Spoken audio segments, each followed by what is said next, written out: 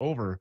Why is it that every image that we see of Earth from space happens to be a computer generated image, a CGI? And why is constantly every landmass a different size and a different ratio compared to the water? Yeah, because they are CGI, they're paintings, they're, the blue marble, which is this one right here that's on everyone's iPhone when the iPhone's very pretty. Yeah, it's a very pretty thing. Right. But when you look at them and you do actual measurements, like, there's two famous photos, 2012 and 2017, I think, of the Earth showing the United States. Well, we can measure across Baja and Mexico, so we know how long that is. And to fit that inside the radius of the Earth, it's like you need the Earth would have to be 10 times bigger, right? It's unbelievable. So getting back to the curvature real quick. Yeah. We're zooming in on a ship. We see a ship. We know it's 16 miles away. Well, we shouldn't be able to see it because the camera's a foot off the ground, right? We shouldn't be able to see that whole ship because it should be behind a serious amount of curvature. Then we can see water beyond that ship, which means, well, there's no curvature. We see the water. And then we saw another ship miles and miles beyond that, right? So let's just pretend that one that's miles and miles behind it is just a mile behind it, 17 miles. If we use the curvature formula backwards, the Earth would need a radius of, I think it's like over 100,000 miles when they say our radius is just under 4,000. Okay. For us to be able to see that second ship, the radius of the Earth, let that soak in, would be over 100,000 miles. Okay. None of this makes any sense. The ball is scientifically impossible. The flat level plane, which we're figuring out what this place is scientifically possible. Yeah. I'm not, look, I don't have any arguments for the stuff that you're saying. I just want to say that I got all kinds of arguments to these people who incessantly just try to why is it so important for them? Why is it so important for them that I believe that this thing is a rapidly spinning ball? Dude, it's about total control. You know that they're going for control, and I tell you, there's millions. But why that? But why that? Why not just all the other stuff? Why is it so important? The first thing we learn in school is this. Is it because it's just so impossible for anybody to believe? It is so far out there. It is so physically, scientifically impossible that if we can get you to believe this one thing, the rest of your life is just really easy. That's part of it. Think about the damage it does to a child. The child has his senses, is taking in the world. And then they say, oh, no, that horizon that's perfectly still in that lake that's not moving at all. We're spinning at ridiculous speeds. And those stars that you can see right there, that are brighter than they're like a piece of the sun. Oh, those are trillions and trillions of miles away, which you can't even comprehend. So it's breaking a child's, ability to think and create. And the other thing is, I think I don't know the verse, but in the Bible, basically there's a passage that says, once you see my creation, you can no longer deny my existence. Okay. And that's the absolute truth. And they don't want us in a situation where we can't deny God. Okay. And that has brought so many people over. It's amazing. So, you're right saying, yeah, you need to know God and everything. But Stu, I was on the other side of that fence. I was the guy that didn't believe in God. And if I was listening to you and you started preaching the Bible, I'd probably just turn you off. But now I'm fascinated. Now I can't get out. It's amazing. So that's why I always lead with the science and say, oh, and the Bible backs it up too. Real quick, these are plane routes. Now, plane routes from the in the southern hemisphere do crazy things. They go all the way up into the north and then all the way back down. And the argument is, well, they have hubs there and they're pickups and drop off people and they're trying to make money. But there's a thing that happens. Sometimes people have, emergencies on airplanes, probably more now than ever before. Yeah, I wonder why that might be. Yeah, well, but over the years, there's been a bunch of them and they have to do an emergency landing. So this is one from New York to, let's say Hawaii, New York Hawaii, to Hawaii. Yeah. And they had an emergency and they went 1,000 miles out of the way to Seattle. They got there impossibly fast, but when you look at it on a flat Earth map, it lines right up. It's the spot is right on the line. Another one from Beijing to Dallas to Beijing, landed in Calgary, was like 1,500 miles out of the way. They got there amazingly fast. Happens to be, if you put it on a flat Earth map, it's right there. And then we had a recent one. This one is gonna get you. So this one is, where is it? Sorry. It's fascinating. I mean, Yeah, it yeah. really is. I'm like a kid, like learning stuff all over again. It's crazy. So yeah, this is it, and all of my stuff can be found at flatearthdave.com. Just I'm gonna give you guys a challenge, and I guarantee if you take it, you'll end up at least being a globe denier until you realize it's a little deeper than that. So Hong Kong to Europe, and it's a 12-hour flight. And 4 hours into the flight, this family was flying, and the mother died in her chair. Boom, suddenly died. Interesting, okay. right? Yeah. Little plug there. Died suddenly. Yep, died suddenly. And they left her in that chair for 8 hours with her kids next to her. They could have stopped here. There's dozens of airports that they could have stopped at. But the problem was that's not where they were. If you look at it on a flat earth map, died suddenly, and then they were over Russia, right? So two things. One, they can't land because they'll be like, why are we over Russia? And the other one is if they landed in Russia, Russia would have said, oh, let us help, please. And they would have been the good guy. Russia, good guy. And what are you doing flying over Russia? I thought we weren't allowed to fly over Russia. This is the route. So 8 hours, and then they stopped in Frankfurt. Why don't they just finish the trip to London? Okay. I mean, it's already 8 hours there, but it's because they were over Russia. This happens all the time, right? Another one from New York, New York to Auckland, New Zealand, right? New York to Auckland, New Zealand. There was an emergency, and they went to Beijing. Oh, I got the wrong one up here. Hold on a second. Yeah, it looks like Fiji Islands. Yeah. So going from New York to Auckland, right about here is emergency. They went all the way over to Fiji, which was arguably farther than their final destination. But when we look at it on a flat Earth map, Fiji's right on the flight route. How many times does this have to happen before people say, okay, so hold on a minute. These are actual documentable flights and emergencies and things that we can actually get flight numbers for and prove that they actually made these diversions? 100%. On my website, flatearthdave.com. Scroll down. There's a book called 16 Emergency Landings Proving Flat Earth. Check it out. It's all documented. Everything is there. All the work has been done for you. It's amazing. It's there, and there's actually 18 emergency landings that we have documented now. We were told that we only had 20 minutes for this segment, but I have to keep going because I have to ask you something. What are the most passionate arguments? You know what, Dave? No, you're totally wrong. Here's why. If you were to pick like the top 3 or top 5, yeah, you think that are the most common. Like, nope, you're nuts. It's round and we're spinning super fast. And you're not flying off of it, and neither is the water. Put water on a spinning top. Do it. You guys, all of you, take a spinning top and drop a piece of water on it, a drop of water. It flies off. So how are we retaining these oceans and all this water? I don't get it. But anyways, what are the 3 to 5 that you think? Well, there's not 3 to 5. The best one that they have is they love looking up at the lights in the sky, at the stars, and saying, oh, because the star rotation in the south is another direction. Here's the problem. You can't look up at the stars and say, well, that can't happen on a flat earth, because there's 100 ways it could happen, because we don't know what those stars are. Imagine our sun. Our sun is a yoga ball. The earth is a BB or a marble next to it. That's what they tell us, right? Yeah. Move the sun 93 million miles away where they tell us it. Now it's the size of a coin held at arm's length. So it gets smaller due to distance. Stu, if I doubled that distance, how much smaller would it get? If I made it 8 times as far, how much smaller does it get? Could you see it? And the answer is, scientifically, provably, its angular size would be too small to see at 8 times the distance. Well, 8 times the distance is 1 light hour. The distance light allegedly travels in an hour. Okay. So Polaris, our North Star, they tell us is 48 times bigger than our sun. Cool. Now we can make a comparison. If I made Polaris 48 light hours away, we couldn't see it, because scaling, with size 48 times farther, 48 times bigger, it'd be the same unseeable size. Well, that's 2 light days. Let's round up to a light week. You could not see Polaris, period. Okay. And there's many other reasons why you couldn't, because of the brightness issue. They tell us Polaris is 433 light years away. Your mind just short circuits right here. Okay. Yeah, so this is the only one argument that you get, is this Polaris and the sun nonsense? That's it. The rotation of the southern stars. And that's a more complicated thing.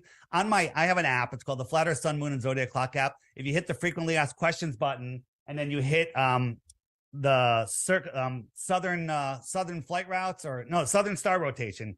It's just loading because I just loaded it for the first time. Yeah, which is right over here. And then it'll bring up all of the videos that they're hiding. Here's the thing, Stu. I had to make this app because they're hiding this information. Like if you Googled hey, are vaccines safe? Okay, what are you going to get? Of course. You're going to get nonsense, and you get the same thing. You get nonsense with flat Earth. They feed you all of their propaganda. Why are they hiding it? So, we're out here. We have all of the questions are answered in here. And go Google Stu Peters. It'll take you to my Wikipedia. Virtually everything on there is false. Why is it so important for them to discredit me? Right. And, and people say flat Earth is dying, Stu. This is on my app. I have a thing called the Friend Finder, so people can find other like-minded people. And by the way, all of these blue dots are people that are awake and aware, and 99.99% are unvaccinated. These are all of the people that are awake and aware. This is the fastest growing awakening that I've ever seen, and it is truly amazing. Wow. Yeah. So, Stu, I'd love to talk to you longer, and there's so much more. And here's the thing. You can believe anything. Like someone tells you something, okay, believe it. You're done, right? But if I told you I lived in Connecticut, you'd believe me, but you don't know it. But then you'd have to take some time and do some research and jump on Facebook or whatever and find my friends, find my high school. Okay, yeah, he lives in Connecticut, right? So it takes time to verify stuff. People don't like taking time and effort. You can lead a person to knowledge, but you can't make them think. Well, we all had the same story. We refused to look at first, and then when we were forced to, then you can see. Why do you think it's so important for these people who just can't imagine? Like, so here's. I'll just be honest with you where I'm at with this. Go. Nobody has proven to me that this thing is round. Nobody has ever proven that. So, I mean, of course, I'm the type of person, whether I was investigating, trying to find fugitives, or I'm investigating, Mark Meadows and his ties to China, or investigating Vernon Jones, how disingenuous or legitimate he might be, or investigating what's in these vials that they're calling a safe and effective vaccine. I'm a guy that just likes to ask questions. I want to know the answers to the questions. Nobody's ever been able to prove it. So where I'm at right now is somebody prove it and I'll be fine with it. But why is it so important for those people? And I'm not even talking about the powers that be, Dave. I'm talking about, Nancy down the street, or, Tim that you go fishing with, or whatever. Why is it so important for them to just believe so badly that this thing is round? Why is it such a trigger point for people, I guess, is what I'm asking. Dude, it's because that's what our entire world foundation was built upon, right? And if you believe in the heliocentric model, you have no foundation. You're on a speck of dust flying through an infinite universe where an asteroid could take you out at any moment, right? Where we're running out of food, we're running out of water, where, it's just all of this nonsense. And people kind of get addicted to their fear. They live it. And, they've built a solid life around themselves. When you rip the rug out from underneath them, telling them that the earth is flat, it's very shaking, but when you're done, when you come through it, you're like, wow, I am at the center of creation. My thoughts actually create reality. They don't want you to know that. They don't want you to know that nobody has control over you than in your imagination. Imagine if everyone listened to your show, Stu, and everyone said, okay, I'm done. I'm not going to listen to the government anymore. It's over. The government is gone. They're a flea. You don't even notice them anymore. They're finished. And we all are complying because we're afraid. I would like to encourage that, actually. Could we all just do that? Can we make the commitment that we're just not going to listen to the government anymore? I think that would be freaking fantastic. So I guess, on a pendulum here, I'm a globe skeptic. That's That's excellent. That's all I ask people. Is that fair? I'm a globe skeptic. And thanks to you. Here's the thing. I just want, if people just go to my website, flatearthdave.com, get the app. It's $3. If you don't want to get the app, that's fine. Just scroll down to the crash course. And that's a series of videos. And I guarantee if you watch the first 5 videos, you're finished. You're on our team, and you're going to be fighting for the rest of your life to expose this, because this is the key to our freedom, right? If we're trying to do all of this other stuff with our heads up our rear ends and don't know where we are, don't know our true power, then it's going to be a very difficult task. Well, I was just about to pitch to your website, but you just did such a fantastic job. FlatEarthDave.com. Get to FlatEarthDave.com. Please get the app for $3. Support Flat Earth Dave if you can. He's on our side, clearly. I appreciate that. Yeah. One quick thing. We saw, by the way, that you posted the trailer for the documentary on your page, and we wanted to tell you that we appreciate that as well. Thank you. Just real quick, we live here. This could be Antarctica, and out here is more land, extra territory. If someone lived out here and came to visit us, we might consider them an extraterrestrial from the outer space. Scientifically possible. There's books about this in the 1800s about lands beyond Antarctica. If they want to come here, they have to do it legally through the proper channels. No more illegal aliens as far as we're concerned. There you go. Dave Weiss, flatearthdave.com. Thank you so much. We really appreciate you being here. Thanks, Stu. I appreciate you having me. Awesome. Okay, so here's the deal. Who did you talk to come on? Elizabeth or Lauren or who? Elizabeth, I believe. Okay, I'm gonna have you back, and this is gonna go opposite of the way that you think it is. Okay. Because we're gonna do an even shorter segment. Oh boy. Because we do a premium segment every week, and that's what this was slotted for. But I want you on the big show, on the main show. Okay. So we have to do this in 10 minutes. Oh boy. Yeah. Yep. So figure it out. Do I have to let you talk? No, I don't have to talk. I will just sit there and smirk. All right. I'm ready to go. When is this airing and where is this airing? Where can I see it? StuPeters.com this Saturday. Okay. Thanks, Stu. But I want to get you on the main show, the night show, because that's going to floor people and it's going to super trigger them that I'm entertaining this. So, well, you know what? You're already out there getting shot at from all different directions. What more could this add? Yeah. Well, and I will love the Rolling Stone headline, shock jock, right-wing conspiracy theorist Stu Peters believes Earth is flat.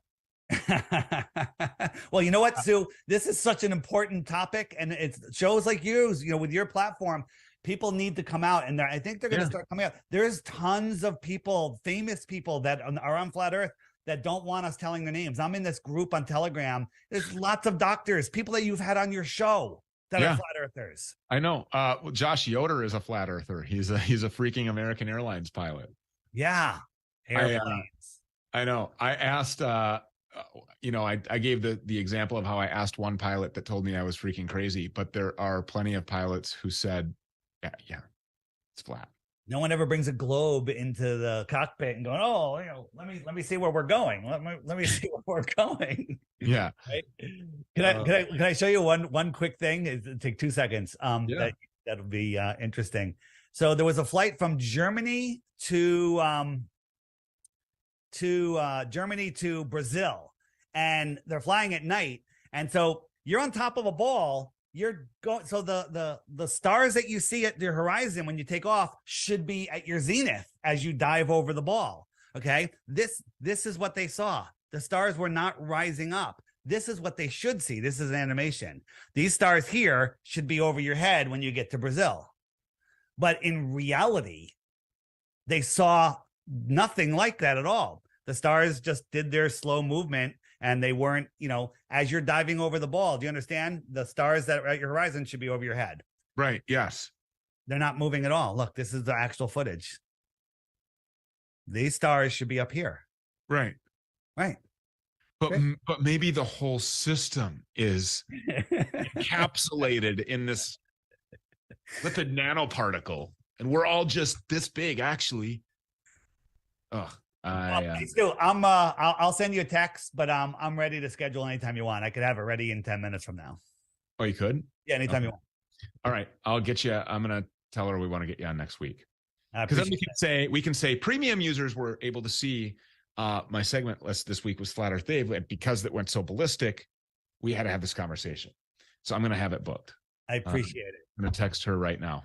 And Stu, you guys have tons of other people that have shows on your show. Anybody that's interested in having this conversation, send them my way if you don't mind. I would like to have. I think it would be fun to have. Sorry, I'm just putting this element in here. I think it would be really fun to have you and the Space Force guy. That would not be fun at all. That would not be fun at all. No, why not? Because there's some people that are so indoctrinated that they just become unreasonably insane. I've given up trying to talk. But then he looks insane. Thanks, Stu. I appreciate you having me. Oh. But then, sorry, I was just putting the outro on there. But then he looks insane, though, doesn't he? Yeah, I'm not here to make people look insane. I'm here to get people with minds that want to learn something new, to take a look, point to some doors that they never knew. But he's gonna bring all the questions that the common person has, and I don't want to bring on 100 common people. Right. Why not bring on the guy that's being used as an asset by the intel community to brainwash people? No, I'm Space Force. Yeah. What does that mean? Yeah. And Yeah. has he been to space? No. Right. No. I don't know anybody who has. And interestingly enough, the Challenger, that was the only shuttle that had real people on it. Nobody died on the Challenger. The teacher? Nope. Let me show you. Let me shuttle. Where's my shuttle? Wait a minute. We watched that live. Hold on. You watched something explode live. And I guess each one of these conversations are long conversation. I was a fourth grader, I believe. I was older than you. I watched it. So wait a minute. What year was that? It was 80 something, I think, right? Yeah. Or 80, was it 86? Hold on. How old are you in fourth grade? Oh, hold on. You're going to like this. Here you go. It's coincidental that we found 6 of the 7 have an identical twin, okay, that have the same name, that work for universities now, okay, and none of those twins showed up or spoke at their funerals, okay? Stop it. The lie is so big. It's so big. You know, this is one that I don't often talk about because the emotional contact that people have, it just tears them apart. And I'm also a little afraid of talking about this one on YouTube because they might strike me down for this is the one thing they don't strike flat earth at all. Okay. But they all, like Krista McCauley, didn't even change her friggin' name. Okay. And Dick Scobie. Okay. Dick Scobie had a corporation. And check this out. When we found him, his company website had a cow in a field that takes off. Wait a minute. Takes off like a rocket and does a little loopity-loop, making the smoke thing that looked just like Challenger. Right. And then when we all went crazy, boom, website disappeared. Dick Scobie disappeared. Okay. Who's the chick? It's Krista McCullough. Okay. So what does she do now?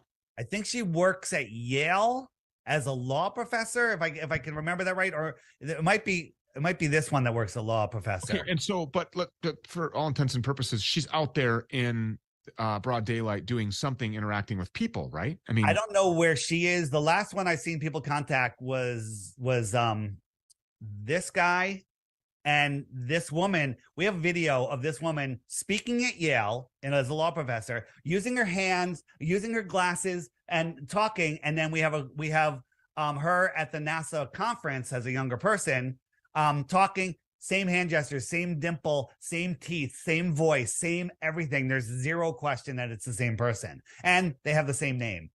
Does she deny that she's that person? Has she ever been asked? They all deny. One guy went up to this guy, caught him in his garage, and he's just like, "Oh no, that's not true," you know. And he was very, very cordial about it, and the guy was very nice.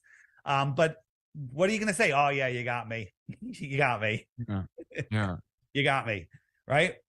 Mm. And we just had the rocket launch the other night. Artemis is going to the moon. Okay. Yeah. Rocket deception is mind-blowing, Stu. Here's the thing. This would take up the half the segment, but let me show you this real quick. This is, so people like Elon Musk, he's the best. He's going to be the savior of our world, right? So let me just, where are we going here? Where are we going? So he's gonna save us because he's he's going into space. This is him launching. Now this is unedited. This is a test of the rocket that's going to Mars. Now use your God-given common sense. I know you have a lot of it. So here it is. Edit. So we have a camera on board and we have several cameras on ground. Look how slow this is moving, right? Where's the smoke trail, right? This is not real. Okay.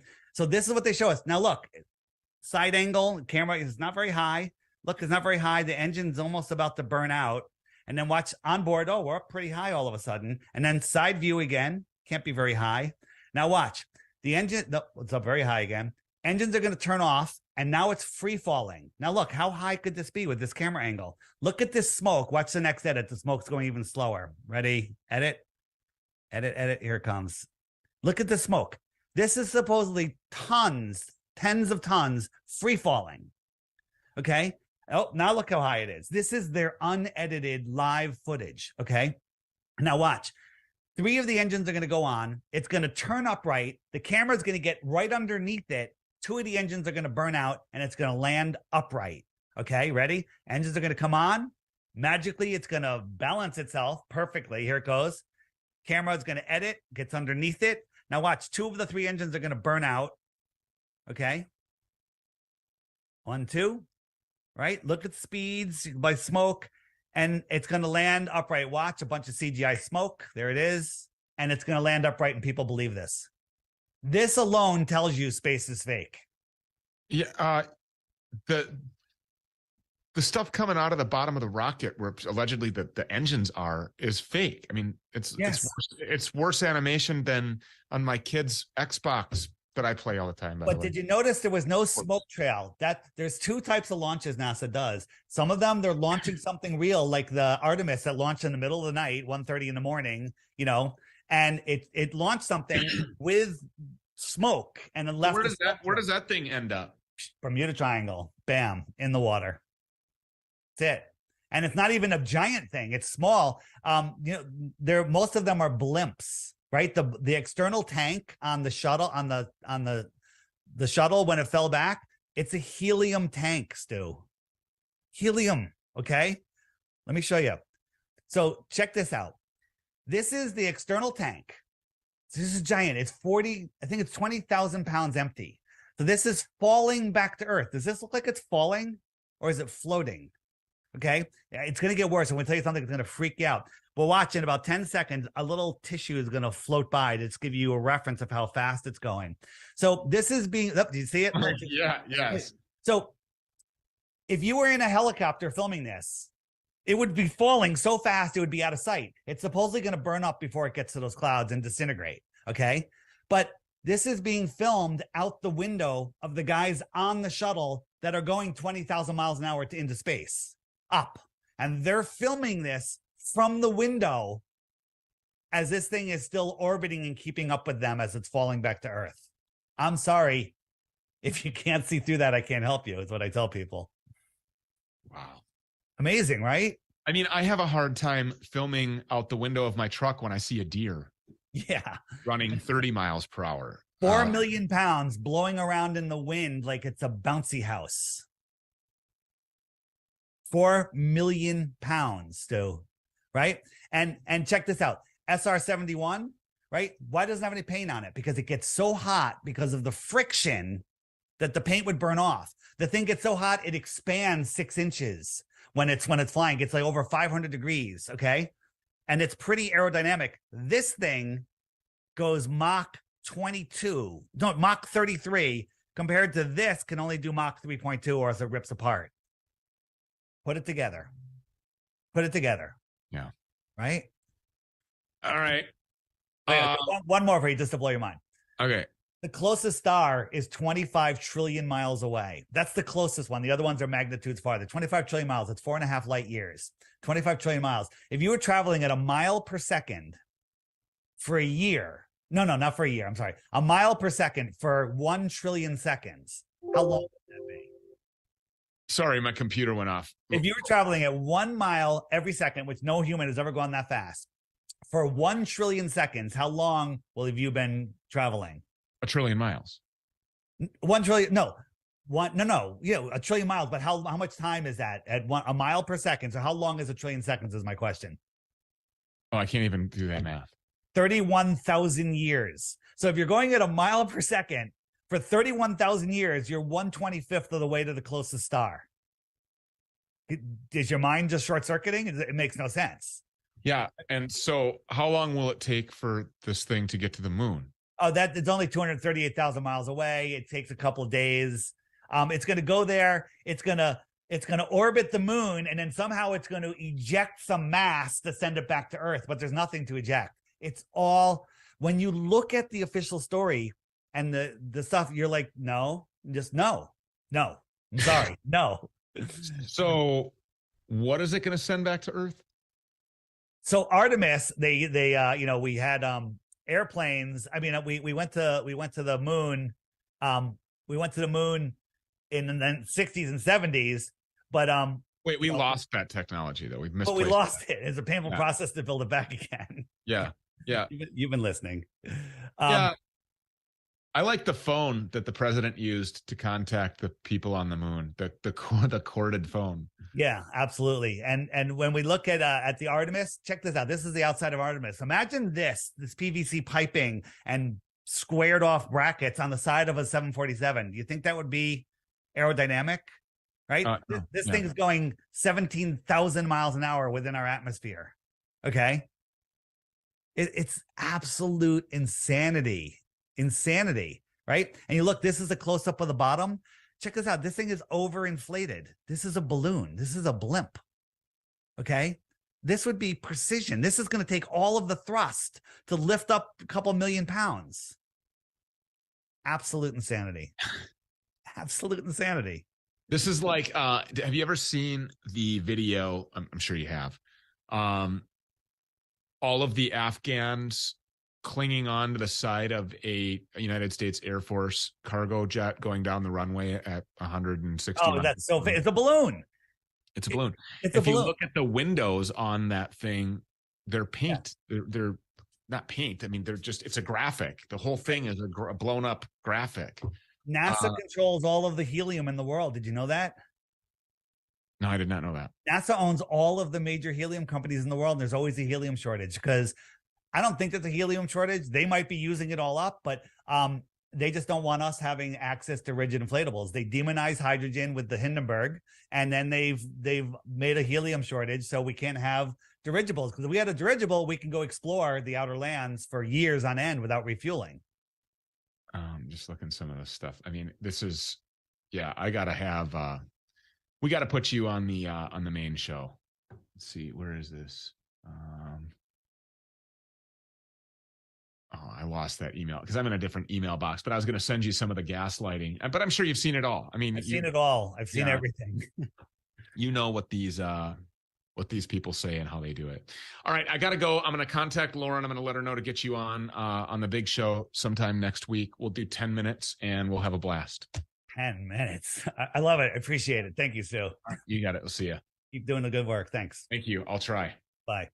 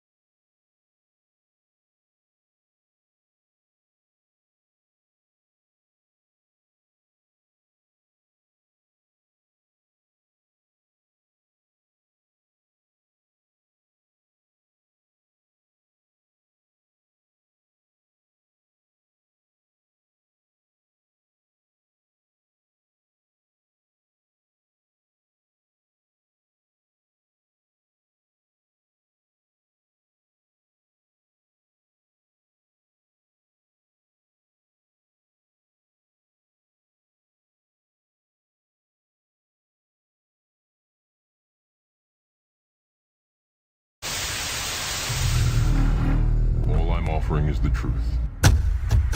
Nothing more. Good evening, everyone. I just want to answer this question really quick because I keep getting it from several of my friends. But the first guy that asked me this was a friend of mine on Facebook, Jeff. He asked a question.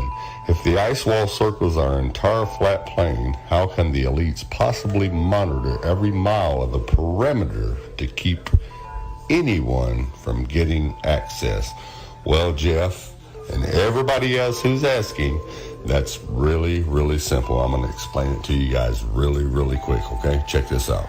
Now, what you have to understand is this is a Royal Navy ice patrol ship. It's also an icebreaker. It can get through places no other ship can go, and even if it tried, it would be crushed into a million pieces, okay?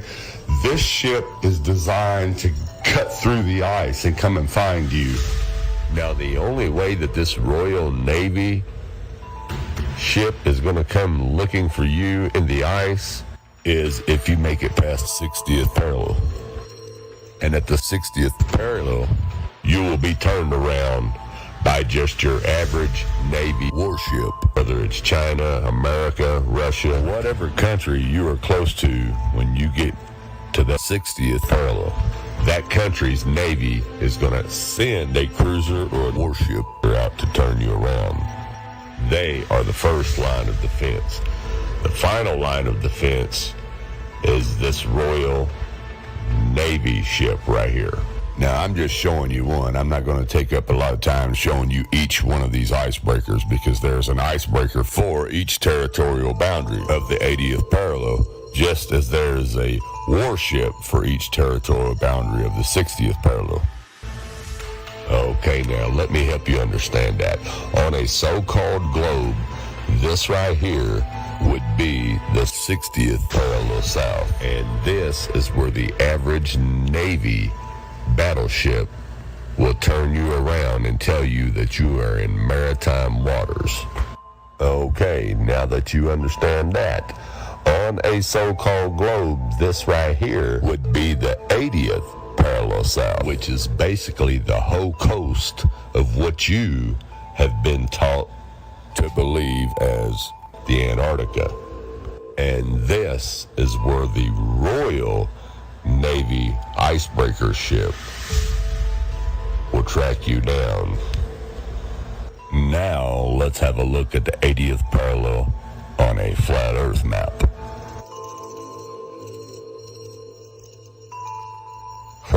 Imagine that. The Antarctica turns into an ice wall. And look at that. The 80th parallel is the perimeter of the ice wall, which the Royal Navy icebreaker protects. And like I said, there is one of these icebreakers for each territorial boundary. I'm just showing you this one to give you an idea of how they patrol. Check him out.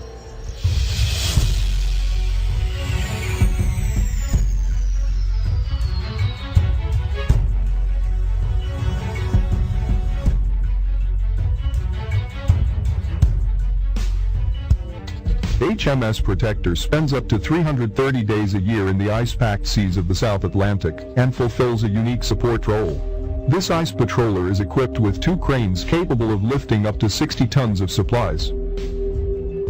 With 4,741 horsepower and a uniquely shaped bow, Protector has the capacity to break through thick ice. Up to 65 personnel on board are given huge amounts of responsibility, rotating within a 330-day patrol. HMS Protector also provides support to the British Antarctic Survey, providing manpower and supplies to the 2 stations that secure a British presence in the area. The vessel arrived at Portsmouth Naval Base in May 2011, tasked with renewing the Royal Navy's ice patrol presence in the South Atlantic. Tasked with renewing the Royal Navy's ice patrol presence in the South Atlantic. Tasked with renewing the Royal Navy's ice patrol presence in the South Atlantic. But the Protector, which finally departed Teesside at the end of last week, is a ship far better suited to serving on the edge of the frozen wasteland. Serving on the edge of the frozen wasteland. Serving on the edge of the frozen wasteland. The ice makes it impossible for ships to reach any of the bases for about 8 months of the year. we can only get through between November and March. That's summer down here. After that, the power of the ice is so great, even a modern ship would be crushed if it was trapped in it. So, like I was saying, this Royal Navy icebreaker ship is designed to cut through this ice and come find you. You also have buoys on the ocean that have been there for a long time. I think maybe even all the way back to maybe World War II. But anyways, check this out. Even if you can go under the radar of the Navy, they have these buoys that set off signals that will notify the Navy of your exact location. Now, 10 chances out of 10 are that you're not going to pass just the average Navy battleship.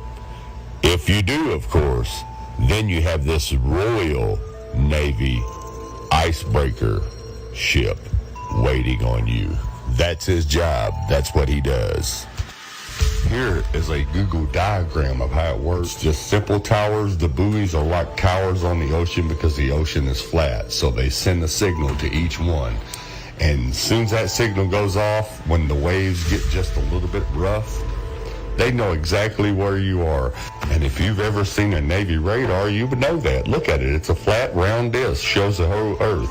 Now, I'm going to show you guys something. They even show you how they can find you without using radar. They hit it in the movie. Check this out. Pearl Harbor here. We're approximately here. And they, whatever they are, we're somewhere in the middle. We're trapped out here. What we know right now is we can't target them unless we have a plain line of sight. Without radar, we have no way to track them, correct? Correct. Okay, so they can't see us and we can't see them. And we have no way to hit them from a safe distance. There is a way.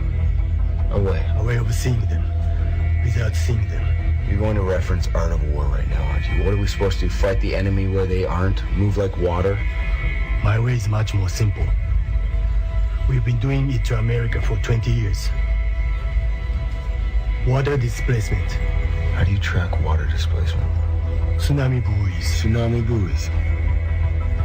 You have them surrounding your islands, transmitting displacement data. We hack into their transmissions, form a grid. You can't track anything without radar. I don't need radar. Just the radio frequencies. Turn off Aegis radar, please. Who is this guy? Chief Moore. Sir. Secure spy. Secure spy, sir. Display no data. No idea. Yes, correct. You heard him. Display no data.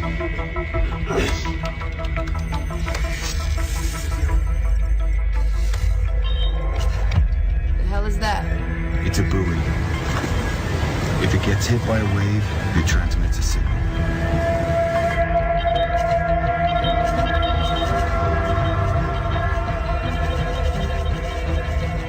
Bring up chart plot. Chart plot. Bring it up.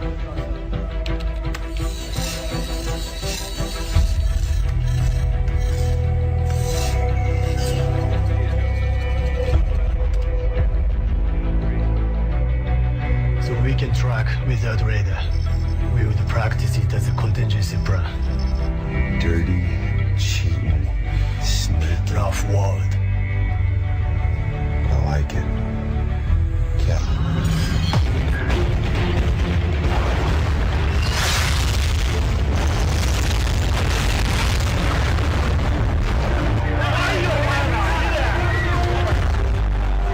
Like I said, the buoys are like towers. They give off a signal, people. So no matter where you are on that ocean, they know exactly where you are. Now, I cannot show you what will happen if you do so happen to make it to the 80th parallel south, but I can tell you what happened to some people who tried. Check it out. The Dagbladet. Polar explorer and television celebrity Jarl Andahoy, 38, sits in the dock, the Nordtroms District Court, accused of having carried out his third voyage south of the 60th parallel in Antarctica without permission. He is also accused of having sailed without insurance, so the provisions of the Antarctic Treaty requires. The expedition took place a year ago, where, among others, comedian Anne Cat Hareland, 43, and rock guitarist Peter Barley, 50, was on the journey. The voyage constitutes television program Berserk in Pioneer Waters, which premieres on TV Norge tonight. There's an advanced sentence. Andahoy believes the charges against him are baseless. He points out that the sailboat is registered in Russia and claims to have acquired permission from the Argentine authorities before the expedition started. Ever since 2011, I have been treated as terrorist in Antarctica by the Foreign Ministry and the Norwegian Polar Institute. They've stolen equipment, withheld information, and tried to stop my expeditions, says Andahoy. He believes everything started 5 years ago when he went on an expedition aboard Antarctic yacht Berserk with a crew of 4. The aim was to celebrate the 100-year anniversary of Roald Amundsen's trip to the South Pole. The expedition ended dramatically when the sailboat disappeared in the Ross Sea. Andahoy was even on land, along with 18-year-old Samuel Massey at the time. Comrades Robert PCP, who is 34, Tom Gizel Bellica, 36, and South African Leonard J. Banks, 32, were never found. Andahoy was fined 25,000 kroners after the expedition. He endorsed this writ. In 2012, he returned to Antarctica to find out what had happened to his friends. Again, Andahoy was fined for having traveled to Antarctica without licenses and insurance. Foreign Affairs and the Norwegian Polar Institute have opposed and tried to stop me. They still do.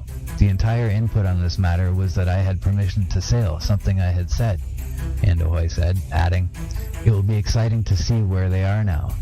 This is a tragedy for me and other relatives who have lost shipmates and sons in Antarctica. The essential question is if there was an accident that was just swept under the carpet. Unreasonable. Foreign Ministry rejects accusations of the Arctic explorer." The documents showing Andahoy alleged authorization of Argentine authorities for permission to conduct the voyage was sent over to the prosecutor late Tuesday night.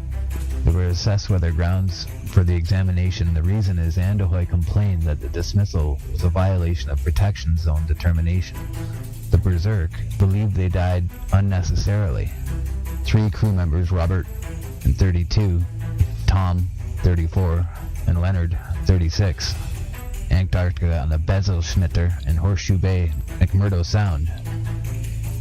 Samuel and Massey were back from the pole before the Berserker disappeared. Andahoy got a text from the crew that read, "Everything is good, atmosphere is good in Horseshoe Bay. Contact us." Expedition participant Manuel Hernandez has gone through these documents today. Prosecutors reject Andahoy's written permission. The prosecutor asked today about the 30-day suspended sentence and fined 45,000 kroners for Jarl Andahoy. "I do not wonder if I will be convicted. I am going to appeal all the way. I do not give up," says Andahoy. So they're calling him a terrorist for going to the Antarctic.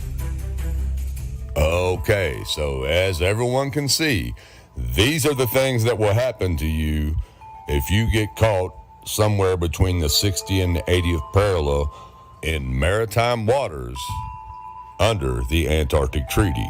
We got boats disappearing, people getting killed, and this man right here got jailed and fined. Now think about that, people. Jailed and fined, boats disappearing, people getting killed, all because they're going over here to try to check out this big old snowy ice continent that supposedly don't nobody live on but some penguins. Think about that. Think about that.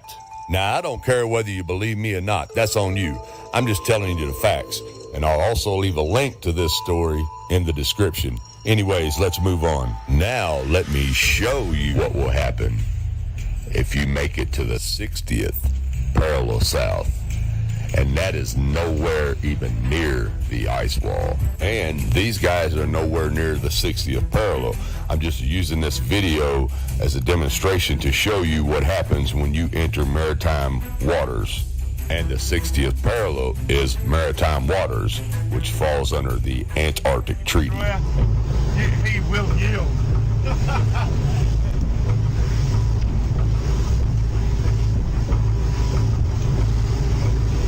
He'd be thinking, that cheeky better not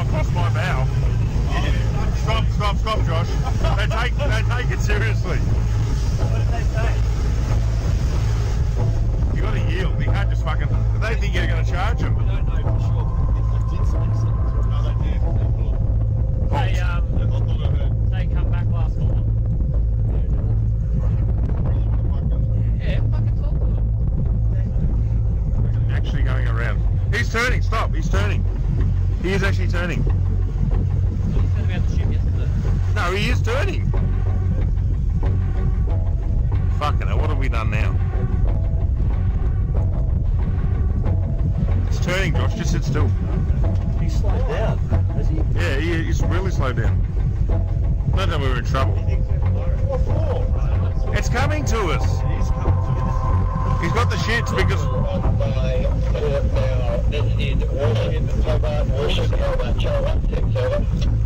1-6. Yeah, we got you, mate. It's bad boys.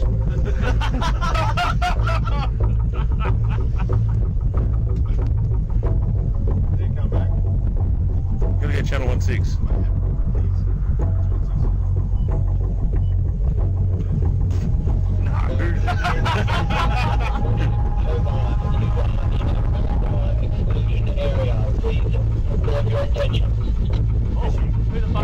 We're heading to the shelf to go.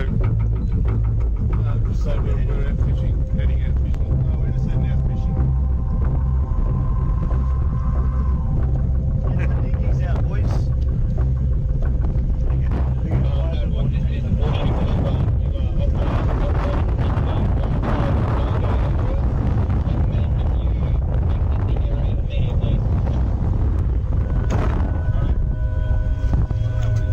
We're going that way. We're just traversing. But they're not killing anyone. Is there a helicopter coming at us now? Are we allowed? I don't know. What Just travel, just go. Just go. You sent out the chopper. That's a drone. Is it? That's unreal. Now, like I said, these guys were nowhere near the 60th parallel. I'm just giving you an idea of what happens when you reach the 60th parallel, which is maritime waters. Anytime you enter maritime waters, this warship right here, not this specific one, whichever one is patrolling that territorial boundary, will turn you around. Now, let's say you can make it past this territorial boundary of the 60th parallel. Also remembering that you can only make this trip 3 months out of the year before the ice fields start closing in. So let's say you can make it that far and somehow get close to the 80th parallel, which is where the Royal Navy icebreaker will be on guard and patrolling. And now, let's just say you can get past that bad boy. If you do, then you have about 5 or 6 foot of ice that's frozen on top of the ocean water that you have to break through. And you have to break through miles of that ice before you even get to the real ice wall. Personally, I think the unconquered south face is the only one worth scaling. It's a 20,000-foot sheer wall of ice, but that's never stopped me before. Risk? Of course I'm aware of the risks. Thank you for your concern. So let's say if you can get past all the ice on the ocean and make it to the wall, then you have to find a way to get up the 200-foot wall, okay? Now, let's say you can get past all that. Then what you have is an ice desert that just goes on and on forever, filled with mountainy terrain and temperatures that are 150 degrees below zero. Now, if you can somehow make it past all that, you might find the firmament. Everyone, thanks for watching, and God bless.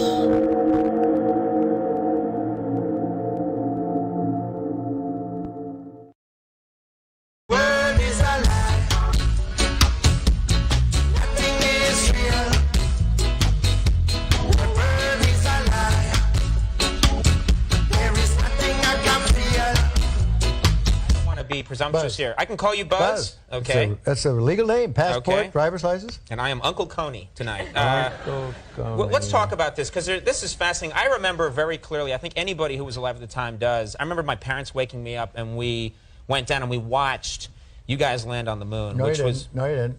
what? Because there wasn't any television. There wasn't anybody taking a picture. You watched animation. So you associated what you saw with... I have very hazy memories. Yeah, I know. Well, Why has nobody been to the moon in such a long time? That's not an 8-year-old's question. That's my question. I want to know, but I think I know. Because we didn't go there, and that's the way it happened. And if it didn't happen, it's nice to know why it didn't happen.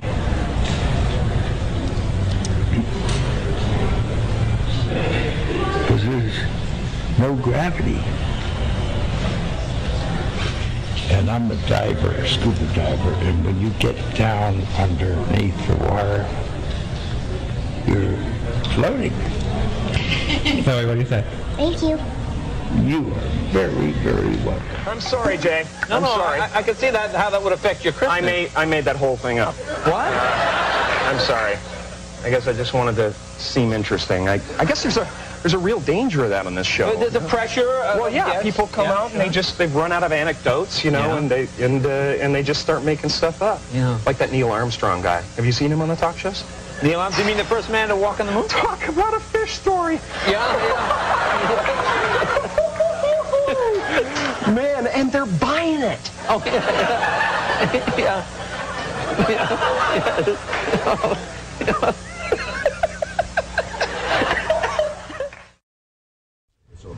Mr. Armstrong, Bart Sibrel, ABC Digital. Wanted to give you the opportunity to swear on the Bible that you walked on the moon. Will you put your left hand on the Bible and swear to God that you walked on the moon? Gentlemen. Mr. Sibrel. Yes? If you really walked on the moon, why would you not do that? So why don't you just put the end to the record in the argument and put your hand on the Bible, swear to God you walked on the moon. Mr. Sibrel, knowing you, that's probably a fake Bible. Really? Well, no, it's a real Bible. You have the opportunity to have $5,000. The meeting is not open. Well, you have $5,000 cash. You can give it to charity if you swear on the Bible that you walked on the moon. So why don't you put your hand on the Bible and swear to God that you walked on the moon? Mr. Sibrel, you do not deserve answers. Neil Armstrong? You mean the first man to walk on the moon? Talk about a fish story. Man, and they're buying it. Oh, yeah.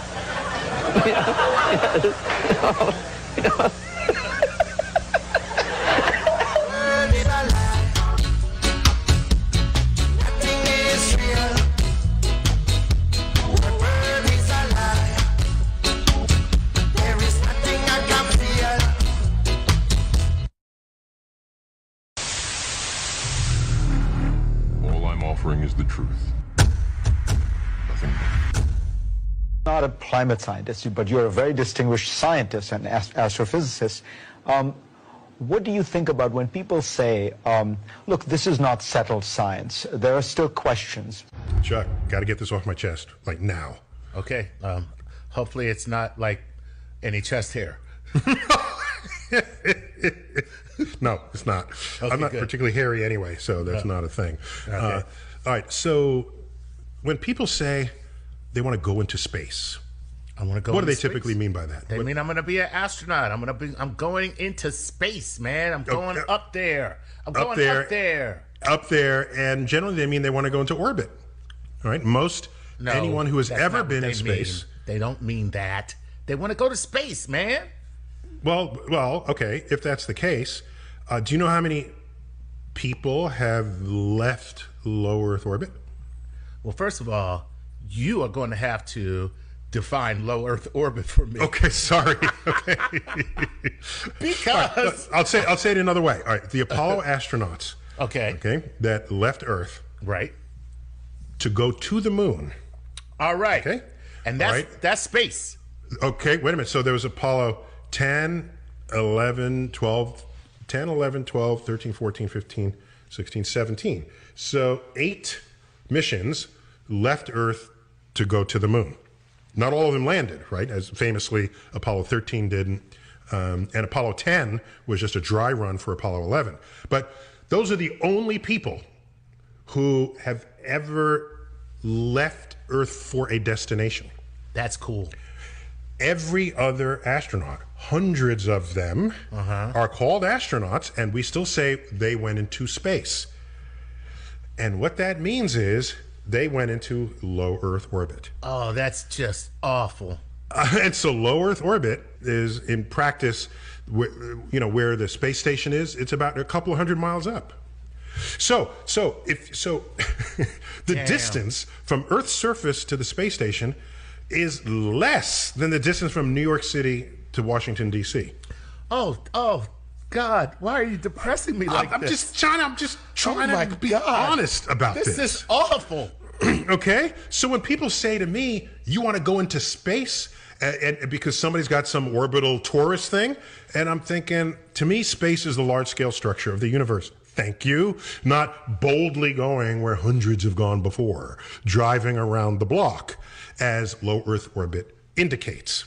Okay? So, yeah, you can drive to Earth orbit in, 3 or 4 hours. Oh. All right?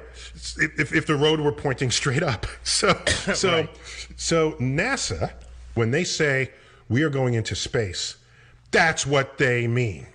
Okay? Okay, that makes sense.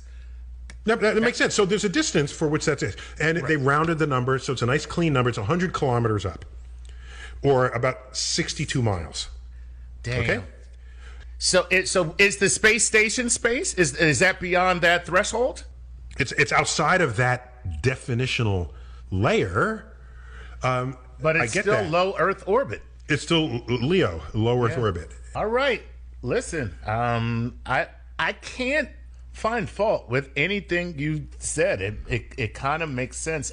Frankly, I have been pushing NASA to revamp its vision. The shuttle did some extraordinary work in low orbit experiments, this International Space Station, moving cargo.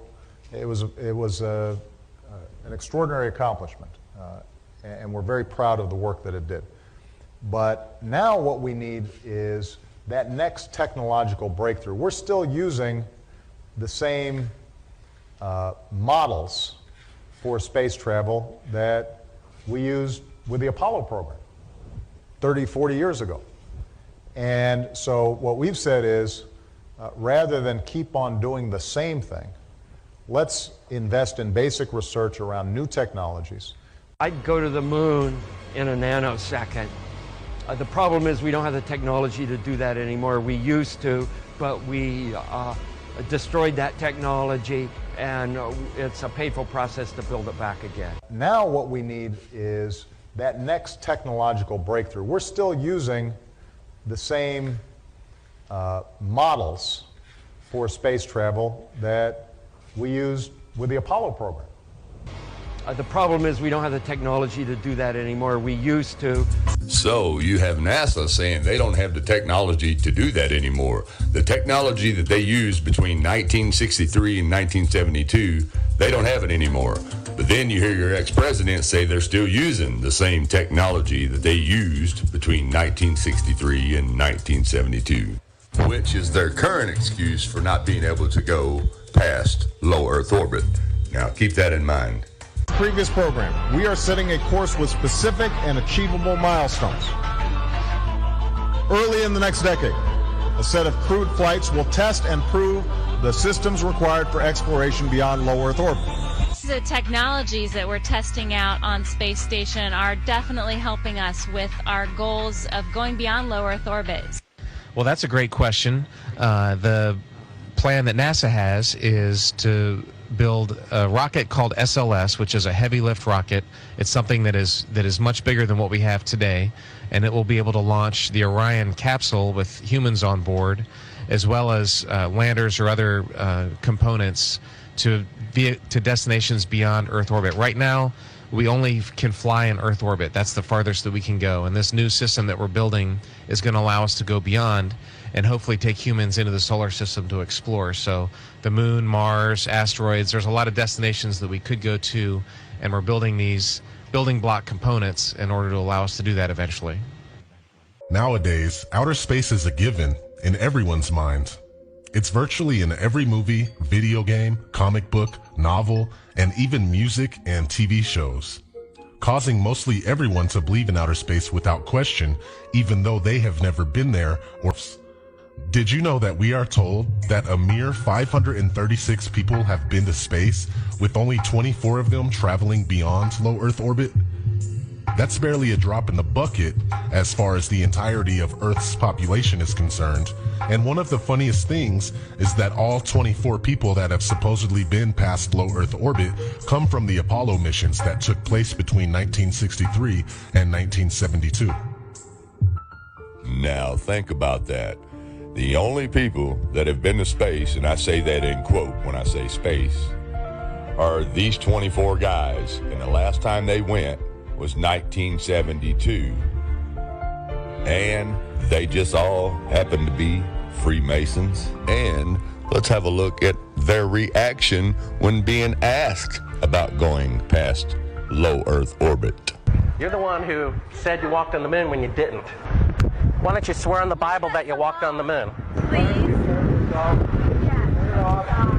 Why don't you swear on the Bible that you walked on the moon? Why don't you swear on the Bible that you walked on the moon? It doesn't, sir, I don't have nothing to do with this, but Okay. you cannot solicit on this property. We just paid to rent out the penthouse to shoot up there. So You can't solicit like this on this property. keep shooting. All right, well, then I'd go through my measures.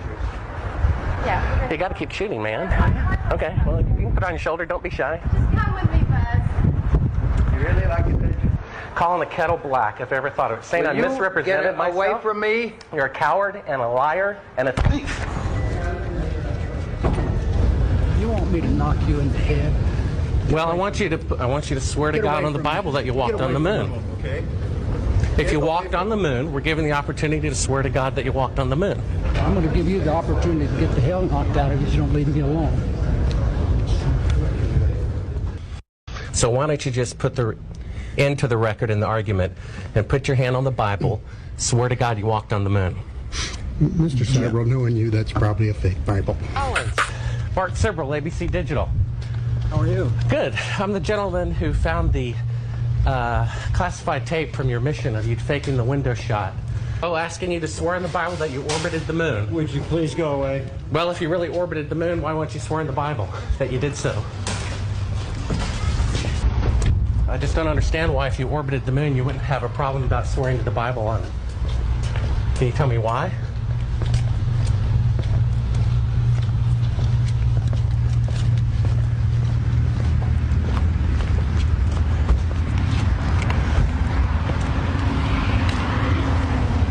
Are you afraid for the truth to come out? Tell us, what is this video? I'm not quite following it on right now. Yes. Some of the challenges by the group that has said we never went to the moon, and they're trying to pick holes in some of the lunar photographs. And it's an interesting subject because they're totally misguided. We did exactly what we said we did. And they can try to pick holes in the photography all they want to, but if you're going to press me on this, I'm not going to talk to you anymore because I won't pursue this.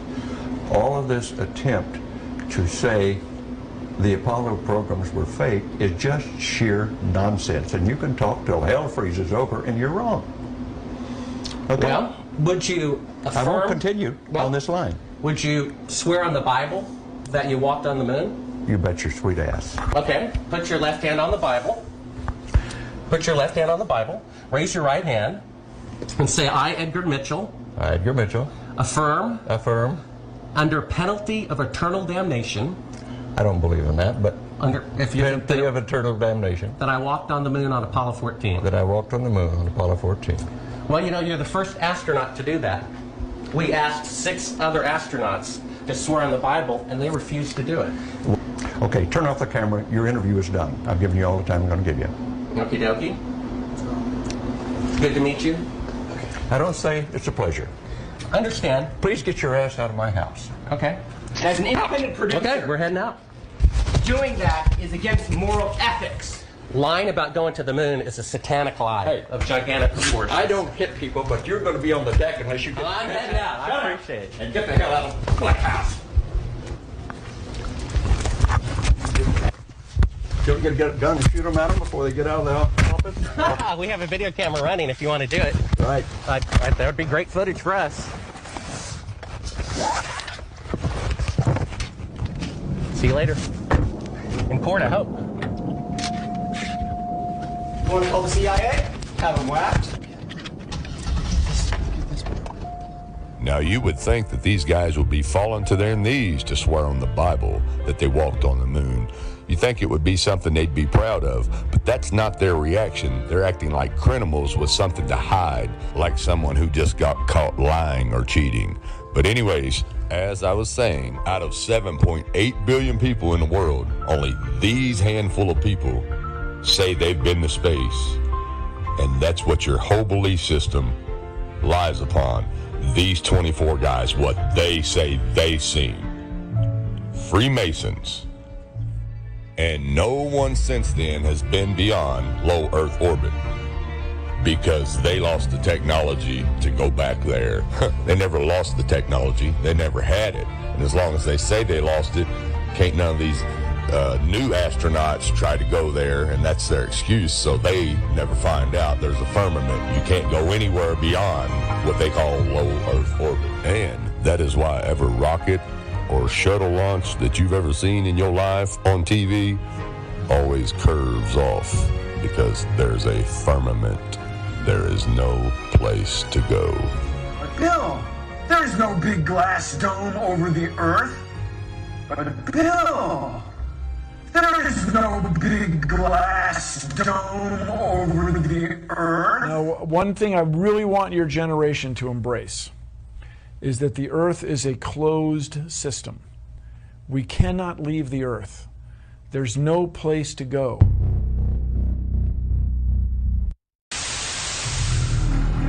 All I'm offering is the truth. Nothing more.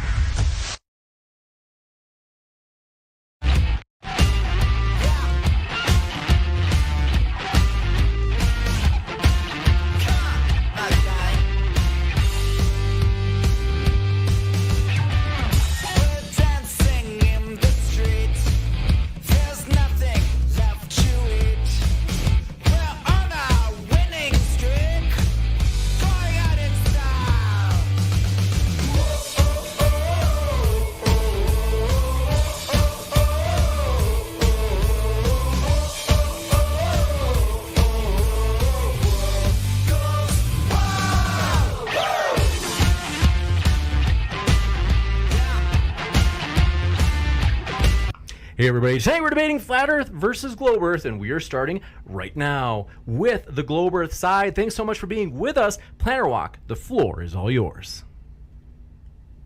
Thank you. Let me just get around to sharing my screen. Hold on, Zoom is being weird. It sure is. Not a problem. There's a share screen button that's green on the bottom usually, but sometimes it's at the top and it's in the middle. There we go. Are you able to see that? Yep. Okay, so the Earth is flat, and here's why. So when it comes to Earth, it isn't flat, but it isn't a perfect sphere. This is going to be important. I promise that I'm going to get to why later. But mountains disprove that the Earth is flat. It also disproves that it's a perfect sphere. These two things, to say that Earth is a perfect sphere would be wrong. To say that it's flat would be wrong. But these aren't equally wrong.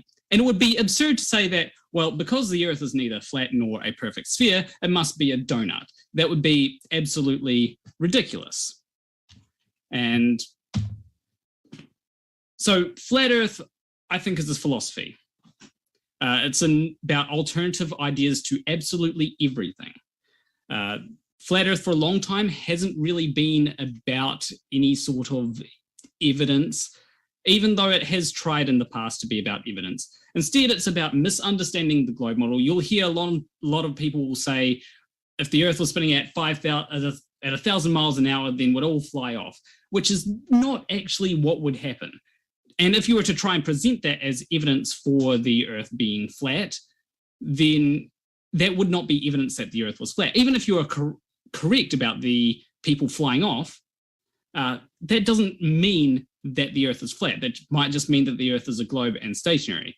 It used to be that people thought that the Earth was a stationary globe back in, I think it was 500 years ago. People thought that the Earth was a stationary globe. Now, I think that, if you do try and get to the sort of evidence, I think that flat Earth is a pseudoscience, because it isn't really about trying to prove that the Earth is flat, trying to give reasons that the Earth is a flat. It's more about trying to debunk the Earth as a globe. Now, let's say you did debunk the Earth as a globe. Is it then reasonable to say that it's then flat? No, because it would be like saying that the Earth is a donut because it's neither flat nor a perfect sphere. There's a lot of ad hoc justifications. So when you try and ask, okay, why does this happen on a flat Earth? There'll be an ad hoc justification that will be put into it. Quite often, I don't know if Jiren or Whitsitt use this, but quite often when you say, why do things disappear bottom first over the horizon? Some flat earthers will say, well, perspective, as an ad hoc justification. There's a few other ones that I can't quite remember at this point in time. There is no falsifiability to flat Earth. If you want to be science, you have to have a falsifiable hypothesis. So this means that there is a way to test what you are saying, and then if we were to test what you're saying under reasonable conditions, then we can say, okay, well, this is what the results say, and your thing could be false. There have been multiple times when I've seen flat earthers do experiments, but then their experiment fails or whatever, and they do not accept the result of that experiment. Another really good thing is when you try to provide things like calculations, right? Calculations are very important. If you can say, okay, this is why things fall at this rate, give calculations for why they fall, and all that kind of stuff, then that is really good. That actually lends to falsifiability.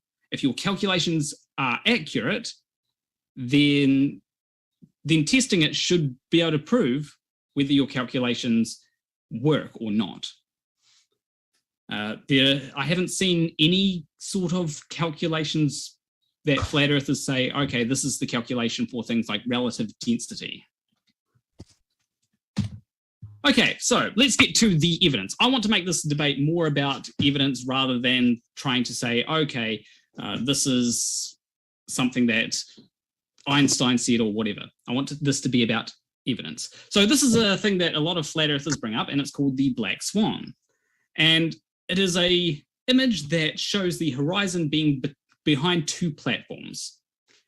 Now, one thing that I find that a lot of flat earthers do is they ignore other images of the same platforms, which show the platforms being hidden by the horizon. And you can look, and there's very clearly something going on, especially in the first image. You can tell that there is refraction, very heavy refraction here on both the platforms. Why is that? Well, I would say that it's because it's very heavily refracted. There could be some refraction going on here, but again, no flat earther has ever tried to give any kind of calculations or something to try and explain why this would happen on a flat earth. Then there is also this image here, one of my favorites. This was taken by a flat earther using an infrared camera. And we can see that, so initially they thought that this shouldn't be what you would see on a globe. But in fact, it's exactly what you should see on the globe. This is an image of what we'd expect to see versus what we actually see. And it lines up absolutely perfectly. I'd like to have someone try to explain why we see this on a flat earth if the earth is flat. Why do we see something that we would expect to see on a globe on a flat earth? Lastly, I want to thank Jiren for putting this video up. I'm not going to show the whole video. This is a screenshot from it, and we can see that there is a curved horizon there. And a lot of flat earthers will say, well, it's because of a fisheye lens. Well, if it were from a fisheye lens, then why is it that when the horizon is below the center of the camera, that it's curved in a way that wouldn't be possible if this were a fisheye lens? Whether it's above or below the camera, it still curves in the same way. Why is that? And my last bit of evidence is just James. So, David, if you want to take over. Okay, thank you. All right, well, guys, thanks for having me on. So the Earth is a globe, and let's just cut to it. Some of what Planet Walk has stated is clear. Mountains can certainly be used. The measurement of the height of mountains relative to another person's elevation can clarify that you're seeing mountains that are at a distance, are angled away from the person's line of sight, and the height of that mountain does not match the elevation. The height of that mountain, as it's seen from the observer from such a far distance, does not match the elevation. That's because the mountain is at an angle that is on a curved surface. But more than that, we have a lot of things that can justify and prove that the Earth is a sphere, and when used in tandem, they are irrefutable. But what flat earthers will do is misuse the concept of perspective. To simply say the perspective is a way to prove that something that is further away looks like it's larger than it is, or that something is higher than it is and lower than it is.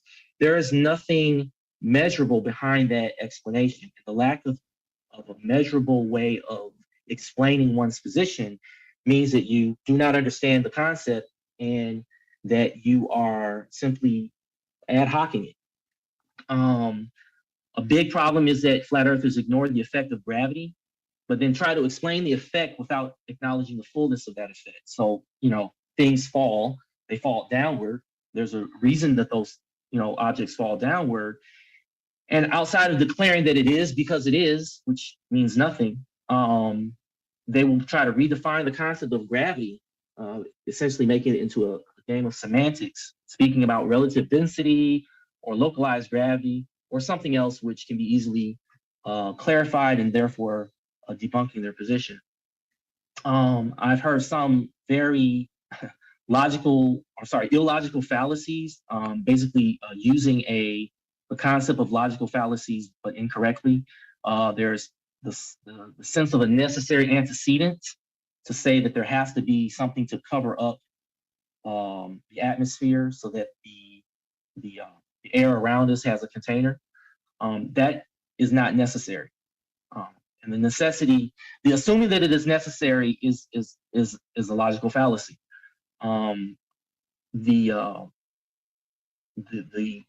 The aspect of personifying things, to say that water finds its own level, or the horizon finds its own level, or something to that effect, that's also a logical fallacy. The concept of water finding anything. Water doesn't find anything. And the analogy is to say that water settles into a position, and that we assume that position is infinitely, on the same plane on the surface, is wrong.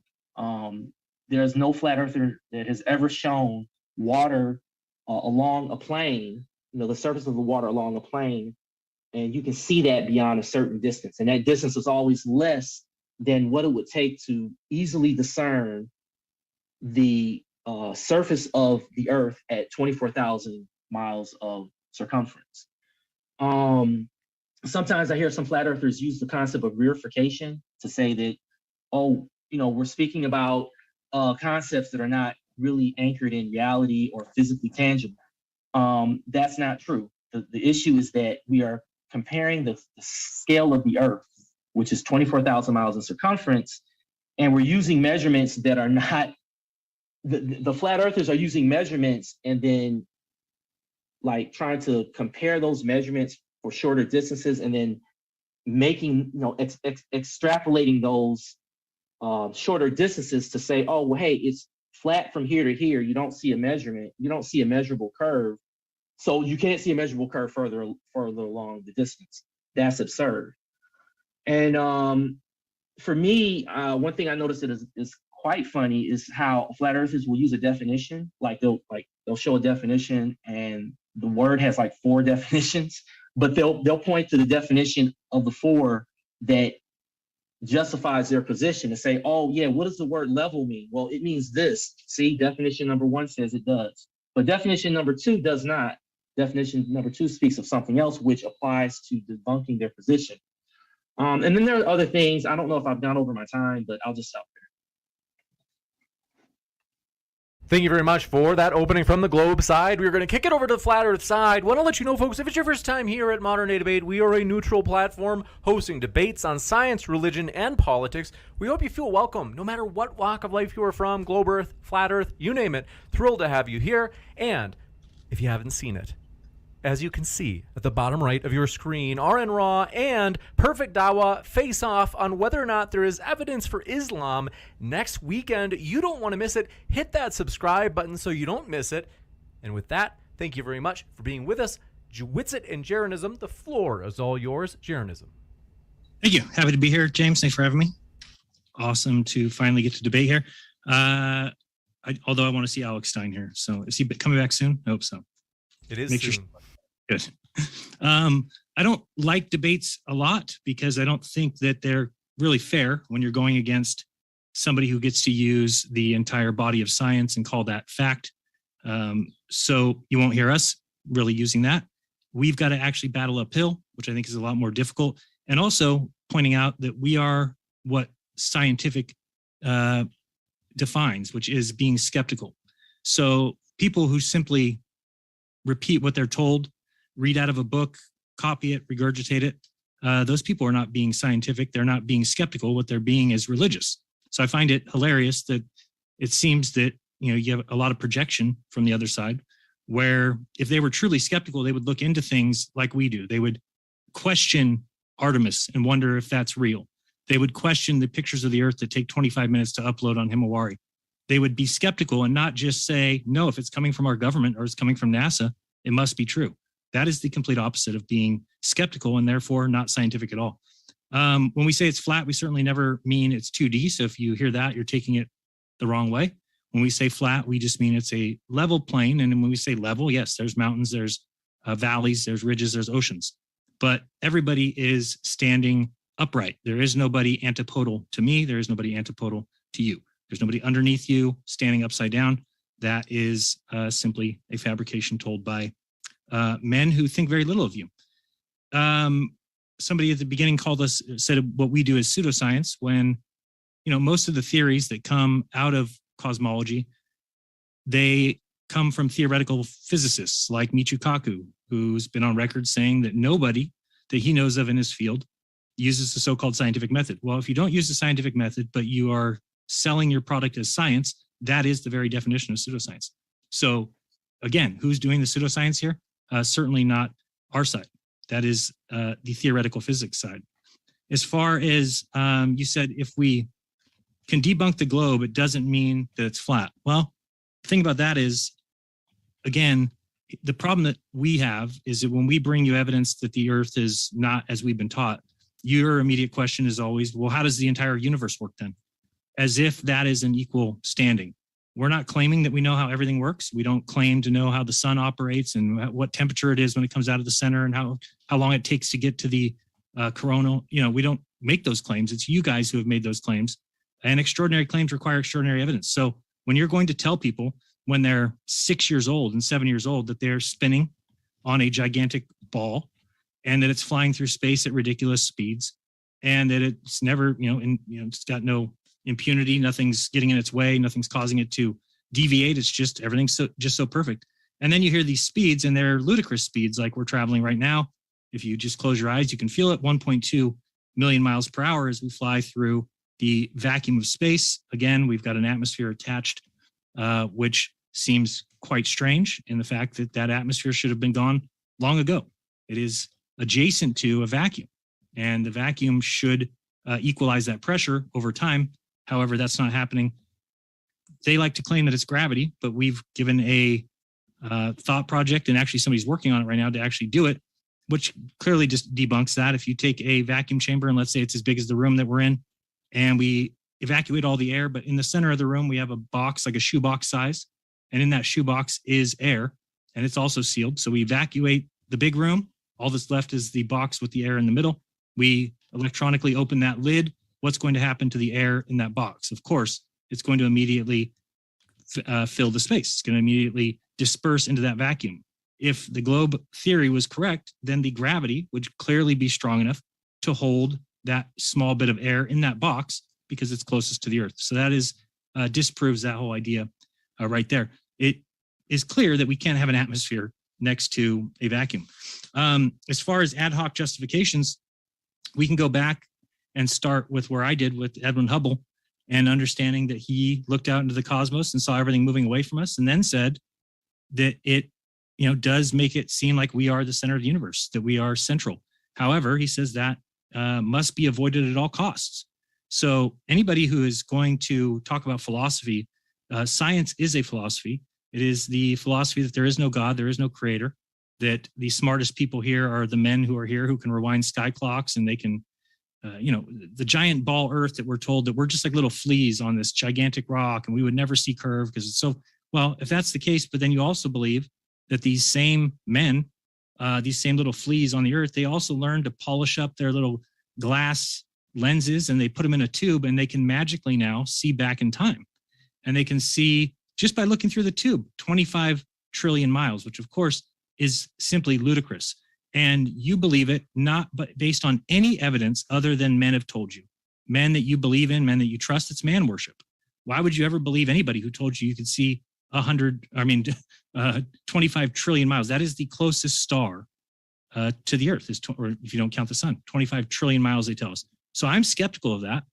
And we get yelled at and shouted at and called names and made fun of because we're skeptical of a crazy claim that has really no evidence. What'd you say? Is that my 6? Yep. Go ahead. All right. Nice. All right. I'm going to share screen real fast. Ding. All right. We're good. So let's see this work here. So the debate is the Earth a spinning, tilted, wobbling ball in a vacuum, or is it a stationary topographical plane? This guy strawmanned a 2D Earth and mountains debunk it or whatever. Flat's a description of a surface, not a shape. But anyway, this all started with Michelson-Morley. It was supposed to show what's on the right here, where there was a difference in the light, but instead it actually showed that they were together. And so it showed that the Earth was not orbiting. This changed all of physics, and this is when relativity came in to play, basically saying that you could never prove that the Earth is orbiting. Just trust us. I promise it does. Matter contracts in the direction of motion. Time slows down. Just don't worry about it. You can't prove it, but we know it's the case. This is where you have this quote from Einstein explaining that Michelson-Morley led him to relativity. And he said, since then, I've come to believe that the motion of the Earth cannot be detected by any optical experiment, though the Earth is revolving around the sun.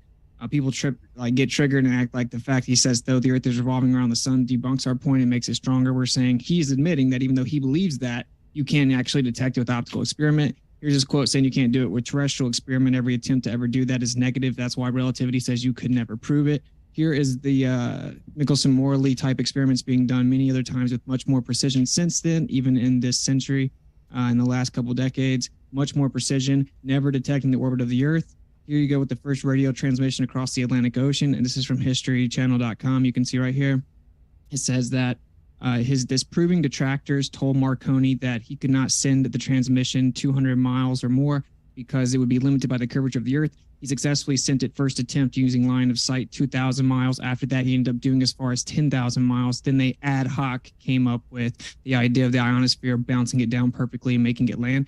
The irony of a globe earther to say the word ad hoc is crazy. He brought this up and said, I don't know why they talk about the black swan, but they don't talk about how there are other pictures of it closer. Yeah, that's why it's called a black swan. If you say all swans are white, but then you find one black swan, it nullifies the claim that they're all black or that they're all white. That's the whole point. This only has to happen one time. The atmosphere constantly moves. He says you can tell there's a lot of refraction in this one and not that one. Yeah, because it's not as zoomed in. And as you zoom in the distance, you get more refraction. Anyone that actually tests the Earth and does observations instead of blindly believing it knows this. This debunks the globe. The horizon's over 10 miles away, should be no further than 1.2 miles. And it's actually still doesn't even work in the picture he brought up. So ironically, they're cherry picking antithetical to the actual question, which is, does the horizon extend too far?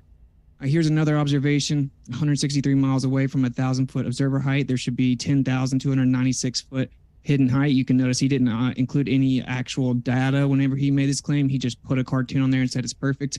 Here's the depiction right here. You should not be able to see these as the silhouette from the mountains way too far away. This is the Chicago skyline during the sunset from almost 70 or just over 70 miles away. They should be entirely black. The curvature of the Earth should be over the tallest building in Chicago, yet you can see it. You can see it at the sunset with the silhouette. And they want us to believe that actually that's not there. The sun's not there either. That's an entire illusion. The sun's already gone, and the buildings are thousands of feet underneath the curvature of the Earth. They just happen to lift up, and the silhouette refracts and makes us think that it's actually there. I talked to locals. You can see it 4 to 5 days a week. This is a very frequent occurrence. Moving on, we have a whole bunch of different other observations here. Here's a laser test.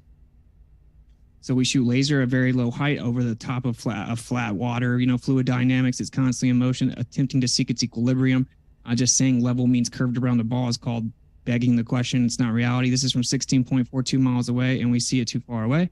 Here are mirror flashes. We also take mirrors, put them on the surface over large bodies of water, and we reflect the light back and forth coming from the sun, which is impossible on a globe, but they'll just say, no, they just say the words refraction and gravity over and over and over, talk about ad hoc explanations.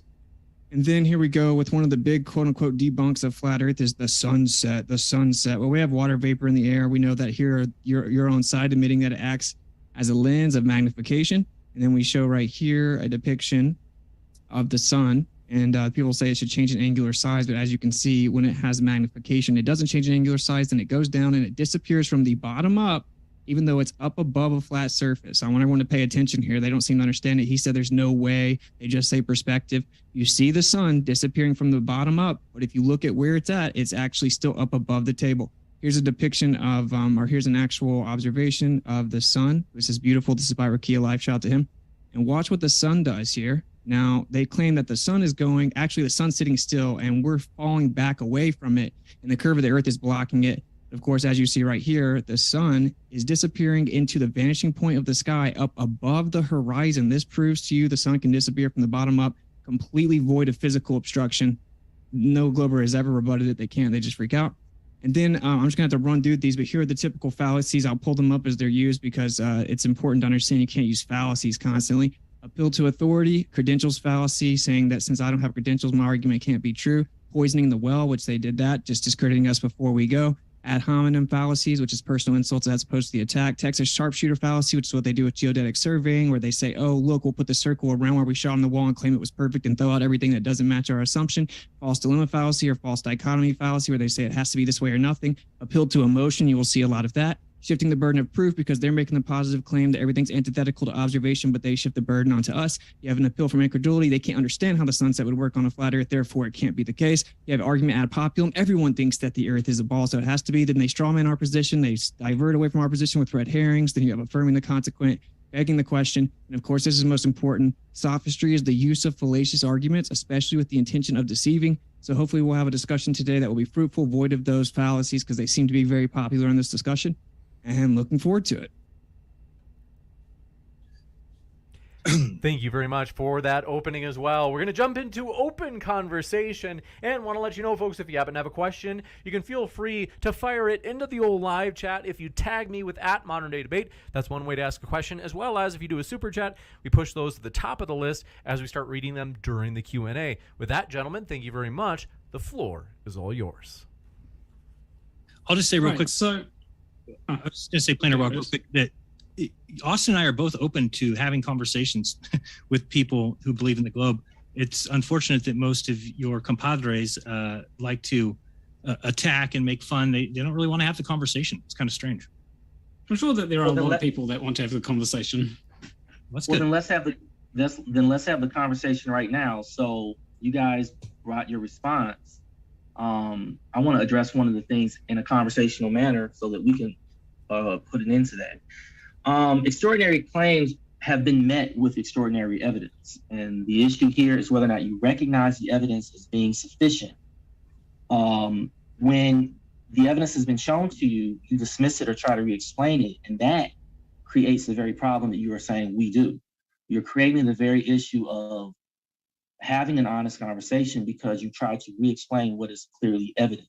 Okay, can we get specific here? One of your extraordinary claims is that the Earth revolves around the sun.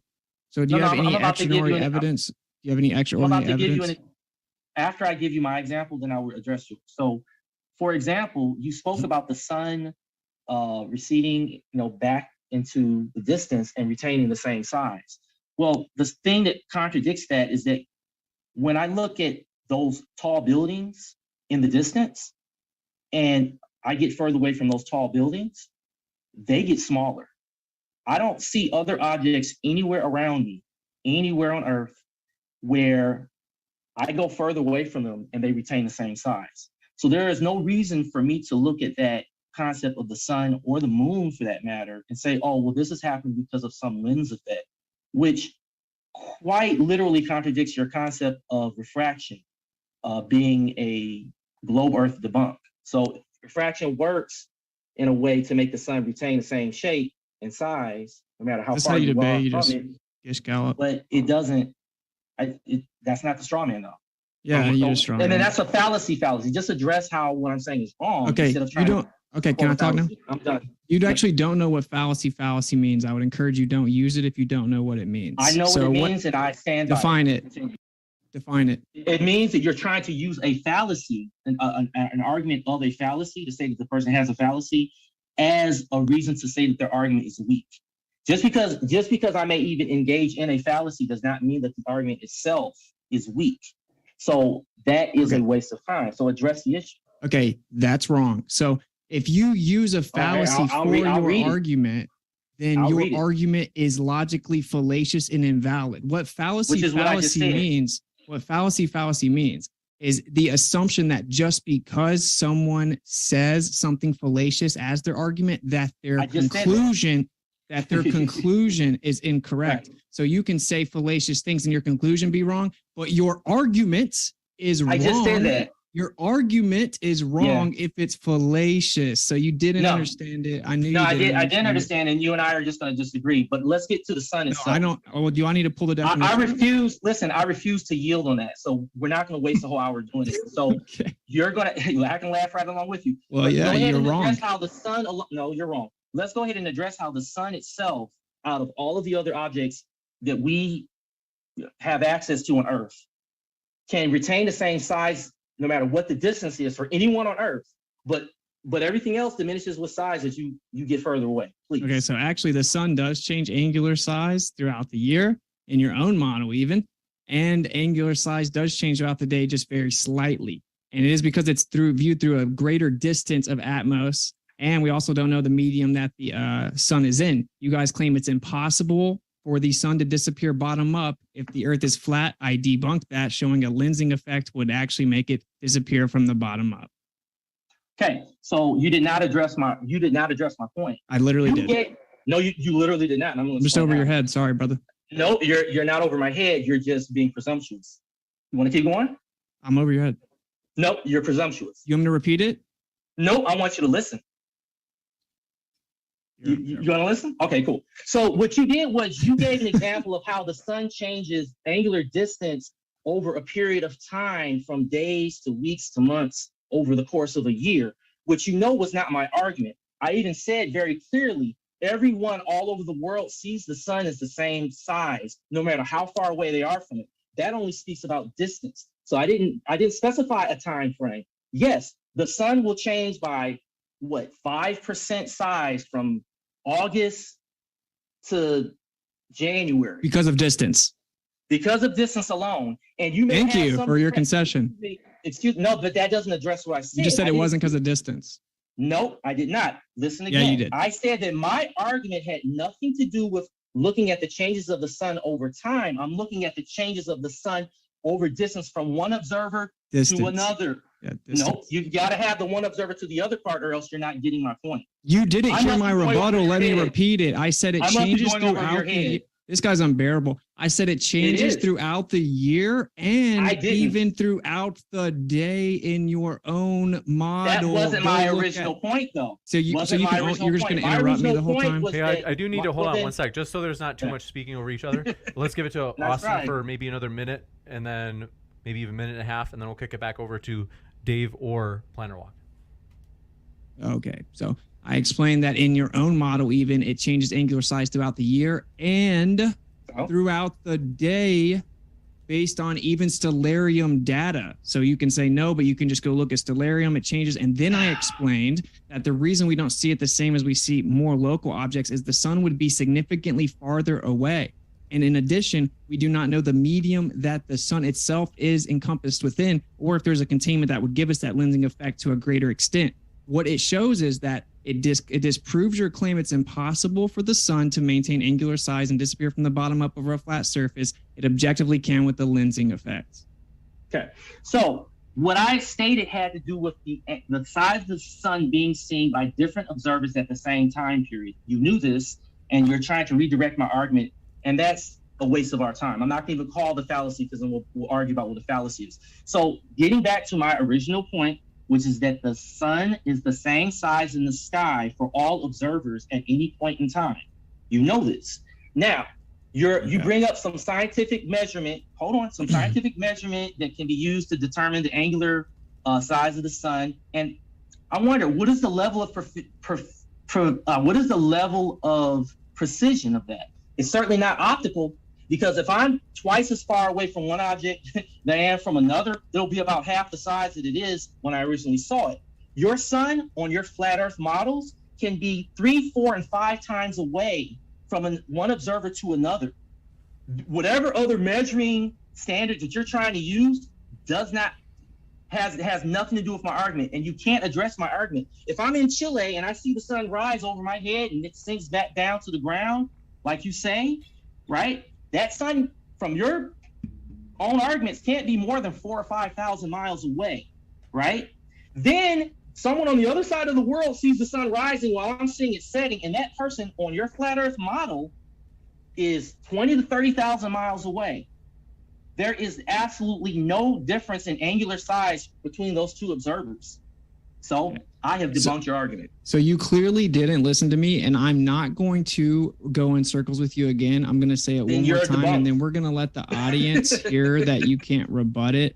So what I said was, it actually disproves the claim that it's impossible for the sun to maintain angular size and disappear from the bottom up over a flat surface. You can get that very effect with the lensing effect. And I explained that we don't know the medium the sun is within, or if there is containment that would contribute to the lensing effect. And in addition to that, it is further away than something that you see on the ground, like buildings. Those 3 things objectively refute your position. You've skated past it 3 times, and the actual reason it's shown is because you guys claim that it's impossible when it literally is not impossible. Now I get to ask a question. You said extraordinary claims take extraordinary evidence, and that we deny the extraordinary evidence. You claim that the Earth is a ball that revolves around the sun in orbit. That's an extraordinary claim. Can you provide us with the evidence for that, please? Sure. After I refute the nonsense that you told. So I also want to jump in about. Go ahead, jump in. I'm sorry. Yeah, I want to jump in because there's something I wanted to say about the sun setting thing. Have you done any kind of calculations? Because when it comes to having that lens that you showed in the video, we can do calculations. Snell's law does exist to be able to do that kind of stuff. So have you done any kind of calculation so that we can say, okay, this is what we would expect to see if the Earth were flat, and this is what we would expect to see if the Earth is a globe, so that we can compare the two to work out which one comports most with reality? Have you done that?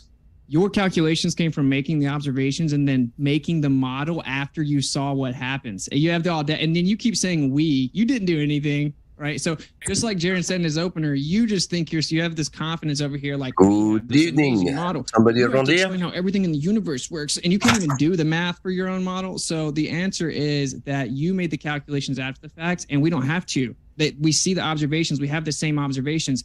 it just moves away in the. Actually, if you use magnetic holography, mapping out the Earth or mapping out the sun over the course of a year, we have a model that explains the position of the sun everywhere, maintaining exact angular size, and it's not in any way refutable. It's a magnetic holography projection of the Earth. We mapped it out with tons of data. So yeah, we did do the calculations. We showed exactly where the sun would be, exactly what it'll look like, and exactly how it works on a flat Earth, and it can't be refuted. So can anyone answer my question now, though? Instead of your guys' infatuation, what the guy says the fractional state is wrong. I never saw any calculation before we just grant you that we're flying around the sun. Can you show us how you know that? Do you have any evidence that we're actually going in space around the sun, or are we just supposed to believe it? So firstly, I have actually done calculations, and I've actually tried to do calculations to make a flat Earth work. And to make a flat Earth work, there was something that I didn't include in my presentation called the white swan. And to make that image possible on a flat Earth, you would need air to be getting really, really cold, colder than what has ever been measured for it to work. This is going off of what? Yeah, the other, yeah.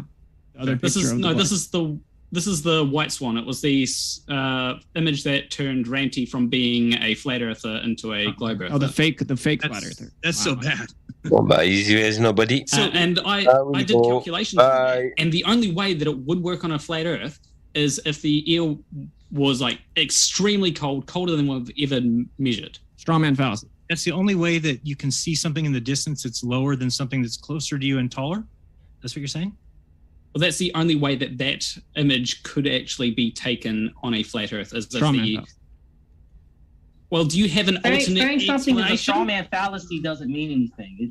What he's saying is he's building his argument upon a strawman version of what he wants to pin upon us with his own version of a flat Earth due to his misunderstanding. No, he's not. You're trying to dictate and declare things. So are you trying to deny? You're emotional, man. How are you trying to deny? No, you're just manipulative, and I see right through it. What's up, Plainer? What? This was just based on how light works, how light is refracted through air. Are you trying to deny how that light works? Can I light bends downward as hot air rises through cold air. Am I right? Or sorry, through less dense air rises through denser air. Is that correct or is that incorrect? The light can bend towards the more dense medium. Light bend down. I'm helping you out. I know your religion more than you. Light bends towards the more dense medium. But here's the thing: you're trying. That's called stalling for time. Your sarcasm is a way to stall. It's a way of stalling and running out the clock. No, just do the correction then. Just say no, it's wrong. This is how it works. I did. No, you didn't. You made some comments that were unnecessary. You're saying that light bends towards the more dense medium, and somehow that debunks a flat Earth. The only way that Plainer Walk did his math was to assume a refractive rate. Didn't say that. I said light bends downward, not towards the more dense medium or not towards the less. I said light bends downward, and I could be wrong, but I believe that as the hot air rises or the less dense air rises over the more dense air, it causes the light to bend downward. Okay? Now, if I'm wrong, but we know that the density, which is, often caused by how hot air is, can affect how light travels. Okay? That's the bottom line. Wow, so profound. That was good evidence. Sarcasm means nothing. Yeah, I was saying that's good evidence. No, not you, dude. You're fine. I'd like to hear your point of view. Well, Plainer Walk, I want to get you to go on mute. Plainer Walk, I have a question about the Ranty thing, because I thought that was one of the bigger jokes I've ever seen was Ranty leaving for that image, because I guess I don't fully understand your guys' position. Is your position that because the mountain is taller than the tower, that there's no way that you can ever get the tower to look taller than the mountain, even with perspective? Yeah, perspective alone cannot account for that. Okay, so see this metal box on the side of my house here, the sprinkler box on the left? I'll point it out with my finger here in a second. So to get that item, that little box there, okay? So to get that item above the back fence, which clearly the height of the fence behind there is a lot taller, right?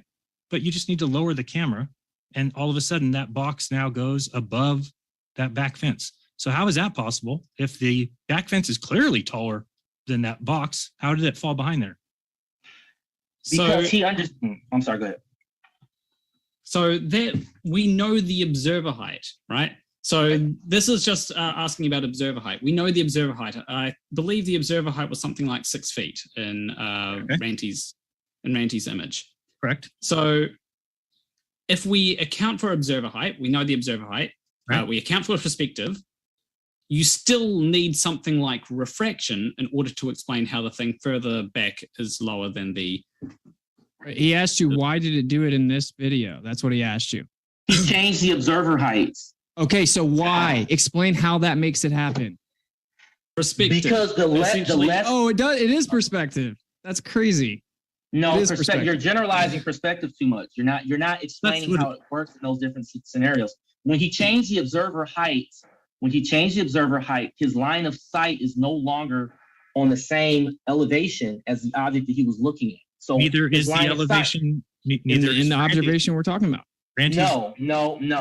What Ranty did was he gave you a clear observer height from where he is, and he compared it to okay. It doesn't matter. See, here's how it doesn't matter, because he gives the observer height of the object that he is measuring or observing, and it's higher than him. 500. And you just said if it was lower, you said if the observer height is lower than what you're observing. No, I'm saying in this example, see how you did the same thing earlier. You're trying to switch things from what I'm saying to apply to something else I'm not speaking of. My example in this image. Go ahead. Sorry. My example is given because it's very simple for anyone who's not a globe zealot to see that things in the distance get smaller. They lower down, right? And so, right. Okay. No, that's not true. That is not always true. Things that are higher than your elevation, things like let's say I'm 6 feet tall, okay, and let's say I'm looking at something that is 20 feet taller than me, right? Okay. As I get further away, it does appear to get lower, but it doesn't go lower than my line of sight. My line of sight is still parallel to the horizon, still parallel to like the gravitational force that's keeping me balanced. My line of sight will still be lower. The problem is that the object is so far away that you can't see that distance. You can't see that distance as if it was up close. So you have to zoom in. And if you zoom in, you will still see that it is taller than you. It's still higher than you. It's just, it appears to be angularly shorter. So there's something about the magnification that you have to take into account. I also want to. I just want to say, when it comes to things like perspective, we do take into account observer height, right? Yep. And that is one of the first things that I made sure to take into account, because if you don't take into account observer height, then where are you starting from, right? Okay, but observer height, as far as, let me explain this real quick, see if this makes sense to you. I'm facing east right now, and the Sierra Nevada mountains are right there, okay? They're about 80 miles from me. And right now, if I were to stand up tall, the mountains would be higher than my computer screen. But by just lowering down like this, now my monitor would be above, my line of sight would be above those mountains. Nothing happened. They didn't fall behind any curve. I just changed my viewer height by a foot. So how can a foot cause a mountain to drop behind my computer monitor and you not understand that that's simply what Ranty was showing in his photograph? Because the scale of distance is important. You're very, very close to the monitor. And so the distance from you to the monitor is a few feet. The distance from the monitor to the mountains is a whole bunch of miles. So there's a proportion here that you have to take into account. And observer height is only relevant when you're looking at the line of sight that is parallel to the horizon. You can have a line of sight in any direction, but when you're trying to compare objects that are anchored to the ground, like a mountain, you're comparing your observer height to something. If you could see something that was 6 feet tall near that mountain, then you would have a line of sight that is consistently level with the surface of the earth. Yeah, but that mountain's 50 miles away, right? Yeah, but you're not 60 feet tall. The mountain is you're missing the point. No, dude, you don't understand. Also, I want to say, I always, like, whenever I do any kind of calculations, one of the first things that I make sure to take into account is observer height. And you can do this essentially by minusing the observer height from the things that you are looking at. Right. So if the observer height is 6 feet and you take off 6 feet from the tower and from the mountains, well, then you have accounted for observer height. It's very easy to do. Are you using like GeoGebra and drawing straight line observations to see if they're? Yeah, they use Euclidean geometry. Yeah. What are you using for perspective? You said What you're. if there was just another person that was 6 feet tall at the mountain? They won't answer. Do you use Euclidean geometry? Yes or no? So I use trigonometry. Euclidean geometry, and the eyes actually use spherical geometry, as do lenses. So why do you use Euclidean geometry? Because you can use because when it comes to lenses, that is literally using trigonometry. Like, do you know what Snell's law is? Yeah, that's a total non sequitur. So do you understand? Hold on. Do you know what Snell's law uses? Do you know that Snell's law uses? Hey, why are you changing the subject, man? We're talking about how the eyes use spherical geometry to see, yet you're using Euclidean geometry. Your eyes do not use the spherical geometry. Do you know the? I need to ask. Do you know what the calculation for Snell's law is? Snell's law is to calculate refraction. Do you know what that is? Why are you talking about refraction? I thought we were talking about perspective. Because the eyes. The reason why the eyes work is because of refraction. The reason you want to talk about, if you want to talk about Snell, if you want to talk about, spherical geometry, you need to know, and you want to say that the eyes, work because of spherical geometry or whatever. You need to know what Snell's law is. Can you please tell me what Snell's law is? Wait. He's diverting to refraction. No, he's not. If you want to talk about lenses, correct. Darren was talking about perspective.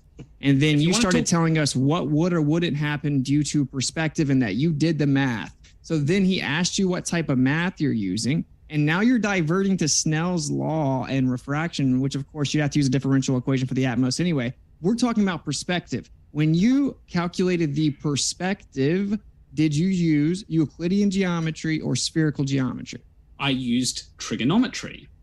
Do you know, and you want to say that, if you're using lenses, you need to use spherical geometry. Well, lenses use Snell's law. Can you please tell me Snell's law? Refraction is a red herring fallacy. Do you understand that? If you're going to talk about lenses, if you're going to tell me, if you're going to tell me that I need to know spherical geometry in order to account for lenses or whatever, please tell me Snell's law. Lenses operate off of Snell's law. Hey, what shape is the eye in the lens? It has a lens in it. It has what shape is it? It doesn't matter. It doesn't matter, buddy. It's a circle, my guy. It doesn't matter what shape. It literally matters. That's how you do the geometry. Doesn't matter that our eyes are spherical. Snell's law will still apply regardless of whether it's banana shaped, whether it's sphere shaped, whether it's flat. Snell's law still applies. Is included in the Ranty observation? Okay. Wait, let me just jump in for like 30 seconds. Snell's law is a red herring fallacy.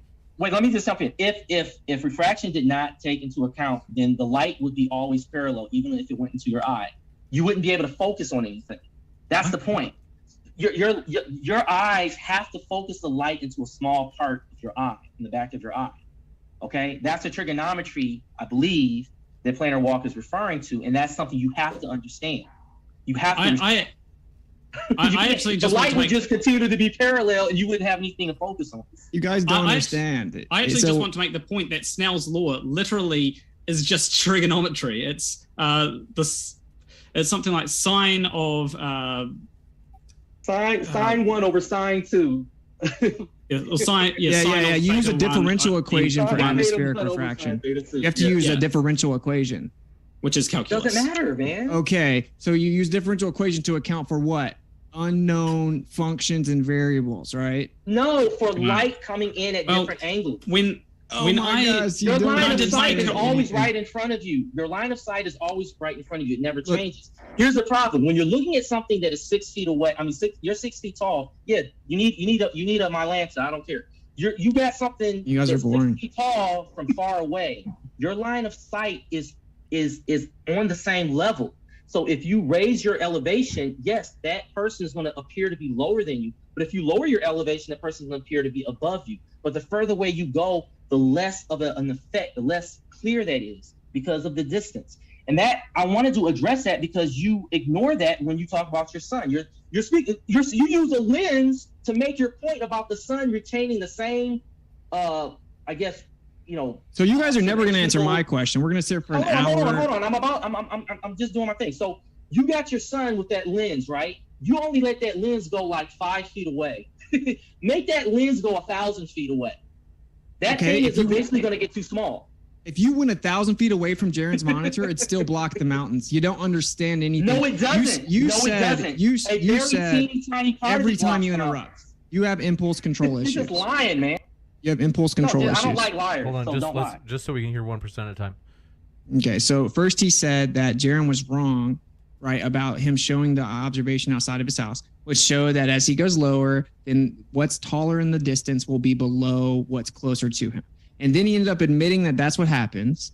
And then they're just saying, well, it's just different in this other scenario. And then they're dragging us through the weeds about how they think they understand perspective, and then conflating it to Snell's law, which is about refraction, which is light's path from one medium to another, which is completely non sequitur to perspective math. Okay, so you guys don't understand how it works. We gave you our answer. Can we move to another subject? You don't understand how it works. I refuse to move to the next haven't. subject. When it comes to the thing that I'm talking about, right? So I have done the calculations. If you just try to use perspective alone, which is a simple trigonometry function, then it is the tangent of distance over height, or the arctangent of distance over height. That is the trigonometry function for perspective. Okay, where's Snell's law in that? Well, you were trying to bring up how lenses work. That's why I brought up Snell's law, right? If you didn't bring up lenses, I would not have brought up Snell's law. No, I'm bringing up that you're using the wrong type of math for the eye, and for lenses, you're using Euclidean geometry. It doesn't matter. It doesn't matter. If you do GeoGebra and do a side view of this whole scene, you realize that that's not reality. Draw a straight line from the side. It doesn't matter if you use what the shape of the eye is. Perspective still works regardless of what the shape of the eye is. That's weird. You're wrong. No, because as long as you can focus, that's what makes the difference. No, I'll drop some sources for you guys to read. There's a bunch of different mathematicians and PhDs will explain to you. But anyway, can we move on now? You guys said I want to see what Jarenism. They're so scared. They're so scared of it. I want to hear what Jarenism has to say. Go at it like 10 more minutes, and then I want to step in. But I want to hear what Jarenism. Plainer Rock, if you sit up straight and you look off in the distance straight ahead of you, think of the houses that are off in the distance. Will any of those roofs ever eventually go below your eyesight?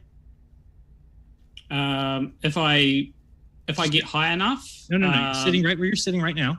Sit up straight. Yeah. Look off in the distance and think of the roof of the house next to you, and think of the roof of the house after that, and the roof of the house after that. And tell me, if there was just nothing but houses all the way down, would the roofs eventually drop below your eyesight? On a flat surface, sure. No, they wouldn't. The houses if they're smaller and smaller, higher, and they would never get smaller than your eye line. That's what you're saying. No, because to be able to get lower than my eye line, I would have to be at the same height as them. What makes you think that? That is literally one of the things that comes up when you look into trigonometry, the trigonometry for perspective. So rather than your eyesight, rather than actually just going out and testing it and looking at things and taking pictures, we're going to defer to what the math says. Well, it is confusing. Unless you have a different calculation for perspective. I don't know if you. I don't need a calculation. I can just do that in my head and realize that, yes, if I look this way, I can even picture the house next to me, and I can picture the house down the end of the street, and I can realize that those houses will eventually fall towards the horizon line, which is below my eye level. No, it's not below your eye level. It's not. That's the thing. Well, if you were to zoom in, you would see that they're still above your eye level until it gets to the part to where they're starting to curve over the horizon.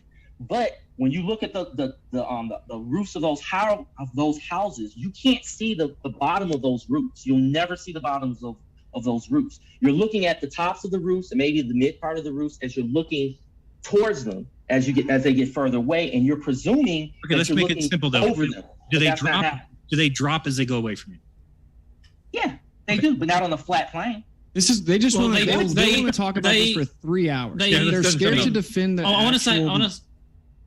They drop as they get further away from you, but they will not drop below your eye level. For them to drop below your eye level, they would have to be physically lower than your eye level, or there would have to be some kind of refraction taking place. Or the curvature of the Earth itself. Oh, cool. If we basically assert what's in question, it becomes reality. So can we actually move on to the next you can part? look at the angles, because you can look at the like there's a bridge that I know, but look, there's that bridge in I forget where it is. It's somewhere in Louisiana, and that bridge was demonstrating the curvature as each one of those elements of the bridge were, being. We know seen more about it than you do, man. I just can't remember the name, and I can't show my computer because it's called Pontchartrain on the video. Yeah. So I know like 20 flat earthers that have went and done it themselves. Have you ever done it? Okay, that doesn't matter. It changes all the time, and sometimes you can see way too far, and the curvature rate's not consistent. No. Thanks for playing. Nope. That's you declaring that. That's no. not I have the observations. I have the observations I'm that you don't know anything convinced. about. I'm not convinced that your interpretation is sufficient. So do you think that it always looks exactly the same? Yes or no? It doesn't matter if it looks exactly the same. Oh. No one's arguing that it looks exactly the same. So it's not physical curvature. Gotcha. What we're arguing is that the elements of that bridge shows the curvature into the distance. It's not. Hey, can we? So I'll ask one final question because I just want to make sure this is your guys' position for my own knowledge. So if I walk up to a fence that's 6'3" or 6'2", so my eyes are right in line with the fence line, and I start walking back away from it, you're saying that line of that fence will stay with my eyes no matter how far back I go. Until the curvature of the Earth takes an effect, yes. Okay. Thank you. Yeah. I don't think you're correct, by the way, but I think it can be shown. You'd have to have evidence for it being position being incorrect if you want. Okay, how about this? So here's the reality of the situation. David wants to do anything but let me talk. Like he's scared of me exposing their religion. Okay, David, we're good on that one. Thank you for I wanted your opinion on that, and we will. Well, I'm going to speak really. Sorry, guys. Okay, so all physical measurements we take are planar. We do all kinds of technology, assuming planar. The horizon's horizontal, water's level. We actually get our elevations of city using a horizontal baseline. Then we measure above that. We do the same thing to get the depths of the ocean. So we have all these horizontal baselines, and we assume them constantly to do anything productive and with technology. So then the question is, you guys are claiming something opposite of that. You have the burden of the proof. So you claim the Earth's a ball that spins in a vacuum. So we want you to support it. He said very smugly that extraordinary claims require extraordinary evidence, but you guys just deny all the extraordinary evidence we have. So, okay, let's start with the first one. You say the Earth moves around the sun. Can you please provide extraordinary evidence for that extraordinary claim? Yeah, sure. You want to look at all the photographs? You want to call those fraudulent CGI? You have a photograph of the Earth going around the sun? A photograph of something moving? No. A video of something over time? Yes. You want a video of the Earth going around the sun? Sure. You're going to have a hard time. You're going to have a hard time getting a video of something that is 26,000 miles in circumference, 97 million miles, and seeing it on the video. So you don't have any evidence. But your request is absurd. So watch this. Do you have a picture or a video of the flat plane of Earth showing China, Africa, and North America all visible? No, you don't. That's the dumbest analogy I've ever heard. That is exactly how dumb your request I didn't ask for a picture or for a video. I asked for direct extraordinary evidence for the extraordinary claim that the Earth is orbiting the sun. Then you brought up a picture. Then you said it's stupid for me bringing up the picture, but you brought it up. So do you have any evidence that the Earth orbits the sun? I actually have some. Well, I have some. I have some evidence that the Earth is spinning. No, orbiting the sun. Just say no, then we can move on. Anything that I bring up, you are going to claim as false. Right. If I bring up the fact that you don't have any actual evidence. If I bring up literally anything that NASA does, like sending rockets out to Venus, using gravity assist, anything that I bring up like that, you are just going to claim is wrong. This is called poisoning the well. So preemptively, you're discrediting my position preemptively without specificity because you can't actually argue it. So if you would like to actually respond, hold on one sec, just to hear the rest from Austin. Hold on one sec, just to hear from Austin.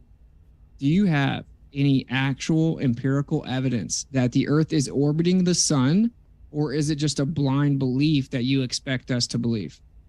We have evidence. Like what? Photographs, videos, math. Physics. We have all sorts of things. Now, I wish I could do that. I have to go through the list. So what?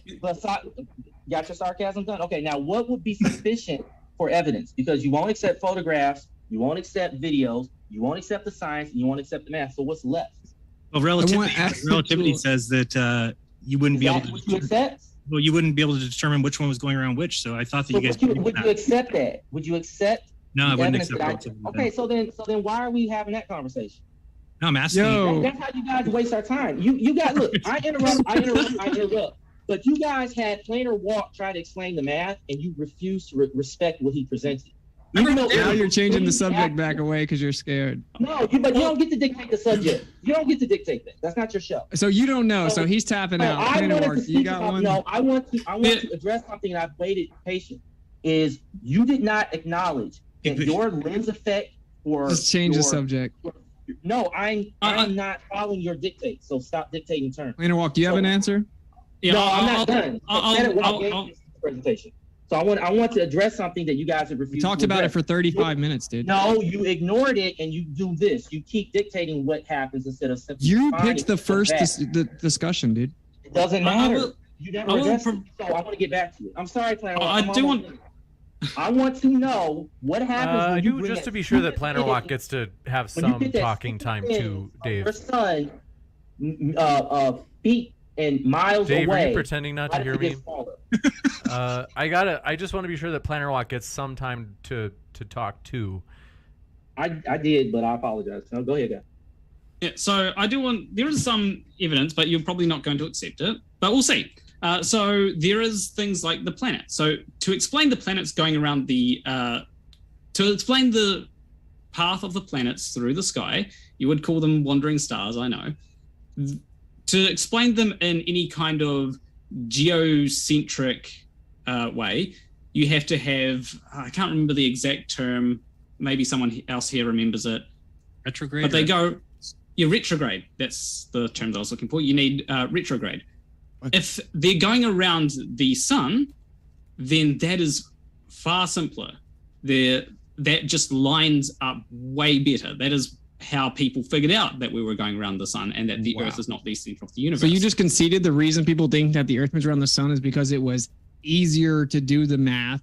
So I can actually quote you many astrophysicists that will tell you that sure, on the surface the math is a little easier, but actually the geocentric model is more elegant and adaptable. So the actual question is, do you have any direct evidence? Like, can you, like, okay, if I want to decide if my car is moving, I can measure it moving, right? Like I can prove that the car is moving. You're claiming that we're shooting through space around the sun 30 kilometers a second, okay? 30 kilometers every second. Do you have any actual evidence of that? Yes, there is. So Occam's razor. Occam's razor is hilarious to me when we're actually saying the sun is close, it's local, and things that just make sense. And you're saying that it's 867,000 miles wide. Occam's razor doesn't have to do with whatever makes sense to people. It has to do with whatever requires the least amount of assumptions. When it comes to flat Earth, there are a lot of assumptions that you need to make. There are when it comes to there's things like a lens effect on the sun. Whereas on Earth, we just have to go. Like we're still though, doesn't it seem like we're not moving? So that takes the least amount of assumptions. That's when you ignore everything around you, moving around you. Sure. That's what we see, bro. Yeah, we see that. No, you assume that. No, that's what we visually see. That's the observation. That's like you saying you're in a car and you see someone moving that's standing still because you drove past them. But we know we're moving in the car. We can measure us moving in the car. Right. So you know that you're moving in the car. So you say to yourself, okay, that's happening. Okay. But that's what do you Relativity says you can't do that with the Earth. What do you use to measure yourself moving in the car? They actually measure the rotational speed of a gear, and then it's translated through an electronic input sent to the computer, and it tells you your speed, and then it changes the gear rate, rotational rate, to give you acceleration and deceleration. Well, when it comes to that gear, it could just be CGI, some CGI, right? Is there anything that you can actually use to check? You guys are falling apart, man. This is bad. hey, it could just be that the speed that shows up on your dashboard. How do you know that speed that's coming up on your dashboard is correct? Because there's a physical rotational rate of a gear. So what relativity says is when we're in the car, measure that gear yourself. Don't worry, I'll teach you guys what you believe. So the analogy of the car, then the Earth is the car, right? Well, relativity says when you're in the car or on the Earth, you can't actually get that rotational rate of the gear. You can't detect that motion, because matter contracts in the direction of motion and time slows down, so you couldn't use a measuring apparatus to detect it. So the answer is that you cannot detect that the Earth is orbiting. Here's Einstein right here. He says, the struggle so violent in the early days of science between the views of Ptolemy and Copernicus, which is geocentrism or heliocentrism, would be quite meaningless. Either coordinate system could be used with equal justification. The two sentences, the sun is at rest and the Earth moves, or the sun moves and the Earth is at rest, would simply mean two different conventions concerning two different coordinate systems. Okay, this is just basic globe Earth model 101. As long as you exclude a lot of other information, yeah, sure. Name one. But retrograde motion of the stars was just mentioned. I mean, Neotaconic system explains it perfectly. But it doesn't align with your first point. They don't align. You can't use them in tandem, and that's it. Literally does, yeah. No, it doesn't. There you go, declaring again. Retrograde motion can easily be explained. If the Earth is not moving, and the stuff in the sky is moving, why can't we have retrograde? No. You have Mercury and Venus that experience retrograde, right? Why does that debunk the stationary Earth? Because you cannot explain that in a way that works consistently. You have to use what's called epicycles, and that doesn't work. So they do work. No, they don't, because they are offset. There's offsets over time, which means that they don't work. Those are approximations that are simply based upon the optical way to view it. So you don't have a calculation that you can rely on over time. So that's not acceptable. Okay. Hey, everyone, he said you do, so we're all done. You want me to cite it for you? You want the astrophysicist showing you he mapped it out for the next 300 years? I want the math itself. Hold on, he mapped it out for the next 300 years. Yeah. Right. No, he didn't. Did he map it out any further? No. I don't know. I think he just said 300 years. He said, I don't know. We're done. Because you guys are getting destroyed. Do you guys have any empirical evidence? Okay, how about this? Let's phrase like this. Hold on. When it comes to the heliocentric you can't measure the Earth orbiting? When it comes to the heliocentric model, that can be mapped out for many millennia in advance. That's irrelevant. Thank you for your totally irrelevant comment. That's how you measure facts and truth. I'm sorry. No, that's irrelevant. So that's literally irrelevant. He didn't say he could only do 300 years. He just did a few hundred to show it was possible to shut down people like you who don't understand what you're talking about. Use a neotaconic system. And you can explain retrograde. You can explain stellar aberration, galaxy rotational speeds, and they would take elliptical orbits and reset every year. This is your own paradigm. Hey, can you guys admit that? Hold on, because we could just move right on if you guys would just say. Hold on. Little one, no. You guys are freaking out. One question: galaxy rotation speeds. Like, is that galaxy anything rotation? I can do to run away from the subject. Is that a thing in the flat Earth model? I'm just wondering. No. I don't believe in flat Earth model as you say it because you strawman us, and I don't believe in fairy tales about the scars. But we do see stuff in the sky. But here's the point, dude. Here's the point. Do you admit that according to your model, you cannot actually directly measure and prove the Earth is orbiting the sun? Yes or no? That is not the point. Question: yes or no? Can I look out the window of a car and see that I'm moving? Yes or no? Can I look out the window of a car and see that I'm moving? He's asking you the question. I'm asking you if we can directly measure and prove the Earth is orbiting the sun. Yes or no? Yes. And I want to ask if we can look out the window of a car and see that we are moving. Why can't you just answer yes or no? Because my answer is literally whatever answer you're going to give. If we can look out the window of a car and see that we're moving, then yeah, we can see that we're moving on a globe. If for some reason that we can't, we'll have to have that discussion. We actually can directly measure the car moving. Yeah, we actually get into it and then it actually goes somewhere else and we get out. We don't really do that on the Earth. Can I look out the window of a car, see that the trees are going past and all that, and tell that because of that the car must be moving? No, we have other inputs that we take. We directly measure it. That's one of them. Well, you're not directly measuring it. It's some system that someone else has built. We could put a little telling wheel you how fast we We could put a wheel out the car and run it along the street and see that we're moving. There's a lot of ways. Can you just admit that it's not an analogy because I just taught it to you. I want to know, can you look out the window of a car? I don't care what other, let's say that the car has no systems, you don't have anything else in the car. Can you look out the window of a car and go, oh, the trees are going past, so therefore the car must be moving? All you're trying to say is that it could be either or according to relativity. That's why I said we directly can measure that movement though. So can you do that with the Earth? Yes or no? But can we look out the window of a car? You're talking about if we wake up in the car? No. Not if we wake up in the car and die in the car. That's the only place we live. Then no, you wouldn't be able to tell which one's moving. But can I make a small little He point can't here? answer. It's just sophistry.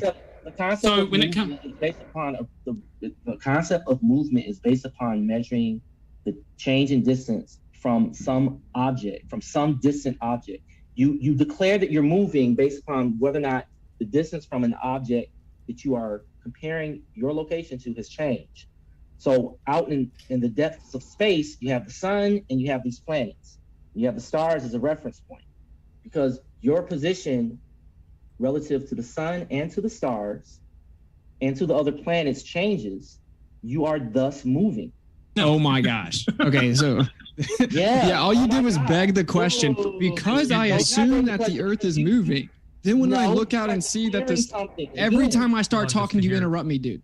Why don't you make a valid point? I've got it. Well, let's give Austin a chance to respond. Okay, so basically said, since I believe that the Earth is orbiting the sun, when I look out in the sky and the stuff in the sky that's moving changes how it moves, that proves that I'm moving. That's called a begging the question fallacy. You can't look into the sky and see the stuff in the sky moving and then say, oh, wow, that means that we're moving. The answer, see, this should be like a 5-second thing and we can move on. Your model says you cannot prove the Earth is orbiting the sun. Just say it. But that's not what I said. I said relative to the backdrop of the stars, the sun and the planets, you are moving. If everything moved exactly the same, be quiet, please. Don't say nothing. If everything was exactly the same, no matter what day, month, or year it was, then I wouldn't be able to make the point that I'm making. But throughout the year, month from month, okay, year to year, you see the other objects in the sky moving in a pattern that is very consistent. That consistency shows a constant rate of motion or a variable rate of motion that follows a tried and true pattern that has been measured. And those measurements you cannot lie about. So you're just going to keep baselessly asserting everything. Jaron, do you hear what's going on right here? This guy, I asked for the measurements and he loops back over hundreds and thousands every of years. time, dude. This is why globals are unbearable. Are you saying that there's no chance? Because here's where we struggle. Like, why can't you just admit what is true and right in front of you? Like, are you saying that there's... Okay, so you're saying that there's, even though we would see the same thing on a flat Earth, you're saying that is impossible? You could never see things Yes, it is impossible on a flat Earth to see it like that. It is impossible. What do you mean? It is impossible. You need to learn what relativity means. No, it's not about relativity. It's about relativity says you can't determine which one's happening. You just determined it. Relativity saying is that not one perspective is more valuable than the other. But it says you can't prove it. There is still motion between the two objects. You're saying you're confusing the concept of relativity with the concept of motion itself. Okay, tell me this. Does the sun move? Does the sun move in space? Yes, it does. Relative to whatever other objects you want to compare it to. Because space is space. There's nothing in the depths of space that you can see outside of the stars and the planets and maybe some asteroids. So what are you going to compare your motion to? It's just like with the car. If you didn't know that the car was moving, if you were on the sun, if you were on top of the sun, would you? Let me finish my point because I know I interrupt so much. So you do. If you were so if you were in the car, right, and let's say you were asleep, and let's say it's an electric car with really good suspension, right, and you're sitting in that car, and the car has already accelerated to 60 miles an hour, and then you wake up. You don't know the car is moving. The only thing you might feel is a little bit of a vibration. You have no idea if that car is moving 1 mile an hour or 60.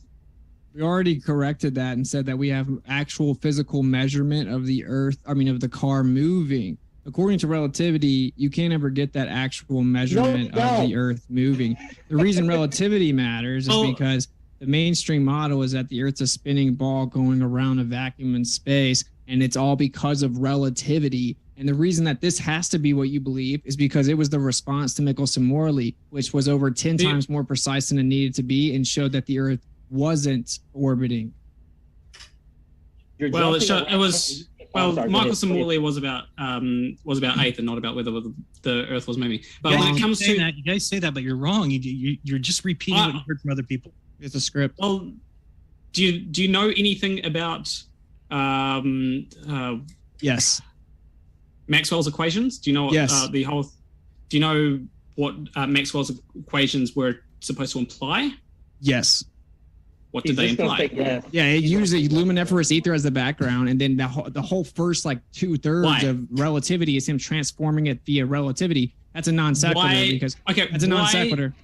Okay, question: why did Why did Maxwell's equations need an ether? It's just what just the framework that he chose. No, you. Yes. Okay, you do not know. If you do not know this question, you have no idea what you're talking about here. Look how excited he is. Hey, because I know this shit. You're so emotional, man. Why are you both of you guys so emotional? It doesn't matter if you're emotional. Like, people can get emotional when they're dealing with liars. Hold on, You're the liar. Stop projecting. Can you please? I want to ask 12 times already, bro. Chill. I want to ask. What's it? Okay, why did he choose the ether? It wasn't because he decided, I'm just going to go with this framework. There was something about his calculations that meant that there had to be, or that at the time they thought that they needed an ether. Yeah, he treated electricity, magnetism, and light and waves, and it had to be a type of some type of medium to sustain the wave propagation, the wave function. No, objectively, yes. There is a different reason. Do you want to know what that reason? There is a different reason. So you got some random little thing you want to say right now, as opposed to acknowledging the point that they what I just said describes the actual reason. I've actually read what he said, and in addition, we did the test. Michelson-Morley. We did the test. Michelson-Morley had nothing to do with testing the ether. Had nothing. What it was the relative motion of the Earth and the luminiferous ether, and they were attempting to determine if the velocity of light was constant in all directions. And then they predicted the value based on the assumed motion of the orbit, and they didn't get it. And one of the options was that the Earth was stationary. Then Einstein came in and saved the day to explain why the actual measurement didn't show the orbital trajectory. You have no idea what you're talking about right now. When it came to Maxwell's equations, the reason why they needed an ether was actually simply because there was this little value in there called C, right? And C meant that there was some reference frame in which these would be true.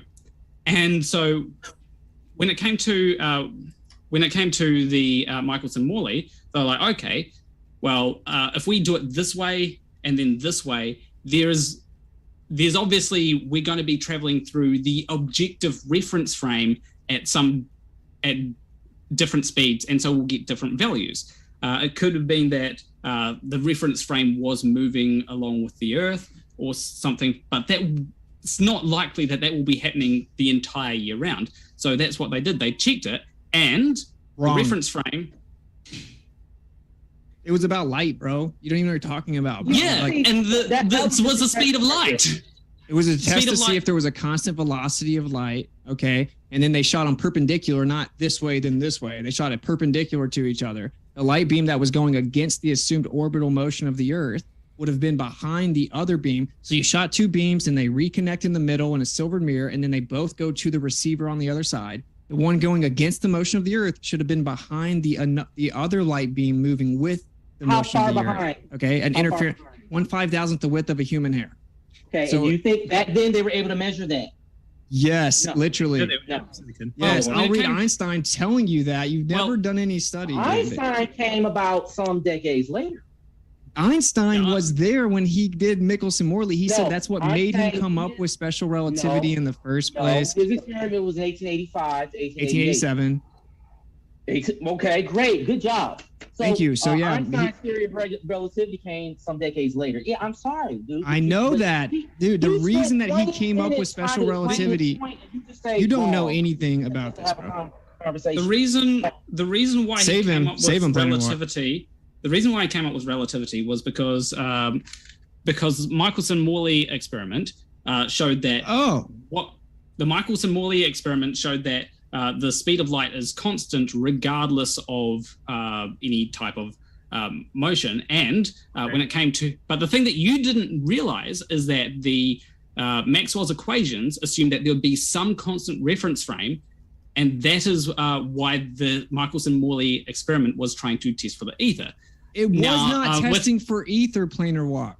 I just told you that's not true. It's called the relative motion of the Earth and the luminiferous ether. And then Edward Morley and Albert Michelson explained it was to see relative motion to what? You said it. Yeah, to the ether. So that's what I just said. So it was testing for the ether. No, it's you're lost, my guy. It's testing for the difference in the fringe shift of the light based on the assumption the Earth is orbiting through an ether. They were assuming both the motion and the ether. They got a perplexing result where they got no fringe shifts. Okay, they did not get what was predicted. So then Einstein came in after Lorentz proposed a way to fix it. And Einstein took the Lorentz contraction, but threw out the ether. Okay, they still had to explain it with or without the ether. They had to explain why it didn't show a fringe shift if the Earth was orbiting. It was over 10 times more sensitive than it needed to be detected, by the way. Yeah, and just say you don't know. It was looking for, basically, it was looking for the ether. It was checking for Earth's motion relative to the ether. And essentially, the reason for this was because of the of Maxwell's calculations said that there had to be an object. Well, they assumed that it meant that there had to be an objective reference frame that they assumed would have been the ether. That's why they thought that it was the ether. Do you think that the ether exists? What's it? Stop. Yeah, they thought there was an absolute frame of reference, which was the ether, which sustained the propagation of electricity, magnetism, and light. Okay, but then they went to go test that assumption, which all electrical field theory assumed it. It was what sustains the energy, and then it showed the Earth's not orbiting in the Michelson-Morley. It didn't give us what would have happened if the Earth was orbiting through space. I'm going to interrupt. That's not what happened. So let's stop here. You guys have gone around in circles 5 times trying to equate the test for the ether to something else, and you've wasted our time, and that's why I interrupt. So we're taking notes. It's a test of the ether, right? Gotcha. Yeah, you have no idea what you're talking about. Please teach us. So in any event, we've spent 15 minutes talking about this experiment, and you guys have misrepresented the point. No, you don't understand it. No, I do understand it because it's summarized. Okay. Oh, can I share my screen? You didn't perform the experiment, so stop acting like you have some insight that I share my screen. You can describe it for you. I watched you guys go about the stupid ether experiment for 15 minutes.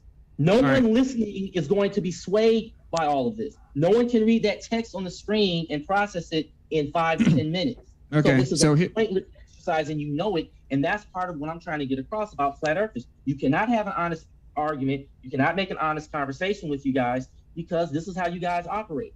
Ad homs and sophistry. Okay, so the second class of he spoke very eloquently about the fact that the way that the eye works requires refraction. You then just dismissed it. You ignored it. Okay, and now you somehow meandered us into talking about relativity and this stupid experiment that does not address the issue at hand, if the Earth is flat or if the Earth is a sphere. Well, the question is the Earth a sphere that spins and revolves around the sun, or is it a stationary topographical actually, plane? So with hold on. What's it? You love your fallacies so much, man. You guys are losers. What's it? You love your fallacies, so you did make a black and white fallacy there. So it could be that. How so? Because even if, let's say that you disprove that the Earth was spinning, it could still be a geocentric ball. Really? So the Earth can just rotate sitting still, geocentric? How do you explain the observations of the motion in the sky then? How do you explain the difference in sidereal and solar rotation? Didn't you come up with some? Didn't you? How do you explain the difference in sidereal and solar rotation then? Yeah. Oh, so are you saying that we need it to be spinning? You need it to be spinning and revolving, or it has to be stationary. Or it could be stationary and a globe. So it could be stationary. Like let's say that it wasn't spinning. It could be stationary and flat, or it could be stationary and a globe. Okay, and so you can see that you can't prove that it's orbiting around the sun, and we can move on. No, I'm not saying that. I'm just saying that you love your fallacies. So I'm just pointing out that you made a black and white fallacy. No, I didn't. No, you're trying to pigeonhole the guy. Okay. And it's actually called. It's you're talking like a false dilemma or false binary, false dichotomy fallacy. No, he's not. No, he's not. Yeah, he is, David. You're lost every single time you. No. Off your mic. Okay, first of all, when he makes his argument, How are you going to ignore the fact that the stars are present and rotating? How are you going to ignore the fact that the stars there's two axes of rotation from the point of view of the observer on Earth, the North Pole and the South Pole, right? And you're going to ignore that and talk about how's there a sidereal day? How is there, all that other stuff going on? And you're going to ignore, no, it's not. Listen closely and think about it. You're comparing the motion of the stars over periods of time compared to the motion of the sun, compared to the motion of the planets. But then you're going to ignore the fact that on a stationary flat plane, you got two axes of rotation of those same stars. Okay, can I talk? Go ahead and make a sarcastic comment, please. I need to be entertained. I'm gonna let. I think Jaren's not gonna talk much, and I'm just gonna point out the reason it's important. The only reason I bring that up is it always does turn into like a whole debate thing. It's wild. It's just an intellectual honesty litmus test for the ball earthers, right? It's like if they understood their model and actually were honest, they would say, yeah, relativity says you can't prove the Earth is going around the sun from the Earth, and that a geocentric coordinate system and a heliocentric coordinate system are interchangeable, and we can't prove it. And then we would move on past that. But you guys will fight it too. But relativity is not necessary to settle the matter. Sorry, go ahead. If you guys would just admit that that's what relativity says. I just pulled up the paper from relativity. You know what I'm saying? Like, just say, yeah, that we can't prove that the Earth orbits around the sun from the Earth. It's assumption that we make. It's philosophical, whatever. And then we can move on to, is it flat or not? But you guys fight every single part of the way. And I'm just telling you, I'm describing because you don't understand model. it. Because you don't understand it. And you don't understand that relativity is not necessary to settle the matter. At home. So substantive specificity, please.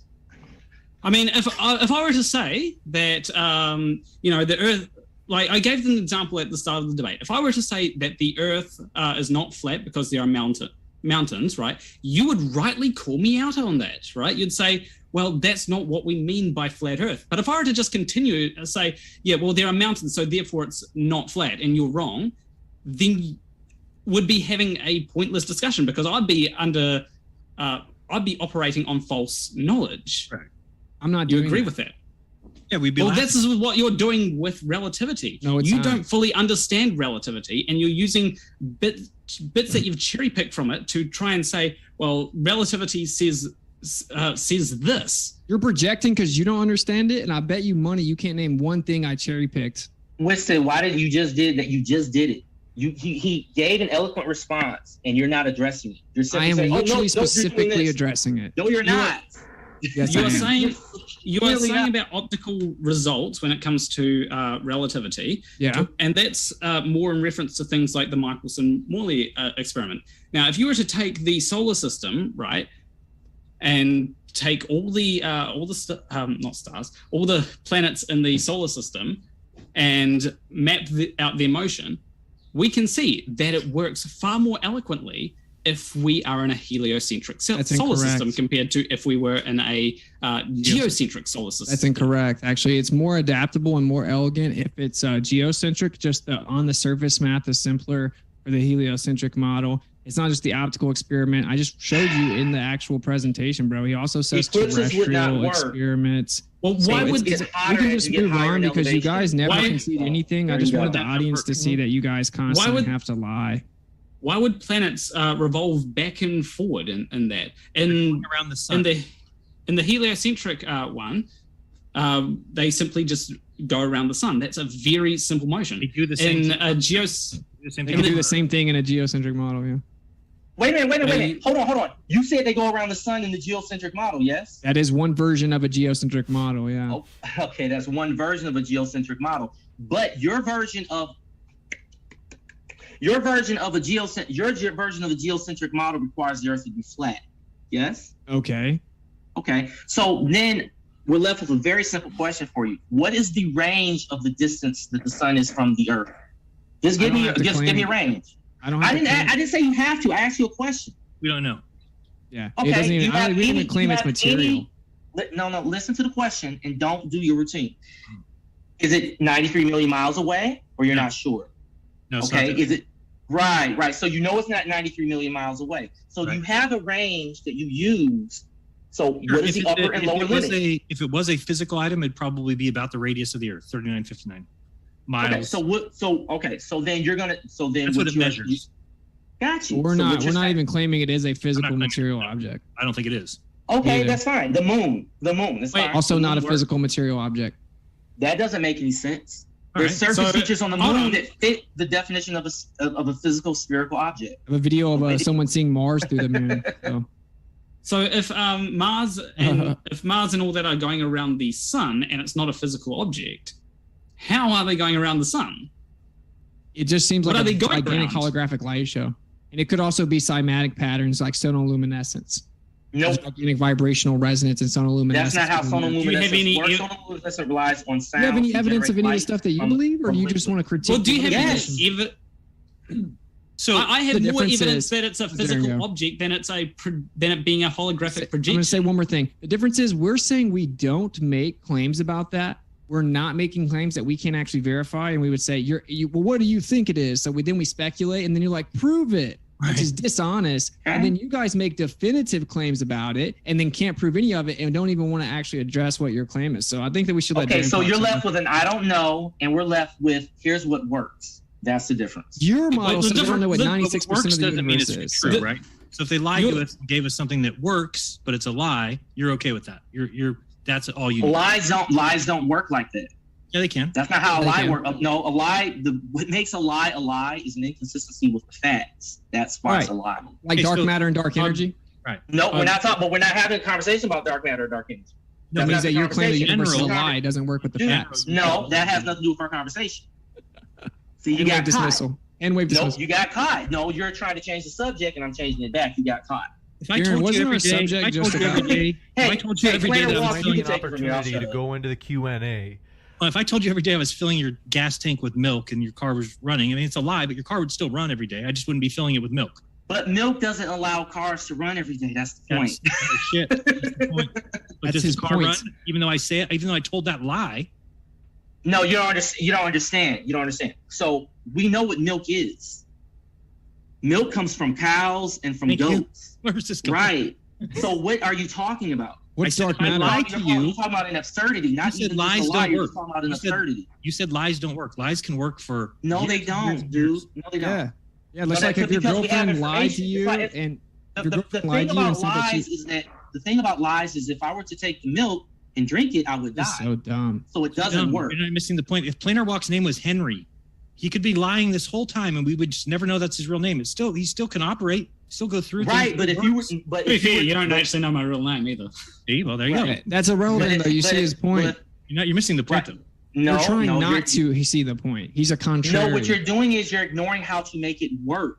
It's the concept of it working that you measure, that you're looking at, that you're comparing stuff to, and you're simply declaring something to be something different. You're saying, oh, well, this is like this, or I don't know what this is, but I know it's not that. And we're saying, well, but it works if we look at it like that. So where's the lie? Where's the lie of a heliocentric It model? doesn't Where's the necessarily lie mean part? it doesn't mean it's true when you say something works, right? The burden of proof, therefore, is on you. It doesn't work, dude. When they made the The burden of claims of proof the is on you, bro. heliocentric model, For what? What, okay, did I, what and claim as did I early make? as Quinn said, I annoy you, you annoy me, I'm going to ignore you. as early as the 30s, your model didn't work. Okay, so it's like the galaxy mass has worked distribution was off for- by 97%. It's worked for 13 billion years.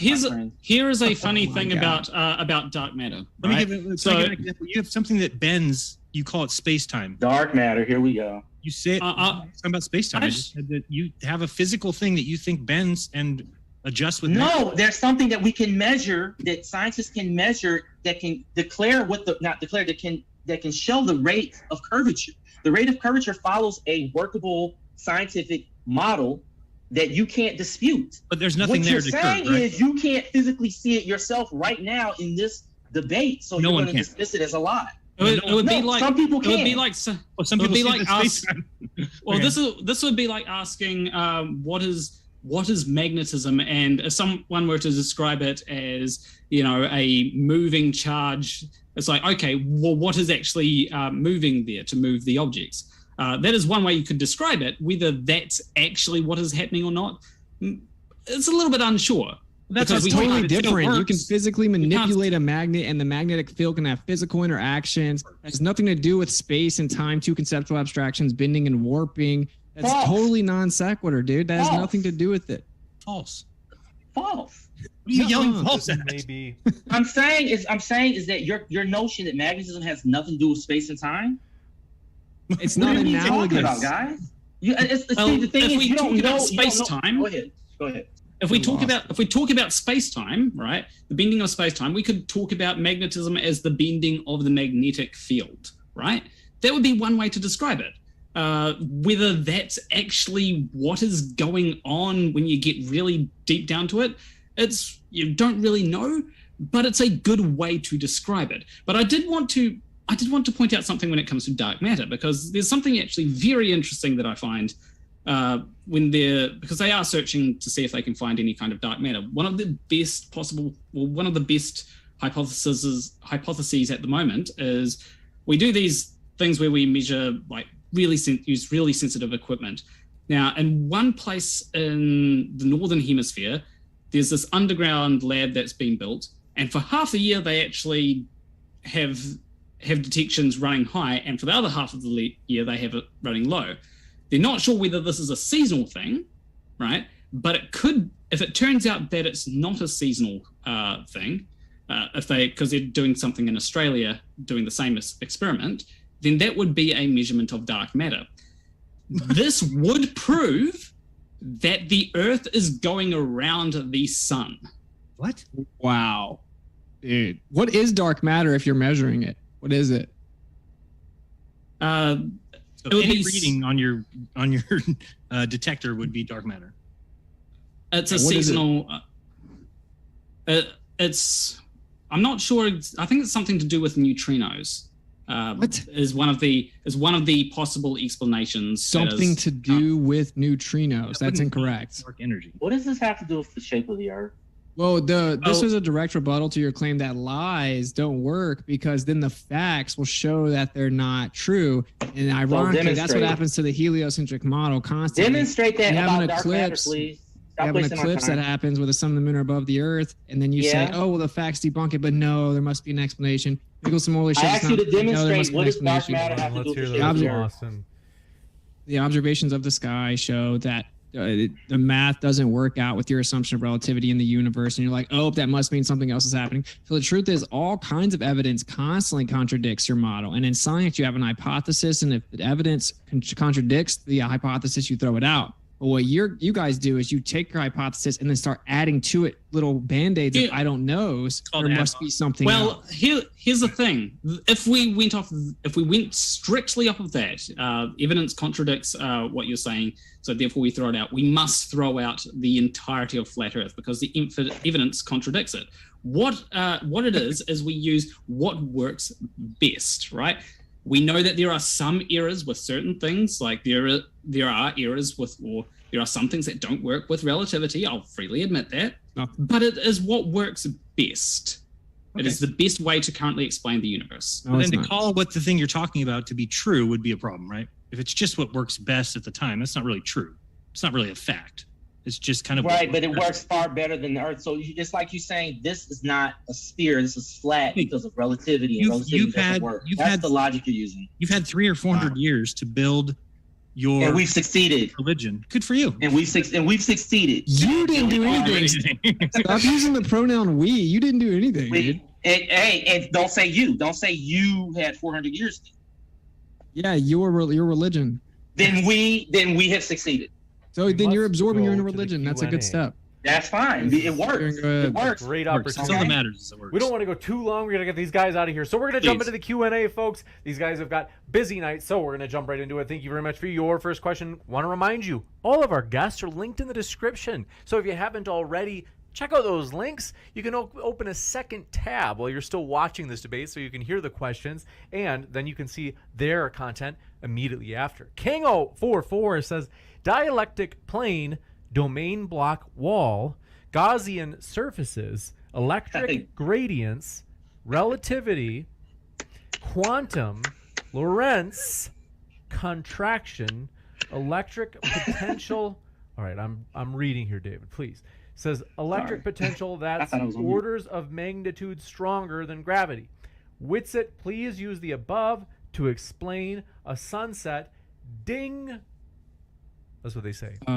Why would I use all that to explain the sunset? I already explained it to you, and I showed you a video earlier explaining it. I mean, I guess I can share the screen super fast and show it. I don't want to take too long in this, but just give me this like 10 seconds to show them. This is the sunset. This is a beautiful sunset my boy Rakia took on the ocean. And as you see here, right, the sun is disappearing right here. And it's not disappearing behind the horizon. It's disappearing above the horizon. Okay, that means there's a vanishing point in the atmos, and the sun will disappear into that vanishing point. This officially debunks the claim that it can only be disappearing. Look at that. That's crazy. So the sun disappears because of the atmospheric vanishing point. Can someone rebuttal that or no? Can someone respond to that nonsense? And pithy one, but I've got to tell you that we've got a ton of questions, so it's got to be pithy. Give me 30 seconds. Planner Walk, you have something too? I just wanted to say, if you can come up with calculations for what we should expect to see, that would be great. Okay, and if I could just say, why do I see in the Atmos, in the distance, near the horizon, ships floating in air? I see that from time to time as well. That's a good question. We'll give you a chance to that's a respond. good question, and I believe we have an answer that works, and that answer is that is an atmospheric refracting effect. Most of the sun was disappearing. Most of that sun over that 45-minute period was disappearing bottom. Okay. What? Then you get to the very near top of the sun, and then you're saying, "Oh, well, hey, now it's not doing it." What are you talking about? That's absurdity. I'm done. Wow. Go ahead, Jaron or Austin. Jaron's got it. I've been talking to him. Yeah, I don't even know what I thought we were answering questions. Well, yeah, why? Just explain to him why the boat. We can give you a quick, if you want. You don't have to respond. We can go to the next question. If you I think it's a good thing because I actually had Andrew Young, who's a refraction specialist. I was emailing him this week, and finally got him to concede that those boats are all sitting on water. So just so you know. Of course they're sitting on water. All right, no, we can't. We're not going to go into a conversation, David. We got to move on to the next question. People want to have their questions read. This one coming in from, thank you very much.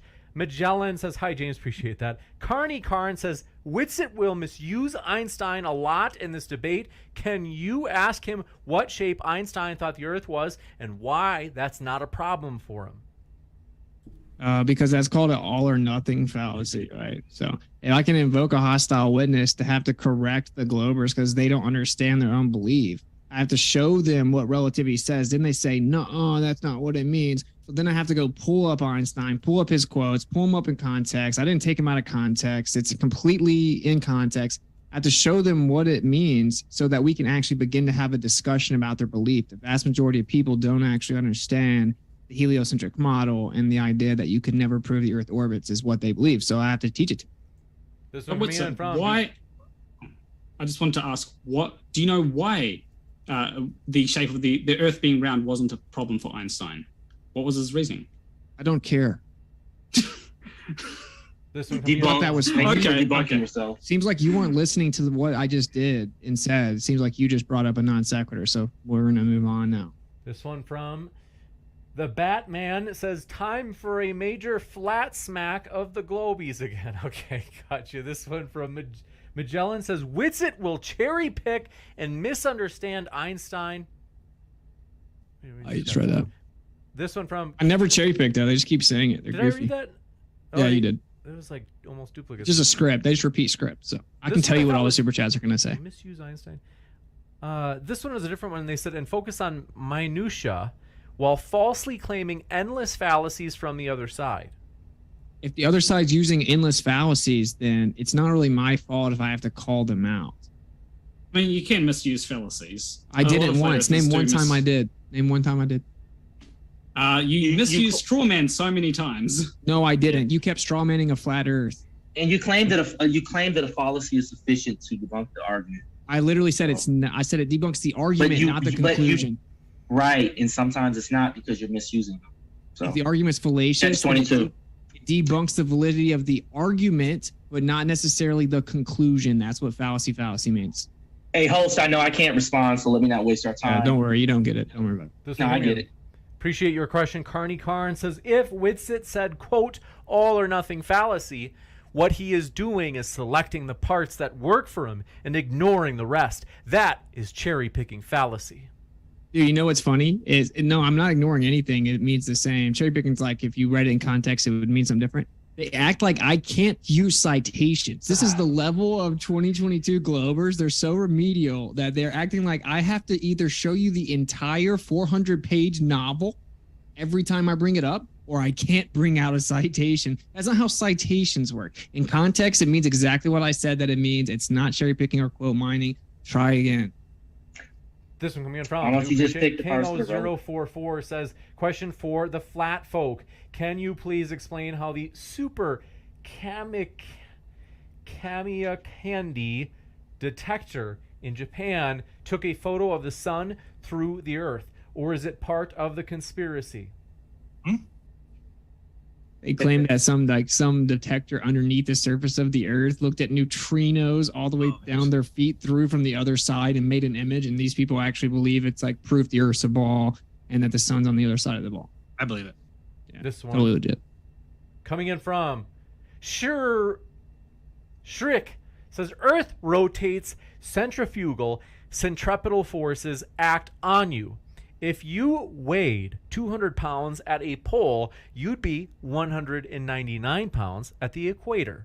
Flat earthers explain this. Can you first of all, that could be centrifugal effects, but can you even prove that?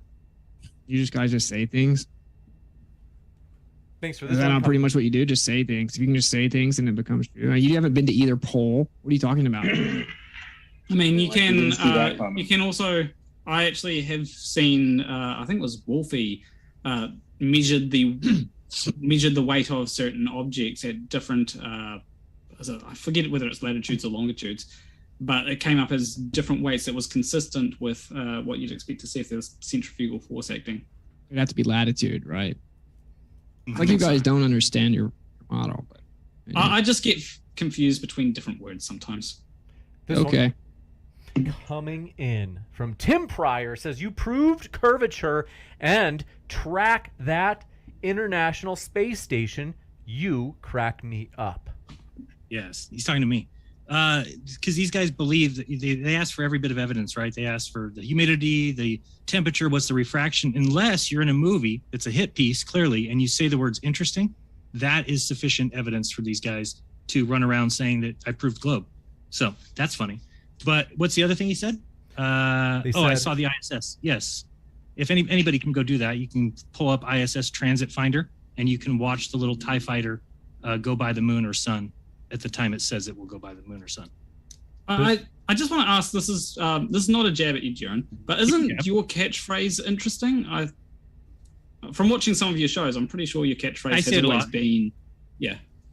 Yes, but most people are using that in terms of the proving of the even though if they just paid attention to the movie, they would see that the difference in heights would be 6 feet and the person held it above his head, which is about 2 feet.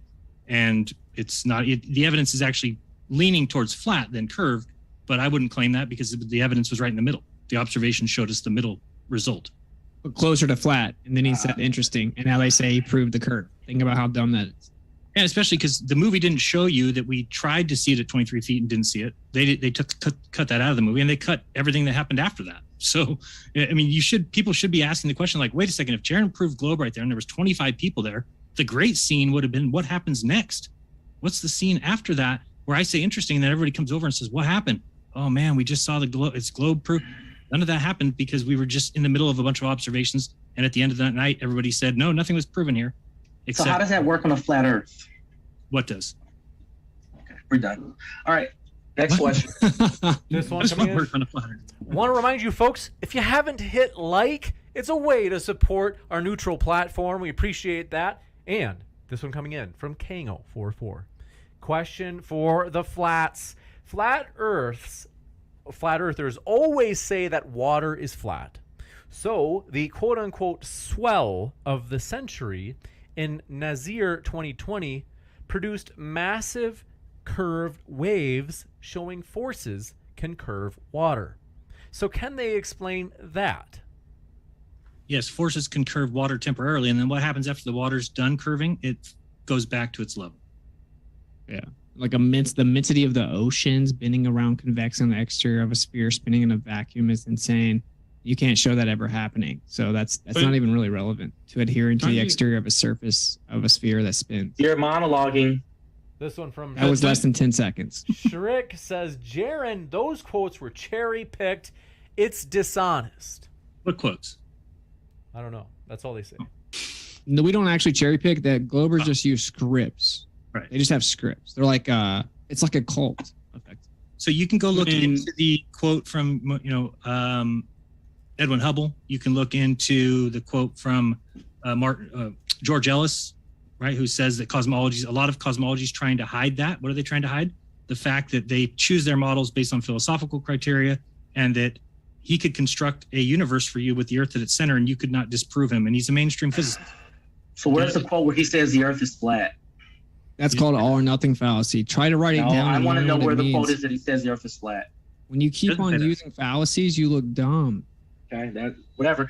Where's the quote where any of them say that the Earth is flat? They don't have to. We don't care. We're done. Next question. That's our point, is that they don't think that. It's called a hostile witness. All right, so we need men in high positions to tell you that they believe it so that you can believe it. All right. But you use those same men in high positions to sow the seeds of doubt into this debate. Yes, because those are your priests, right? But they're using but they're not actually doing what they're not here, are they? It's funny how you guys never get super chats, but think it's your opportunity to just talk the whole time. I don't think it's weird. So like we just answered it. We just answered it. It's a hostile witness. This is a You're defending a model. David, no one super chatted you the whole time. Okay, so calm down. He answered your question, man. Lady Firebrand says, "What is your model of a flat Earth?" Well, we had 7 years to put something together, so we don't have a perfect working model. There's a lot of people who have different, concoctions and ideas, and we just have to test them. But we don't have money like you guys had from governments, from kings and queens, expeditions, every single thing that was done, mapping the Earth, all that stuff was done with government money. So we have had $0 from the government, in case anybody was wondering. That's not true. What do we have? There are things that I have done which I didn't need money to do. What did you do? I'm talking about major. Even if we talk about just components of a model, like how we can see the white swan, right? How we can get that image. I've managed to work out what you'd need to do that on a flat Earth. I didn't need any money. That's not what I'm talking about. I'm talking about the model. If you're talking about a model, your model of You've had hundreds of years for that model. You didn't contribute anything to it. But you can. What you can do is you can at least work out components. Like that should be the first step. How does this work? How does this part work? How does this part work? Oh, yeah, we can do that first step. You would have done that with the Earth. If we would have given you the Earth with a blank slate, you would have been able to start to figure out what the temperature of the sun was and how it works and how you would do all that. Huh? No, they did nothing. They've done nothing. We actually do stuff. That's the ironic part. And ironically, the most ironic part is there isn't a working globe model. So like you said, you've had royal families doing expeditions for you, millions of dollars or billions of dollars, millions of people, decades, all of science, all universities. And you still don't have a working model from the core to the layers to the mechanism of gravity to the atmosphere to super rotation at the top of the atmosphere to distribution of mass and expansion rate. And it goes on and on. You don't have a working model and you have everything on your side. It's hilarious. How about you self-reflect? There are unknowns. There are unknowns. That's why I say, take it one step at a time. Work out, okay, how does this work? Then once you figured out how that works, how does this work? How does this work? How about you come up with your own belief system instead of believing people in lab coats and being in a cult? This one from I've done my own calculations. Your calculations based on presuppositions. Tim Pryor says, my favorite was when Jaronism proved curvature and tracked the International Space Station. See, this is funny to me because it really shows how pathetic globe believers are. That they're so desperate for proof that their proof has to come from me in a movie, which is a hit piece where they misrepresented me and put me at the end of their movie. That's how desperate these people are. It's pretty funny. It was closer to flat Earth. Why do they keep saying that? Because they just are reading off a script. Whatever Simon Dan says, they'll just repeat it. MC2 says it, we got to repeat it. This one from... I'm still trying to figure out why when you stood up and that light went through that hole. Like, why did that happen? Sorry. Are you like incapable of comprehending things? Bye. Next point. You don't get wait. Let me say something. Next free super chat for you. Say something at the end of our super chat and then say bye. No respect for you. That's not how it works. sorry. Well, the whole audience doesn't have respect for you. Let Even the the host- Glober let the is saying host that you're like a reprimand you. terrible representation for the Globe. So. David, I have to that's admit, just you great. interrupt an awful lot. I do. And I Yeah. appreciate to the point where it's like chill out for a little bit. But I appreciate that you've got passion because it's better than if you were boring. But it is a lot. Shriek says 8 billion people and every single scientist on Earth versus a couple of pseudo-intellectuals. The burden of proof will always be on flat Earth. Yeah, I covered that in my freaking opener. It's called the appeal to majority or argument from ad populum. So basically, like, oh, a bunch of people think it, therefore it must be true. And then you're basically saying, oh, these are scientists and they're just pseudo-intellectuals, which is basically an appeal to credentials. Like, you don't have the credentials needed. So you guys are in a religion. It's like someone saying, you can't talk about the Bible. My preacher said this. And thank God there's people outside of that, because if it wasn't for us and the conspiracy theorists that were actually calling these things out, and then they end up being true, and then you guys just adopt them as being true because you have to, you're forced at that point. But if it wasn't for us, you would just be hoodwinked the rest of your life. What is a really good flat Earth position that has Let's been hear from proven Planner true? Walk. I do want to humor the Globe side just because they don't get much action during the Q&A. So Planner Walk, if you have a quick pithy point or question, I want to give you a chance, and then we'll jump. We'll give you a chance to respond, Whitsitt and Jaron, and then we got to go to the next question. How long do you think it's going to take for everyone to become a flat earther, or for the majority of people to become a flat earther? Just a question. You probably have to stop censoring us and let it actually be fair for a little bit, huh? I bet it would be like incredibly fast if they stopped censoring us and misrepresenting the actual flat Earth position. So I don't, you guys seem to be pro censorship. So. I think some people would rather be lied to. So I think it'll be a while. I think for you, for Dave here, I think you guys would rather be a part of the lie because the lie works than to actually work towards the truth. Or not be part of the majority. This one from Displaced Gamer says, Whitsitt, what is your position on the shape and status of the Earth? I know that you haven't listed your position, but just humor me. The stationary topographical plane that has some form of containment. And just look at the interference patterns of a magnetic field. I think we live inside of a torus. King044 says, so the sun appears to set because the atmosphere is a massive lens, but a lens that does affect anything else. Or the sun is in a medium that acts like a lens. Or maybe it's magnetic holography. Maybe the sun set because of a straw man fallacy. Maybe. The only I don't want to be ugly. Remedial people find stuff like that humorous. You know what I'm saying? Where's that?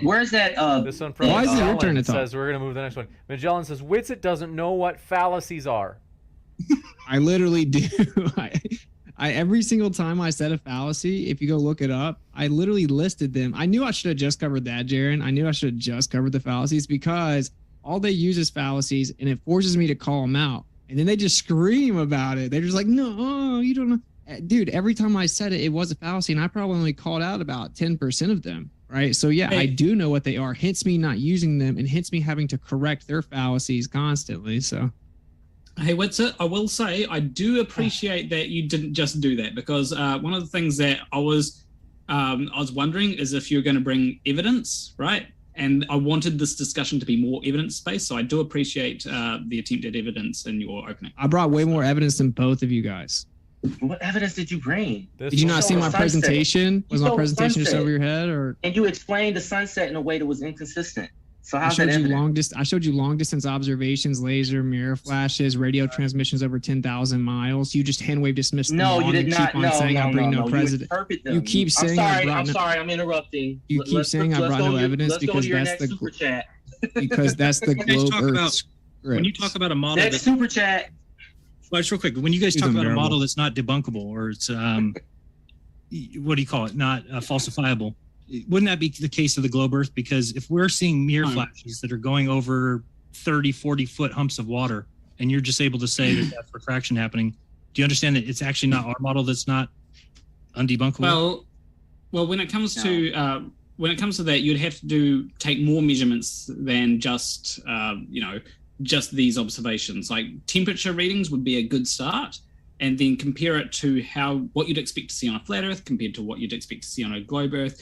Account for refraction. That's a really good start to make. That's why we do that. We do that planar walk, and then what happens is when the temperature relationship doesn't match the refracted value that's needed for the globe says, oh, well, there are other variables that could be there that's unaccounted for.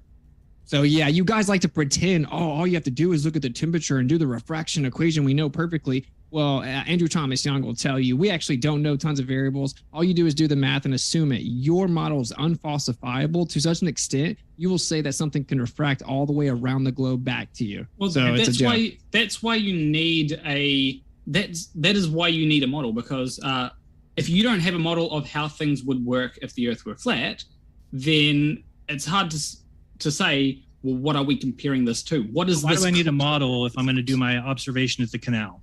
I just know what will happen on a flat Earth, right? So that's enough of the model. Yeah.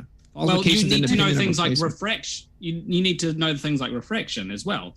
If refraction is going to be an issue, right, then we need to know, okay, what refraction would we expect to see on both flat Earth and a globe Earth?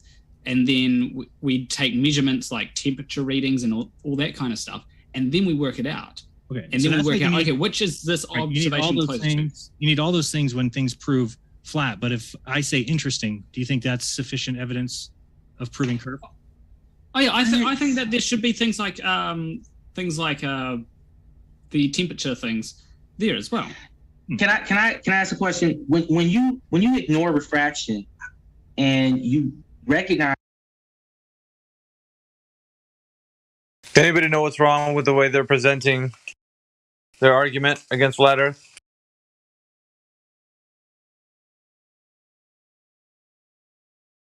And good morning, everyone. What was the question, Mickey? Can anybody find out what's wrong with the guys that presenting the case for the globe? Like what they keep doing? There's something they keep using assumptions and fallacies, but maybe you got something different. They're reversing the burden of proof and also saying that the Earth that Whitsitt and Jaron are speaking of is a different Earth. They're trying to make the distinction between flat Earth and globe. Here's where every glober goes wrong. I think then that's not been pointed out yet. There's an argument for flat and globe. There isn't one saying that we're both witnessing the same thing. There isn't any difference. So how does your sunsets work on flat Earth? There's always that question that pops up, even in here. Have you guys noticed that?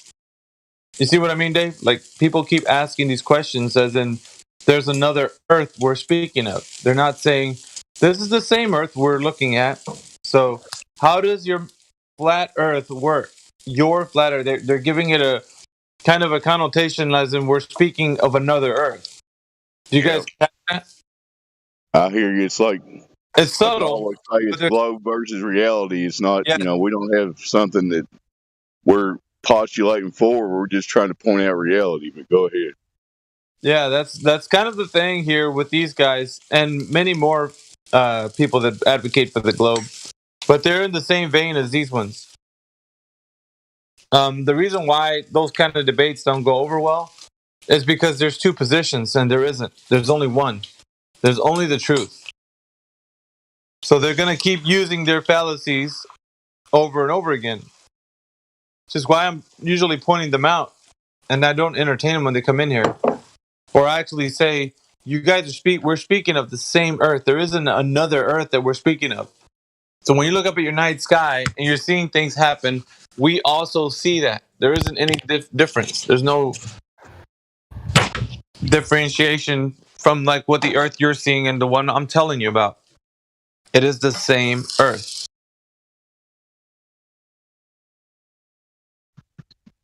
It's exactly a good point, Miggy, because there's so many people out there that maybe haven't heard of the subject and they assume that we're talking about some flat Earth that's not actually related to reality. But it's not related, yeah. That's not what we're saying at all. We're not claiming we're just claiming you go outside and here's what you see. Come on, man. Therefore, the debates that happen around flat Earth usually happen the way they do. And Jaron and Whitsitt did their best with their, with bringing in the evidence and representing flat Earth. But that's the issue. Isn't how well you can represent flat Earth. The issue is the ignorance behind globe Earth. There's ignorance. So as they were on this, their ignorance was on display. If you heard the way they were speaking, it was time for the super chats, and they were interrupting super chats, so they couldn't even hold their wad long enough so that the super chats can be finished. It wasn't like there's no organization with these guys. They're all over the place because they don't know how to defend. That's just like there's a couple of things when you're listening to a debate like that. If you're hearing the way they're presenting their case, they don't know how to defend. They're all over the place. They're committing atrocious fallacies.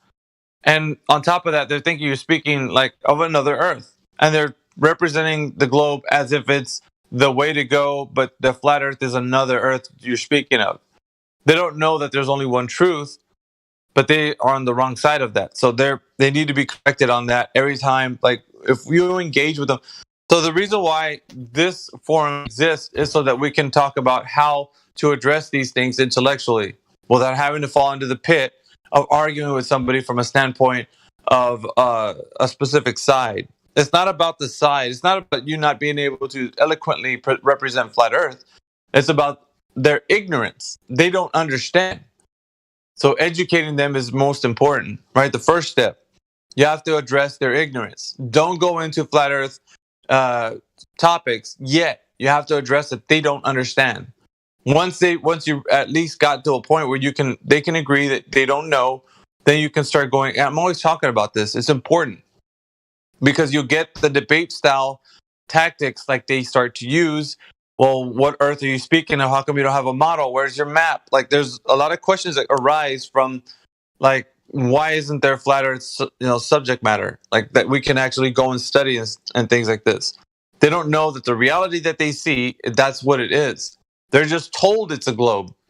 That's why they don't understand. Because when you tell them, they're like, the Earth appears flat and stationary, and they even say that in like manuals on how to learn how to fly. So we already know that. They don't. They're just assuming that it's something outside of their perspective.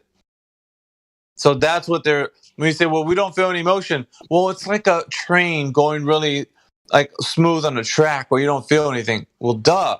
You don't feel anything. You can agree with that. That's why you have to make an analogy where it's this hypothetical where you don't feel anything and still moving at the same time. That's convenient. But see, that's what they don't understand. It's like that part right there where they're thinking outside of their perspective.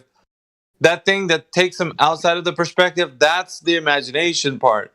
That's where they have to use some kind of idea that doesn't belong to their natural observance. Does that make sense?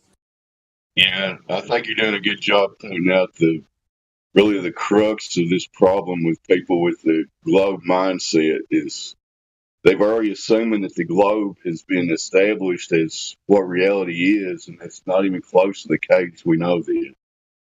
So they're expecting us to show them something different with flat Earth, which is ridiculous, We're just trying to show you reality. I probably said that bad, but you know what I mean.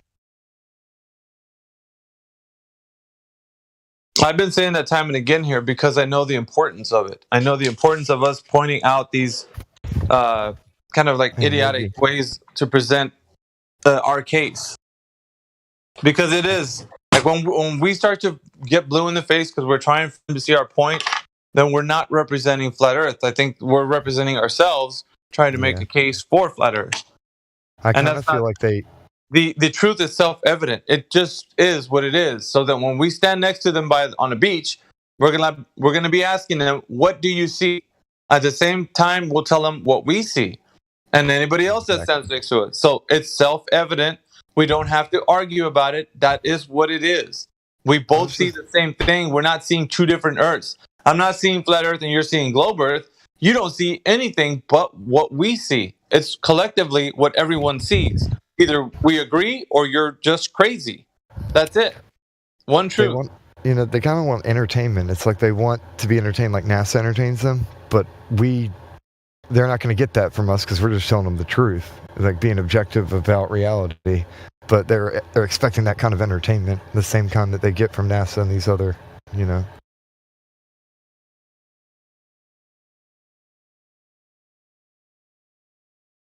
Yeah, it's kind of. I've been saying that in other ways, like they show up here expecting a circus, but it's like a lecture, more like class. I like it because of pridefulness when they come in here. It's important to me that they have that ego, because if they don't have that, coming into it, I think they're not going to understand how to be humble. Most of the time, people are like just respectable, like generally, but you have those people who think that they know what's going on. The more well-educated ones, I think they're the troublesome ones, to be honest, because they assume that they know everything when they don't. And so there's a clip from Tombstone. Doc Holliday was saying that about the guy, Ringo. He's like, oh, Ringo's an educated man. Now I really hate him. So that's the thing with these guys. When they're educated, they're so filled with this idea that they think they know what's going on. And you just, like, it's evident when you were listening to the debate right now with Whitsitt and Jaren and Planar Walk and the other character, whoever that guy was.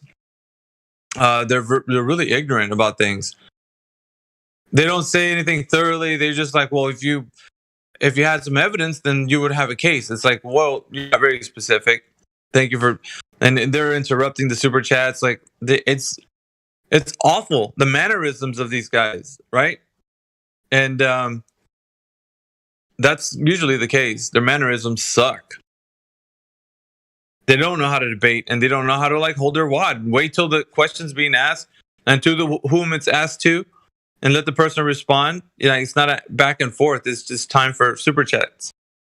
I don't know. It's disgusting, really, when you're listening to it. It's like people can't even be respectable, in a debate. Yeah, I feel like it's because most folks listen just so that they can respond, and not so that they can actually hear what is being said.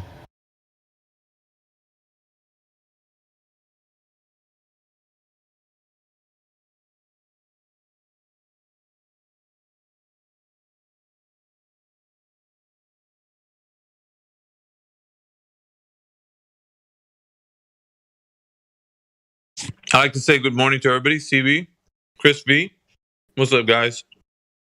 I'm chowing down right now. So, Dave, what's going on, sir? Conspiracy, what's going on? Batman, Morvis, what's up, buddy? Ether, how you doing, sir? Doing pretty good. Same stuff, different day. Just kind of working on making videos to continue fighting the good fight, kind of thing. We gotta generate fresh content.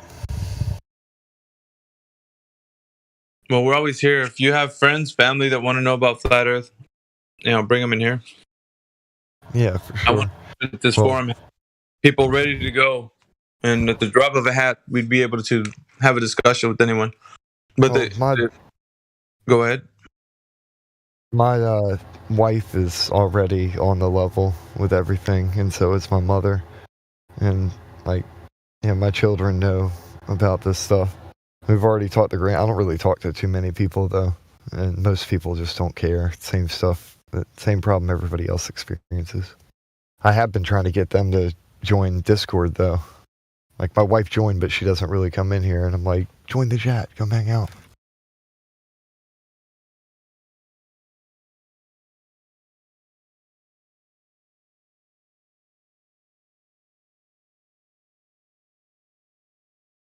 The globe is super lazy. You don't have to do anything for it. The thinking has been done for you. So people usually are like busy with their lives, so they don't have time for anything like that because it's already been figured out. It's convenient. Convenience is the killer. That's why a lot of people are apathetic, because it's convenient. You don't have to do the thinking. Somebody already has done it for them. Right? They use this term a lot, standing on the shoulders of giants, when that's just another way of saying that you're just a lazy ass. You just want to hang back and let somebody else think for you. That's nice. You don't like to think. Yeah. Or if you stand on the shoulder of a giant, it's like walking in the wrong direction.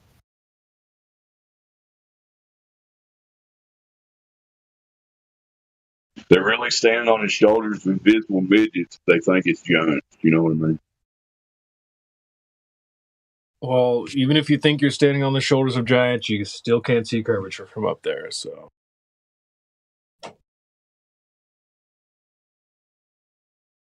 You just turned that into a quote. Sorry.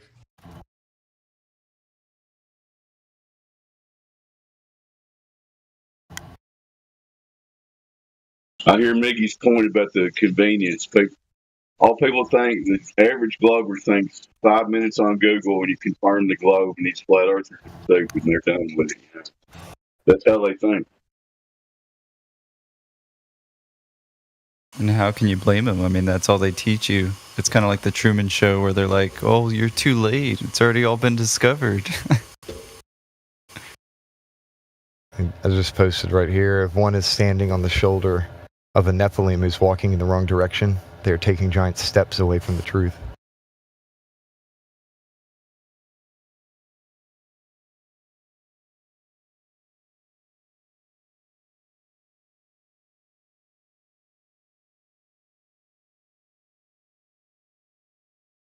And I posted that video because, you know, whenever we share those two images, sometimes it's a pain in the butt to try and explain what we're trying to say with those two images because people just won't look. I figured merging them together might get the point across with some people.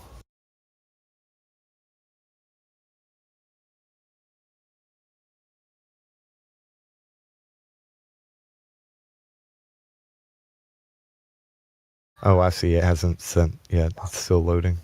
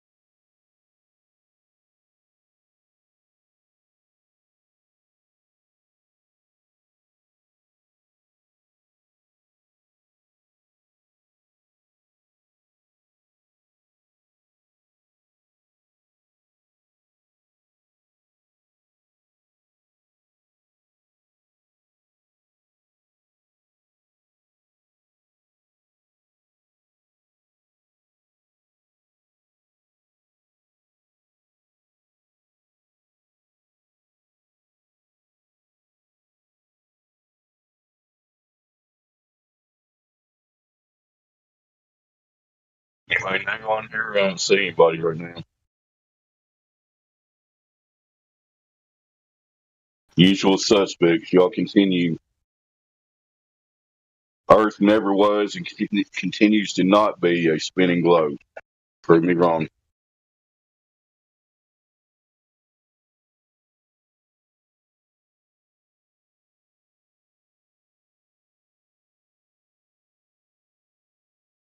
If you guys have any questions about the nature of your reality, you should jump in here and let's have a chat.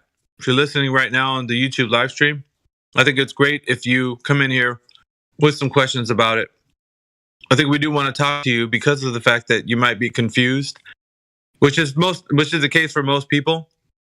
And that's okay. You can be confused about it thinking it's a globe.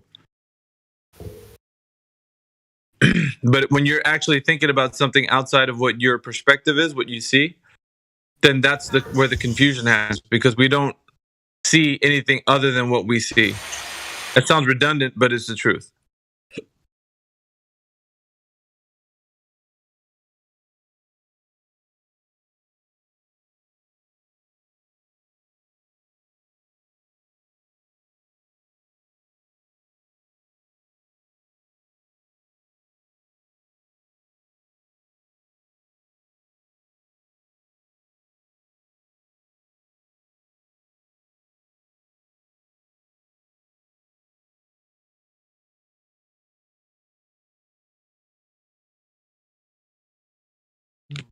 Some people just can't see it, Miggy. You don't see.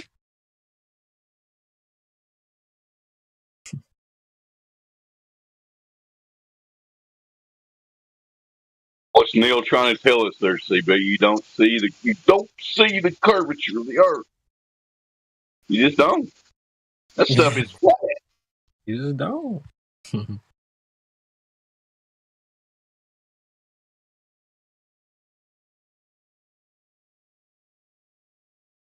Yeah, that's what gets me too, is it's just the lie is given to all of us. You know what I mean? And it just makes me wonder if it would have just never happened. You know, you would have been like, yeah, it's flat and stationary. I mean, you still would have been like, why are we here? But gosh, all the different paths that people would have taken differently just boggles me. You can see it right there. No curvature.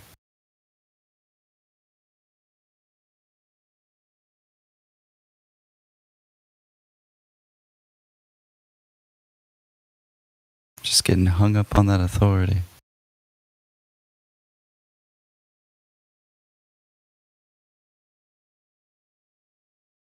How are you guys doing? I was listening pretty much on YouTube all day yesterday. Pretty good.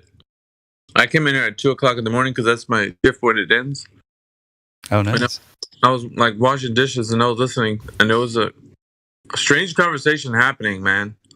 I was like, it's a mishmash of like, and I know, listen, some people's beliefs are kind of strange, but it's like the two people that were speaking had just finished doing like a bit of mushrooms, and they were speaking, and it was like way obscure religious speculation, kind of, I don't know, it was not even Christian, it was something, it was like spirituality or whatever in here.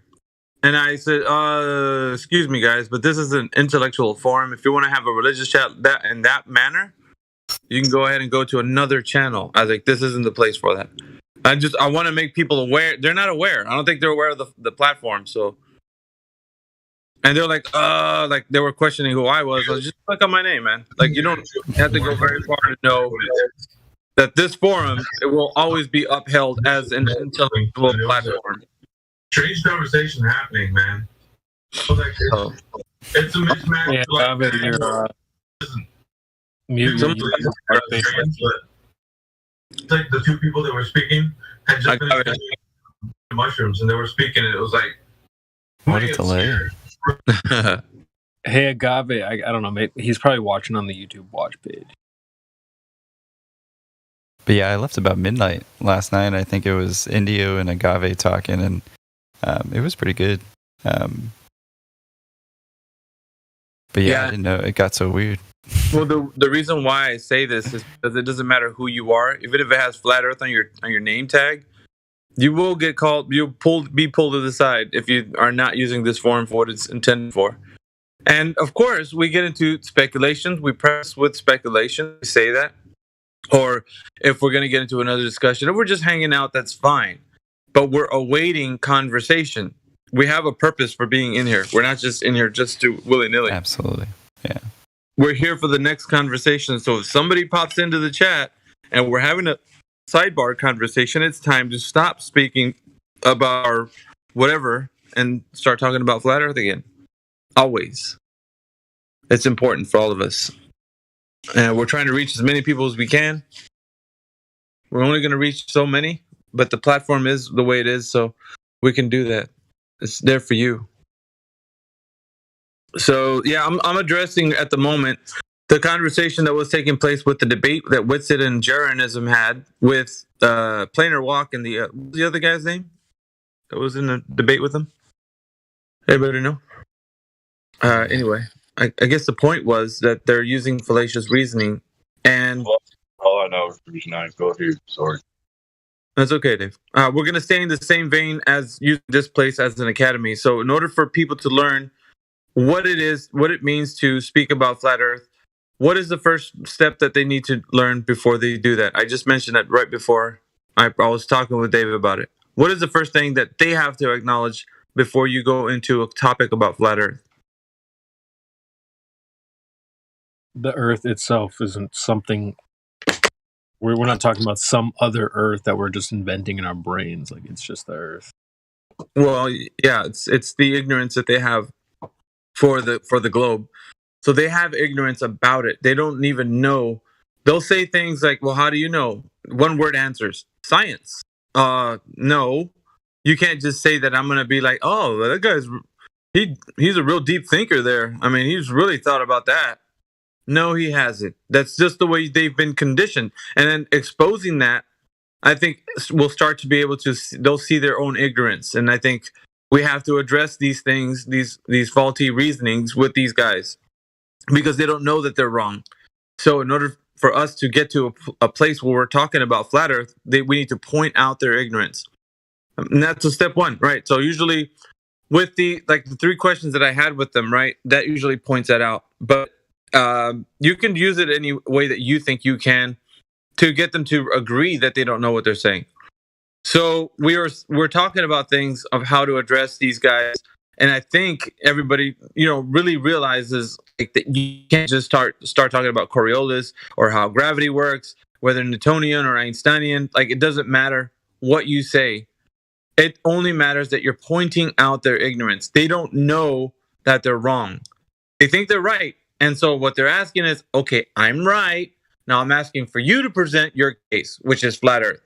Go ahead and give me a map, a model, or something that I can use so I can say how you're wrong because I have the globe. So that's what they're doing. And in a debate, that's exactly what a debate is.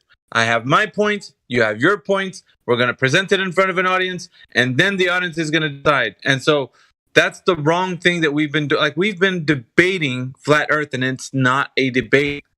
It is not a debate. It is more of their ignorance that we have to be pointing out. That's why I think I'm not good for a debate, because of the fact that I'm not going to be invested in arguing with somebody with their standpoint of ignorance, because that's all they're going to have. Is their stance is completely ignorance. They're not going to understand anything because they've been hoodwinked to believe something different.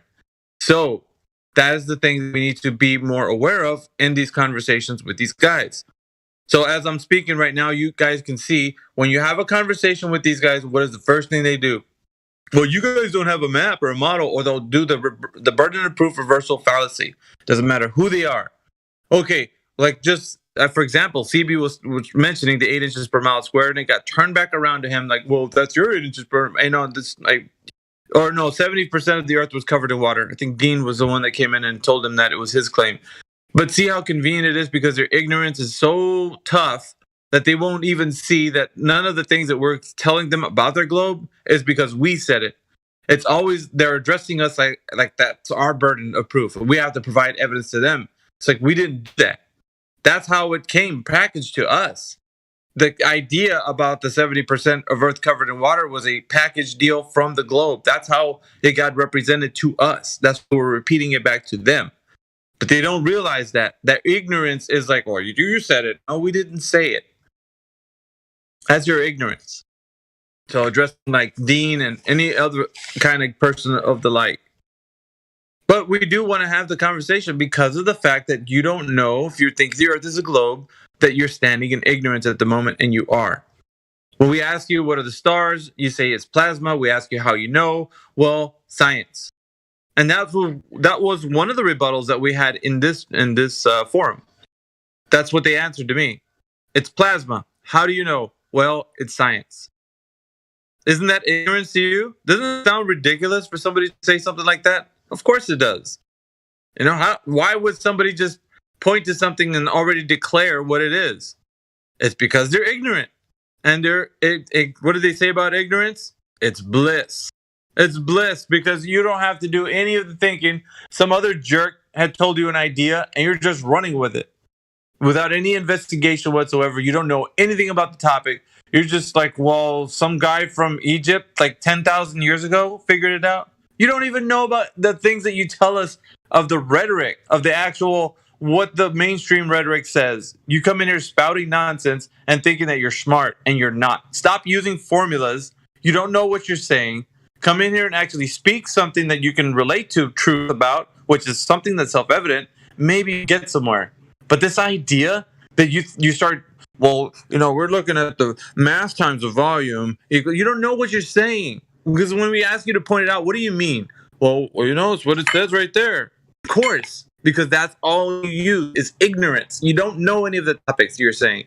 So I would challenge you, if you're listening to me right now on YouTube, come on in here. Let's have a discussion where we can speak about maybe some things that you think you know, and then I'll point it out to you why you don't know.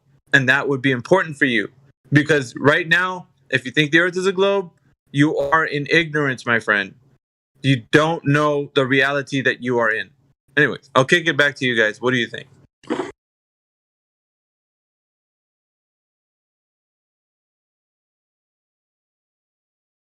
Yeah, that's probably one of the worst elements of debating. He's like he said, it's not even a debate anymore. But having a conversation with these guys about the earth is they just are ignorant. They do not know their own worldview. So bringing up any kind of uncomfortable truth is disturbing their comfortable lie. Nobody likes their comfort level, knocked down. So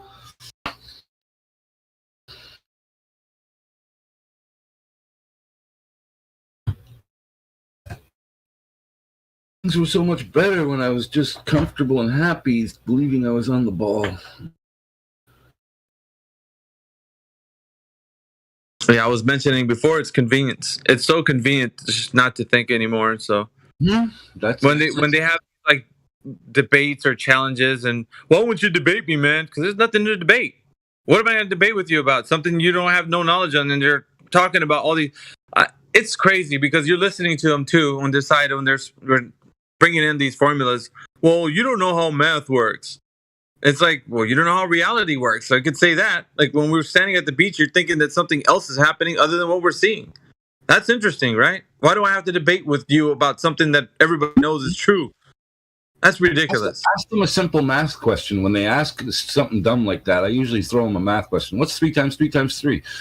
Like something silly. Even 9 out of 10 guys, like I said, nobody can answer anything. This is a problem. You get a lot of pride, arrogance. It all goes together, really.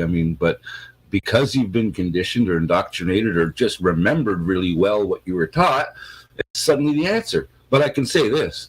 If I had control of the smartphone and what the answers were coming out of it, I could just do anything I want to anybody I want in this world. Because at this point, when you ask somebody a question, the first thing they do is go straight to their smartphone and either ask that Alexa thing or they pump it into the query bar and then get themselves the very first answer, and that's good enough. So if it said the moon's made of cheese and it's a zillion miles away, that's all they'll give you for an answer. No thinking, like you said, zero thinking required. Just accept what Google says, please.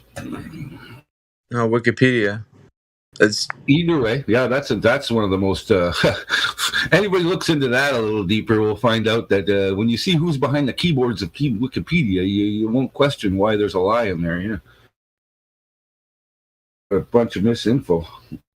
I think you're absolutely right when it comes to, especially Globers, when they hang on to that authority so much. Like if you were to really say, and a scientist came out and go, we actually do think it might be actually made of cheese, and we've done some samples recently, and people would really eat that up. No pun intended. I've said this before. I think Stevie kind of chimed in and said something about it being lore, and I'm going to solidify that. It is. They're fanboys of the lore. They can't get away from knowing how fantastic it is. Star Trek, and just going to be doing all kinds of crazy things out in space, and they're just fanboys or fangirls. Let go. It's the same people that go to Comic-Con and stuff like that. They just have 2 lives in their life, and they just can't be happy with themselves. They've got to have this extra character, But most of it is like trying to fish for what's happening in here. Hey, you guys want to debate? You want to debate the shape of the earth? It's like there's nothing to debate. We're trying to get you to realize that what you have right now is ignorance on the topic. You think you know what's going on outside of what we see, and then say like, well, the earth is moving, we just don't feel it. It's like a train going on the smoothest track ever, and you can't feel it. Well, if you can't feel anything, that's the point. You're not going to feel anything. You don't need to think that there's something else is happening about a train or a car or some kind of thing that's moving where you don't feel anything. And the whole explanation at the end of it is like, well, the train, you don't feel that acceleration. It's like, that's the point you were saying. You don't feel anything. If you're on a train that's so smooth that you can't tell it's moving, then how would you validate that it's moving? Exactly. I'll bet you those maglev things are pretty smooth, and they're probably you're on a train. Tell you're moving. I don't know. Yeah, still not the like when you get into the the broken analogy, the broken analogy that they try to use, it's all broken. Everything that they try to use, doesn't matter if it's a car, a train, a bus, a plane, doesn't matter. Whatever they're using, they're trying to insert no motion felt. And in their ignorance, because they're listening to some talking heads somewhere, right? Whether on Wiki or on YouTube or whatever. And then they're coming in here thinking, like, well, they got something to say. They don't know what they're saying. So pointing out their ignorance, I think, is the top priority for anyone. It's like, that's Again, what. You need a convertible car and you need an airplane with no roof. No, Wasn't there one the other day where he was like, imagine you were born on the train. Like, you didn't know. There you go. Like, how do you know you're moving? Yeah, how would you, even if you were born on the train, how would you validate it? How do you validate it? Yeah. That's the whole point, is how do we validate any of this? They just want to give you illustrations of it could be, not here's some proof. I cringe every time they start saying those idiotic things. It is cringeworthy. Because of the fact it's like, you have to go, well, think about it. No, we don't want to think about something that's not happening. Like, that's the point. Either you provide evidence, you verify the thing you're saying, and have some way to empirically say that we can falsify it, or why are we talking about stuff that we're, and the 99.9999 percenters usually say things like that. Well, it could be. It's maybe a simulation. You know what? It could be a dog's fart. Like, what? That doesn't matter about anything. Like, you can't. That's not anything to argue about. Like, that's you saying things. That's why we can entertain you saying things. Like, that's nonsense. Their answers they're giving, though, were acceptable in school. You see, so if it worked then, they think it's going to work on you too. Fortunately, like I said, that's their only response because it's the only thing they've been conditioned or indoctrinated to repeat. Again, no options, no other thinking, no critical thinking, nothing to do with it. Again, tell them their great-grandfather or great-grandmother would have been taught that the earth was flat in school. So, pretty silly. So, this isn't a debate. And that's what I'm pointing out. Because there's a lot of things that are in the realm of like, oh, this is going to be a great debate. Why? It's not a freaking debate. It's a game over, man. Like, you haven't realized that you're ignorant. That's the whole thing I'm going to point out to you when we're talking about the shape of the earth. You have not realized that you are ignorant, and ignorance is bliss. So you're just wallowing it like a pig in shit. Sorry, excuse me, but yeah, that's what it is. It's like you're just rolling around in this turd fest, and you're thinking that you know what's right. Coming in here pointing out to everybody that you're going to talk about formulas. That doesn't help your case. Them, though. It's like you said, it's comfortable. Pigs are happy and shit. Like you said, it's very comfortable. That's what they do. Therefore, it is not a debate. Like the case is really strong for that side. Is they don't know what they're saying. So when they're in here sounding like they're intelligent, and then you ask them, well, how do you know what a star is? Well, see, the star is plasma, and stars are like the sun, and the sun is like the star. You're a freaking idiot. When have we ever seen the sun look like a star? When does the star ever look like a sun? You're lucky you got guys that even get that deep into the conversation, because most of them don't even survive the first 3 minutes. Because again, like you said, they come in blabbing and parroting what they were told. You can just battle them down immediately, especially just something simple like curve. Where's the curve? Where's the curve? Where's your map or model? I was like, freaking guy, you don't even know what you're saying. First of all, you think that the earth you live on is what you're claiming it is. Provide evidence for it. So like I said, complete offense. There is no defensive position for flat earth. Now, want to talk about flat earth, that's something different. We can speak about it all we want. But going into a debate, as in you present your globe, I present my flat earth, that is ridiculous. That has no place for logical discussion. Because we see the same thing those clowns do. Every single one of them. Unless they start seeing some purple, pink elephant, well, whatever, some kind of craziness, then of course we don't see that. But obviously we're all here together collectively. We can all say that we can stand at the beach together and see a flat level horizon. Like that's obvious, self-evident. I take offense to that as a clown. All the clowns see it as flat. I don't know what those guys see though. What's a cartoon ball? Get it? The clown. Yeah. That's why I challenge anybody listening on YouTube. Come on in here. Let's have a conversation. If you think the earth is a globe for sure, and you just got that lockdown proof, you want to come in here and tell us about it, go ahead, let us know. What do you think the Earth is? Because it's definitely not what you think it is, but we're going to allow you to go ahead and say what you think. You got some evidence? Come on in here.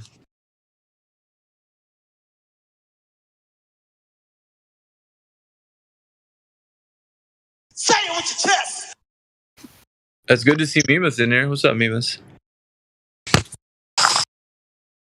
Not much. Just chilling out, send off a bunch of invoices.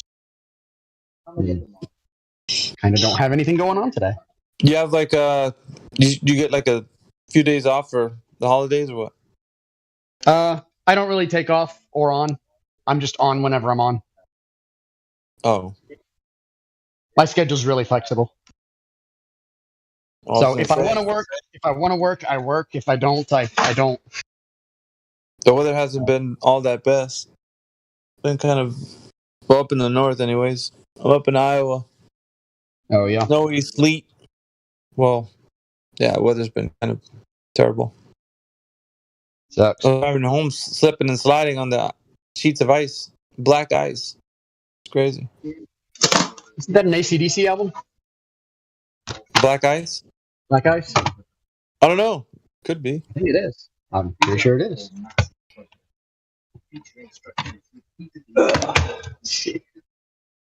I'm also trying to disentangle. I'm also trying to disentangle all my ex-wife's crap from mine, so I can throw all her shit in storage. You got a lot of stuff? She got a lot of stuff? Yeah. Yeah. What are you doing in my swamp? Yeah.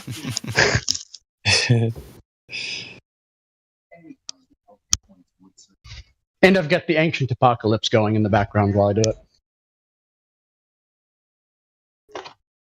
The Ancient Apocalypse? Is that what you said? It's the on Netflix. Oh. Did you see that one that I don't know that one guy that's made these that like he did a documentary of like all the old ruins? Yeah, that's Graham Hancock. That's what I'm watching. Oh, you're watching it? Yeah. What episode are you on? I'm rewatching it. So I think I'm on the episode in North America where they're at the Indian Mounds. It's where they get banned from the site. Oh, they banned them? Huh. Yeah. They found out after filming that they then got banned from entering the site. From not the archaeological site, the park. They're banned from entering the parks there. Why would they do such a thing? Why not? Interesting. Yeah.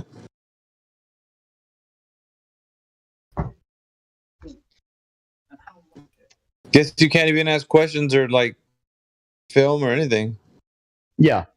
It's funny how everyone's willing to latch on to stuff that was developed in the 19th century. Mm-hmm. Right? Like all these ideas, all of them, all the stuff we believe today was all developed in the 19th century.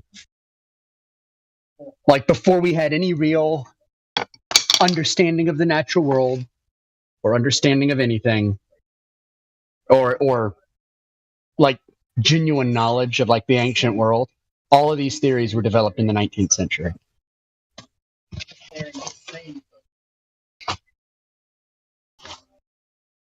So, for me, it's a given that it's all wrong. I'm not a fan of Hancock at all, really. I mean, he's got a few intelligent points, but then again, he thinks he lives on a spinning ball. So.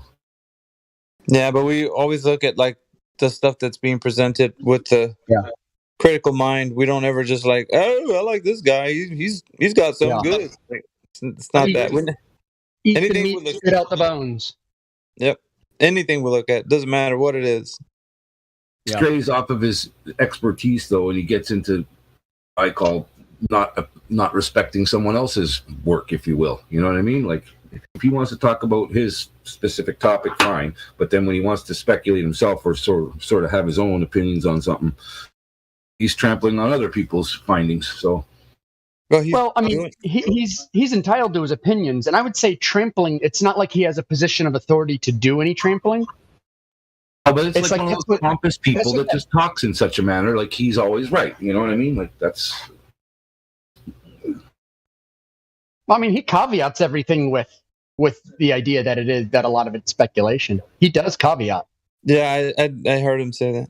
He's a little more down to earth than say a couple others. And one that's pissing me off is Tellinger now coming out because we talked to that guy freaking years and years ago and he laughed us off. Oh, who is Tellinger? Michael Tellinger. What is he? What is his? What is He's he? the Ubuntu guy first of all, and then he had good intentions and good thoughts, ideas, and what have you. Just a lot of good stuff was going on back then, but he's just obviously undenominational, if you will, or just got that atheistic view of everything. And of course, once this came out, when he was told, he had a good influence. We wanted him to be one of those guys. We thought, okay, this guy seems really honest and forthright and all of that. Like he's a perfect candidate to on the Flat Earth team, Well, wouldn't hear it. Same with there was a couple guys. There's a couple have done this lately now. It's kind of upsetting. Well, there's been the Olive Branch reached out to like the likes of Ken Hovind and such, and he just kind of spit on it. He don't want to have nothing to do with it. So it's like, yeah, he took a left turn there somewhere though with that jail visit. So, I mean, you make the bed that you lie in because it's like now it's like people that were really wanting for truth to get across to you, and you're just like, I don't know, would you want to say punch down on the people that act like they're ignorant, they're stupid, and you make declarations like all people who think that this is the truth is following falsehood. It's like when you become so staunch in a position that way, then there's no speaking to him. All or nothing. Yeah. And again, it comes with the following and the high position, if you will. Again, you can't kick them off their high horse in a lot of cases. I like the fact that there are a few out there that are humble enough to stoop down a little, if you will, and come down to the level of the average layman. Whatever happened to that pastor? That was an advocate for Flat Earth. There's a bunch. Dean Odell, I think his name is. Yeah, he must still be around, but again, you can find lots of arguments between them themselves. I mean, this he's ever going to agree on everything, obviously, but.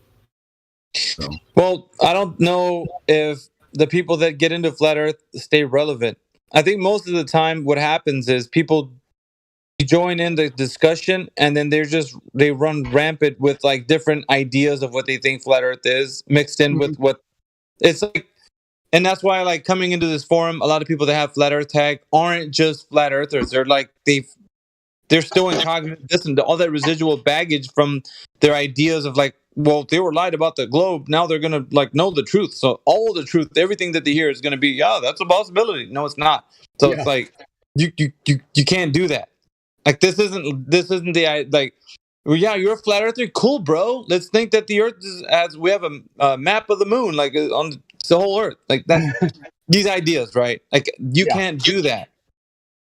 That's how we got in the mess in the first place. Like making all these assumptions, like that. You cannot do that. You have to just think about things logically, and it is what it is. Like I mean, we're dealing with it on all levels. So just having people like really, and that's why I'm not very liked in this forum when it comes to flat earthers because of that fact. I will always just like listen. Like if it's something that you can verify, you can talk about it in a way that we can all look into it, and that's great. I like it. But when it's something that's speculation, just say, hey, it's my speculation. There's no harm in that. But when you're coming in here as a matter of fact, as a flat earther, then you might end up in a bad way because of that. I proudly share that judgment with you. I don't know. I've always expected like this forum was something different, and people even say that this forum is not the same like these other flat earth platforms, and it's not. We've curated it to be what it is. It's painstakingly curated to be this way. People hate this forum if you can't use your speculation as a matter of fact. And they're like, well, I'll go somewhere. Go ahead, man. Like, that's the point. That's these other forums. there's a time and a place for everything, and the people that have the platform can determine what they want to restrict on their platform. I have no problem with that whatsoever myself. When it comes to especially something like this where you can join and speak and any Joe Blow can show up. So yeah, there's nothing wrong with having some stricter rules, but it's nice to have a place too that if you wanted to get a little deeper with someone, that you can go wherever and then talk to them. But again, like you said, oh look, Mr. Sensible popped in here. It's funny because there's one of the prevailing worldviews among not just flat earthers but alternative cosmology in general is something that intellectually I'm very on board with, and it's the thing that I come to blows the most with me saying, look, a lot of that speculation, I'm not going to go into what it is, but there are things I believe, but I accept that it's a belief. And I won't insert it into anything I talk about at all. Exactly. Because Meme, I don't know if you know. I don't know, guys. I don't know if you know. We just have Mr. Sensible pop in here. He was on a debate with Witsit. Is he unmuted? Can we unmute that guy, Mr. Sensible? Do I know Mr. Sensible? He was on a debate with Witsit. I think Witsit had a debate with him and Conspiracy Cats. Okay. Is he? Let's see, what roles does he have? Because if you're in this VC, we do want to talk to you. So go ahead and open up your mic if you got. If not, let me see if I can give you a role. Oh, he doesn't have any. Okay. All right, I just unmuted you. If you are who I think you are, you don't need any introduction. You can go ahead and speak if you want. Mr. Sensible, are you there? Hello? You are unmuted. You have control of your mic.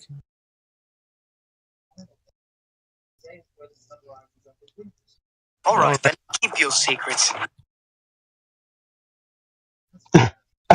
All right, keep your secrets. I went ahead and gave him VC verified in case it's. Thanks, man. Done with him. Oh man, I might get up my good microphone. This might be interesting, and it might not.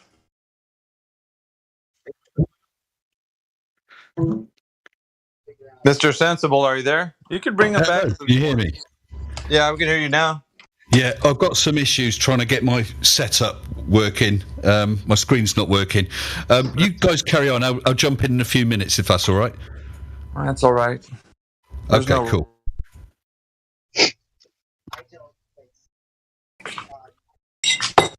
Hey, by the way, before you come back again, you are the Mr. Sensible that has had a debate with Witsit, right? Just to be sure. I just lost the sound then. I heard you saying, am I that Mr. Sensible who had that debate with Witsit? Yes, I am. Yeah. Okay, good. We can just label him Globe Earther then, Meme. Okay. He's good to go. No problem.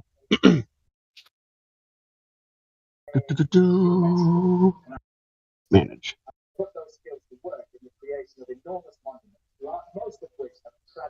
Yeah, I think I'm all sorted now. Any other? Before he starts talking, I want to make sure it's a one-on-one and a civil conversation. You guys know the rules. Sorry, go ahead, man. It's. I mean, yeah, it's an open forum. You guys can chime in. But yeah, this is Mr. Sensible, the guy who had the debate with Witsit. So I guess if you wanted to talk to him about that specific thing, or I don't know, maybe if you want to say something, Mr. Sensible, it's up to you. But we already know your position. But if you want to state it for us, why do you think the Earth is what it is, and what evidence do you have to back that up? So that's usually our introduction for everyone. So you're no different, getting no special treatment or anything. It's just how we operate this forum. So if you just want to give us a rundown of what you think the Earth is and why. Your position, basically. So everybody here knows who doesn't know you. Well, basically, I was just trawling around, and I just saw that I had the 24/7 Discord link on my set of links, and I just thought, oh, I'll have a listen, see what they're talking about. That's all. Yeah, standard globe position. The prevailing, beg your pardon, prevailing view of how the Earth, the solar system, and the galaxy is understood to be and understood to behave. All that you would expect from a globie. Could I ask kind of a cognitive question? Ask away. Sure. If I were to ask you, how do you know for certain that you're in a galaxy, what would your answer be? How do I know that we're in a galaxy? How do you know for certain that you're in a galaxy?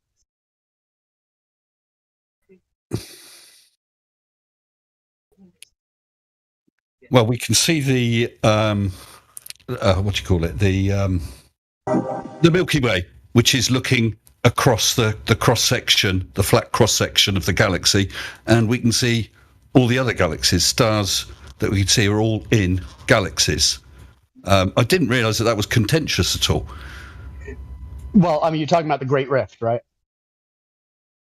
Well, isn't the Great Rift one of the gaps between arms of the galaxy? We can see the dust clouds and the band of stars of the Milky Way as we look towards galactic central. Sorry, I got a spam call right then. If you never looked in the mirror, would you ever know what you look like? Well, I guess there's other ways. Looking at reflection in water or something.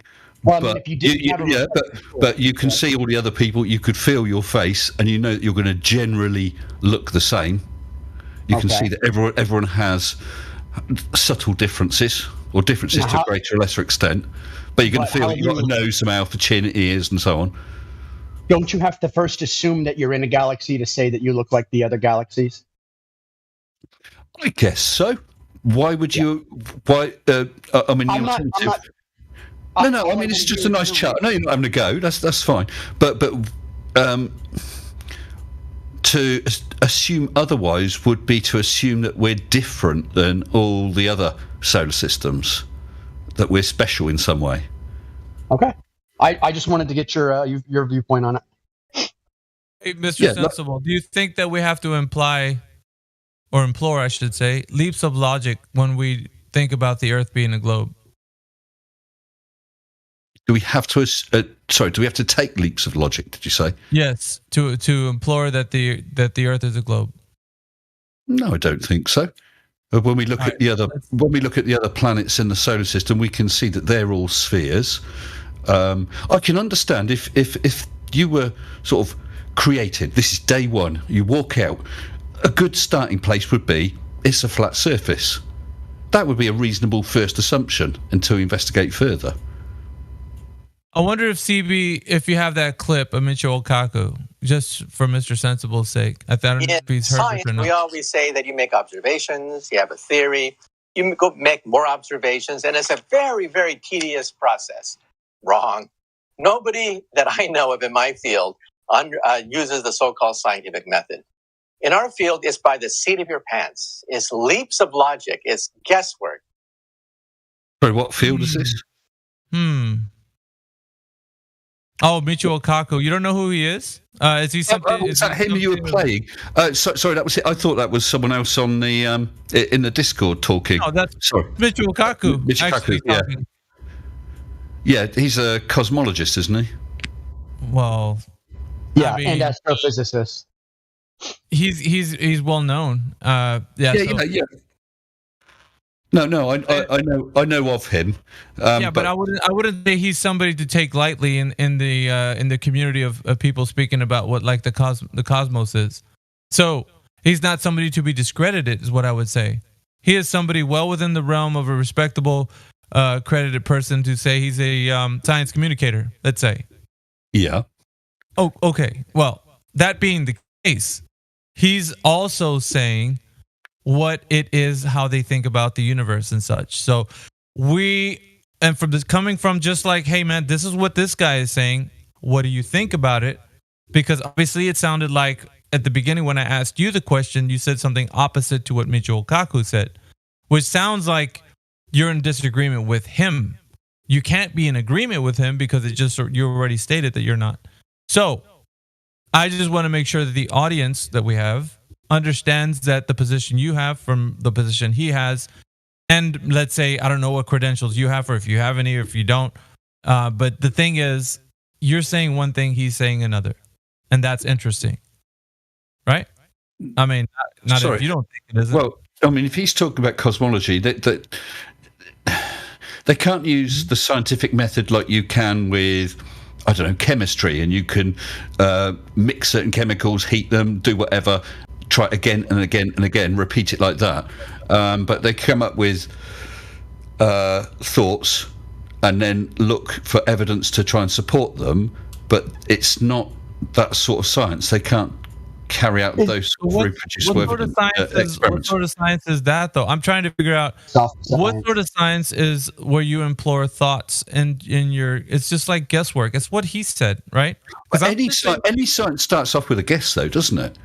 If I had, go on. Real Sorry. science, right? Real science first up starts off with an observation of physical reality, and where you're observing the effect of something. The guess always comes from what have I observed in order to be able to guess what I can vary in order to prove a cause. That's hard science. So it requires an experimentation. Yeah, I mean, with cosmology, you're observing something and trying to come up with an explanation. But that's just with many aspects, it's going to be hard to come up with an independent variable to manipulate. With some, not so. For instance, right. like distance to the nearest stars, we can use parallax over 6 months, the parallax from the position of the Earth, and see the change in the apparent position of the star against the background star. Background stars to work out a distance. So, with that, there is an experiment you can do. With other things, maybe not so much. What experiment are you referring to?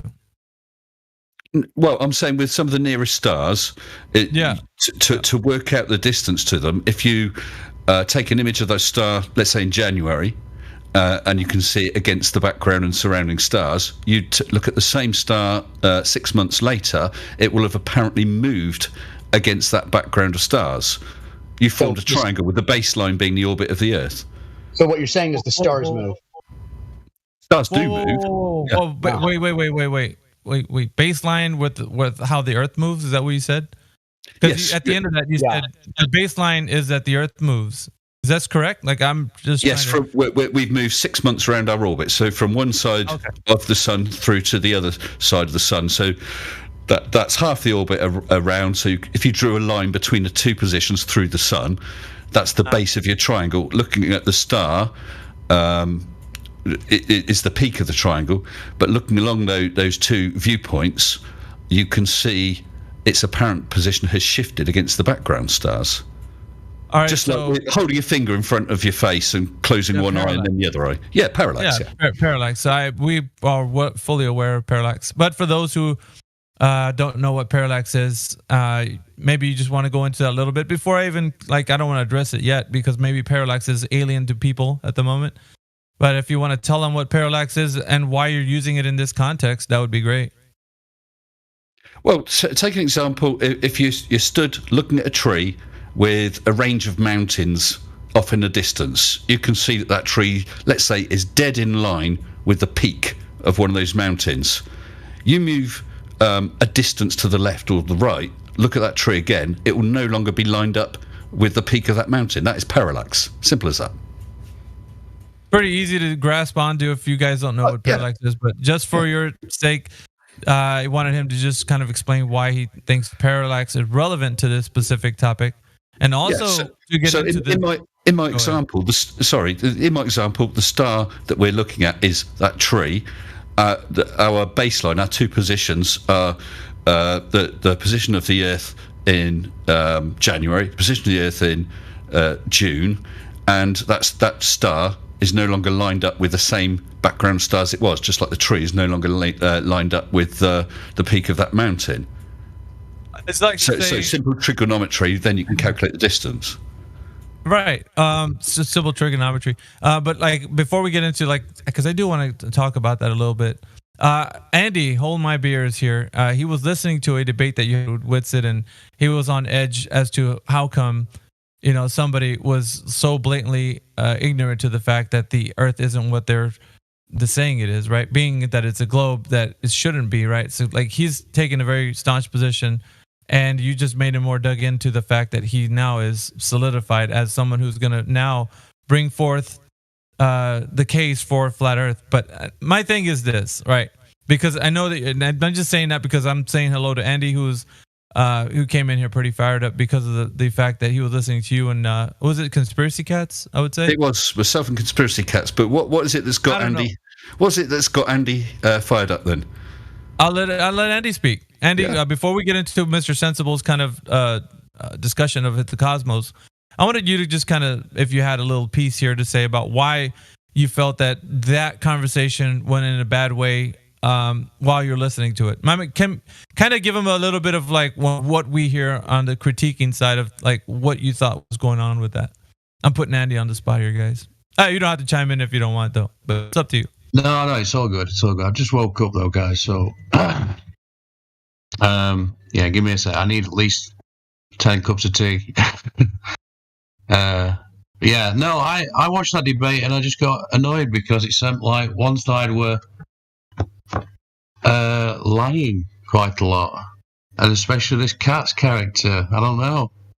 I just didn't like the debate tactics as well. And what the hell was he doing with this statement? Like, oh, this is what he's going to do, and he's going to make these, sound fancy and say these fancy words. And what was he doing? Why the tactics? It just really got to me. Are you talking about his thing about predicting the future? Or he was a time traveler. Yeah.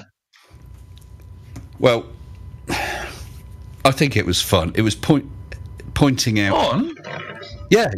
He was pointing out that it was absolutely known what would happen. That Whitsitt would not produce actual evidence. But I mean, you'd have to take that up with Cats if you wanted to take it up. You know what I mean? I can only really speak for myself. And by the way, I didn't say hello, guys. I just sound like the usual stuff for you guys. Just ad homs before everything was said. But I didn't ad hom. I showed. I'm going to struggle to remember what evidences I showed. I showed the thing about neutron detectors detecting the sun from around a mile underground, and they do most of their detection during the night when the sun's on the other side of the Earth, and you can see the direction the neutrons are coming from, which would be impossible on a flat Earth. The next evidence I gave were the tow tanks that they use for modelling ship hulls and so on. I used the Southampton, I think it's called Bouldra Wood tow tank, about 138 metres long, and it's got rails for the gantry to roll along. And they have to be I'll just finish off. They have to be perfectly level, and that is a curve, and it took 2 weeks for it to be adjusted. There's a hump, if you like, of 0.6 millimeters over the length of the 138 meters. And I can't remember what my third. The third one was wasn't it my Mage balloon? Can't remember. Well, where's that hump at the Suez Canal? Yeah, I think Mimas wanted to jump in here real quick, and I still haven't addressed Mr. Sensible. I mean, I don't think metal warping in a poorly built ship is proof of something. No, that's not what it is. They got a tank of water, 138 meters long, and they tow a model along it to see how it reacts, because it's got a wave maker in it as well, to see how the ship's body would react in the water. Now that tank has to hold the model ship without pushing it down, without pulling it out of the water. So it has to be freely moving. So it has to remain the same distance above the surface of the water. The gantry runs on rails, which must maintain the same distance above the water level along the entire length. And once those rails are adjusted for that, there's a 0.6 millimeter hump, if you like, along the entire length, because so in 138 meters. And 0.6 millimeters? Yes. 0.6 millimeters. Okay. Yes. not I'm much. sure that's within the margin of error for anything, though, isn't it? Well, they use a microscope and a pin breaking the surface of the water, or just not breaking the surface of the water. And I think there's about 400. You know, like on a railway where you get the metal clamps that hold the rail to the sleeper. Yeah. There are about 400 equivalent clamps like that had to be adjusted to make sure the rail didn't lift or sink down towards the surface of the water to maintain a perfect level distance above the surface of the water. Okay, so I do have a question then. So there was a hump of this metal. Was there a hump in the water? Yes. Do you have paperwork for the hump in the water? Or Sorry, just do I in the have rail? what? Do you have the documentation for the hump in the water or the hump in the rail? I can post a link to that if you wish. Sure. You have to give me a minute. So carry on. I'll. Yeah, we're gonna put a pin on a specific discussion that we had about the cosmos in order for you to address this specific one. But we'll get back to that other one. I think it's important. Once you finish up with this one and we tidy up a bit on this, then we'll move forward to that one. I don't know where you want me to post this. It's just in the lobby. No. Okay, so you're new to this forum, correct? Yeah. What you have to do is go to the live stream voice text, which is above the Got it. Yes. The one here. So okay. You should have perms. Yeah, you have perms. Yeah. Does he have any perms too, or is it just links? Do I have what? Let's see. Can you post an image? I think he can't. He needs image embed role. Let me give him that. Right. Well, that's the link to the website. I'm just trying to find the actual. No, you have to be able to post images as well, so that everybody can see anything that you want to present. 1 second. And by the way, I'm gonna preface this sensible because things in here. This is like a very much intellectual forum, so you're not gonna get what you get from other places. This is gonna be really. I think it's really hard for globe earthers to be in here that take a staunch position. So, I would say fasten your seatbelt because Kansas is going bye-bye in a moment. So I just want you to be fully aware of where you're at. This isn't like a debate. This isn't a debate forum like you're used to. I would say this is way, way, way different. And I just say, just be in here. Don't get scared. If you have somebody else you want to bring in, that's a friend of yours or whatever, that's great. If you want to have a buddy, because this isn't like for flat earthers. This is not even a great place to be if you're speculative, I would say. Flat Earth or Globe Earth, it doesn't matter.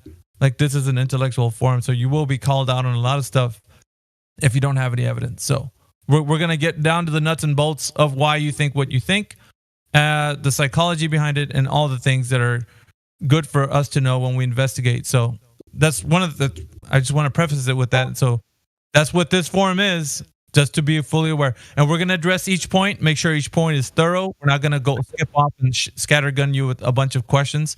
We'll let every person that comes in finish their point, and we'll move off to the next person. We're not going to have a dog pile. It's not how this works. So if you're in this forum, you've been in here with me, you know that's the way I run things. Don't dog pile, Mr. Sensible. Let the person who's speaking finish their point, and then allow the other person to come in with another point. If you do start to dog pile, I will mute you. So don't do that. Hey, Mickey, I'm gonna have to run for a little bit, but it's in your hands. I got you, bro. Well, I just posted a couple of images of the ones of the tank, and the second one is more details of the rails with those adjustable clamps on. I can't find the direct link to the document so I'm still looking for that. No worries. Whenever you get them. Yep. I have a quick crack at this math here. 138 meters, 414 feet, approximately a 13th of a mile. Looking for around 0.61 inches bend. And you're talking about a half of a business card. You're very polite, by the way. I must compliment you, sir. Oh, thank you. I don't have a problem with chatting to anyone. There's no point in just slagging people off, is there? Well, it's the nature of the beast, Mr. Sensible. and as you can see, both positions are pretty upset about each other. So it comes with the territory. So the thing is, it should be expected on either side. And with that, with this forum, however, I run a tight ship, so I don't allow just the dogpile. Everything has to happen in an organized fashion, and people coming through are going to address you one at a time, and they're going to fully go through whatever they want. And we can have people that support what they're saying. They can pop in there and support what they're saying. There's nothing wrong with that. You can have somebody on your side come in there, pop in and support your side. That's how this works. But we will get through every topic thoroughly. There isn't anything we're going to leave up for questions. There isn't. We go through everything as much as we can thoroughly with everyone. So we want to allow the person who's speaking with you go ahead and finish what they're saying. And guys, remember, if you're done, just say, I'm done. Anybody else can chime in. So we won't know that you have another point coming up. Please allow I'm good. You can go on. I just wanted to establish that math for a moment. Thank you. Thanks. Anybody else want to jump in and have a conversation with Mr. Sensible? Other than if nobody does, then I have a point to bring about the cosmos. So I'll wait, you guys, if you want to speak with him. He's the guy, if you guys may or may not know, had a debate with Witsit. Him and Conspiracy Cats went a 2-on-1, I think, or 2-on-2. I don't know who else. It was supposed to be 2-on-2, but the other one was Brian Leakey. So that's right. He didn't really like that. Anyway, but that's neither here nor there. We want to know if you have any questions about what Mr. Sensible is thinking about. He's very much in the position that the Earth is a globe. The evidence speaks for itself, according to him. So this is your time, guys. If you wanted to speak to somebody who's in a position that thinks the Earth is a globe. Really, I have a really quick question, Miggy. Real quick question. After getting smoked in a debate, how are you still a globe earther? Smoked in the debate? Which debate was that? Any debate with Witsit in it? No. Witsit is rather famous for his word salad. He spouts lots of stuff. He did not address the toe tank. He did not address the neutrino detector. And I have posted those couple of images. I posted the link, and I'm just about to post a screen capture of the relevant part of that document. Here we go. This is the bit that says about the hump, if you like. I don't know. Is that come through okay? Can you all see that? Yeah, there we go. The rails must be aligned vertically to follow the curvature of the Earth horizontally and in roll. In Southampton, the sagittor for an east-west oriented tank of 138 metres is about 0.6 millimetre.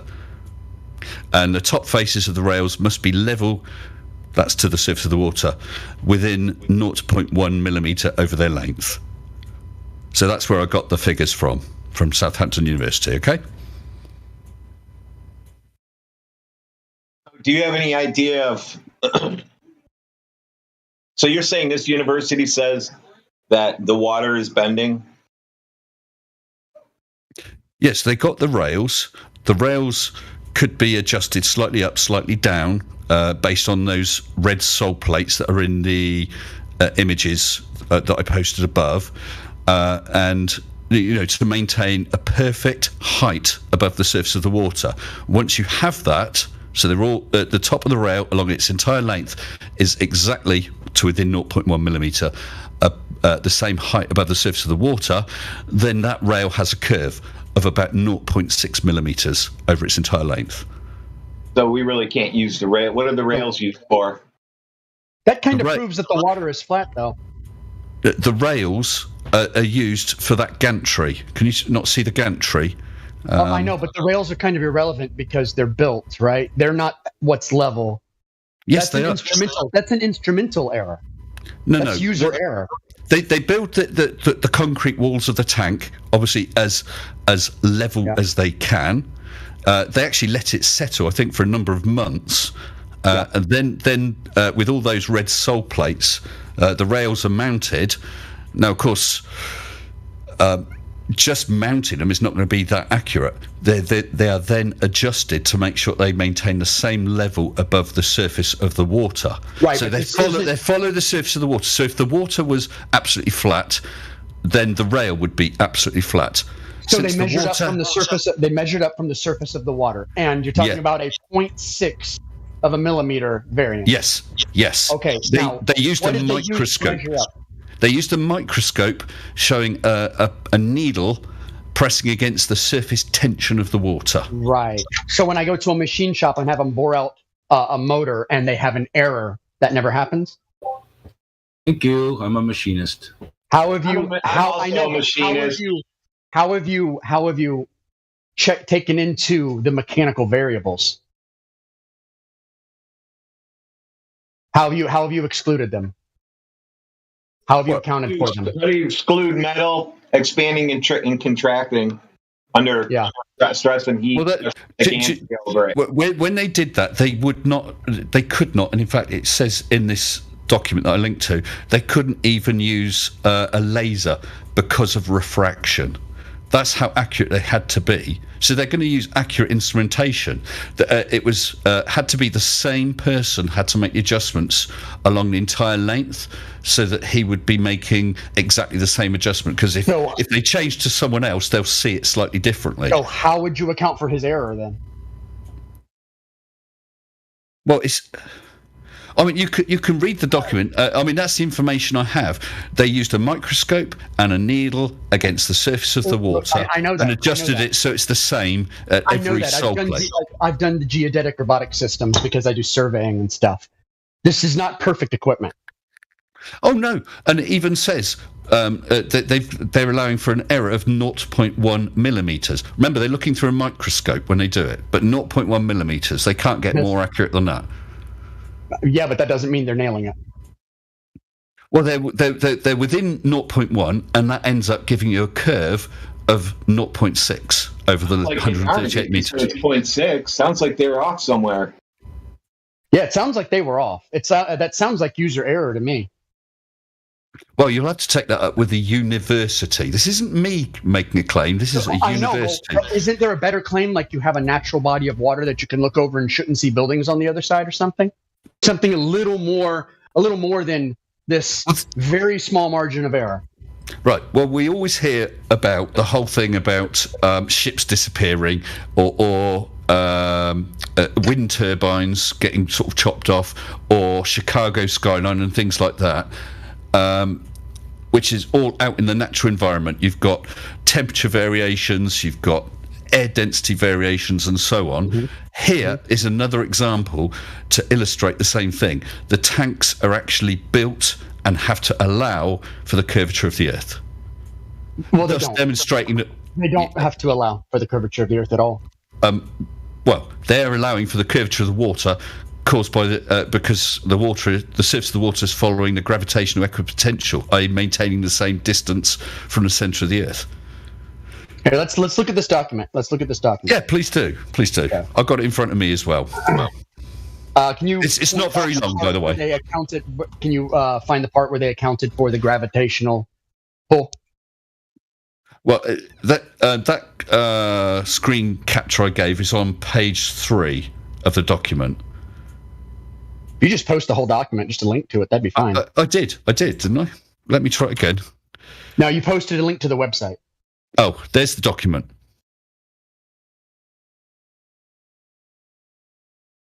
And this will be the same with all tow tanks. It's just the one that I used in a couple of debates. And as I said, it's on page 3, and it's the bottom left couple of paragraphs. Sorry, page 2. Beg your pardon, page 2. Okay, that's page 2. And Dave Hinkle, I didn't say tow tags. I said tow tanks. TANKS.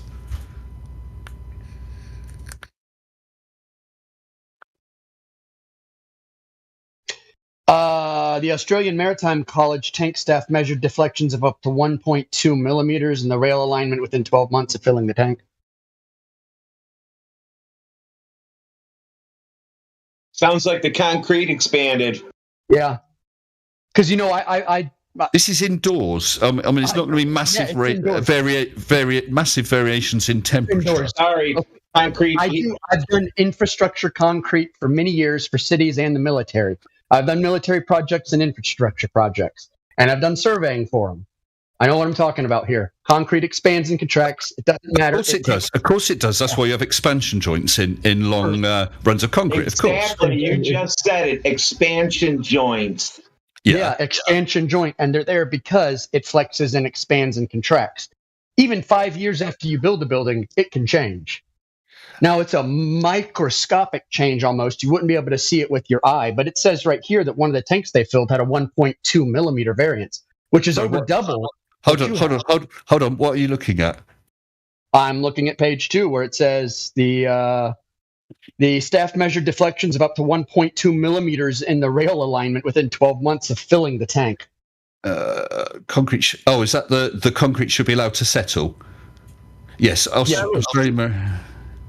Got two things involved: the mounting and the concrete and the metal. So there's a couple factors. So yeah, they got deflections within 12 months, didn't they? And then looking down, so the tank was filmed in June 2015. Alignment started in January 2016 to allow time for the concrete to settle. Yeah. Okay, may I? A half inch or something, you'd start to concern me, and I would be looking into this. Other than that, I have to question also this test that they're doing with model boats on this little canal, if you will. What's with the high precision rate here for something that's going to be buoyant, if you will? Because the model of the ship, let me see if I think is there any images there of it? I don't. Well, at the bottom you can see a model of a ship. It's actually suspended below a gantry which runs along those rails, so it's got all the monitoring equipment on it, and I think it goes up to 10 meters per second. It goes quite quickly anyway, but you don't want it pushing that model down into the water or pulling it out of the water, because that will affect the readings. I'm sorry? I can understand quarter inch or more. I can understand that would be a variable. But honestly, we're talking about a test here. This isn't like absolute precision machinery. There's a lot more things in this world that are machined with higher precision. So to me, that test, that's as accurate as you're ever going to get, even if you did have up to a millimeter or more variance. That's dead level as far as I'm concerned. Sorry, I've just also seen on that page that we're looking at, page 2, on the right-hand side, just above the photograph, it says the vertical alignment of the south rail was checked in 20 spots in June 2016. So that was 6 months later, and it showed that the concrete had not moved during that period. So, they allowed for any settling and whatever before they adjusted the rail, and checked it 6 months later, and it hadn't moved.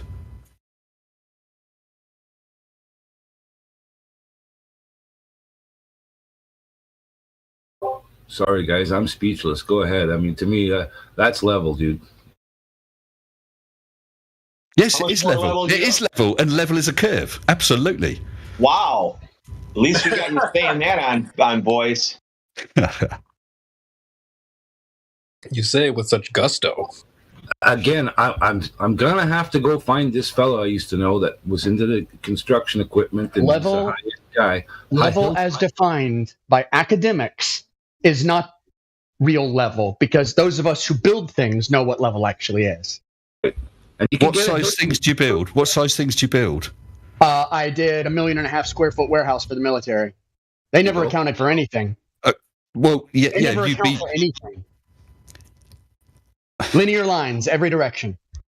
Hilti makes a laser level 75,000 feet. So, and you can go to the tool shop, buy a tool called a level that comes in all different lengths, and it has 2 mediums in it. It has a gas medium, and it has a fluid medium inside of the canister, and it shows you what level it is. So I'm trying to figure out how you build words into a definition that actually try to find the base of a tool.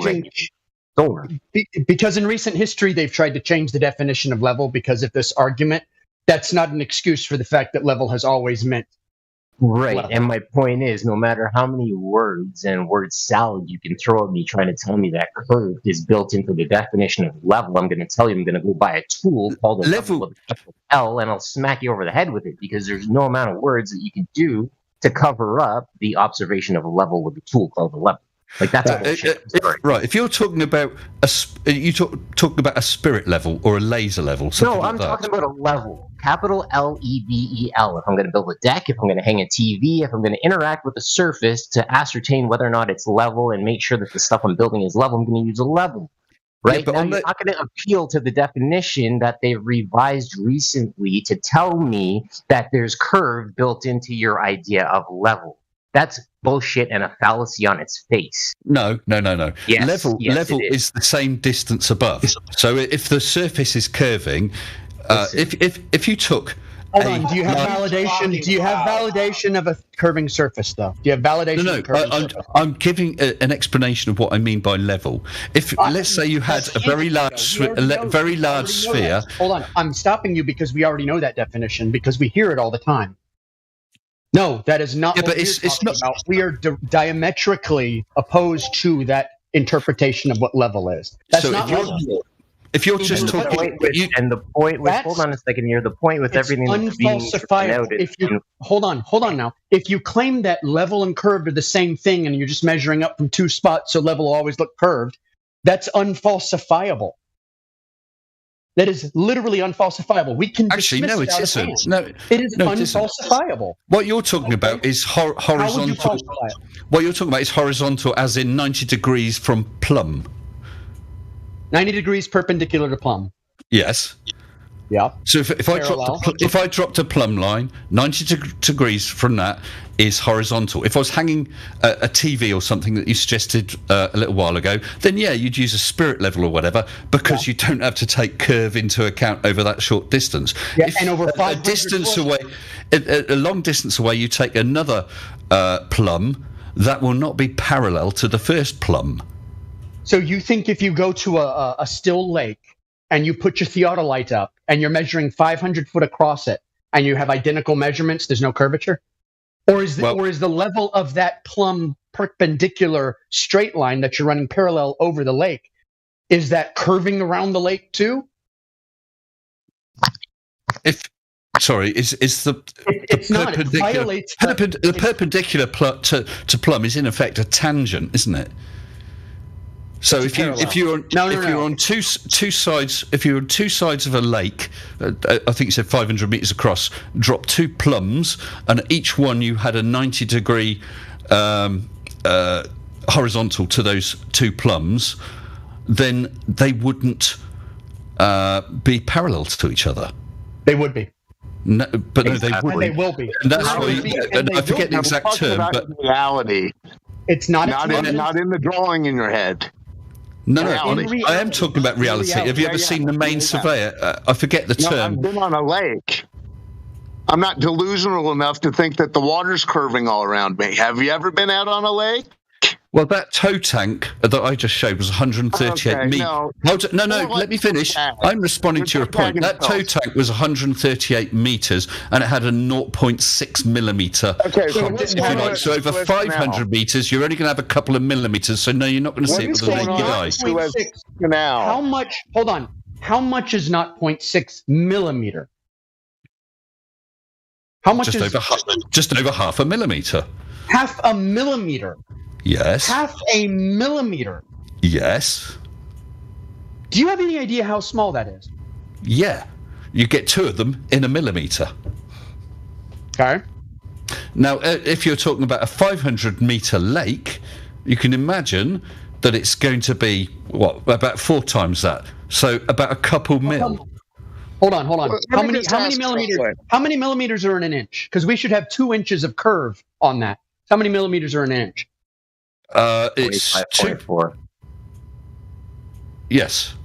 So you're off by 25 times. So there's no curve. I don't really quite follow what you're saying. Because at 138 meters, you would have about 2 inches of curved Earth. You would not have wouldn't.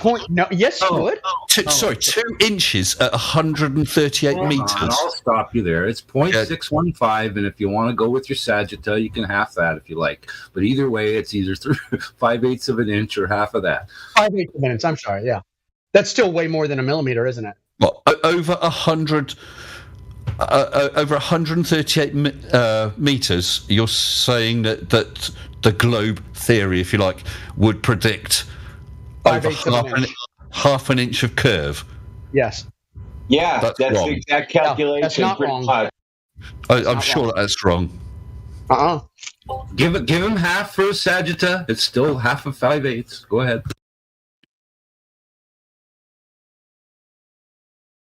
Sorry, who go ahead? No, if let me ask you real quick. If level is curved, is globe flat? Yeah, we're not gonna skip off. We're gonna stay on this one at the moment. Chad, if you're here, Chad has had studies with mathematics, so he would be the one to actually point it out to you, Mr. Sensible, if you're wrong. And I would say that to label your level and our level. Your level's called radio guys, level. can you hear me?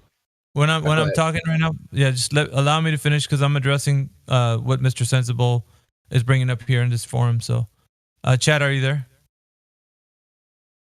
Yeah, I can hear you.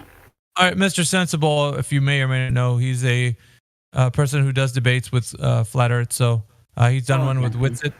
So not known or known, but I just put 100. Sorry, I'm gonna go and let you present the mathematics for that, but we're just gonna go right now based on the mathematics. And there's been a gentleman who chimed in here who was correcting you. You said that's not right. Can you please, guys, go over the math one more time so that way Chad can hear, and at least maybe Chad, if you want to test this and see if it's not what they're saying. Well, if it's 160 meters, that's a tenth of a mile, isn't it? 138. I mean, let's call it 150. 150, just to make it. No, 160 is a good number because it's a tenth of a mile, isn't it? Okay, but you're going to be mixing up imperial and metric. If you're going to haggle over that, I'm not going to bother.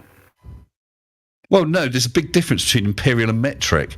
I just whacked a target distance of 0.138 kilometers, so that's 138 meters, with an eye height of 0 meters into the Earth Curve calculator, and it says the target hidden height would be 0.0015 meters.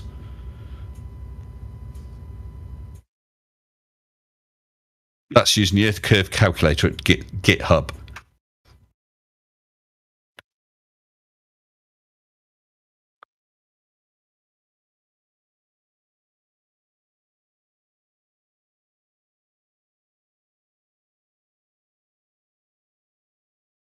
I don't know if there was going to be a response to that or if you guys are doing something with what he's saying. I just said if he's going to haggle over silly numbers, I'm not even going to bother. So, what am I haggling over? Go on, say it again. I think Mickey was just trying to give him the floor to speak. Yeah, I was just giving him the floor, actually. But it seems like we are, I guess, at the end of that point. You guys already said that there's a bit of haggling over the numbers because it seems like there is curvature with what the way you're presenting it, or should be anyway, and there isn't, according to Mr. Sensible, or at least not enough to be detected. Is that correct? Am I getting what you're saying, Sensible? There's too minuscule. I'm saying if you were looking over a lake 500 meters wide, the amount of curvature is not going to be apparent to your naked eye. So, well, that's interesting because we got a contradiction here that I'm going to have to point out, but it's too interesting to point that out at the moment. I do want to get back to the cosmology point that we were on. Maybe if everybody's good with this point, if you have anything else to add before I move on. Anyone? We're all good? All right.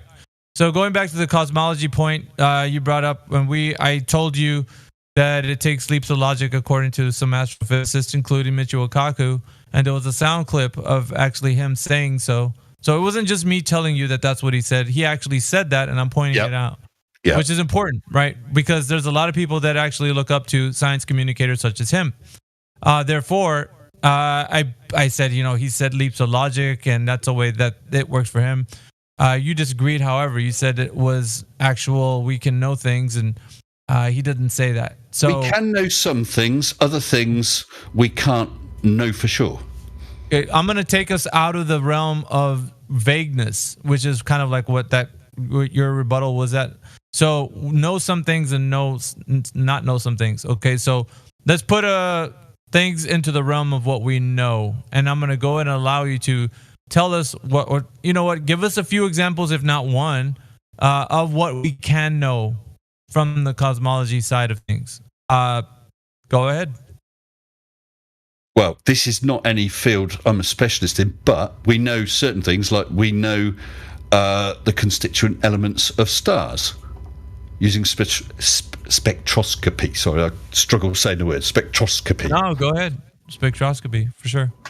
Okay, and you say that the way we know those elements is how? Spectroscopy works in a way that, how does it work? First of all, I think using words like these, they're fancy. Some of them are packaged in a way that some other people don't know. The audience sometimes they might be globe Earth proponents and they don't even know what spectroscopy is. Right. Yeah. If they're not in this discussion, they won't know. So enlighten people. Could I just chip in on this one, Miggy? I've got a bit of information on this one. Absolutely. I just wanted either you or to tell us what spectroscopy is, and it doesn't matter who it comes from. Just a quick question to Mr. Sensible. When you're looking at spectroscopy of a star, are you seeing what the actual star is made of, or what its atmosphere is made of? It's light shining through the atmosphere. It's light shining through the atmosphere of the star. So it's the atmosphere of the star. You're seeing what the constituent. But not the actual star itself. Well, the star is a ball of plasma, isn't it, and gas, whatnot, and shining, taking spectrograms of different stars give you different results. But we haven't just to confirm what spectroscopy is. When you take light, you break it up into a rainbow. If that light is shining through a gas, you get what's called Fraunhofer lines, absorption lines, like a barcode. And each element always has the same pattern.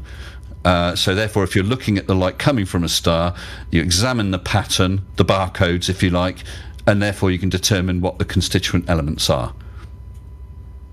And this is what you said we know, right? We can know something, like we can know this. Yes, because that's measurable. And if different people took readings of the same star at different times from different locations, they'll get the same Fraunhofer lines, the same patterns. I think the audience might be a bit confused when it comes to things we know, because in this forum, we like to stand on certainty. And I'm going to sound a bit redundant, but 100% certain, right? So now I'm going to turn it around and ask you, are you 100% certain when you say that the star that you are looking at is made up of the specific element that you say that it is made up of? Go ahead. 100% certain. I'm not saying, now I'm going to phrase it this way, again, redundant. 99.999999999% sure. That's not what I'm talking about. That would be more accurate, wouldn't it? Well, no. I'm saying what's accurate is what you are saying, not what we think you're saying. So what are you saying? Tell us directly. What I'm saying is, if they take a spectrogram of the sun, they can determine the elements that the sun is made of. You take a spectrogram of different stars or galaxies, you can tell the same. You can get the same patterns due to the various elements, so you know the elements. Hang on, guys. I want to make very clear this before you guys chime in.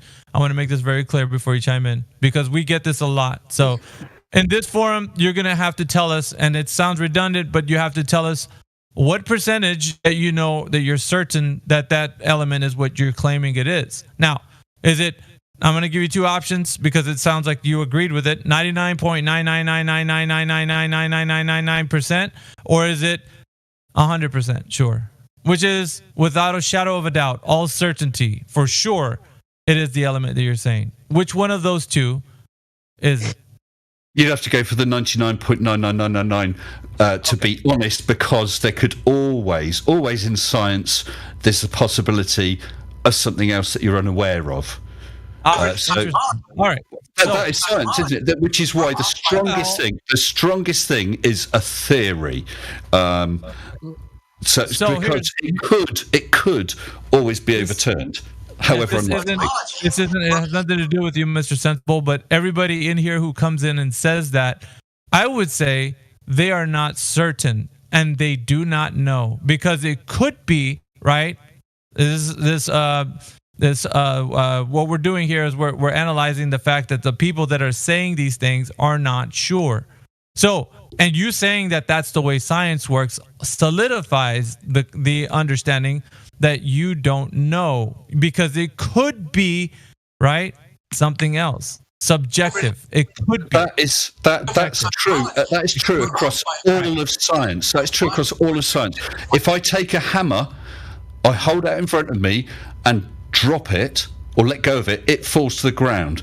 I have never seen a hammer not fall to the ground, but there is always the possibility of some effect or whatever causing that hammer to not fall directly to the ground.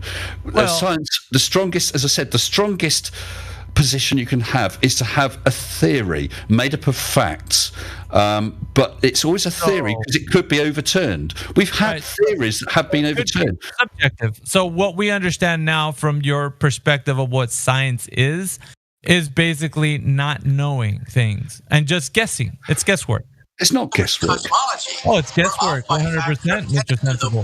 And so what I'm pointing out here is the fact that you are giving us guesswork and telling us that it's science. And I totally reject that, because I don't think that people put their... Listen, you might be standing behind this, and what I'm pointing out to you is that the idea that you are actually an advocate for this position, other people who listen are listening as you're making these statements as a matter of fact. Spectroscopy works this way. We look at the stars, therefore it is what we're saying it is. So they are not listening to you as in it's not 99.9999%. There's a sliver of doubt. It could be something else. They're actually looking at it from your standpoint and the way you're saying it as a matter of fact. So they don't understand that. So the confusion happens that person will come in here and tell us things as that they're 100% sure, and you don't know that because what you're thinking is not being conveyed over to them in the way that I'm telling you now. So now I'm exposing the fact that you are using guesswork as in what you think the stars are using spectroscopy, because you admittedly said 99.99% is the most I guess you can say the trusted way that you guys work, and you guys, and I would say anybody who uses this, right? So now I'm getting to the bit where we're actually exposing the fact that no one knows what they're telling us, because it could be something else, subjective. And that is why everybody who says these things doesn't know what they're saying, and we point it out to them. That's why it's important for you to understand that. There is no debate when it comes to flat Earth and globe Earth. Why? Because we see the same Earth that you do. So the thing that you're seeing, however, is a perspective outside of the one that you're already seeing. So they're telling you a story about what's happening outside of what you already know to be happening. You see the stars, we see the stars. You see the flat level horizon, we see a flat level horizon. There isn't another Earth we're speaking of when we talk about flat Earth. It is the obvious and self-evident reality in which we all exist in. And this has been the issue with the flat Earth, globe Earth debate. It seems like we're speaking of two different concepts and everybody's coming at different points, and that is not the case. The case we're trying to point out is the confusion that is happening with the globe Earth, that you guys have been believing the guesswork, the 99.9% where there's a little sliver of doubt. That's what you guys believing is true. We don't have a position. If I said to you, I've got a lottery ticket here, right? I'll let you have it for $1, and it's a 99.99999% chance you'll win. You would buy that lottery ticket off me. It's not 100% guaranteed, but it's 99.99999. Are we talking about things we don't know once again? Because we don't know, right? The point That's what is, you're pointing out to me. We don't know. You're pointing out to me the same thing that I'm saying to you. So basically, you're arguing my point, which is what I'm telling you. We don't know. So you're telling me we don't know, but this is our best guess, and you're like, "Oh, it's not our guess." We're not talking about a guess. What we're talking about, right? We've got an idea. We've made an observation. We got an idea about what that observation might be showing. So we look for the evidence to support it. Now, if the first person, so we take, I don't know, whatever the reading is, a temperature reading. Oh dear, that doesn't support our idea. So we'll have to throw it out and think of another idea. And we come up with that. And suddenly the temperature reading you take, for instance, supports that idea. It's consistent with that idea. So you look for more evidence. Why are we eliminating things, though? Why don't we just outright know what it is? Why do we have to eliminate what it's not? I don't think that's a great way for us to get it to a conclusion. Sir, that is assumptions. Do you know that you're living in a worldview filled with assumptions and you're okay with it? And this is what we're trying to point out. So it's not just, well, listen, we point this out to everybody. It doesn't matter what topic you bring up in this forum. We're going to point it out to you that you, sir, believe that the assumptions that you've just made are actually reality. And we're telling you it is not, because you don't know. We've got evidence. What you do is you've got your observation. Mr. Sensible, you have guesswork. Are you going to let me speak? You have to admittedly say that's guesswork, sir. It is guesswork. It's not a guess. Just like Michio Kaku said. Here's where you're going off the rails and thinking that you know what you're saying when you don't, sir. Right. I said to you, Michio Kaku, he's a theoretical physicist. Theoretical physicist. Now, when you come up with an explanation for something, or a possible explanation, you look for evidence to try and disprove that. That's how science works. And if your evidence, you take measurements, you take various readings, whatever sort of readings they are, depending on what it is, if they don't rule it out, then so far that explanation could still be true. The more evidence you've got, the stronger that is, until you reach a point where you've got a theory which is virtually. This is your best assumption. Yes, supported by all the evidence. If you find, see, for the record, Mr. Sensible, you think that assumptions. The best. I'll put it this way. Let's dress it up. Let's put lipstick on the pig, shall we? Let's say the best assumption that you have. That is what you're going to run with. Your best assumption, sir. That is what you're telling us. Are you going to straw man me? No, sir. That's your position. Right, don't tell me what my position is. Right. With this observation, whatever it is we've made loads of different readings. All of them support that observation. If you find one reading that rules that out, then you have to throw that idea that you're calling the subject out. Rationalizing Michio Kaku's admissions. It's seat of the pants. Rationalize it how you need. Yeah, you're just at this point you're just comforting yourself, which is not anything good for any of the audience. Audience is looking at this like, oh my goodness, the guy is not making any sense, because at one point he said we can look at spectroscopy as a great way to tell us what that is, and now you actually admittedly said we're actually looking at what it's not. What it's not. No. We know that spectroscopy. We know that spectroscopy works. If you do tests shining light through various gases, you will always get those same patterns per element of Fraunhofer lines. So let's go back once again. Therefore, if you apply that same technique to the start and you get the same pattern, your assumption that it's hydrogen, helium, whatever the element is a damn good one to make.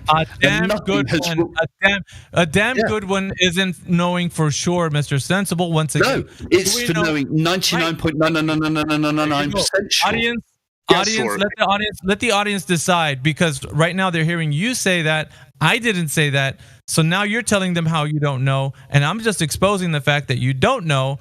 And then so in any intellectual discussion, you're coming in half-cocked, half-baked or whatever it is you want to use the term. You don't know what's going on. I'm pointing that out to the audience. The audience clearly hears that from you now. So, Mr. Sensible, anywhere you go, in any form you come into, you're going to 99.9999% know of what's going on. And for us, that's not knowing, sir. And so you can say... Don't know anything then. Tell me something, anything you know. Anything. Thank you. I'm glad you said that. Yeah, come on. Tell me something that you absolutely know. Let's have a little exercise because I'm going to show you, right? I'm going to actually show you. Are we talking on Discord right now, Mr. Sensible? Yes or no? Yes or no? Are we talking on Discord? Are we talking? Don't like the music. Are we talking on Discord? Yes, sir. Are we talking on Discord? I have an image on my screen that looks like a Discord server. All right, so we'll just say yes or no. Are we talking on Discord? It's the best evidence. Okay, the best evidence that I've got right now is that we are talking on Discord server. Okay, all right, that's great, right? I agree with you.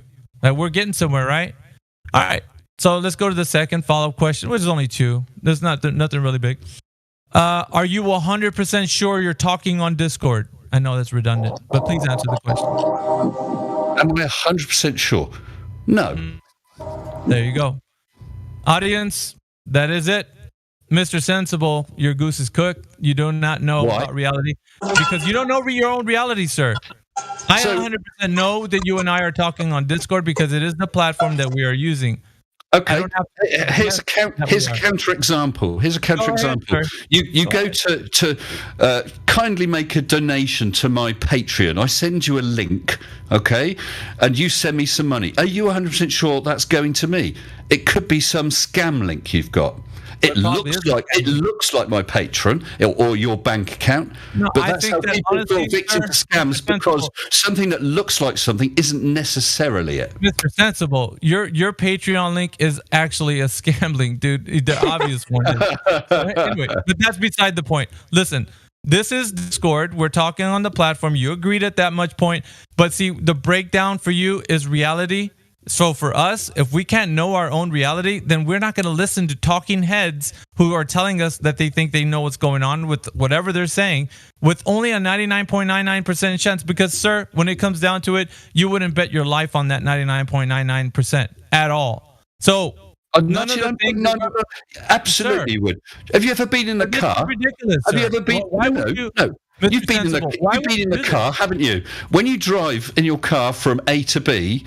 Okay, there's an extremely good chance you'll get there safely, but you might not. And if you do have an accident of one sort, there's a good chance with your seatbelts and your what do you call them? Inflatable. I forgot what they call them.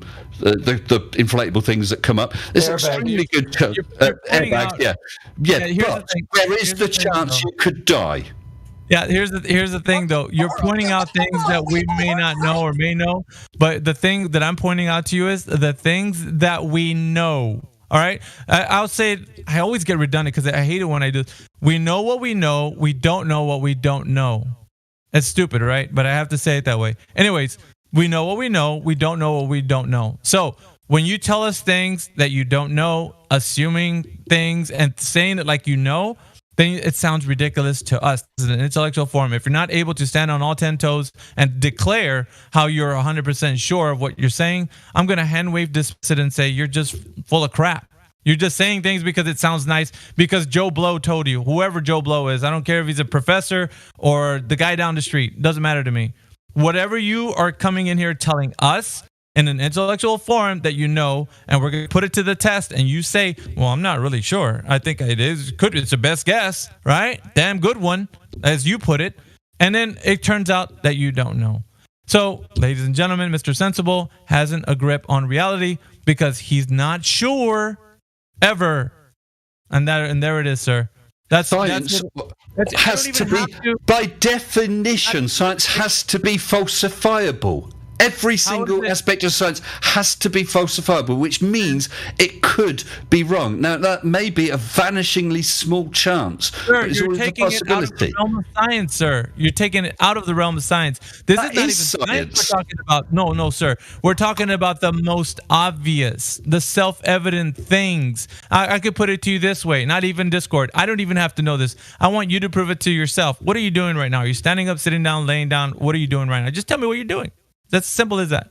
What are you doing right now? Be honest. Like, I don't have to know, but I believe I'm sitting down on my chair, and Okay, well, then I'd that's say that's the yeah. But just, sir, you're not going to tell me, and that's, I believe. Okay. He just said he believes he's sitting in a chair. Yeah, you said that. I know. Like, listen, Mr. Sensible, you're sitting down right now. I can tell you without even seeing you. This is how crazy it gets. I can tell you without even seeing you because you said that, and you're sure that you. Hey, man, I believe I'm sitting down. I know that you are. I was like, you can say that with all certainty. You're sitting down. It's okay. Yes, you could assign a certain level of trust to something like that. No, If I sir. said, if hold on, if I said I have a pet cat, you could say, well, I've chatted to the guy. He seems fairly honest. It's quite possible he has a cat. Yeah, I believe him. But if I said I've got 3 Ferraris parked in my garage, you might think, well, it's possible, but it's quite unlikely. Do you know what I mean? You assign levels of trust and acceptance. No, that's what you do. That's what you do because you've been told to think this way. You're okay. So the confusion happens to people when they're taught, or they're told, I should say, they're told how to think like this. So you were told at an early age that this is a good way to think. Leave yourself open for these things that are self-evident, things that are self-evident, right? I'm not even speaking of the things that you don't know and that you're making these speculations on.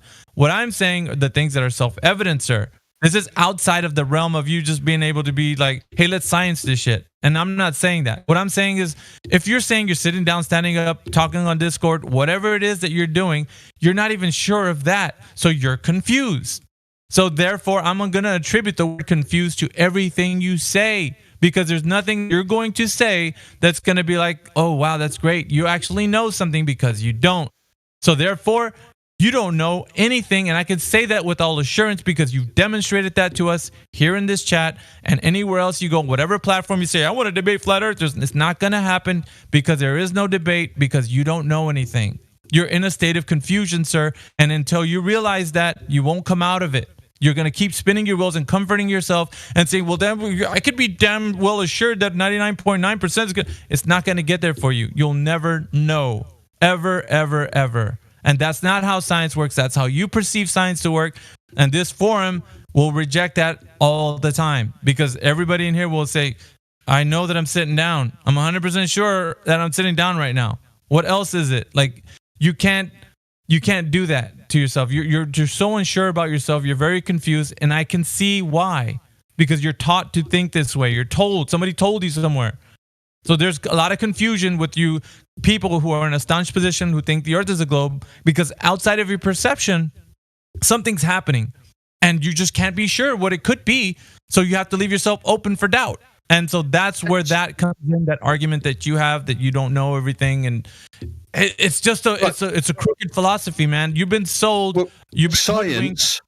It's not with science, it has to be falsifiable. If I said just for the sake of argument, the moon is made from cheese because it looks like it, well, unless we can take some sort of measurement or test to falsify that, that's not science. That's just some random claim. But that's what science, you're doing. Mr. Sensible, you just said the star plasma with spectroscopy, and you know elements. Yeah, and I said, what I said was all our available evidence points to that. The available evidence points to the fact that spectroscopy works. You just finished telling me that you're eliminating things that it's not. That's what you told me. Well, our best. It's a. We have taken. okay, if we take a measurement of the sun using spectroscopy, we get certain patterns of Fraunhofer lines. Those patterns are known to appear if you shine light through, for instance, helium, hydrogen, and so on. Therefore, that would point towards the sun being made of those elements. It's good evidence for it. Mr. Sensible, I'm going to point this out to the audience. The lawyer speak that you have to employ here is like off the charts. It points towards, it leans towards, it's damn good. It's not what it is. Has science? Do you think science has ever come up with something that's then turned out to be wrong? Right now is so warped and askew that it's going basically what mainstream rhetoric is telling. This is how they confuse you, sir. And so therefore you're going to continue to use these tactics because that's all you know. I don't blame you. I blame the system that has brought you to the confusion point in your life where you think that you can't know anything. This is the issue that has been rampant through all your guys' position. Like I would say, anti-flat earthers, the guys who are not just upset the fact that people are saying the earth is not a globe, but the ones who are actually declaring that it must be. With the I call it the lore. Because it's like a fantasy, right? So you're in love with the lore, and this philosophy that you can't know anything has been like a mind virus that has been infecting all of you guys. It has even crossed over into some of the flat earthers. They will even say that. But I'm pointing it out to you because you are using it as a way to tell us what you know. And sir, you are in the wrong 100%. You don't know what's going on. You don't know what the stars are. Hold on. We know by no, we don't. We don't even know what I was going to say yet, but we know by experimentation that shining a light through helium produces certain Fraunhofer lines. We also know that measuring the light from the sun or stars can come up with Fraunhofer lines that match. Therefore, it is evidence. It's not proof because God doesn't prove. It is evidence that the sun contains those elements. Simple as that. Simple as what, sir? You know that 100% sure or no? You don't. Thank you. No, we know 100%. Hold on. We know 100% that if you shine a light through helium, you get a certain pattern of absorption lines. We know 100% if you take the measurement. No, we have facts. You just said you can't use 100%. You just told us you can't use it. Now you're using it? No, hold on. We know. No, you're not letting me finish. You're just going to try and steamroller me or listen to what I said. I don't know what you're saying. Yes, I do. Well, let me finish, and you might understand what I'm saying. Right. We know that if we shine the light through helium, we get a certain pattern. We know that if we take that measurement of the sun, we can get that same pattern. Okay, those are both facts. But the theory, if you like, or the explanation. No, that's the wrong word. But because we got that same pattern in both, we can assume. Let me finish. But we can assume that same element is part of the sun. We could be wrong. But we have two facts. We have two facts. One evidences the other. I just want to point out that you're wrong. Dun dun dun. Sorry. Well, tell me something scientific then. Tell me something scientific that we 100% know. Sir, we could do this all day long. I could tell you many things that are scientific. Well, just one thing. Just one thing. Water boils at sea level at a specific temperature. And there you go. At sea level? Okay, that's one fact. And we also know... Well, I just pointed something out to you. But look, listen. That is. You know, you have an accurate thermometer. You boil it, the water at sea level, at a pressure of 14.7 psi, and that will occur at 100 degrees. Yes. We also know a separate fact that if you boil it halfway up the mountain with a lower air pressure, it will boil at a higher temperature. Lower temperature. I know, Mr. Sensible. We've already arrived at what we. So those are two facts. I know, but we can arrive. He said sea level. That's it. Listen, we can arrive at certain facts because we can achieve the scientific method to do its purpose. So we've made two observations: one at sea level, one halfway up a mountain. Therefore, we could then come up with an idea. We've got two observations. We could say that air pressure affects the temperature that water boils at. Then we can make a prediction. Well, if we went up higher, it would boil at a lower temperature still. My question to you now would be like, what does it? You asked me to provide at least one scientific. Fact. I did that. So anyway, Yes. so now on to the next thing, because we've already addressed that you don't know. The audience knows this already.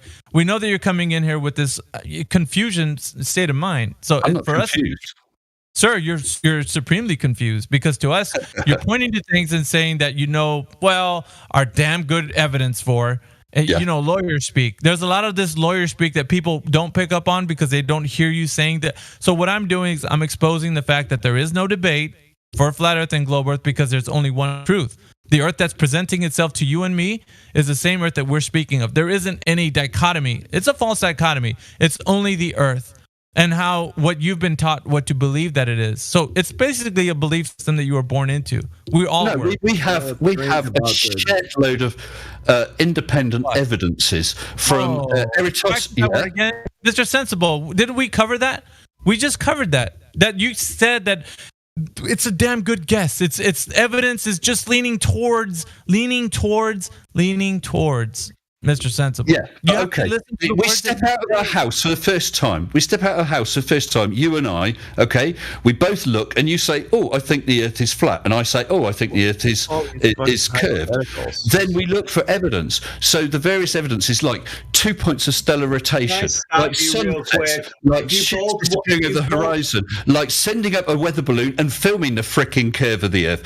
All those evidences would be counter to the flat Earth. They're both ideas. Listen, how certain are you of all those evidences you just brought up? And you're gonna tell me 99.99999% sure. That's what you're gonna tell me, aren't you? Be honest, Mr. Sensible. Well, we have various facts. Be honest with the forum, sir. Be honest with the forum. Well, just tell me that you all have to get a word out. You said be honest, and then you don't let me speak. You're not answering my question. I want you to be honest with the forum. Let everybody know that everything you just said, you're 99.99999% sure, sir. But what difference does that make? It's important. Let everybody know, sir. I don't understand what difference it makes. It makes a huge difference to everybody listening, because they're not taking you for a matter of fact. We want to know where you stand with the information, sir. So listen, it's either you're 100% or you're 0%. You can't be 99% on something. I want you to say it the way you want. But say it. We're not going to leave this because it's important for you. It's 100% or 0%. Yes, sir. Yeah, that makes a credible witness. That's how shit works. If you're not 100% sure, then you shouldn't be witnessing on whatever it is you're attempting to witness on. This is the point. You're not a credible witness in what you've presented so far. This is the problem. Yeah, just tell us what you saw or not what you saw. Actually, you know this whole. No, we're not going to. I am staying on point. We got that black swan picture, with the oil rigs. Now, hold on. Two people witness it. Two people witness it. We've seen photographs. As much as you want. No, you said 100% or 0%. They both can't be true. So we got two photos of the black swan. One showing the whole rig, one showing half a rig. They're both photographs. Never mind whether you're flat or globe. They are both photographs. They're two different observations with different come up with different results. So if you take any one of them. Okay, how can they both be true if it's either 100% or 0? We're not going there. Wow. The audience still hasn't heard Mr. I'm not going there because you don't want me to point out the ridiculousness of that position. Yeah, because you're not, that's not even my argument at the moment. My argument right now is your ignorance. And so I want everybody to know how you don't know. So now we're going to go back to all those evidences you brought up. No, he just said you're either 100% or 0%. So we got your black swan photo that shows the horizon behind it. Therefore, the horizon can always be seen behind it. Only we got photos when the horizon's in front. So you couldn't have been 100%. There's another explanation. Something else we did take into account. You want to bring something up to get it. Your take. This is the what you guys like to do. You want us to get our eyes off of you, but we're not. No. He said you're either 100% or 0. That is a straw man. No. Listen, is it either an apple or an orange? So is it 100% an apple or 100% an orange? Either Which one is it, or is it 50% an apple? Can we have 50% apple, 50% orange in the same fruit, sir? That's a bit nonsensical. I'm not trying to be funny. It's nonsensical because you don't listen. This is what you're doing in here. You're telling us that you're not sure, but this is your best guess, and so everybody's following like, whoa. No, I'm saying we're 99.999% sure, and none of the evidence contradicts it. Come up with some evidence that contradicts it, then we can rule it out. The Earth is flat. What's that supposed to mean? It contradicts what you think that the Earth is. No, that's just an assertion. That's not an evidence. Oh, it's not an assertion. It's self-evident, my man. You and me can go stand at the beach and see a flat level horizon, can we not? To the naked eye, yes. You take measurements and you can see the curve. Have a look at mc2.net, a view of the horizon across some straight edges, and you can see that it's curved. Right. Again, Mr. Sensible, let's think about this. If you have 8 billion people on this place, and they're all putting their hands up stating they observe a level, that's 8 billion points of evidence that you have to talk down to say you see level because there's a curve. Do you understand that that is a complete fallacy? I understand you have 8 billion points of people touching the surface saying, I see level, and you're going to come along and say, but your curve is actually way deeper than what you're seeing. The Earth is rather big that you're not going to see the curve naked eye stood on the ground. Australia observes level. Canada observes level. Japan observes level. Yes. Where does your curve show up? The curve is consistent across the whole distance. So where can we see it? Where? Where? Because if everybody is at the surface putting their hands up saying, I see level, then at what subterranean level does your magic curve show up, Mr. Sensible? No, I'd like him to answer that question. He's not going to. Hold on. I've just dumped into voice text an image. There's curve into voice text. Oh, sorry, have I sent it? 1 sec. No, you didn't send it in live. Yeah, 1 second. What's happened there? Maybe you did. There we go. Yeah, it's just gone in now. What is that overlay? What is on that? top of? Because I'm asking. Let him explain. I think that Gordon explain what that is. Sensible. This looks like an atmospheric picture, not the surface. That's hilarious. That's a picture from 35 kilometres up from a weather balloon that I sent up. The overlay is the predicted curve. What lens did you have on that camera? Kilometers. Sorry, say again. What lens was on that camera? A non-distorting lens, a rectilinear lens. Really? Because it doesn't line up with pretty much every other weather balloon footage we have. No, because most of them use wide-angle lenses because they want a nice view. That's from my Mage. If you want to see a video of it, I have on my channel. It's called Mage. Mission Above Globe Earth. The Mage. Yeah. So on there, can you post that video, please? Can I post a link to it? Yeah, please. Yeah. Okay, you'll have to give us a second. I'll just call that up. Take your time. I've actually wanted to pick apart Mage for quite some time, so this is perfect. Let me just real quick before you guys get into it. And I'm gonna step back here because I've done my bit. But just remember, keep in mind, guys, debating flat Earth and globe Earth is back and forth. And so what we needed to do was point out to Mr. Sensible that he doesn't know what he's talking about. And it's clearly shown today that he doesn't. But he's going to continue on a point, but I don't care. At this point, it's just belief. But if you guys want to take him on debate, I have evidence. It's going to descend into you guys like providing your evidence. He's going to provide his, and it won't get anywhere because he doesn't know that he doesn't know. That needs to be pointed out. At least I fleshed it out a little bit. So in this way, if it comes back around, you can say you don't know what you're saying because you're only 99.9% sure that you know what's going on. But that's fine. I've just posted it. There are 3 cameras on that weather balloon. One was pointing up, looking at the balloon. That's a wide-angle camera, just to show because we had it, and it's just to show the balloon as it expands. There is a rear-facing camera labelled as wide cam, which is just for the view. The main camera, the one that has the strings across it, that is a non-distorting. It is not fisheye. It is not wide-angle. It's a non-distorting lens. That's the image that I'd posted above. Sorry, what's that? Someone's posting something there.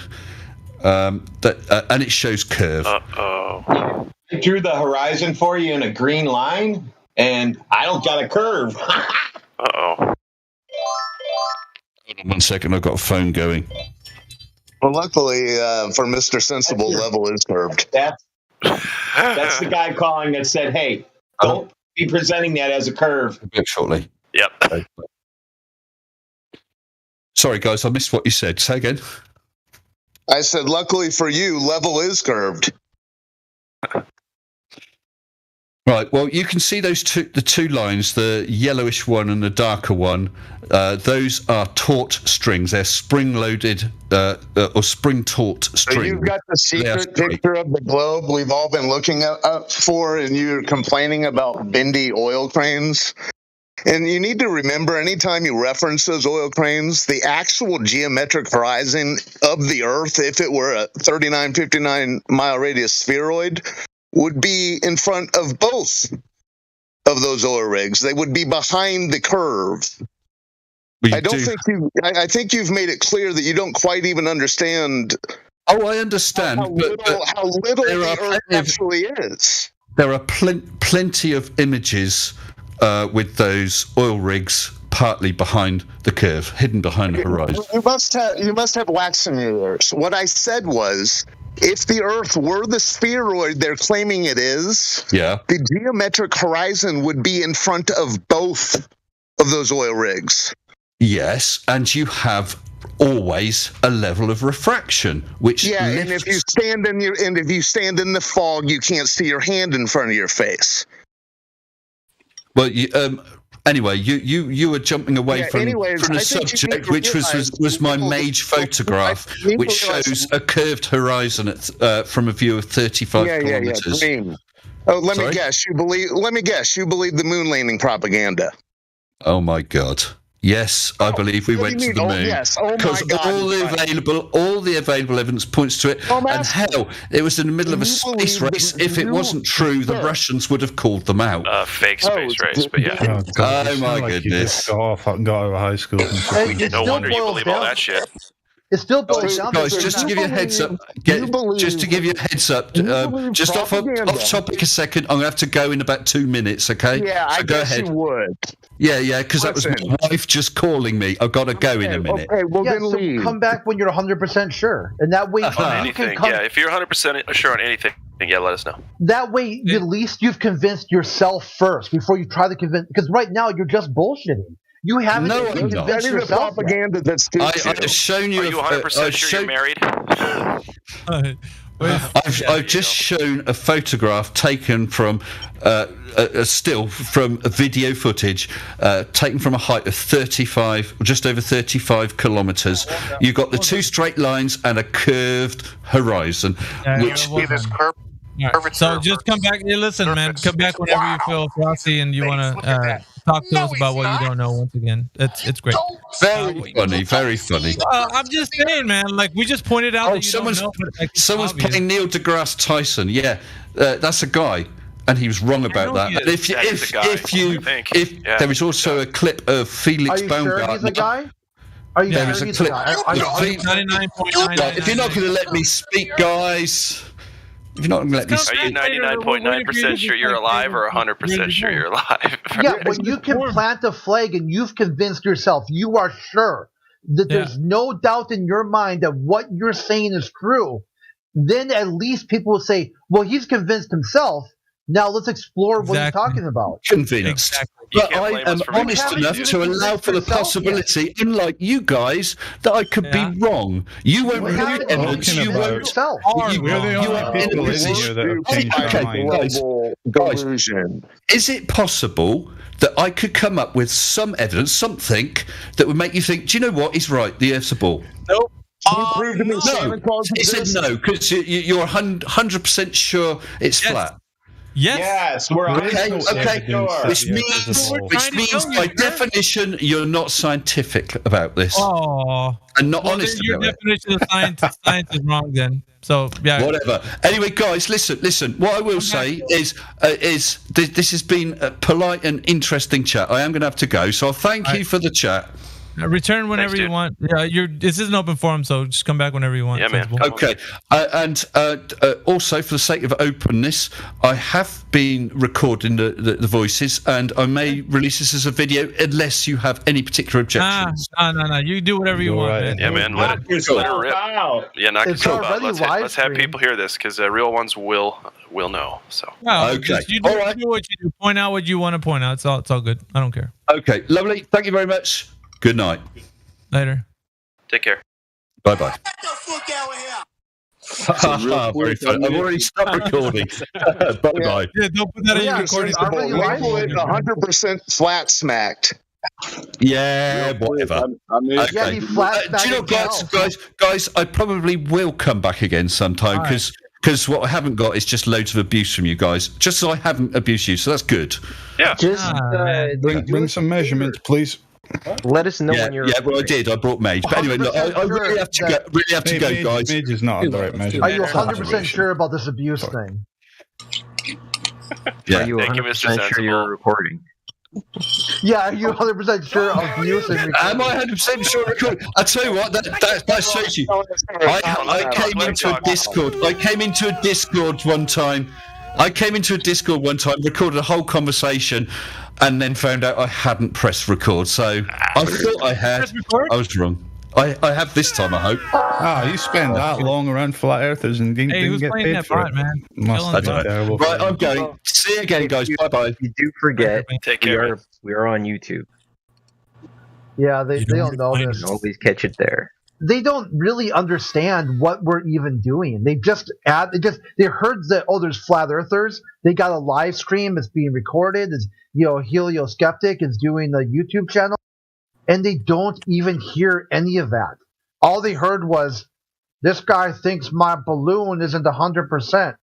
Yes, so do you, right? Like you think that too. Yeah. Real quick, guys, I missed it. Did NDT go under the bus? Yes, he did. Okay, that's what I thought. Oh yeah, big time. Which is really great too, because this is a learning lesson that globalists could get. Talk to Neil deGrasse Tyson. See if he'll admit he's wrong. Just be like, hey, I'll take proof of the globe if Tyson retracts all these comments he's made over the last 10 years about you don't see the curvature.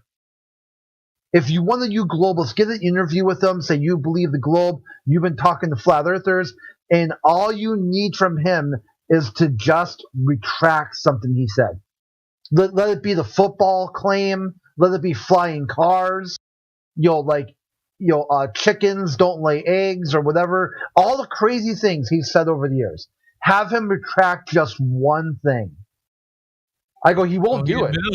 He admittedly said he doesn't know anything, so we got that on record. Mr. Sensible, now anywhere he goes, the stain of being in 24/7 Flat Earth Discord and saying he doesn't know is going to follow him like the plague. It'll just be everywhere he is. I don't know. I think the only thing Neil has rolled back on ever so slightly was the Eratosthenes test. But he rolled back on it, he said, this would work on a flat earth, but then you add a third well, so that's he originally said it wouldn't work on a flat earth, but then when some people showed them the numbers, they're like, it works on the flat earth, but it's still proof of the globe. Because there's enough wiggle room. I'm going to take everybody who's a debate person, a staunch globe earther, into the mud. I'm going to drag them in tar and feather. I want them to be exposed thoroughly for the whole world to hear them and see them. And we have recorded the audio of them. So this is what's going to, if they come into this forum, they're going to be exposed 100%, like all the time. And that I can be assured of, because there's not one that's going to escape this forum. So they're going to tell us how they don't know. And they're going to be like, that. You don't have a debate because you just claimed you don't know what's going on. Even I asked him, are we talking on Discord? I gave him the same thing. Guys, he went through the same gauntlet that everybody else does, and he does not know. He doesn't even know if he's sitting down. Man, he said, oh, I asked him, what are you doing? Well, I'm sitting down. Well, I can just believe I'm sitting down. And Radwin chimed in. He's like, did he just say he believed he's sitting down? Yes, sir. He just said he just believes he's sitting down. He doesn't know he did. No, but these people, they spin the words, and he'll just start. You know what he's going to say? He's just going to say, "That's our best educated guess," and all this. By the way, Miggy, you did put me on the spot a little bit. I know. I did it because it's all good. I did it's it all because, good. like, listen, if you have a beef with these characters, I want you to come out and say, like, look, man, like, this is your time. Like, I do want that. Like, if not, I'll take over. Like, don't worry about it. Like, No, it's all good. It's all good. I'm glad. I think it was coherent. It doesn't matter. It's still going to be said. Like, I think it was coherent, what I said. Anyway, the point is... Been talking shit! The point is that I'm 100% sure that they didn't go to the moon in the late 60s and early 70s. 100% sure. Can you hear that, Mr. Sensible? I'm 100% sure. And therefore, you're teaching this to kids, and that's immoral. And I know you don't care because you've got no shame. We got the clips now. We got a Full Metal Jacket now. We got all the clips. We got banana clips. Yeah. That was my question. Did we clip that? We can. I think you just go back in the stream and just get whatever you want. Crazy Bear. I did it on multiple like questions that I asked him. So you just pick ones you want. Just make little clips of them and just have him like wherever he says he doesn't know. I even gave him the Discord floor. one is the best. There's one where I gave him the floor and I just allowed him to say like that he doesn't know, and he just admittedly said it's a damn good way of saying no. Don't use your lawyer speaking here. We're gonna either know things or we don't know things. Well, give me one good example of something we could. Well, it's easy. Water boil is at sea level. Oh, well, that's great that we know that. But yeah, that's one thing you wanted me to point out to you, right? Funny. And then he tried to break it down as if it weren't a fact. It's like hang on his face. Well, no, it's interesting. Let's do that. He's trying to pick it apart. Like, Hold on a minute. Sorry. Hold on a minute, fellas. It's true all the way around. It's 100% true. Happens always. Miggy, I'm going to give you a hard time about this one, all right? And to take it easy. But you totally messed up that particular example of something to know scientifically. The cause of the water boiling is heat. It doesn't matter about the altitude. It doesn't matter about the temperature. The cause is the heat. That's why when they say, well, what about at altitude? You go, well, it doesn't matter. The presumed cause is heat causes water to boil. That is your independent variable. Where it happens, what temperature doesn't matter. Yeah, you probably took what I said incorrectly, just that I know now you do. I said it doesn't matter what you do, it's still going to remain the same. Like when you apply the scientific method to water boiling, it doesn't matter what you do, the end result will still be the same. So it doesn't matter. So he was trying to take it to a different altitude. If you heard him, he was trying to move the goalpost to try to help his position. Please pay attention to the conversation if you're going to be like critiquing, because that's exactly what he did. He moved the goalpost. It's not the end result. He moved the goalpost to like a different altitude so that it can make it his position solidified that what he was saying was correct. And I said it didn't matter. You can do whatever you want. Water still will boil at sea level. At the specific but the question is, what is the cause? What is the cause of the water boiling? That's the scientific inquiry. Yeah, but that wasn't the question he asked. Can you tell me? The question that he asked was, well, tell me something that you know. Yeah. A fact. That was the question, Seitu. So you're saying that you're not making a scientific claim. You're just saying, I know that water boils at this temperature at sea level, period. Yep. Just like you're sitting down in a chair. Is that what you're saying? Yes. Okay. All right. Fair enough. My bad. I apologize. See, in using that sort of framework, he thinks the Earth is a globe, but all he does is talk about flat Earth. Well, he's on a defense position, of course, Crit. Like, that's his point. Like, he wants to come in here and be on the defense with well, we know this and you guys know this, and it's not that. It's we all know what truth is. So we can all agree, and I even took him to the beach. What did he say? Didn't he agree with me? Did he say, we do see like, you can't get away from the fact that truth is self-evident. So it doesn't matter. They can take you wherever they want. You can't argue the truth. You can't. So the thing that you can argue, however, is the thing that they're giving you, which is like outside of your perspective. You can't, that's something you don't know. And so he was basically saying with spectroscopy, and I even said, damn, are you that certain of it? How certain are you? Like, and listen, nobody's ever done this to these guys. That's why they get away with what they do. Nobody questions them how much they know this to be true. They just, when they're debating, the person they're debating, they're making as a matter of fact statements, and they're not. I just pointed it out. He's exposed. You guys already everywhere he goes, this is gonna follow him everywhere. He does not know. Neither do any of his cronies. None of them know. You can do that to every single one of them. Exactly what I did in here. You can do that to them.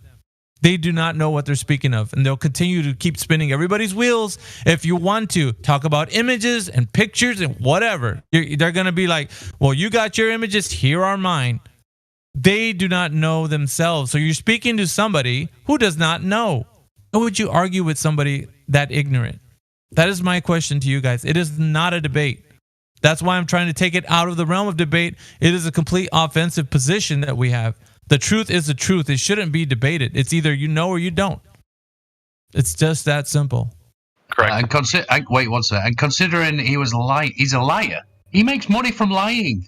We were extremely polite. I just want to point that out to the audience because I know sometimes the other day I got a bit, I lost it a little bit. That's okay. We're on a different server. But the point is, we were very polite. If you go from their side, they'll just mute a flat earther and just make fun of him. Literally just call him names. No, not the argument. They'll just make fun of the person in any way they can. So just want to point that out.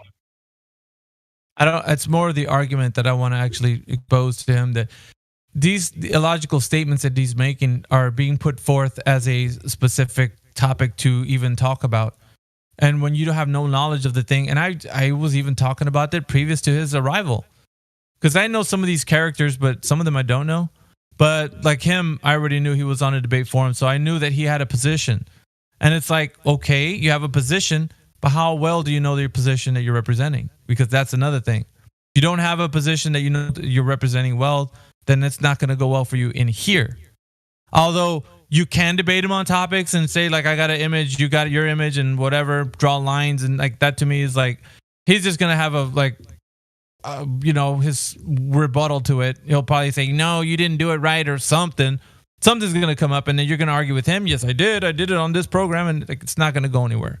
And Kiwi, I know that listen, this has happened many times, but we go for it because we're trying to argue with somebody who's ignorant.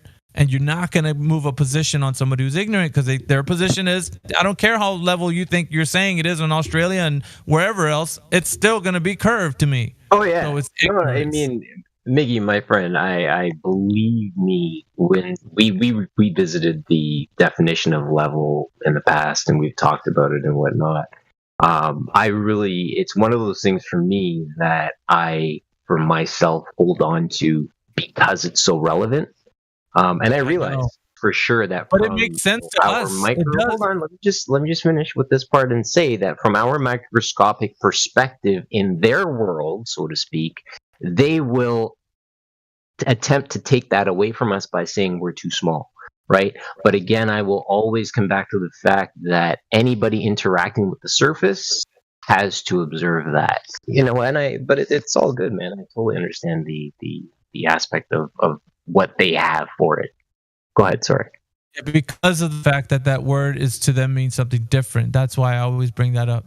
And it's not the fact that you're representing it incorrectly. It's the fact that they're already not understanding, because to them, science means something different than what we understand it. The scientific method is just something different to them. So whenever you talk about level, these state terms that are like, they can take out of context, they're going to do it. And he even said, like, it's still curved anyway. Like, it doesn't matter. And I know the efforts everybody's trying to put in with their images they're showing him. Like, this guy doesn't know he's wrong. He will then rebut you with that image or the video that he put in there because he thinks he's right, and you're going to argue it with him. He doesn't know. So that's what we're doing. We're arguing with somebody who's ignorant, and that ignorance doesn't. It needs to be pointed, like he wants to talk about the black swan and all of these. Even worse. Work. He's blind. How many of the boys did the line and showed him on his own evidence that it's right there, and he wouldn't even look? I found it. Right. What's up, Rod? Hey, you guys see that they started nuclear fusion now? Did you guys hear about that announcement? Yeah, like 3 days. Go on, no, 3 days ago? I'm late? No, 3 days ago they announced this one. I was going to say some other relevant information about like the globe propaganda. There, one guy is saying that there's a mission called Dear Moon. I don't know if you heard about it. It's called Dear Moon. And this one guy made a video saying that he's going to go to the moon, and he's just sort of like an average. They're doing more of the average Joe types going to the moon. They're doing a lot more of that propaganda. I saw that. You seen that? They're easier to pay off. Guys, Joe. They're so much easier to pay off than the average guy. No, I mean, like, they're making it seem like it's just anyone can just do this thing if you're in the like, you know, like this guy's a real fanboy of the lore. Like he had a video. Did you see it, Kiwi? Like in the background is like, he said it was like his original video was 2006 or some craziness, where he said, and he got a ticket or something, and it's leading to this, and he's just a nobody. Literally, he looks like he's in mom's basement, whole 9 yards, man. But it is what it is. I think the authenticity of it is that because he is kind of like that, like a nobody, and it's dude. Like I feel like it's so propagandish, man. Like them doing this, and you can't. It's so layered with it. Like this guy is like such a fanboy of the lore, and he's like almost like he's so moved by it. Like it's like a spiritual experience to him or something. Like it's crazy. But yeah. So we're dealing with on that level. So we're kind of. But I'm these days. I think what I'm doing most often with these types, anti-flat earthers, I'm going to thoroughly run the blade through with them not knowing. You're gonna be skewered by the time they're done, and they're not gonna know what they're saying when they're in here. And that's why he was arguing my freaking point. He was making a point about the lottery ticket. You guys remember? Well, you don't know about the scratching the ticket that it's in, but if I was not in, I was like, that's the point, man. You don't know. Yo, I'm trying to point out to you. You're arguing my point. This is his types of alignment, whatever the hell they were called, evidence were some bullshit, right? Because he's attempting to talk about buying a lottery ticket for $1 and it's 99.9% sure it's a winner. They're really, really poor examples to try to demonstrate whatever the hell he was trying to demonstrate. But it was more to the point that I was making to him, and he just pointed it out to himself. He's like, "Damn, did I just like play myself? I think I did. I just told myself that I don't know." Called. You got played. Yeah, you're 99.9% sure means you don't know. When you scratch a lottery ticket, you don't know if you're gonna win or not. So if you're 99.9999% sure you're gonna win and you don't, what happened? Aw, you didn't know, right? That's what I'm trying to point out to you. That's exactly right. So his own example, you can go back in the live stream and kind of play it, because he was like proving. I even said it. I was like, geez, that's exactly what I'm saying. You don't know. Interesting. No, but it's good. I like that they're, sensible. The ego and the pride, and you can hear it. It's like they're just so certain, 99.999% that they're gonna. And that's their undoing, isn't it? It's undoing. Ego death. You heard it live. And I don't know what clips is he gonna make me say something different or something? Like, is he gonna turn me saying down? Did you hear me disagree with me? Like, nah, I didn't do that. Like we I loved how he rendered that for at the end. I was recording, by the way. Okay, thanks. Yeah, good. Maybe some people need to hear you, Sparrow. Like that probably needs to happen. But it would be nicely edited, I'm sure. It'd be catered to his audience. I went in there and I told those flat earthers what's what. It's Mr. Sensible here, or however he says his smug probably attitude there. Who knows?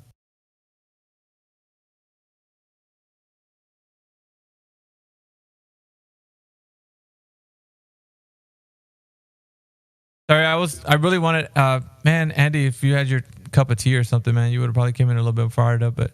Yeah, it's all good. It's all good. Basically, Discord starts straight. When I turn my laptop on, I usually look at the time because it's got it in big letters and big numbers. Sorry, and when so I turned it on. I just woke up, and Discord starts up automatically without me. It just starts up, and I thought, I'll just jump in. I could see your avatar. Miggy's there, so I'll just join and. And then as soon as I joined, you were like, Andy's brilliant. I'll ask him a question. I'm like, I've seen a guy. Him and Conspiracy Cats were the ones that were in that debate that you got fired up about. I was like, yeah, it's good. No, that's all good. I just wish I'd have had 10 minutes to come round, that's all. It's all good. Okay. I think, he's a part of the server now, so he might be back. We'll have more chats with him. If he wants to come back in here and get more sound clips, that is. Yeah, in that first second, minute when you first wake up, you're just not quite with it. So I think it came out coherent. I hope it did anyway. But I don't know. I was just talking about earlier. The other day, I lost my shit a little bit on Geo's server, and possibly tanked his YouTube channel as well. So I felt a bit bad about it. I apologized, profusely, and I was like, "Sorry, guys, sorry, everybody." But yeah, I lost my shit. I don't usually buy. That's the thing. I'm happy to lurk usually, but you were talking about that thing we're supposed to not. One of these guys. You were talking about the thing. That thing, and I was just like, no. What about Dr. Stefan Lenker? What about Tom Cowan? What about these guys? Why are these guys coming out and saying this other thing? And so And then Waterworld kicked in, and he was like, it just became that topic for 45 minutes. And I was like, and then Geo suddenly came on, and I was like, dude, you need to delete the last hour at least. So I hope it's okay. Famous globe earthers that are in there for debating, please step foot in this server one time when I'm around. Yeah, and that's the thing. We can get passionate about this stuff. I mean, listen, I don't like the dog pile from either side, and I've talked about that before. But you look at it from our side. We look at it as I see it anyway, as totally immoral. Putting these fantasy ideas in kids' heads and telling them, no, that this is the truth. Well, inquiring minds want to know what they actually know. So, and turns out they don't know anything. So. That's easy to see now that what's even better, what even is sweeter, that they say it. And it comes out from their mouths and not yours. So when it's like, hey, you tell me, do you know your own reality or no? Because we're going to know that right here and right now. You're going to tell us.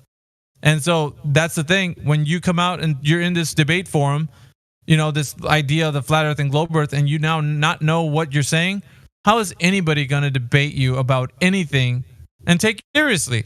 Because you don't know anything. Doesn't matter what it is. You don't know. And he clearly said that with all the examples. He calls it, in quotations, evidence, right? And then after all of that, well, yeah, we got all of that. So how much of that do you know for sure? Well, the way science works, 99.99. No, that's not the way it works. You're just saying that so that you can tell people that your fantasy exists, and it doesn't. And that's just about it. Agreed. Hey, Izzy. Hi. No way, a woman. It's been a while since I heard a woman's voice on here. But Izzy's been a part of the server for a minute. Her and your friend, I think, also. Isn't that right, Izzy? Guys are usually in the chill chat. Anyways, I do it in a way. It's for the fam, dude. I did it for you. I know Andy was like kind of getting his bearings, but I want to make sure that anybody who's a well-known anti-flat earther comes in here and you guys decide. I want them to explain to you how they don't know, and once they're thoroughly done, then when they go into their explanations, you can look at what they're saying with a critical ear. Like, let me hear what you got to say, because if you're saying that you don't know and you're telling me something as a matter of fact, how does that work? Right? Like, that should be something that you guys think. And so therefore it gives your critical thinking mind a chance, versus it being like the guy's coming from a standpoint of as a matter of fact, and you don't have the discernment because he's stating it as a fact. Like, it's the way it is. But Yeah, that's Miggy, they're still going to worm their way out of it, though. That's the. I mean, they're still going to just say it's the best educated guess. For the information we have, this is what we think it is. That's what they're going to say. And but this is why I'm loving what Witz is doing at the minute, where he's making them disagree with Einstein, which is clever, but still. but that's cool. I think that's cool. I think the better thing though is for them to actually tell you they don't know what they're saying. So at that point, you could just write everything off and hand wave dismiss, like from top to bottom. It doesn't matter who they disagree with, Andy. They could disagree with Einstein or Newton. It doesn't matter. They don't know what they're saying, and that is important.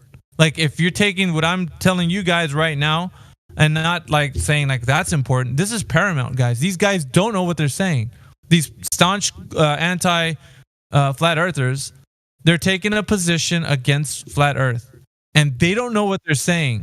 And you guys are saying, well, I don't like the things they're saying about this one thing, but I like the way they're exposed on how they don't know this other thing. You guys got to remember, they don't even know their own reality. When I asked him, what is he doing? What did he say? Sitting down. How sure are you? Well, I believe I'm sitting down. Did you hear that? You guys hear what he doesn't even know his own reality. For him to tell you anything else and make it sound like knows what he's saying. That's witness. Or witness. Right? And if a witness is going to walk in and say, well, I'm 99.9% sure. Well, as a person of the jury, I'm not going to want to believe in what you're saying because you're not 100% sure. How can I take what you're saying as fact? How are you going to convict somebody like that? You know, how is you're somebody's life hangs in the balance with your conviction for that person, and this other person not sure. Yeah, you're not going to be like, well, he's kind of certain. I'll go with that. Like, it's. Yeah, just for the audience, if you and me take a tape measure and we measure this guy and he's 6 foot tall, and you and me both agree. We both agree he's 6 foot tall, but then this little grabbler over here, he's rubbing his hands together and he's saying, no, he's 5'4". I'm 99.99% sure of it.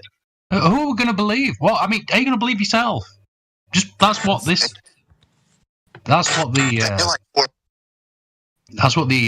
credo, the MO, sorry, the point of this server is, I would say, it's up there in the top 3 things. The point of this server is that we, encourage you to think for yourself.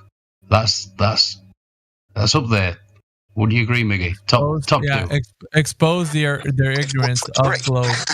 Yeah, you know what? It's because he was like, well, that's how he's using these terms incorrectly. He's the way he speaks. He's been thoroughly confused about how science works, and he says this is how science works. He said that how many times in the conversation that we had? This is how science works. He doesn't know how science works, and just saying that he's saying this is how science works is not gonna qualify for how science works. Do you guys understand? Like, when somebody says something, it doesn't mean that it's correct. It doesn't qualify just him saying, well, that's how science works. Well done. You're just saying things now. You're not even qualifying what you're saying with any way that we're going to be able to make it to a place where coherently we're going to understand that you know what you're saying. Because he didn't. He just kept saying that over and over, as in like that statement, saying it that many times is going to make it true. Yeah, as if he's an authority anyway. Right, and even if he was, it wouldn't even matter. Right. So, hold on, I want to play something. It's muted. Let me unmute it. However, I don't know that, and it has not. I gotta been play it proven. again. Science doesn't prove anything. I got it. I got to play it again. It is a three-dimensional. It is a three-dimensional spheroid. However, I don't know that, and it has not been proven. Science doesn't prove anything. And there's all the anti-flat earthers in a nutshell. Yeah. That's it. That's Indio. Like when they come in here, like You make the declaration and then qualify it that you can't prove anything. Like why are you even talking? Like go wander around in the woods or something. Like we have no need for you here. Well, Mr. Sensible came in here trying to be, his usual debatey self, and Yeah, I heard some of it. I heard, the part I heard was the spectroscopy thing, but I was busy, so I couldn't jump in. I mean, we could get off into like the topic of spectroscopy and how it's presented with it. You could probably actually thoroughly expose him in that point. And the thing that I like, Well, I just asked them a one question because their evidence is right. So the spectrograph, yeah, great. They're what they're doing is so in a lab, right? So they take an element and they run a current through it, and then it gets turned into a plasma, and then it emits a spectrum. So they've taken like all the elements and they've done this procedure, and then they say, "Oh, we see this, in the spectrum of the sun." But that doesn't mean anything because there's so-called intervening space, right? And there's a bunch of, let's put it this way, confounding variables that could make it the way it is. The one thing they say is the evidence is the a specific frequency called the alpha emission, and that's when an electron that's in this what's called the third orbital goes down into the second orbital, right? So that's like the Bohr model of the atom, and when it does that, it emits a very specific frequency. Well, here's the problem with that, and I've asked many Globers this. The sun's supposed to be a plasma. There are no bound electrons. So what are you talking about? So a bound electron there's an electron bound to the proton, right? Circling the proton. I'm sure everyone's aware of that model, right? There's a little electron circling the proton, and when it gets in excited state and then relaxes, it emits a specific frequency proton. But a plasma, the protons and the electrons, they're freed from each other. They're not connected, right? So how does it get a single emission frequency from an unbound electron? It's not possible. You'd get a bunch of noise, right? Because it's like the wiggle, right? It's like a little wiggle. The space of the wiggle determines the frequency of emission. But there is no wiggle if it's not attached to anything. It's just something free that's zooming around in every direction. And the only time it emits any electromagnetic radiation is when it's accelerated. So the whole so-called solar science is a lot of garbage. But what I would have actually brought up to him is, that they claim that the photons you see from the sun are 1 million years old? Did you know that, Mig? 1 million years old? 1 million years old. So the light you see from the sun was generated 1 million years ago. It was generated in the core of the sun, and then it took 1 million years to quantum tunnel all those photons to the surface, and then they're emitted from the sun, 8 minutes through space to your eyeball. Yeah, 8 minutes. So it's like 1 million years, 8 minutes. Yeah, 8 minutes ago. Which is kind of like, it doesn't even make sense from that perspective because none of those claims can be verified. But at the same time, getting into like the rhetoric is also talking about exposing their ignorance on the topic, because they can't even. How do you quantify that time frame? Either one, to say that is, it's that you can't. If their theory is the light's 1 million years old, at best they could say 1 million years ago the sun was made of hydrogen. You see what I'm saying? Because the light's 1 million years old. So if you take everything they say is true, only hydrogen emits this spectrum, and the light's 1 million years old, well, 1 million years ago it was hydrogen. What's it now? Look. Would it also be fair to say that they're committing a fallacy of like a false equivalence? Because all he's saying is that because we in a lab find a certain spectrum emitted from helium or whatever, and the sun matches, it's kind of like saying because rabbits have hair and bears have hair, rabbits are bears, right? Yeah, false Yeah. equivalence could be a term that he was using. Says who, and one of the, I think we did get into that. He said somebody needs to play back the clip that he actually was saying what you just said right now, where he was even there, like he almost crossed the line where he knew he was saying the fallacy, but he was trying to qualify it. And I remember him saying something similar. But I think the point you're bringing up is the same, that he was trying to like be careful not to make the fallacy. He did, however, make it. I just didn't point it out. I think at the time we were talking about it. But he said something like that. He was like, "Well, we see the way spectroscopy works, and that and he was trying to figure out how he's gonna make it sound like he knows that that's not what's going on, wherever the star is." I forgot. It was early on in the discussion of that, but he did. Well, kind of try but the main thing he does is that he kind of like oversimplifies it. He oversimplifies the actual procedure and like what they're doing. And like the leap of logic it takes to like, well, if we run a current through a plasma in a lab, that's the same thing we see with the sun, even though the sun is supposed to be fusion, right? It's not an electric current running through a plasma in a lab. It's a fusion reaction, right? So it's like this whole leap of logic. If it happens here, then anytime we see it, it must be the same thing. There's no basis for that, right? So if I take hydrogen and burn it, does it emit the same spectrum? Probably not, right? Because then it would have to react with oxygen, and then it's a whole different spectrum. So it's a leap of faith, really, to say we see it here in the lab under this rigorous condition, and like it's not like it's something like they just see it that way. There's a bunch of noise. They got to run it through filters. They got to apply like statistical analysis to it. It's not something as straightforward as he's making it out to be. Which is kind of like the thing that I prefaced the conversation with him, and I used Michio Kaku as his example, because I said, do we know anything? Can we know anything in cosmology to be sure of? And he says, there's some things that we know and things that we don't know. That's what he said at the beginning. That's the statement. So I was like, okay, what things do we know? You can talk about a few. I think there was something, I worded it something like that. And he went into this, which is spectroscopy. We know the stars are plasma and so on. So he started getting into that point. And I was like, okay, so we know that? Is that what we know? And for me, I wanted the audience to see how much he doesn't know about what he's saying. I don't care what he's saying, because even if he was trying to qualify it with him knowing a little bit about spectroscopy, which he could probably know a little bit about it, right? Not saying he doesn't know.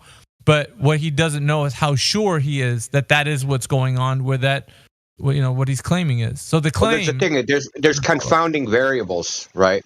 Like it's just the thing. If you can't when you do an experiment, you have to control confounding variables to try to hold them steady. But in this case, you can't hold them steady, right? Because it's in space. So spectroscopic lines are sensitive to temperature, pressure, electric and magnetic fields, optical depth, right? How far in the material the light was created, the photon was created, and how far it has to travel through the material. So there's even more. That's just like the short version. You know what I mean? So there's all these confounding variables to just say, hey, we looked in a lab in a pristine condition, and then we see something like that in the sun, something similar, because they're not observing the identical thing. They're observing something similar. And like they're observing it through what's called a frequency comb, which is like a grating, and the grating spacing will split because of diffraction, will split the light into individual frequencies. And then they're looking at that, but there's noise, right? So there's overlap. So then they have to clean it and process it and do all sorts of stuff they do, basically Photoshop, for lack of a better word. It's just post-processing the data, right? So the same way as like Photoshop, when you add contrast or do some other operation to an image, doing basically the same thing to make spectral lines pop out, right? Because they're smeared in the actual practice of actually doing the so-called measurement or experiment or whatever you want to call it. So what this is a Globers do. They take something that's actually very complicated and try to act like it's just something simple and we know and blah blah blah. That's just a gimmick. It's like a tactic, right? It's like saying, "Yeah, I'm going to Miami tomorrow." Saying like how difficult it is, right? I go wait in line at TSA, sit there, get the anal probe, get X-rayed, get on the plane. It has 13 frickin' transfers, and then then I fly into Georgia and have to frickin' drive goddamn 800 miles to get to Miami, right? It's not just going to Miami. It's complicated, and this is just as complicated as that. Just saying, well, we just look at the sun and the spectral lines match. That is an oversimplification. Because in between that spectral lines match is a lot of assumptions. There's a big whole stack of stuff. Just like Eratosthenes, right? So you have all those assumptions, right? This measures the circumference of the Earth. Okay, so we assume the parallel rays, and then we assume the shape assume it's a globe, right? So you make all these assumptions, and all these assumptions have to be true to reach your conclusion. So spectroscopy is the same way. It's got like 10 assumptions, and all those assumptions have to be true to reach your conclusion. But the thing is, they're assumptions, which means they're unproven. And like, this is our best guess. Like, whose best guess? Your best guess? We're not trying to guess. We're trying to know. Right? Spectroscopy is like reading chicken guts, dude. It's literally like reading chicken guts or tea leaves. Or chicken bones when you throw them on the ground. And yeah. How does meme say it? Like digging through chicken guts and trying to make sense out of the madness. Yeah. That's a good analogy, but yeah. It's great. No, I actually want more of these guys to come in here because the audience needs to know. This is what this forum is designed for. They're exposing the ignorance of globe Earth and then bringing forth some reasonable, sensible conversations. And yeah, if we don't, man, we're going to be lost into... And I always take a look at this. It isn't an argument.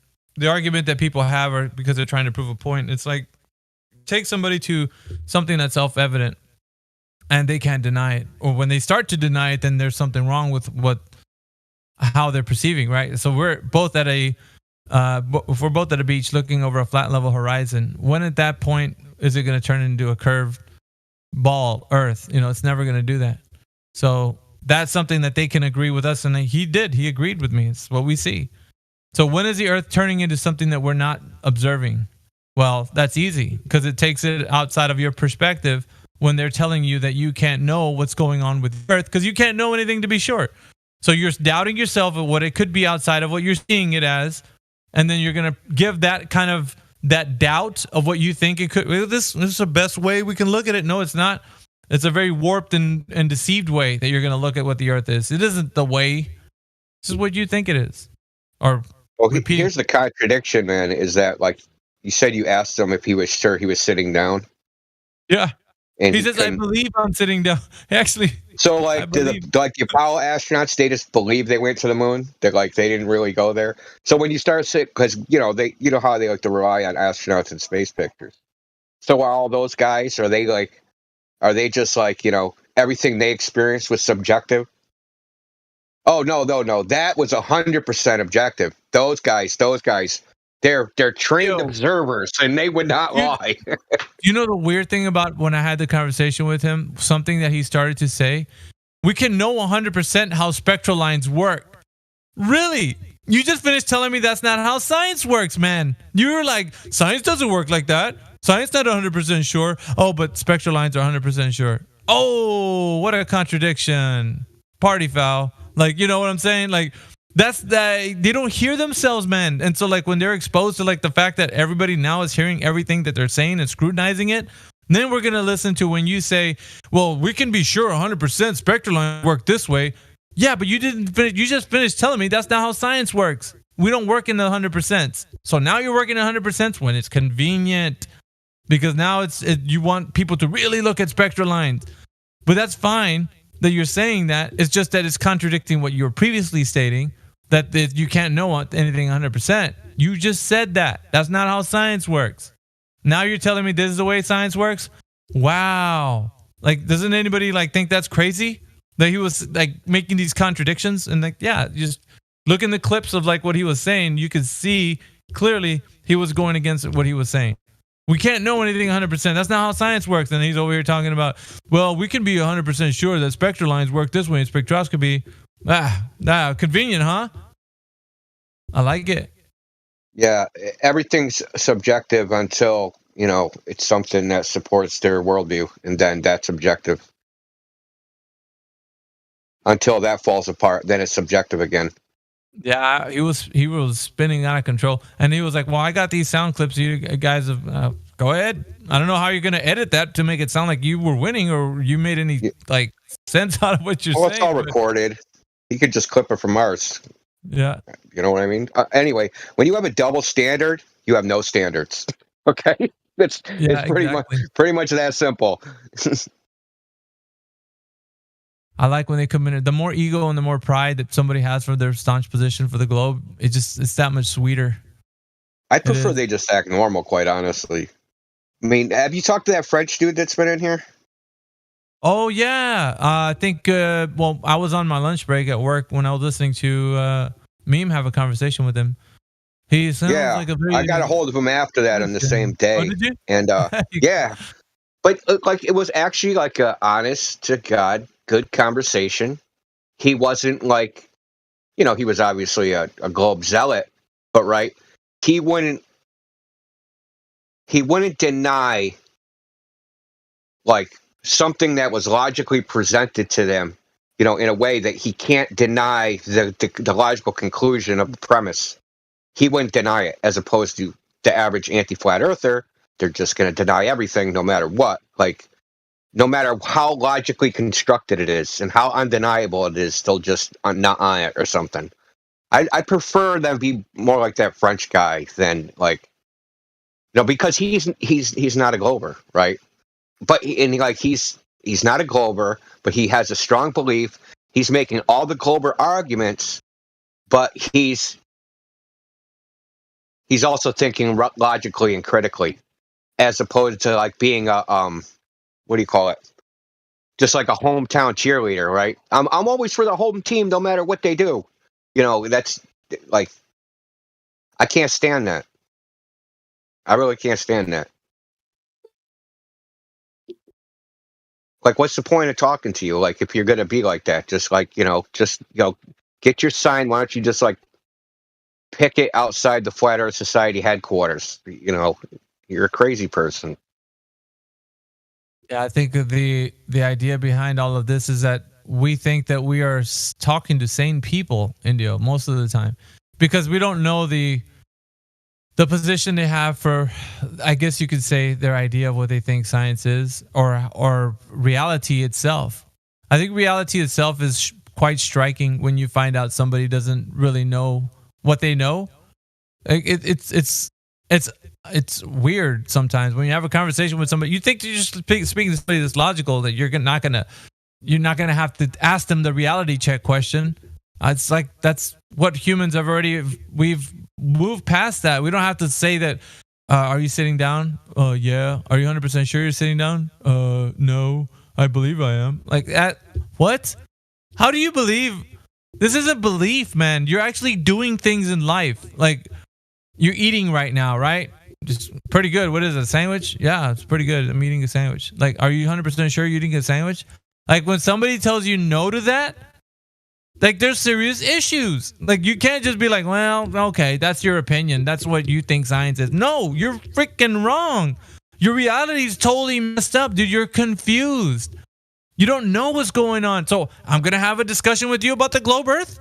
I don't think so. I'm going to really point out what you're saying is crazy, because it is. You don't even know what's going on in reality, much less telling me about what the cosmos are. As a matter of fact, statements too. Like, I'm going to expose you thoroughly for being confused and not knowing what you're saying. And that they just want to call things science, man. They want to call things science that aren't science because they want that, that good housekeeping seal of approval that if we call this science, it's actually truth, right? So then it becomes, once it becomes truth by calling it science, it's above reproach. It can't be questioned anymore. And so now we can just take that. We don't have to debate it anymore. We just take that off to the side. This is divine truth handed down from on high, from the science gurus, from all the priests. So we can't question that anymore. So then we move on to something else, right? And now we'll frickin' jibber jabber about frickin' aliens or something. Yeah. But they, like I said, well, that's how science works, and they don't qualify. And basically, what he was saying is we can't ever know anything 100%. He said this multiple times, Indio, and then he comes up with that's what they're taught, though. Listen. He's parroting what modern science has become. Right? That's what it's become. It's become this, and he's parroting that. Which listen. If they want to claim that that's what science is, fine. Claim that science is you can't know anything. Then it's fucking useless. Right? That's fine. I'll call it science. I'll call everything that's useless science, right? Everything that's subjective science. Oh, I don't like red. Red is the ugliest color. That's science. I don't like hot chocolate. That's science too. So science has made society a bunch of fill in the blanks then, because we can't make any decisions. We have to just bend and toe because we may be 99.9%. We can't ever be 100% sure and ever say anything with our chest. Is that what science is telling us now? Well, not only that, but spectroscopy lines are 100% certain, though. That's the only thing in the whole existence you can be 100% sure on is that. He doesn't even know he's sitting down. He believes he is, but he knows that spectroscopy is one way that you can know for sure what an element is. That's what he does know 100% sure of. But that's not how science works, according to him, because he doesn't know what science. Like, you know what I mean? Like, it's just like blah, blah, blah, blah. That's pretty pathetic. Well, that's what I'm trying to I want people to see that when they argue with this character, Mr. Sensible, they're gonna get a bag of nonsense. And so when you say, well, okay, that's what you say, sir, but you don't understand that this picture shows you the Earth isn't, and then he's going to be like, that's not how science works, and then you're going back and forth. You know what I mean? Like, the thing is, science is subjective. Then, like, what are we talking about? Then why are we arguing? We're arguing your opinion. Exactly. Right? Yeah. Like, I could try to change your opinion, but apparently if everything's subjective, any evidence I present is just my opinion anyway, even if I can, like, demonstrate it over and over and over again. That's still just an opinion. Yeah, that's what you think. Like, what it does, it just blows up reality. So that, like, nothing's real, nothing matters. Like, we're all just brains in a freaking jar somewhere, imagining everything. And the closest we can ever get. Why would you want to make that argument? Why would you even want to live with a conception of reality like that? How is that like enticing? The closest we can ever get is 99.9% sure of the way there. Never 100%, only 99.9. Pathetic. He said so. But then Kiwi, like he said that, and then he turns around and says that spectroscopy is another way you can know for certain. That actually works 100%. So I don't think there's some vanity thing. There's some vanity thing by saying it's only 99.9999%. So that like nobody can ever go, you were wrong, right? You were wrong. Yeah. But no, I wasn't wrong if I said 99.99999%, right? I wasn't wrong. That Black Swan happened. Lawyers. I think that 0.001% is there to like attempt at a bit of humility and open-mindedness. An escape clause, maybe? It is an escape clause, but of course they don't want to just, you can't come in and be like, oh, no things for 100%, they're not. Yeah. Of course, they're the most closed-minded, absolute certainty type of people in existence, at the end of the day. I would say don't take a position if you're not willing to stand for it. Just don't. If you're not sure, just be not sure about it, but don't take a position. Like, because when you do take a position and somebody asks you and you're making these matter-of-fact statements, because he said, the matter-of-fact statement he said, let me point it out, we can know some things and we cannot know some things about the cosmos. I'm pointing that out. That's a matter-of-fact statement he made at the beginning of the whole discussion. And he said that. You guys heard him. So now, exposing the fact that he doesn't know anything was important to me and to everyone. Because if we're in a discussion with this human and he doesn't even know anything, then why are we gonna indulge him about? Okay, so you got your pictures, I got my evidence. Like, no, you don't know anything. Why? Like one of the things, like look at what he put in the chat just like even a minute ago. He's talking to SimCord. He said that's one of the 2 wide-angle cams. You want the cam with the 2 tout strings. Get it right. Like who's he trying to correct? He doesn't know anything. Like you talk to somebody's like, yeah, dude, that's just your opinion. Like that don't matter. That's courts your don't opinion. exist. Yeah, courts feel? are a To figment be- of your imagination. And to be straight, like if you were on again the witness stand and you put yourself up there, right, and a lawyer's taking you to task and you expose even a little bit that 0.01 that OB was just referring to, that lawyer, he's going to snatch onto that 0.01 and he's going to expose you, because even a splinter is enough for somebody to run you through the gauntlet. Take you to task. That's easy. I swear to God, physical pain was invented to keep people from being delusional. Keck. Waterboarding. You know, all these theories don't mean like all these mental contortions in their head. But like you brought up court, right? That's like kind of like where the rubber meets the road. You can talk all your nonsense, but there's dudes with guns that are going to enforce their worldview on you, right? And if you go run around saying nothing's real, they're still going to stick you in a jail cell, right? You're still going to, like, you can deny it all you want. You're locked in a freaking cell. Like, you can cry about it, do all sorts of, imagine that you're somewhere else, but no, you're in a cell.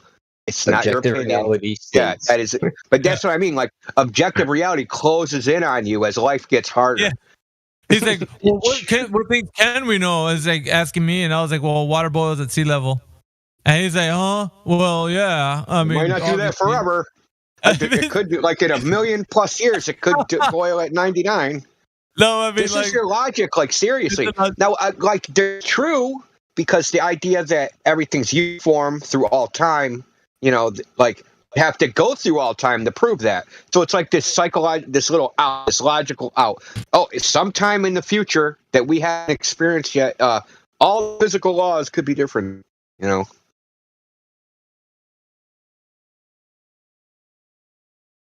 Dude, they always have like that ejection seat where they can just pull the ripcord. I can't be wrong. Pull the ripcord. Zip. I call them CYA. I'll be looking at a set of drawings and I'll see the designer. They'll put a CYA statement. I call those cover your ass statements. And those are your ripcord statements, right? The things that get you out. The drawing shall conform with the building code. Well, yeah, but it's your job as the designer to spell out what those requirements are on the drawings. You don't just get to say it's going to comply with the Bible. You got to show us.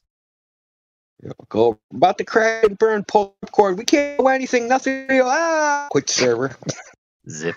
Oh, I like it. It's for me, it just because he was on that's the kind of like on a debate platform. I'm like, no, this ain't a debate. I would have prefaced the whole thing.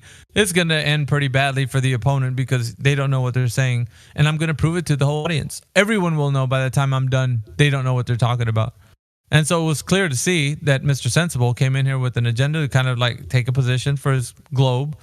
And there wasn't a position that he has. It's all just an advocate for the lore of Globe Earth. He's a fanboy of it. Yeah, and he wants to propagate that lore to other people, making other people believe in his little space fantasy. And it's not going to happen because there's no evidence for the case. Yeah, like if anyone says to you, everything is subjective and there's nothing objective, just ask them, well, is that objective? Is that objectively true? Everything being subjective, objectively true, then they're in they're a spiral, right? In the circular, contradiction. They can't get out. Because then, like, if you're going to make a statement that everything is subjective, that would have to be objectively true statement. Disprove your initial statement. Yeah, self-contradictory. You can't have it both ways. But they try. They try. They just it's some thickness or something.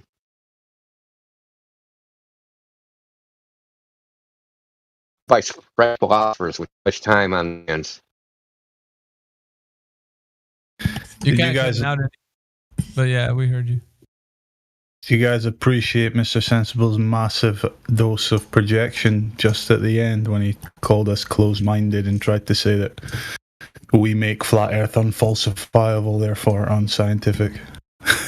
It's like, okay, everything exactly the fucking Globers do, you know? This is coming from a guy who doesn't know anything. Yeah.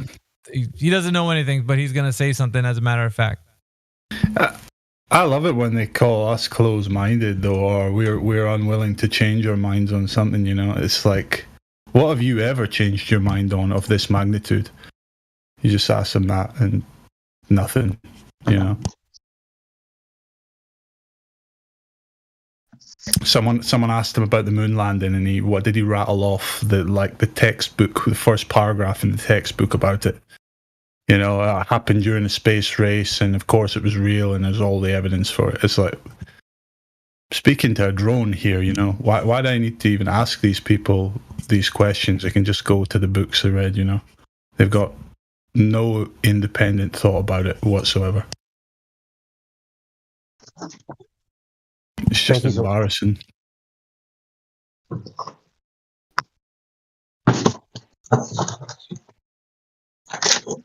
I think there's two there. Kiwi, you got a hot mic. I had to get ready for work.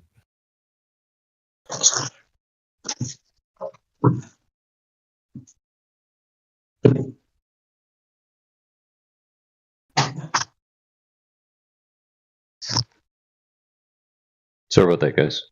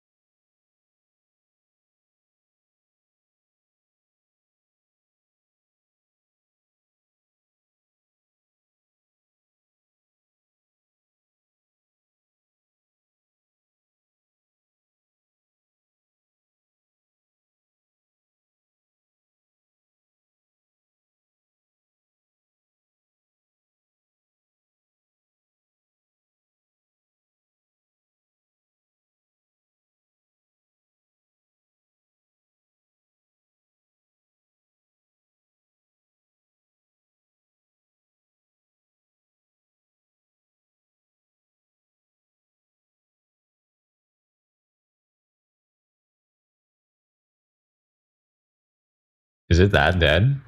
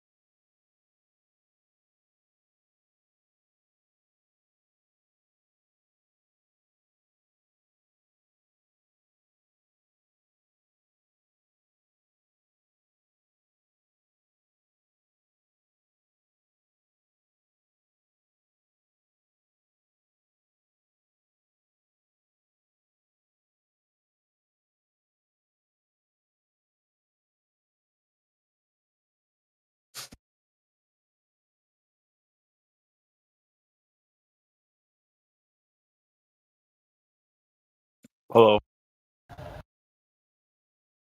How's it going? What's up, y'all? Good. What about you? Same stuff, different day. Hope all is well with everybody.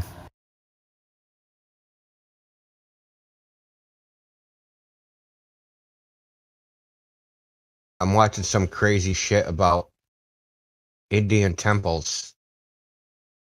Nice. So what's it saying? Yeah, that's With so like cool, moving isn't it? parts, man. Like, pretty crazy. So one of them is like a stone lion. It's carved granite, and in its mouth is a ball that you can't get out of its mouth, but you can move it around and stuff. I think I know what you're talking about. It's the ball's smooth. But the ball's made out of Ball a of different onyx. type of stone. Yeah. The ball's made Onyx. out of onyx. Yeah, that's nuts, dude. How the hell, how the hell they get that in there? Oh, yeah. That's weird. Okay, and can someone tell me how you make chains of stone? That's a good question too. I posted a video in the live stream. If anyone ever wants to take a look, I haven't even finished watching the whole thing. How do you get chains of metal stuck in coal that's from like supposedly like millions and millions of years ago, and it's like literally embedded into it, not like lost to somebody's mind. They found it by mining, and it was completely sealed away, amongst other out of place artifacts. Yeah, that's Michael. What the hell is his name? Michael Cretan. Is that his name? Michael. Yeah. And that thing you were saying about the stone chains, those are really weird. Like, they're so delicate. Like, it must have taken forever, like the amount of focus to do something like that, unless they had tech to do it or something. I think there was a cup too. A metal cup was found in, like, I don't know, I think it was coal. Yeah, there's Statues. And then there's like gears and other weird things that.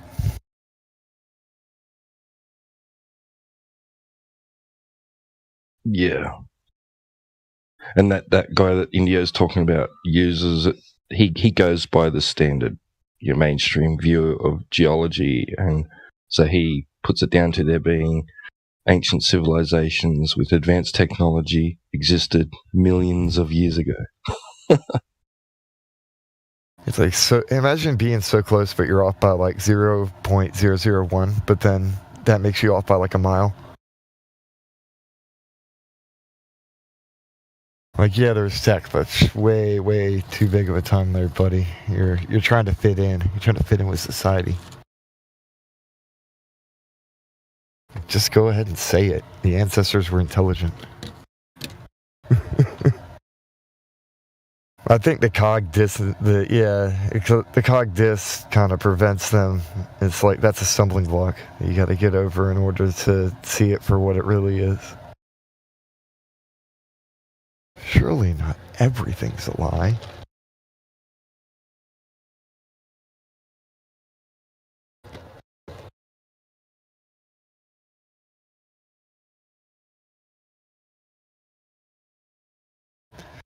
There's so many other things related to that too, like the petrified foot inside of a cowboy boot. Yeah, I was just thinking of that. Ew. Or T-Rex blood. Like, if it's from millions of years, did you find T-Rex blood? What the hell? What? You call it whatever it is. Like, they're going to try and fit, but there's some kind of creature that they're claiming is from back this far back, yet they've got blood in this particular sample. You guys are full of crap. I wish I could find the video where they interviewed this guy. He said he was a laborer hired to saw open certain bone samples, and that it wasn't as uncommon. And he'd alert the so-called, the quote scientists about. He'd say, "Hey, look, this bone's like soft, like there's raw tissue in it," and they'd say, "Don't worry about it, like, just stick it over there, shut up." Yeah.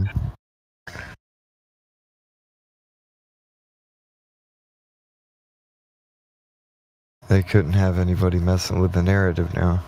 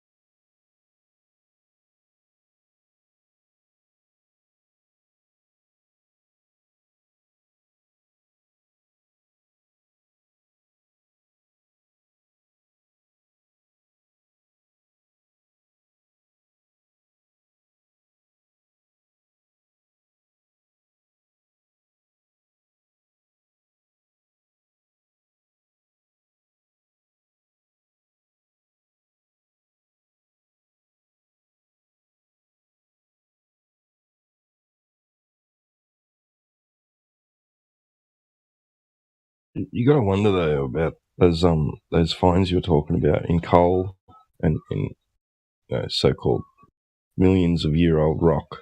Well, why aren't we still finding shit like that?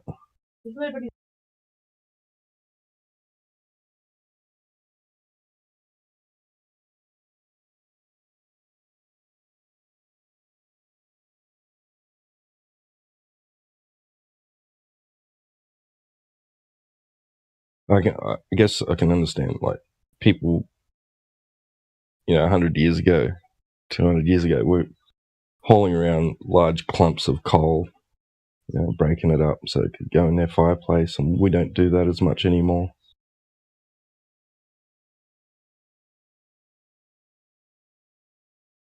But those coal miners, they must be finding some shit now and then that sort of raises the eyebrows, surely, if it's like, I don't know.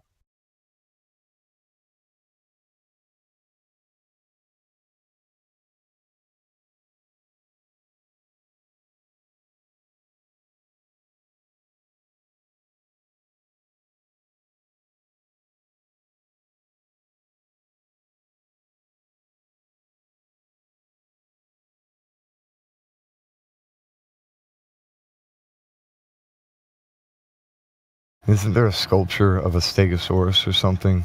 Like some kind of creature in stone? Or is that fake? Ancient art, yeah, I looked into that a few years ago.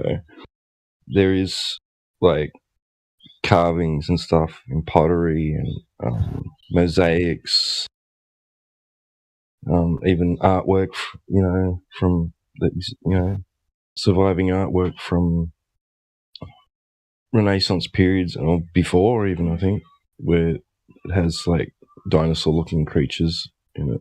Yeah. And then there was all that shit that they found, that they reckon they found in South America. Pottery, stone carvings. It showed guys sitting on dinosaurs looking through a telescope. Mainstream calls them forgeries, fakes, I call that following the science.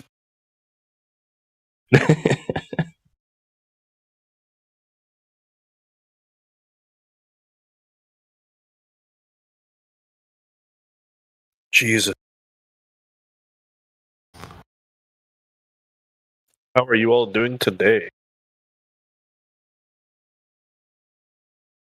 Oh, okay.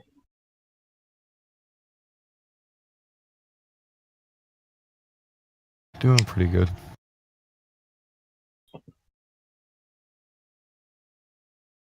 I'm working on a video thing. Adding a song to something. Cool.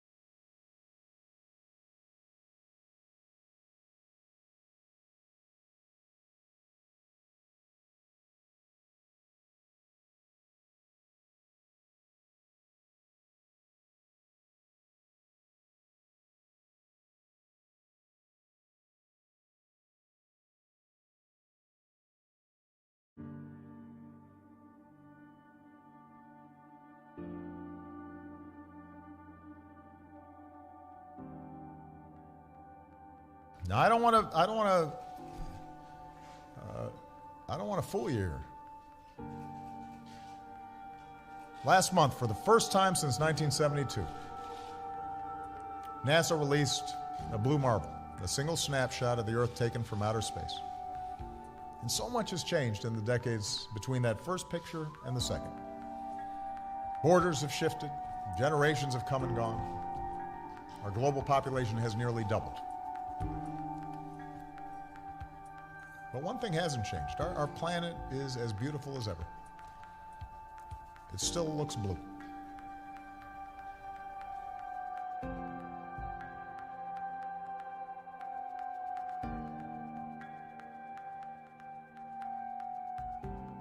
In 2002, Blue Marble 2.0, NASA's Rob Simon made this. And it had wide appeal too. For example, it ended up as the default background on the iPhone. I didn't even know until I bought an iPhone and turned it on and kind of did a little happy dance. Simon's job is... It's primarily taking data and making pictures out of it. That's what this is, a composite of data sets from several different instruments translated into a picture. To us, the really cool thing was the data set. Up until that point, there was no realistic color map of the globe anywhere. So the land layer here comes from the Moderate Resolution Imaging Spectroradiometer aboard Terra. And the tricky part here was the weather. So we actually had to take clouds out. They stashed the clouds for later, went onto the ocean. That came from an instrument that measures phytoplankton in the sea. Where it was low, I colored it dark blue because they're low mostly in mid-oceans. And then where it was a little bit higher, it was like a little bit brighter green. Then add the clouds back in. There's a small problem with it because there's a very slight gap in between each orbit.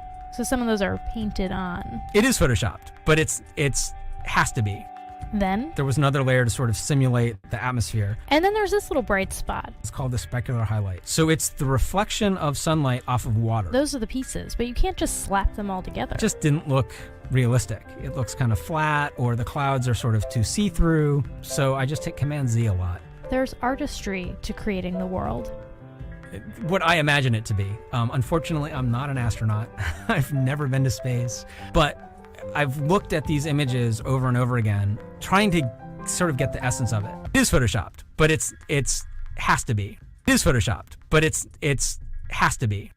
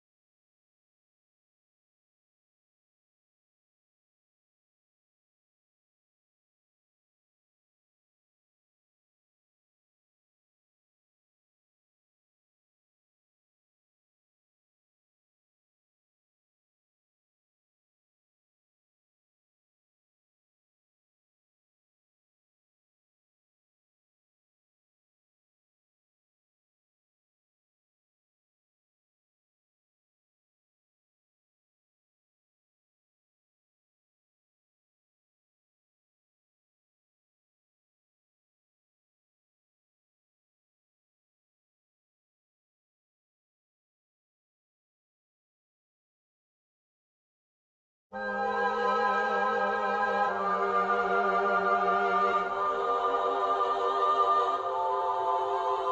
yo, I only know what I see. I seen enough to know what it means to me. Learned from red dirt and I got degrees. Veered off left turns and wild out east, and we're poor and rich and hold all that class. Don't wanna know any sons, don't wanna know where you are. Mind made up already, we're not here to wax. We just don't wanna fall off the edge and into the dark. So we clench our fists, clutch our pearls to anybody critical about view of the world. Tongue like a slammed door I keep closed just to beat those doubters of these blindfolded free throws. And the channels love a G up, shoot the heat up, we'll beat up and eat up, and I don't wanna have to read up. Just drop a grenade and put my feet up.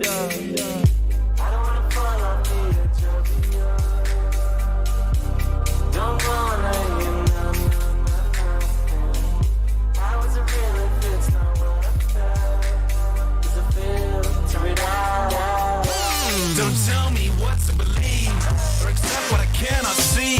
Fuck you and your facts, I'm free. If you don't like it, leave. I don't even want to walk in your shoes. What about me?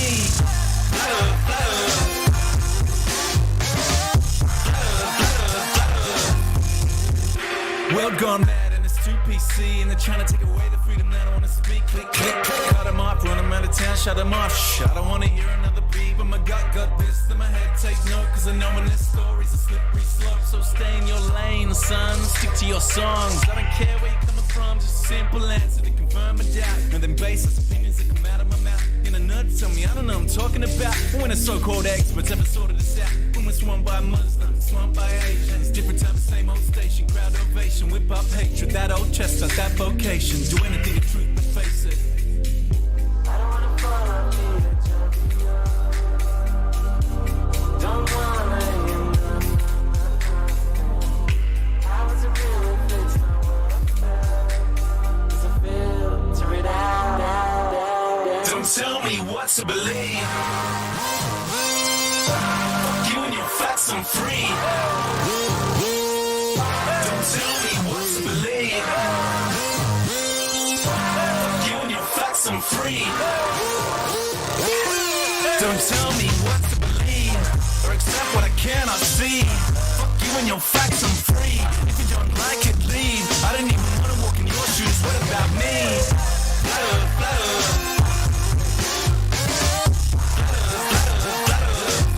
Don't tell me what to believe or accept what I cannot see.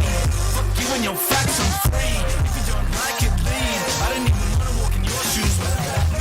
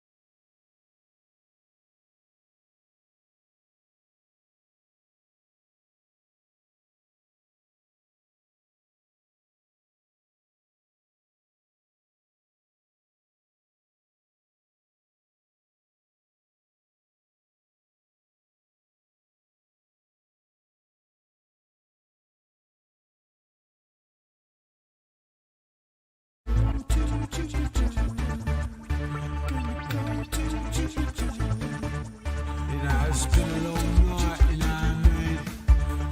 Yeah, so I've got a feeling that these funny flat earthers, you know, we're gonna go to Jupiter, gonna go to Mars.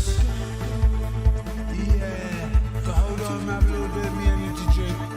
And then, you know, cause last night I was out partying really hard, you know what I mean? So today, what I'm gonna do is I'm gonna go online and like try to like, you know, talk to these like flat earthers, you know, because we're gonna have a party on Jupiter. Who's coming, man? Alright, hold on, I need to have a little bit of me energy drink. Yeah, I don't need one of them, yeah, like running Red Bulls or something, you know, just I wanna go to Jupiter. Gonna bring some alcohol. Gonna bring my gal Susan, cause she's gonna do it, oh yeah. I'm gonna go and have a big fun on Jupiter. Gonna put my flag in one of the moons on Jupiter. I need a little bit of me energy drink. Need a little bit of me energy drink and a little bit, bring a little bit of alcohol. Bring something for eating too, because I don't know, just bring barbecue, maybe. Bring barbecue, yeah, got the bottle. Alright, lads, alright, we decided we all want to go to Jupiter to show these stupid flat earthers that you can't really, you know, you can't just say that the earth is flat. Hold on, I need some of me energy drink. Hold on, need a energy drink. A long night last night, now partying with my girlfriend, you know. Now I'm gonna get online. I'm gonna tell these flat earthers, you know, you can't just criticise anything, you know. You can totally just go, just get on a rocket. Just get a rocket. Let's get our own rocket. Right, fuck it, you know what I mean? You know what I mean? I mean, shit, we just got together and just, you know, decided, you know, like, if we could do a meeting like at the UN or something, we could just decide that we was going to go to the moon, you know, again we could launch pad party on the moon. Hold on, need some of me energy drink. Hold on, need a little bit of me energy drink. Yeah, need a little bit of me energy drink. Hold up. Some Red Bull or something. Yeah.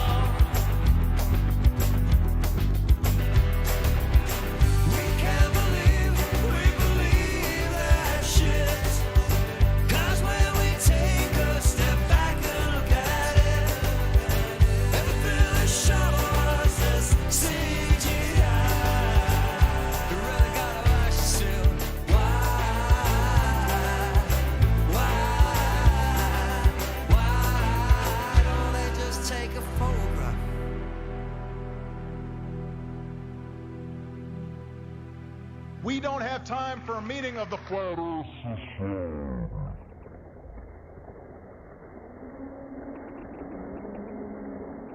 Do you suppose it is beyond us to produce a dual system of astronomy? The stars can be near or distant according as we need them.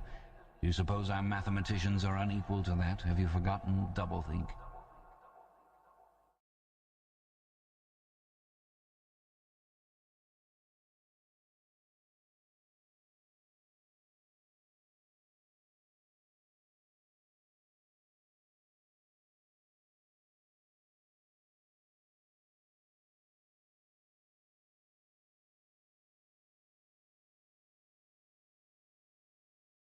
Everything at the center point, and I don't disagree with that. That's art, but in reality, that is not the case. The horizon line is not at your center line. You have to have to angle your eyes different to get that to happen. If you look straight out, the horizon line is not at your center line. No matter how high you go, it won't be. It can't be. I'll say. Yeah, I'd have to disagree with you, Brian. Sorry, mate. I don't agree with what you're saying. When I say angle your camera, I'm saying if your camera is at your eye and you have the crosshairs of your camera horizontally on the horizon, the horizontal crosshair on the horizon line, you're not dipping down, but what you'll see in that photo is half and half, not more sky than water, exactly half. You can probably Google, well, you'd have to be true with your camera, meaning putting your crosshair on the horizon line right in front of you. You'll see the pictures have. Yeah. I don't disagree with that. Well, art knows. My point is different. You're missing my point. You're missing the point. Realistic. Pride, just give it a sec, because let's just This is an old argument for me. Yeah, I know. So let's just reiterate the point, right? And it's Roto, and we're not arguing, but it is a good point, because you're looking at an artistic point of view, and you're saying this is how it works, and this is how I draw a picture. All lines converge to that center point. What Brian's saying here is fine. That's acceptable in art. However, when we are defining the horizon, because we're looking across a plane, there is a function due to observer height that means, even though it's not curving away, there is a variance that occurs due to the openness of the angle.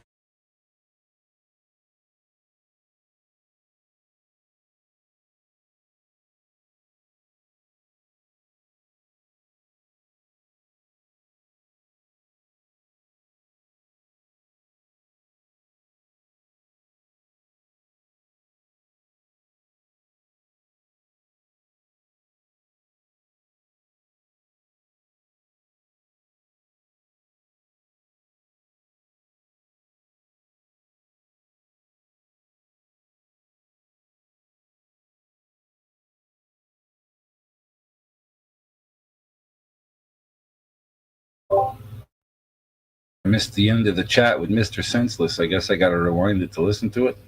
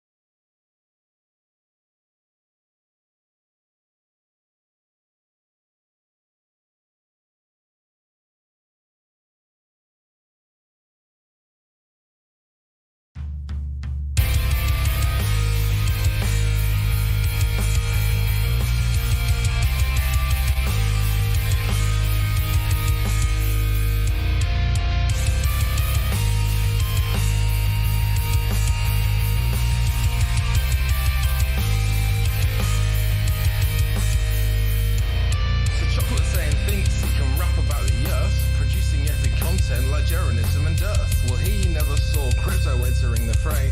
The best white rapper since Eric Dubay. Now I haven't rapped for long, so I don't want to boast, but my rhymes are better than the view at the coast.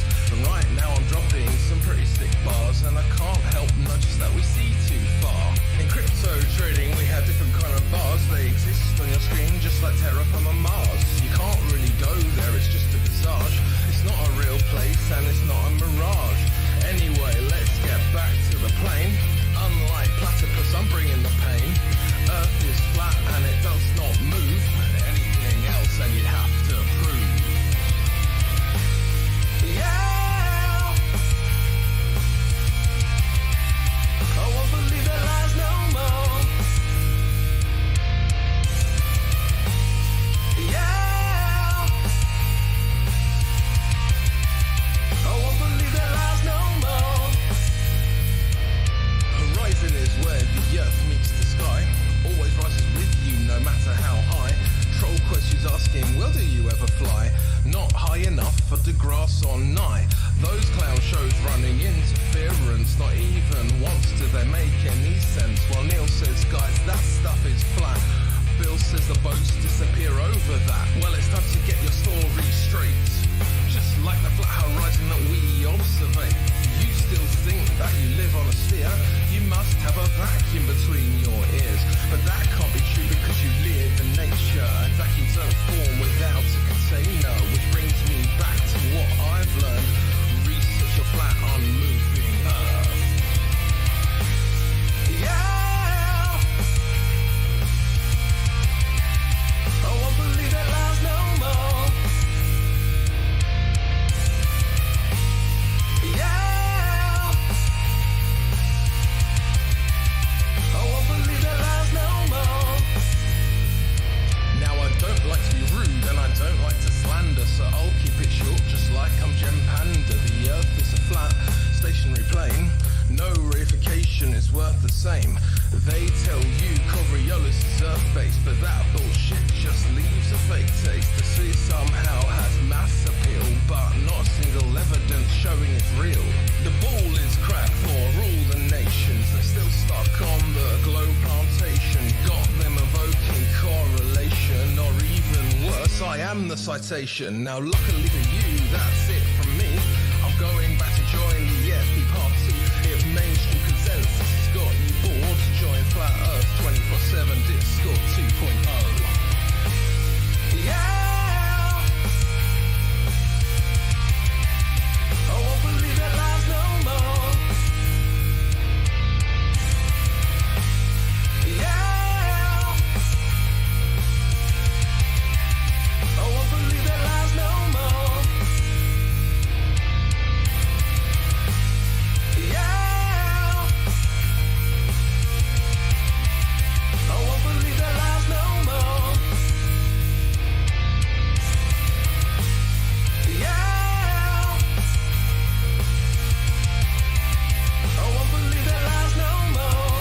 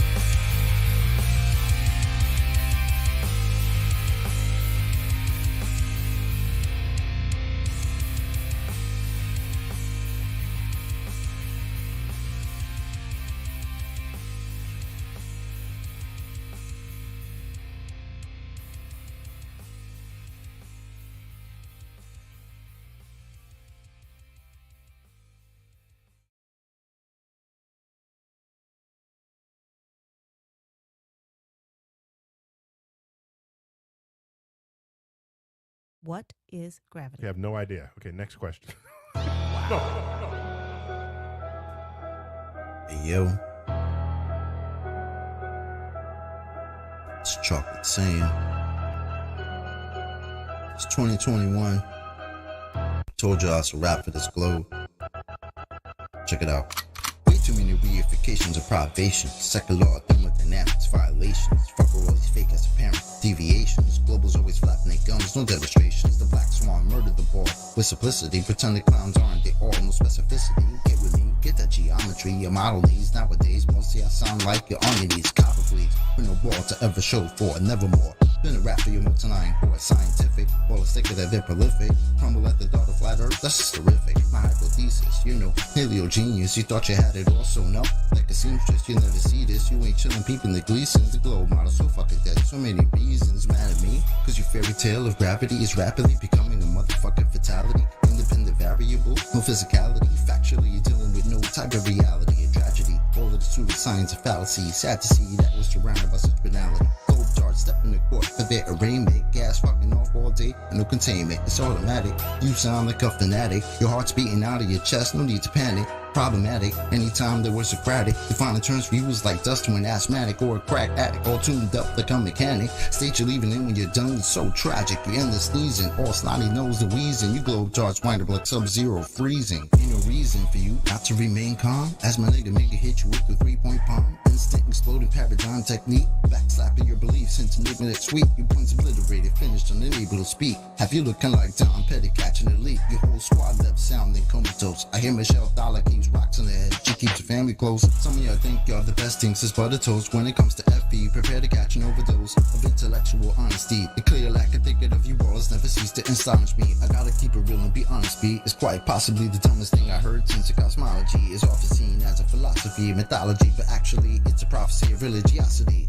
Get all your skills and your weight up. This crunch time, your whack model getting ate up like lunchtime. How in the hell could we establish a baseline? Most of y'all trolls are just here to waste time. I'm not aware of what you're hearing through the grapevine, but you must be out your mind selling space-time. A mathematical construct of imagination with absolutely no experimental validation. Before the story begins, you need a foundation. Curvature of the earth, that's the conversation. And since the shit up and disappeared without a trace, I'd say it's also time for you to say goodbye to space. Tall tales about vacuums and empty place, all the while breathing air. That's just not the case. You best get out my face, cause I can guarantee you that the very air you breathe immediately fuck off the space. We understand no requirement for your compliance. You understand that you are standing in a room of giants. I admire that you're usual in your defiance, but won't you join us in this funeral of pseudoscience? You in the mood to try us? Go ahead and test your mic. These motherfuckers think they're moving at the speed of light. How about the speed of sound? 250 miles above the ground. To say that ISS is going round and round. Please don't even try, son. It's been a rap since you gave up open your geometric horizon. In the trenches hoping and praying we don't get wise and realize you're smoking more of the grass than Neil Tyson. Oh, speaking of that clown, I wonder how much longer he can keep a push of this in the background. Never debating, always up for the back down. Playing in fear of the gravitational smackdown. This little circus won't last long. I'm betting you the type of clown that sits at home alone with a mask on. Thinking you debunked an argument like the Black Swan. Never knowing that your radius could be that wrong. Oops, I really meant to say dead wrong. Implicitly, we've been falsified the globe empirically. Need you to listen, G. It's not logical to postulate you live in a sphere with no sphericity. It's the epitome. It's not a mystery. The globe model's all wrapped up in stupidity. It's quite simple, see. It's probably not the move for you to spew your rhetoric here or religiously. Maybe officially. One day you might find yourself vividly in the middle of an epiphany. Lyrical symphony. It's been a pleasure, but our times have both come to an end. Synchronicity. For the glower to move over, there's no rovers on Mars or the moon or the stars. Space is fake, he's scoping hard. This is fate, we came this far. This debate, yeah, this is ours. You got hate up in your heart. All the games, they fall apart. Watch me paint, yeah, this is art. I took my aim, yeah, this is war. There's no curve down on the floor, yeah, there's no globe there anymore. It's okay to share your pain, cause yeah, I've been there all before. Join the server to debate, but this is dancing with the stars. Too much food up on your plate. The flat earthers, they took your lunch. If you didn't watch the tape, then you'll get knocked out in round one. That's just what will come your way if you don't learn about the debate. Yeah, I was just like you on the globe back in the day, and I thought the earth was moving till I learned that space was fake. Now I know it's not a globe, and you can't tell me about the shape. But you thinking buildings moving, that the gas is uncontained. Said you never had the proof. You should learn to feel ashamed, cause you said the curve was there, but then you hopped up in a plane. Flat earth, it took me years, I'm not expecting you to change. Yeah, I know it takes some time and you won't get it in a day. Now you at the starting line and now it's time to run your race. And the globe is in the past. The globe earthers in last place. Man, money till the truth throw some shade up in your face. Do not worry about the trolls, no, they can't get up in your way. Now we in the live stream, flat smacking every day. And you need to say shit. Better back up all your claims. I won't take no fallacy. God diss him if he plays. No, it's not a disc, yeah, flat is not a shape. If I say the earth don't move, you'll get bent all out of place. Take the flat pill, yeah, do it with some grace. Don't get mad at me, no, you can't go to space, cause it's on the TV, yeah, outer space is fake. Now we in the live stream, flat smacking every day, and you need to say shit. Better back up all your claims, I won't take no fallacy. God diss him if he plays.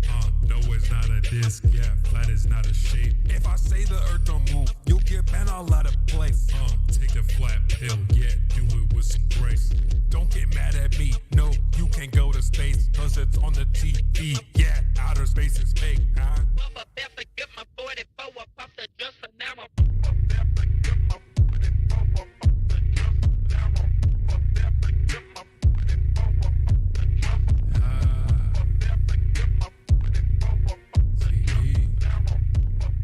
Another track is still flat.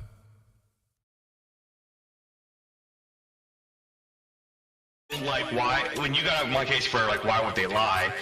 That's my thing, is that I would like to a explanation of one way or the other, so that I'm more informed if I were to be, you know, asked for anything else.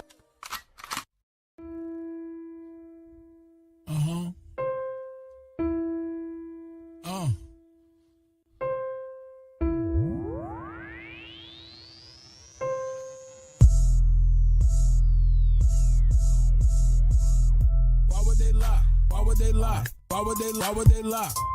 Why would they lie? Why would they lie? Why would they lie? Why would they lie? Why would they lie? Why would they lie? Why would they lie? I know you've been hating this, but how about that radius? What is he saying though? Broken geometry. Okay. I just pointed out, now you're at hominy. Went to your mommy be trucking and driving, Globers be wildin'. They went out of style. 8 inches per mile squared, never been measured out in the wild. Why would they lie? That's what they cry when inches can't be denied. Defending the government, slave till you die.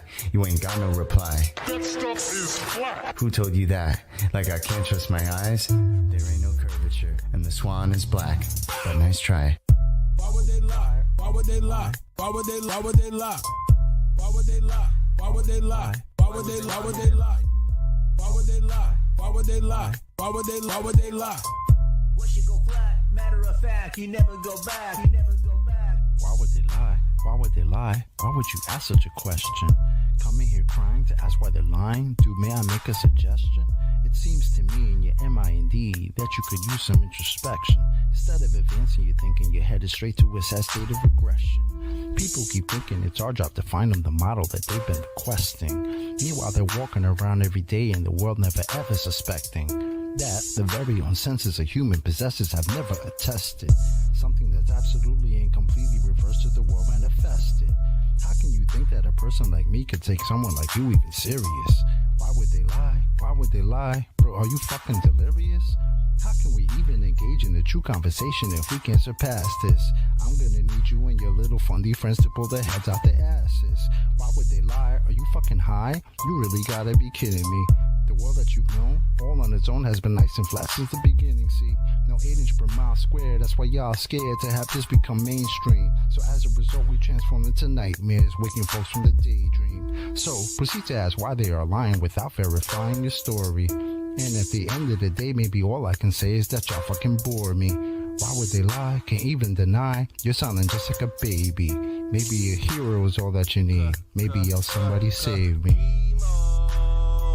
Global abortion, all applauding. Cheers, big heads, small, enormous. From cradle to grave shall be like tortoise. NASA Tower lies every day is exhausting. Nothing more boring than the stream they recording. Yeah, that looks real, is that a joker talking? Composite mind nuts is not a bore you foreskin. Ignoring, distorting the facts where they store is. Entering your mind irrespective of warrant. To stay levels curve we expect from a zealot. Spherical excess, now we don't want it. Delusional puppet digesting the stomach. Without any warning, hick on the shoremen. Are you a moron? Is not that important. Similar to Karen, always reporting. Endorsing the fraud and effects without cause. Manifest force from a pseudo source. Reversing the curse of what you've been taught. There be rehearse in the dirt, but they still fall short. Imaginary planetary like me coincide with space warp. Astronauts monetary paid for. Submerged in the water while they claim that they orb. It's a circus show, clown circle in the globe. Why would they lie? Obvious the creator. If the globe don't fit and the earth don't turn, that's a whole lot of that they have to earn with the horizon swan. We eliminate the curve. All our eyes are on only what we can observe. Global lies are wrong, what they're hiding flat. Keep my spies like on hide for the research. You rely upon priest and pirate like a bird. With your lying glove, preach religion like a church. How should they die? How should they die? Why would they lie? Why would they lie? Why would they lie? Why would they try? I got the math and science on my side. I'm running circles, it's easy as pie. Your reification is all falsified. The education is all just a lie. No need to replace it. All I need is you to face it. All I got is time and you just waste it. This is a gift staring you in the faces. Where you gonna get the truth from? If not from us, then who you dum-dum? Made the bed at your demise and chose to sleep to count the sheep since 9 to 1-1. Never been a fighter, fact of life, a choice of wrong and right that I would never run from. State the truth, defend the youth and stop the coup. It's just a job that got to get done. Why would they lie? Why would they lie? Why would they lie? Santa was real, the fairy was real. Why mama lie? My brother died, healthcare was bad. Why mama cried? The system is broke, your son is woke. I'm setting mission on fire. Why would they lie? Why would they lie? Why would they lie? Why would they lie? Why would they lie? Why would they lie?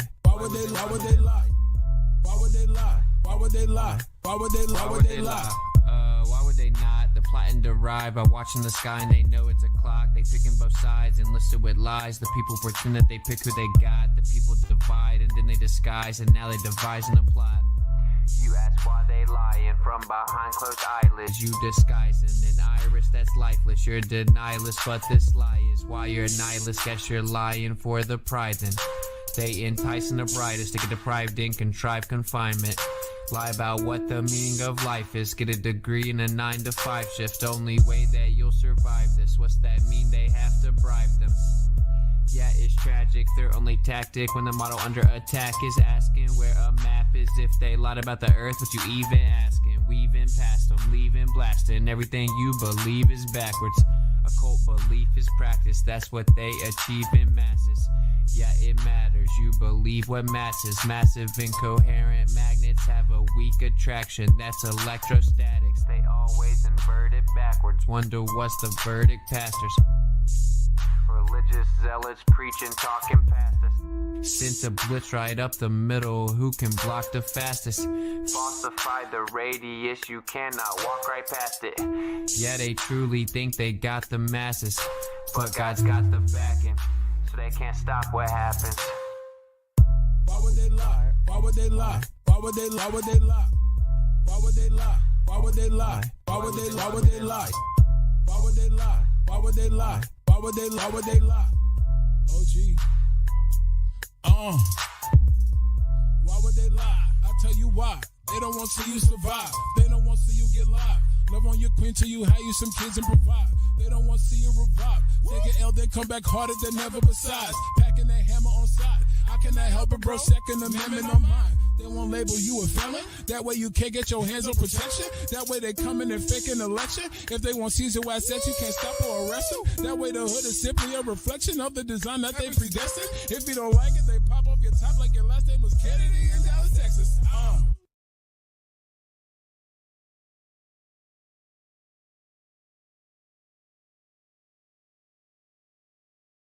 They fucked it up a little bit.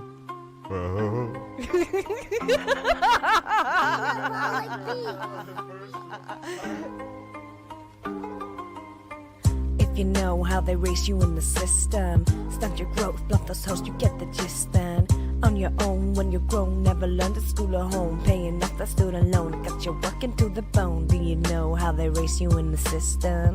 Tell you lies, hypnotize, tell you listen. Praise the thief, give you grief, feed you nothing but belief, till you're crying for relief and you listen to the chief.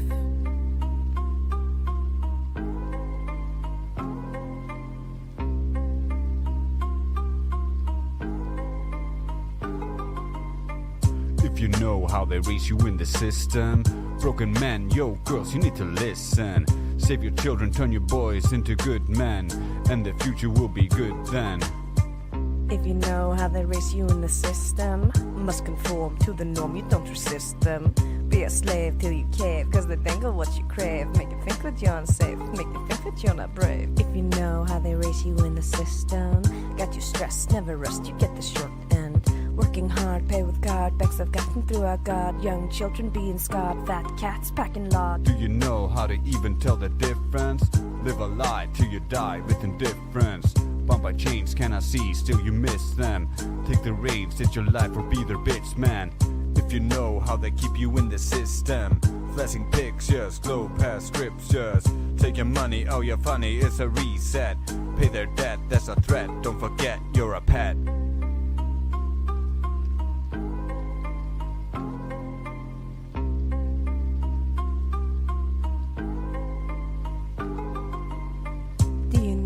They raise you in a system, so you trust to your dust, no resistance. Young or old till you're cold, better stick within the mold. Best believe the story told, better get your kids enrolled. Now you know why they raise you in the system. Full control of your soul if you let them. Open eyes, see the skies, but you look beyond their lies. See the devil in disguise and the truth it mystifies. If you know that the globe is inconsistent, in your mind cannot find non-existent. Cannot trust, truth's a must, globes a bust, no cosmic dust, just free of wanderlust. Do you know how they raise you in the system? Of the fear, lose what's dear, open prison. Broken mind, hard to find, so it scares you to be kind. So you choose to wear the blinds and it leaves you in the bind. Now you know why they raise you in the system. Kill your god, raise the rod, you don't need shit then. Stars align, it's a sign, there's no bendy space and time. There's a getting all the time, but their content is a crime.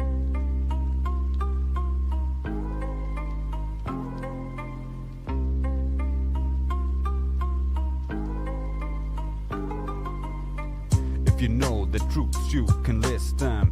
Draw the line, genuine, every baseline. Grow a spine, get online, and meet me and mine in the new paradigm. If you know about the rulers of the system, it's a bloodline, foul, clandestine. World decline, not divine. Makers of the storyline from long before Byzantine. Do you know how they keep you in the system? Kept in debt, under threat, so hard to leave them. Stand up strong, you belong. That's the purpose of the song. Doesn't hurt you to be wrong. Now you know why we should change the system. Free your mind, meet your kind, let it disco. Ocho Choco, cracking crypto, Bambi, Lulu, QA, Mickey, Sonny, such a wig if you acting funny. Now you know why you should join the disco. Get informed, break the norm, it's time to let it go.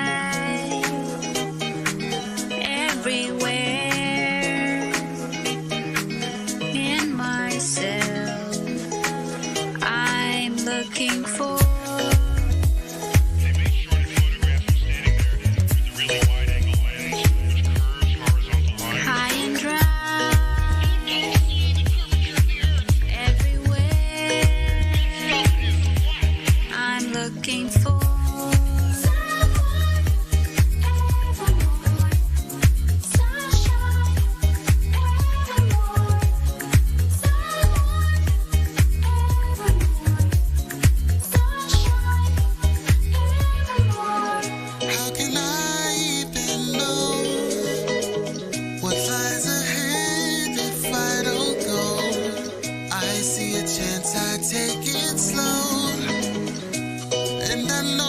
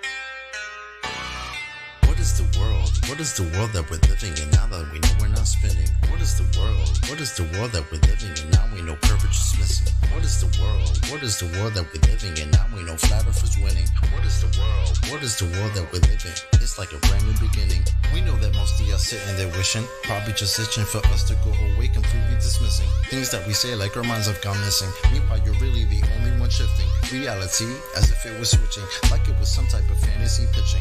Next up to bat, but you wind up just whiffing. Nothing but air, you just can't do no hitting. Running around saying that water's sticking to outside the balls, your logic is slipping. I understand that you might think I'm tripping. Pay attention to the words that I'm spitting. Only thing that really needs any fixing, your view of the world and the way that you're thinking. No need to go always screaming and kicking. No reason to think that Earth might be tricking. If it was spinning, then we would see drifting. If it was curving, the ships would be sinking. Logical fallacy, keep on insisting. Probably just listen. How about you try some form of consistence? Ship disappeared due to angular distance. Makes a lot more sense that the curve's non-existence. Why the persistence? Why the pursuit of unending persistence? Fighting a war like a soldier enlisted. Really seems as though you got it all twisted. Why not just be a bit more optimistic? Lies you've been told, the veil has been lifted. Now you've been gifted, given permission to take a position. Not in opposition to the world that we're living. Create ignition, start up the engine. Choose to accept it, now this is your mission. Tell us why the damn curvature's missing. Maybe just call up a mathematician. Give him a listen. Have him tell you about his presuppositions. Talking about how it's not superstition. A vacuum and air pressure juxtaposition. Make a decision. Tell us how this model came to fruition. You have the right to enact your volition right up to the day of mental acquisition. All I could do is provide ammunition. Can't take the heat, stay the fuck out the kitchen. Judgment Day or to the last demolition. You can see this as an act of attrition. On the condition that after admission, do you a favor and start the forgiving. Then go out and share your newfound position with everybody who's potentially victim. Falling for the global prisoner system. So many flaws, no woman can list them. Shout to my beautiful parents, I missed them. Taught me to think for myself, I could kiss them. Now to the day that I'm able to whisk them away in my arms, I will reminisce them. Yeah.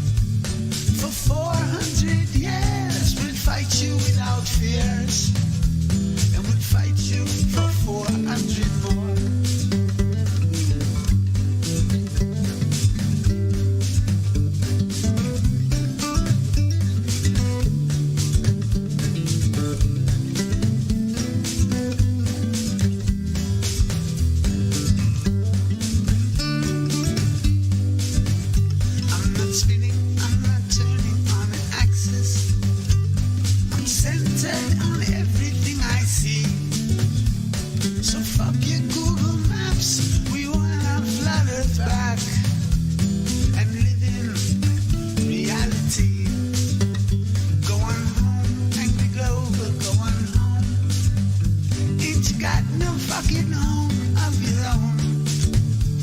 For 400 years we'll fight you without fears, and we'll fight you for 400 more.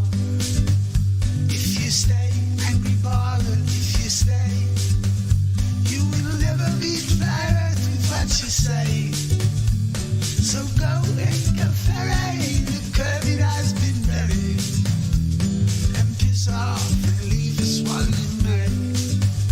Go on home, angry globe, go on home.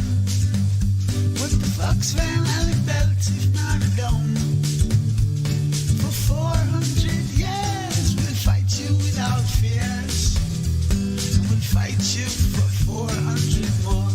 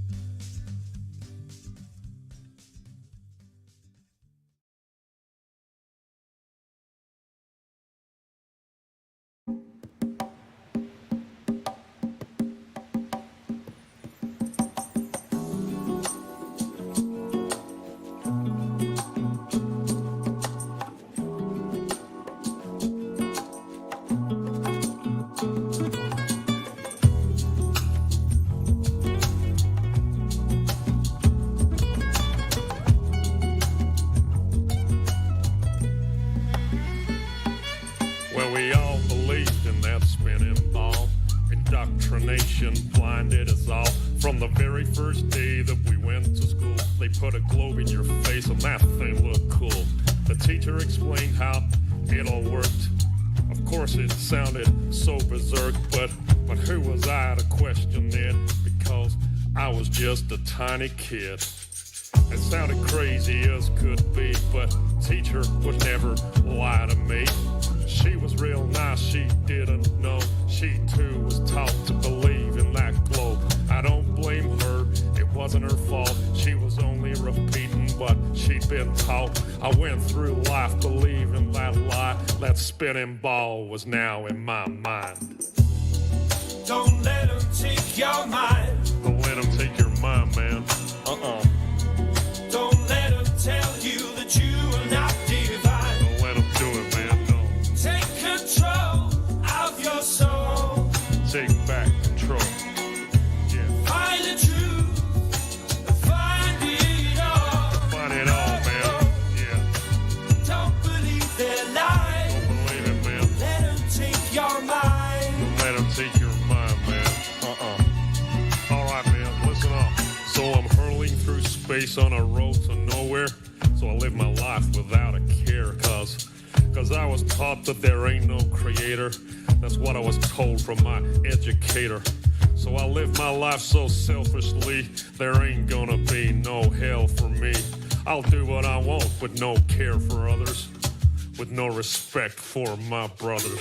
Until one day when I woke up and I drank some truth with my coffee cup. I learned that things ain't what they seem. This so-called reality is just a dream. There's deception everywhere that I look. The news, the TV, and in my school books. And pretty soon I'll realize that everything's just a pack of lies, man. Don't let them take your mind. Don't let them take your mind, man. Don't let them tell you that you are not divine. Don't let them do it, man. Don't. Take control of your soul. Take back control. Yeah. Find the truth. Find it all. Find it all, man. Yeah. Don't believe their lies. Don't believe it, man. Let them take your mind. Let them take your mind, man. Yeah, man. It's deception on a biblical level. It's orchestrated by the devil. Many think that hate don't exist, but that's what he wants, that's one of his tricks. But I found out that dude's real, and I tell you, man, that's a bitter pill. So I questioned everything I was told. I had to question that spinning globe. I had to relearn it all all again and get some truth inside this brain. And pretty soon I realized that the globe I was taught was a pack of lies. So I studied as hard as can be. I found the flat earth conspiracy. Man, it hit me like a ton of bricks. The globe I was taught was a devil's trick. Don't let them take your mind. Don't let them take your mind, man. Don't let them tell you that you are not divine. Don't let them do it, man. Don't. Take control of your soul. Take back control. Find the truth. Find it all. Find it all, man. Yeah. Don't believe their lies. Believe it, man. Let them take your mind. Let them take your mind, man. I started to connect the dots, and I'm telling you, man, there are lots. I soon realized that the earth was flat. It's not a belief, man, it's a fact. And once I found out that reality, well, it did a funny thing to me. For a while there, I was pretty shocked, but now I know that there is a God. And once you get to that point of understanding, and once you know there ain't no moon landing, and once you know that space is fake, you view your life with a different take. It ain't just random chance that we're here. We ain't living on no stupid sphere. It ain't some ridiculous spinning ball. The earth is flat and God created it all. Don't let them take your mind. Don't let them take your mind, man. Don't let them tell you that you are not divine. Don't let them do it, man. Don't. Take control of your soul. Take back control. Find the truth. Find it all. Find it all, man. Yeah. Don't believe their lies. Believe it, man. Let them take your mind. Let them take your mind, man. Well, now I found out about all these lies. I live a completely different life. I stopped reading the news and turned off the TV. That thing is evil as can be. I started being a nicer guy. And God forbid I tell a lie. I treat people with more respect, and I've got me a wife that I'd never neglect. Yeah, being good's working out for me. Now I ain't blinded and I can see. I know that there is a God above, and if I'm good, then he'll show me love. I try to live life selflessly to be the best that I can be. I treat people how I want to be treated since my indoctrination was defeated. So don't believe in the devil's lies because it's God he wants to hide. That's why they teach that spinning ball to make you think you ain't special at all. Don't believe what you're being told. Don't believe that you're evolved. It's all an accident and you are too. No, you're someone special and God made you. Don't let them take your mind. Don't let them take your mind, man. Don't let them tell you that you are not divine. Don't let them do it, no. Take control of your soul. You gotta take back control. Find the truth. Find the truth.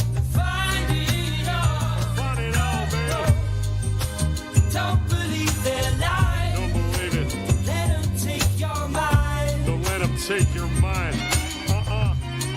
Yeah, play that guitar.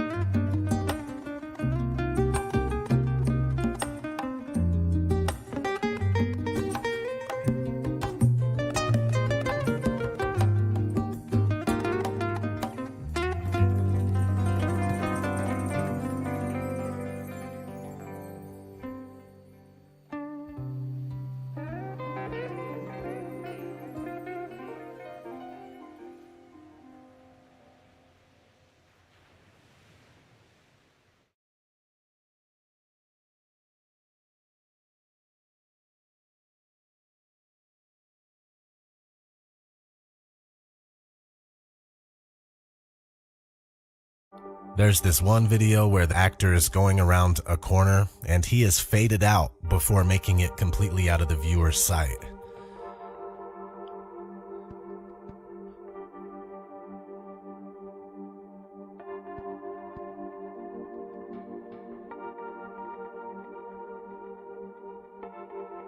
Let's not forget space bubbles.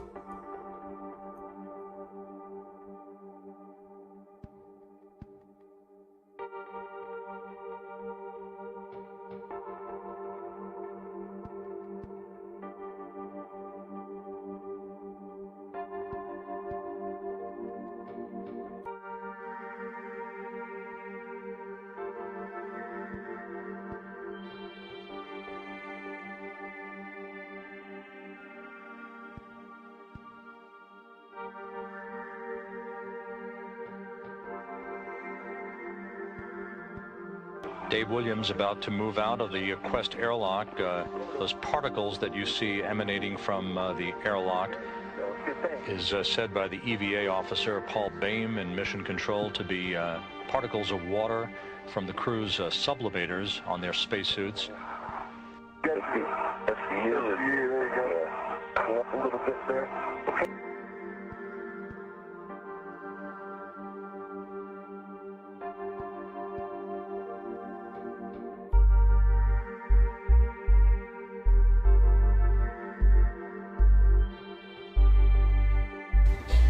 So many times during spacewalks outside the International Space Station, we can see air bubbles rising up. Can you touch on how there are air bubbles in space?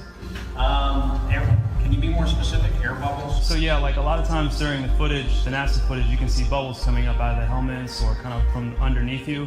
How do you explain bubbles in space? Yeah, I'm not sure exactly what you're talking about. Oh, and it just happens that actors train in an underwater tank.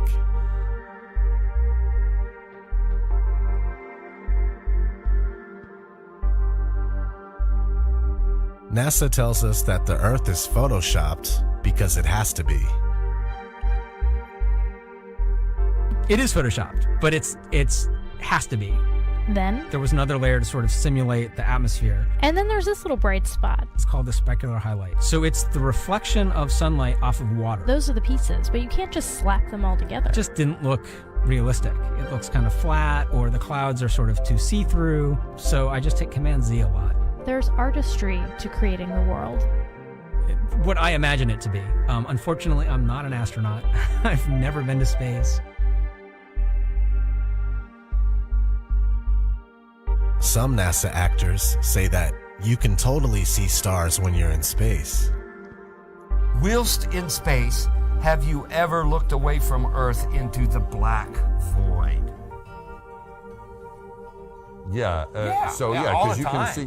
Because you can see the stars. Oh yeah. You know, and pretty much all the time you can see the stars. Yeah. It's not a black void. I mean, it's black, but there's all kinds of little polka dots. There's all the stars there, and the cool thing is about it, you can see it during the day. Yeah, you can, and there's more than stars. You can see planets. You can see moons. You see the gas. Magellan clouds of the Milky you Way see galaxy. the Magellanic clouds. Magellanic. See, I just wanted the Magellan well, there's a clouds. large one I didn't and a want small one, right? Yeah. And then you can see the zodiacal light. Whoa. But the NASA actors from 1969 say that you can't see the stars in space. We were never able to see stars from the lunar surface or on the daylight side of the moon by eye without looking through the optics. I don't recall during the period of time that we were photographing the solar corona what stars we could see.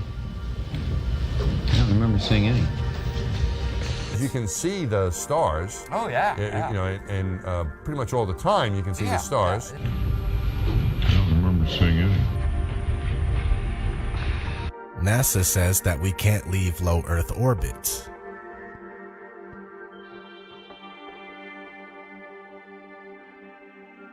Right now, we only can fly in Earth orbit. That's the farthest that we can go. The kinds of technologies that we're testing out on Space Station are definitely helping us with our goals of going beyond low Earth orbit. Early in the next decade, a set of crewed flights will test and prove the systems required for exploration beyond low Earth orbit. And this is really the beginning, I think, of human beings leaving low Earth orbit. One thing I really want your generation to embrace is that the Earth is a closed system. We cannot leave the Earth. One thing I really want your generation to embrace is that the Earth is a closed system. We cannot leave the Earth. NASA tells us that they lost the 1960s technology that took us to the moon. I'd go to the moon in a nanosecond. The problem is we don't have the technology to do that anymore. We used to, but we destroyed that technology, and it's a painful process to build it back again. The ultimate destination is Mars. So if you gave me all the money in the federal budget today, I could not get a human to Mars. I think that what you're doing is taking a shot in the dark. You have no way of knowing if any commercial entity will ever be able to put a man in orbit, no matter how much money you throw at them. What you're doing is you're taking NASA's manned space program and making it a faith-based initiative. I yield the rest of my time. NASA also says that they lost the telemetry data for the moon missions. I haven't seen anything that indicates the telemetry data is even in existence, and as I said, even if we had it, we don't have the machines to play it back. Unfortunately, I'm afraid I can't really give you much of a clue as to where this data ended up and whether it still exists or not. Drace, Karma, and lyrics by Aramis. We pray for your speedy recovery.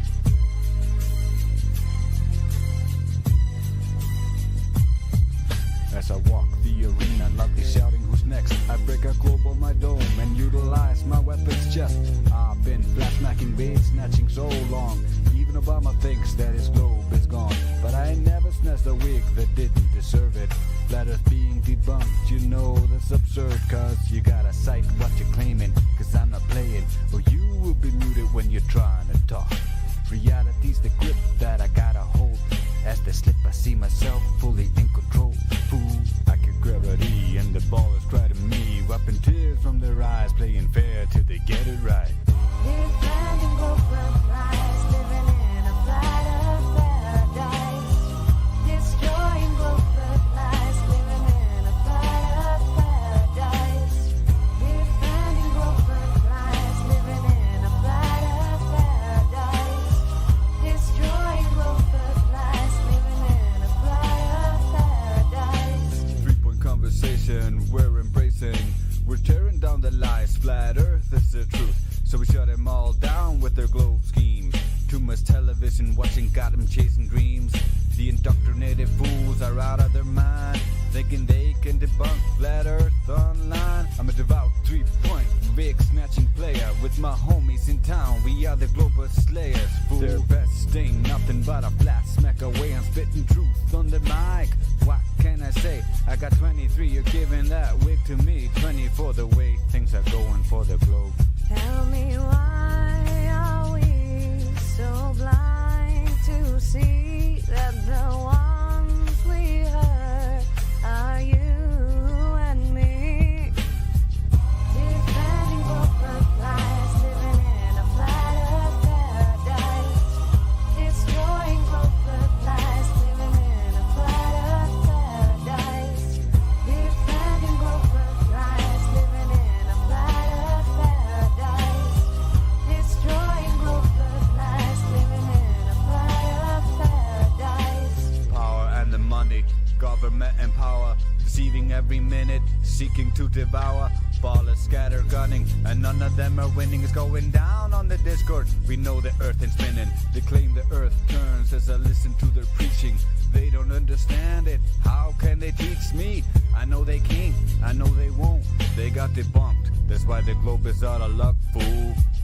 Defending corporate lies, living in a flat Earth paradise.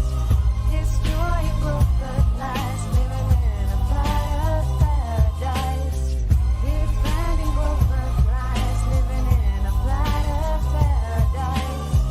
Destroying corporate lies, living in a flat Earth paradise. Tell me why are we so blind to see that the ones we hurt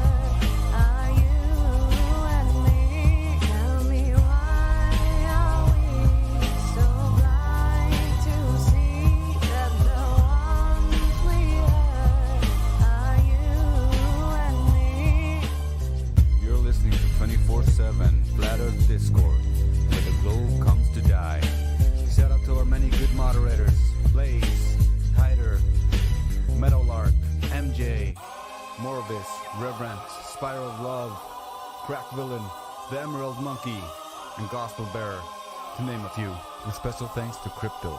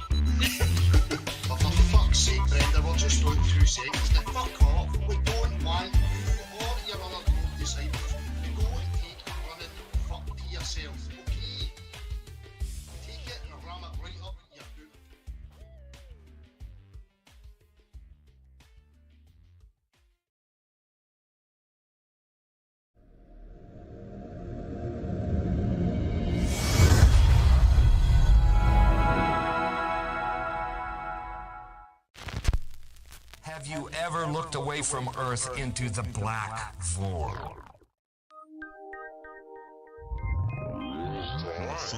Because you can see the stars. Oh, yeah. You know, and we were never able to see stars from the lunar surface or on the daylight side of the moon. It's not a black void. I mean, it's black, but there's all kinds of little polka dots. I don't understand anything. Space is fake AF. Mashed potatoes. Space is fake AF. There's more than stars. You can see planets.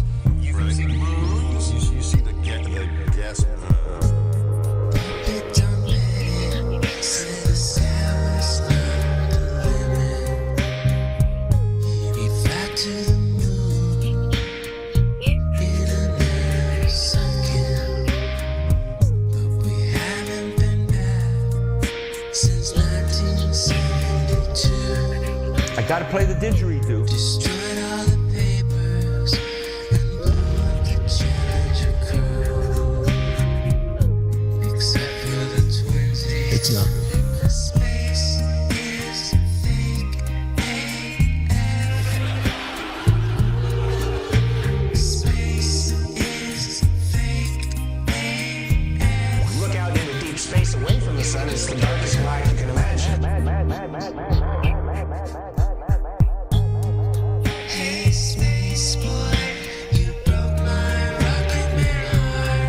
smell a little roast beef. Where are the stars? Is it bright or is it dark? The vacuum of space, oh, the tomfoolery. I think Sandy's hair is pretty much a dead giveaway. What happens if you get a leak on that? You have a leak.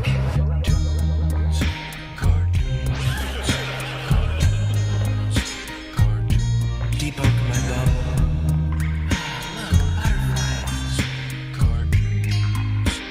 It's hard to comprehend. Space is fake. Two little bitty O-rings. Space is fake.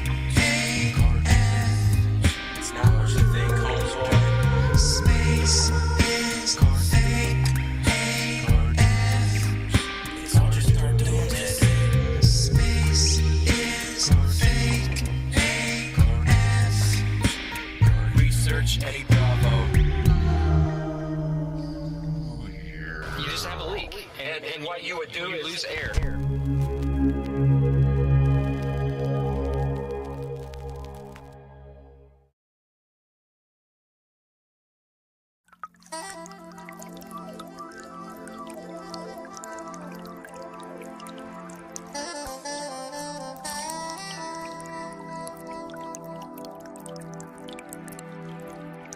It is part of the natural physics of water and other fluids to always find their level and remain flat. If disturbed in any way, motion ensues until the flat level is resumed. If dammed up, then released, the nature of all liquids is to quickly flood outwards, taking the easiest course towards finding its new level. If the Earth is an extended flat plane, then this fundamental physical property of fluids finding and remaining level is consistent with experience and common sense. If, however, the Earth is a giant sphere tilted on its vertical axis, spinning through never-ending space, then it follows that truly flat, consistently level surfaces do not exist here. There are rivers which flow east, west, north, and south. That is, rivers are flowing in all directions over the Earth's surface. Now, if the Earth were a globe, some of these rivers would be flowing uphill, and others down.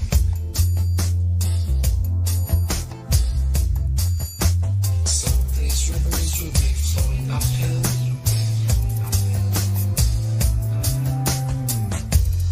others down. Rivers do not flow uphill. If the Earth were a globe, rolling and dashing through space at the rate of 100 miles in 5 seconds of time, the waters of seas and oceans could not, by any known law, be kept on its surface. Whenever experiments have been tried on the surface of standing water, the surface has always been found to be level. To drop the theory which supposes a curved surface to standing water is to acknowledge the facts. If the Earth were a globe, the surface of all standing water would be convex. This is an experimental proof that the Earth is not a globe. There are rivers which flow east, west, north, and south.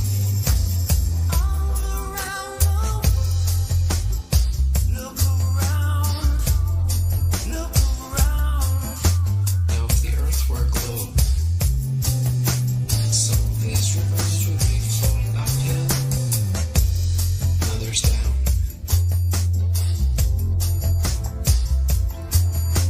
Some of these rivers would be flowing uphill,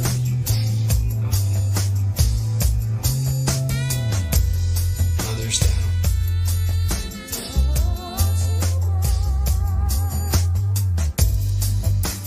Rivers do not flow uphill.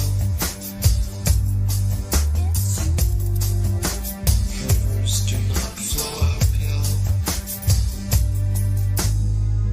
There are rivers which flow east, west, north, and south.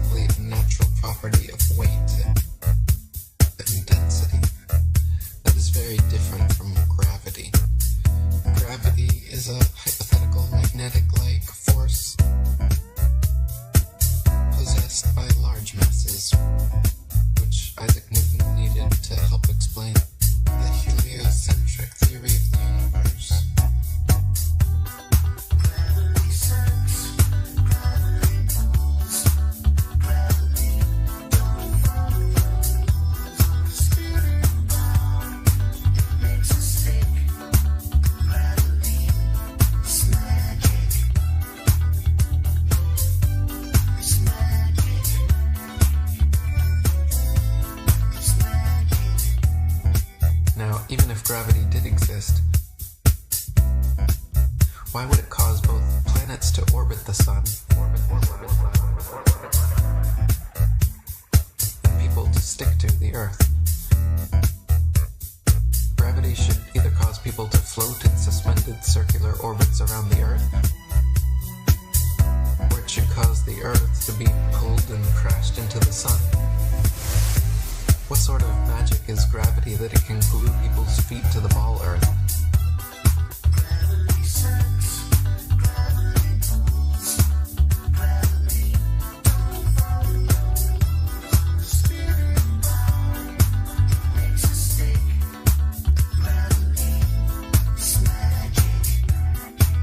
Gravitation is only a subterfuge employed by Newton in his attempt to prove that the Earth revolves around the sun. And the quicker it is relegated to the tomb of all the Capulets, the better will it be for all classes of society. Gravity sucks, gravity pulls, gravity don't follow rules on the spinning bar, it makes us sick. Gravity, it's a con trick. It's magic. It's magic. It's magic. It's magic.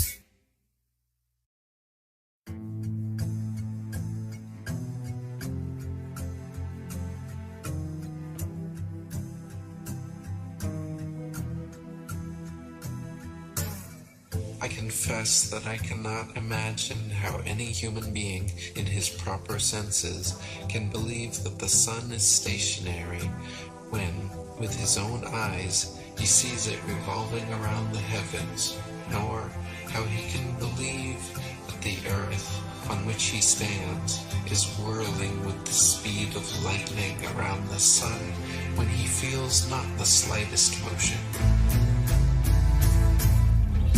We've been taught that the moon has no light of its own, but is merely a reflector of the sun's light, that some masons from NASA actually walked on the moon, that some other masons from NASA sent rovers to Mars, that satellites and space stations are incessantly spinning in suspended animation above the Earth.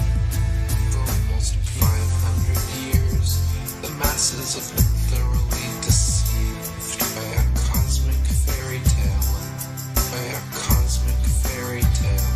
For almost 500 years, the masses have been thoroughly deceived by a cosmic fairy tale.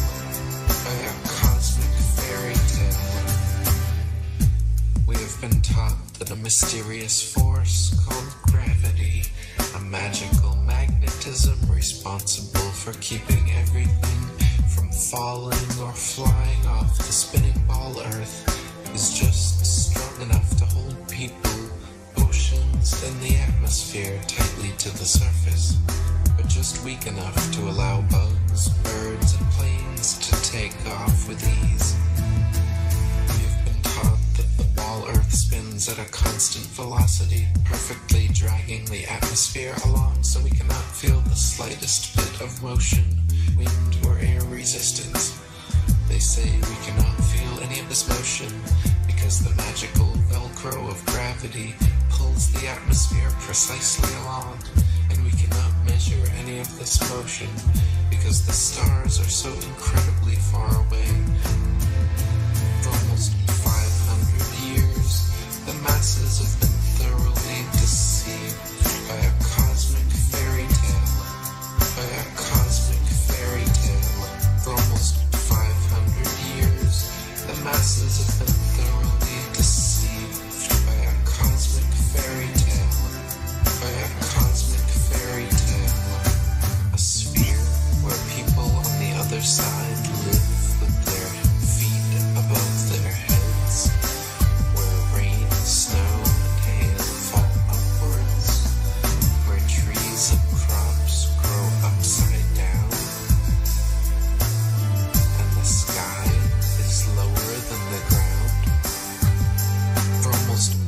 500 years, the masses have been thoroughly deceived by a cosmic fairy tale. By a cosmic fairy tale. For almost 500 years, the masses have been thoroughly deceived by a cosmic fairy tale. By a cosmic fairy tale.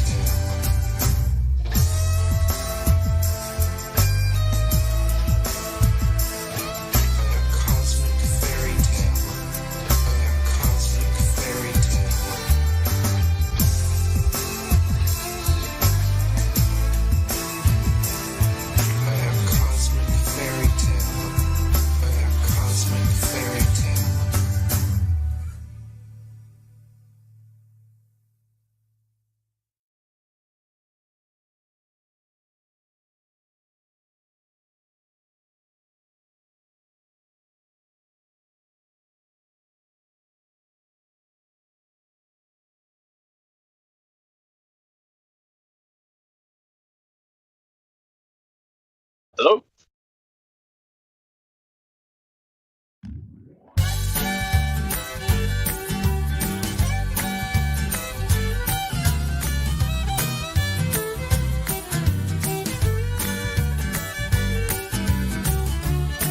Hey man, what's up? Well, let me tell you something about the space station. It's only really there in your imagination. That's the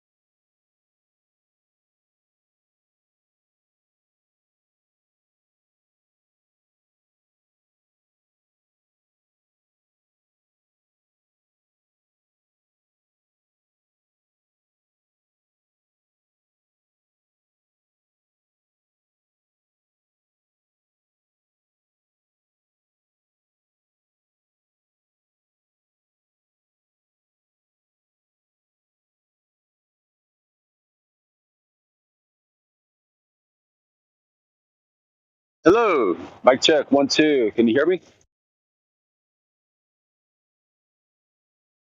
Loud and clear. All right. Fantastic. How are you doing, guys? Yes, sir. Oh, my name is Zero Infinity. Hello. Been around YouTube. My name is Zero Infinity. I've been around on YouTube for about 4 years. I think I've seen the first videos on Flat Earth I believe in 2015. And I'm from Lithuania. And when I was a little kid, I always look out in the sea and I always wondered about the curve and how I couldn't really see it. So I've always seen this planet having a flat surface. And knowing that everything we've been told, 99.9% of it is a lie, I don't buy anything that I've been told. So I always try to figure things out for myself. Awesome, man. Awesome. Yeah, that's where I'm at.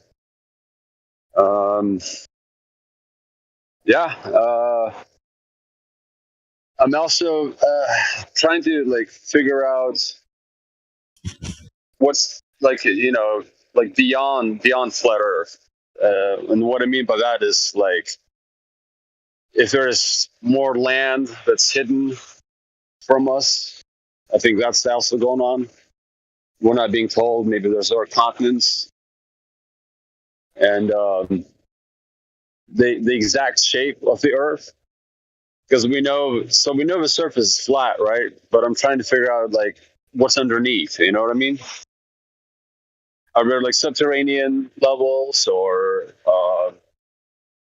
is it like sort of like a half dome shaped underneath, or is it just like a First of all, I got maybe two questions for you. You said planet, and then the other question is how do you suggest we go about finding out about the other continents? Yeah, I have suspicion that there's more continents that are being hidden from us. Specifically in the Pacific Ocean, because one of my buddies was in the Navy, and there's just certain places that they can't sail. You know what I mean? There's all these corridors, and anything south of the Pacific, from like Hawaii or Australia, you can't go down there.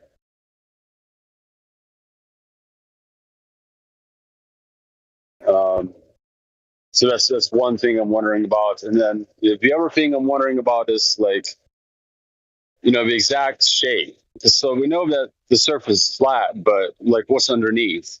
You know what I mean? Like how deep does the Earth go down, or like what's going on down there? Mysteries abound. Right, because they always like to focus on the surface and and the fake space and everything, but they don't want to talk about what's beyond basically Antarctica and anything south of the shipping corridor, like the ocean.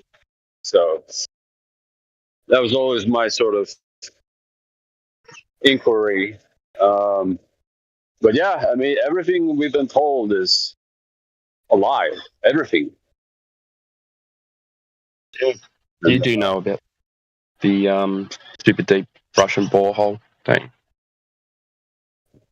Oh yeah, so I was born in the Soviet Union, and I'm from Lithuania, and we were the first ones to break from Soviet Union. So I had a little experience in dealing with the subject matter, and basically what it looks like is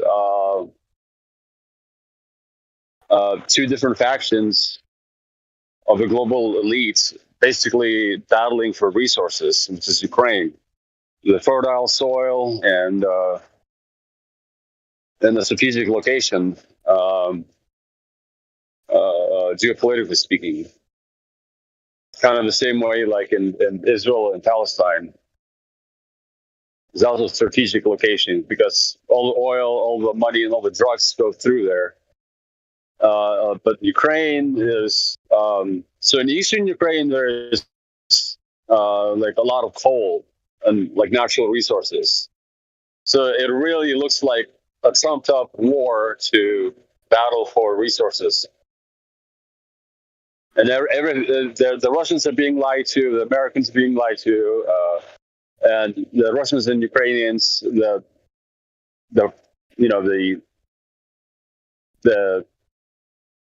lower class people are being killed, basically. For it's like a proxy war, basically. I think Timbo was just asking about the super deep borehole that they dug, because relating back to your question about.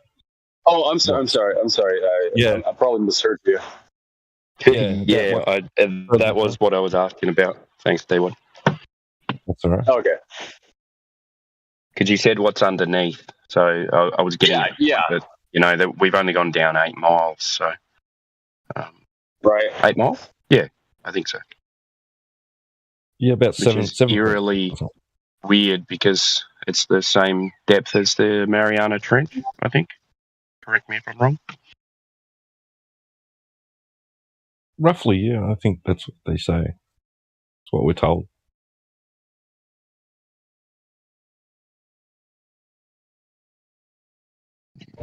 So the premise of my questions, like how do we find out about other lands? How do we go find out about what's underneath is? There's at the moment there's no way to do that. So anything beyond that would be speculation. Right. No one's really got any ideas about how we find that out.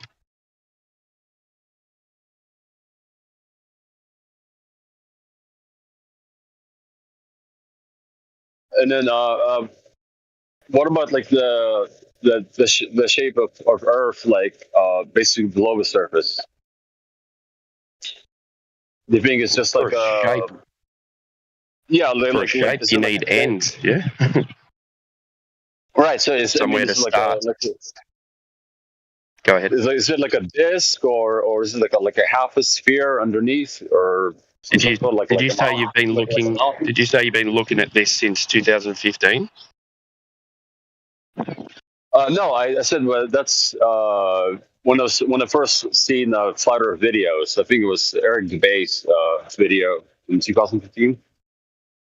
Yeah, it's when I first saw it on YouTube. Okay. Well, it seems to be a funny question if you've known about it. I'm not being combative, but you'd know it's not. Yeah. We know it's not a disc.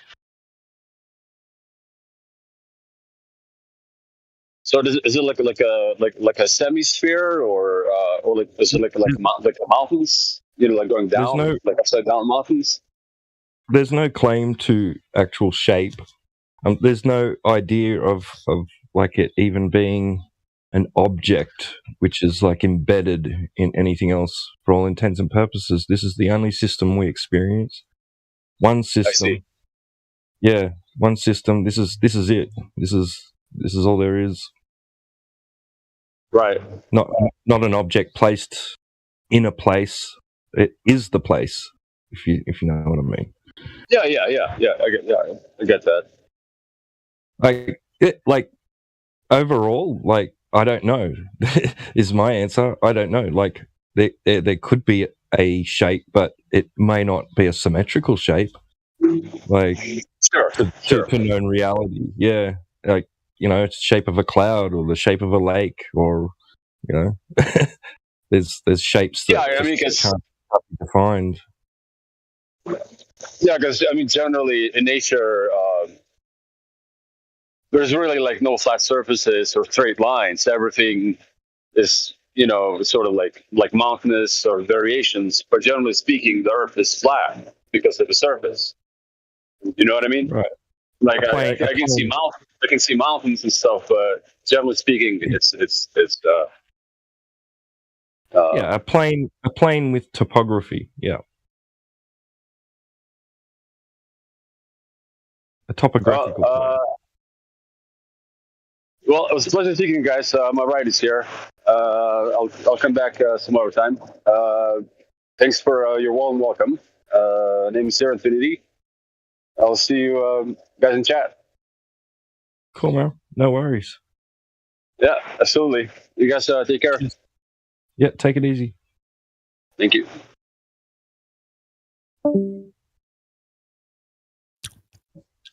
So was he a flat earther, or I didn't get it.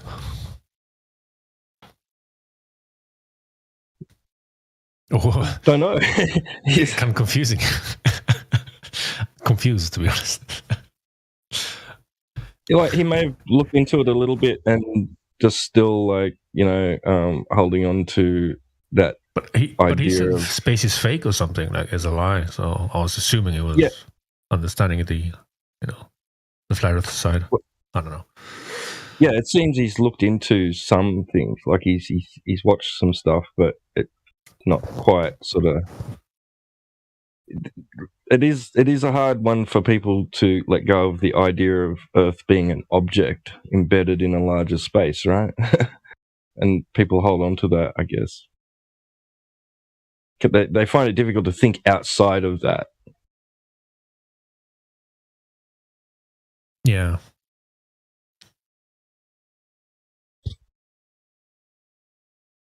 So then they have these questions like, what's below? what's at the end? It's got to have an end, right?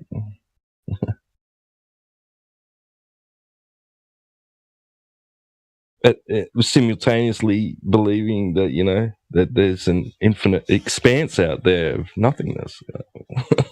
Hey, what happened? I went away for 2 minutes and he's gone. Yeah, he said his ride turned up or something. He had to go. Oh, He only had a I few think he's minutes. very new to it. Then, yeah. I don't think he did enough research, to be honest. It didn't sound Yeah. like he was using. I don't know. Because he did a couple of slips there. He said the planet's flat, and then the disc. I was like, is this guy for real, or is he having a bit of a larp? Time will tell.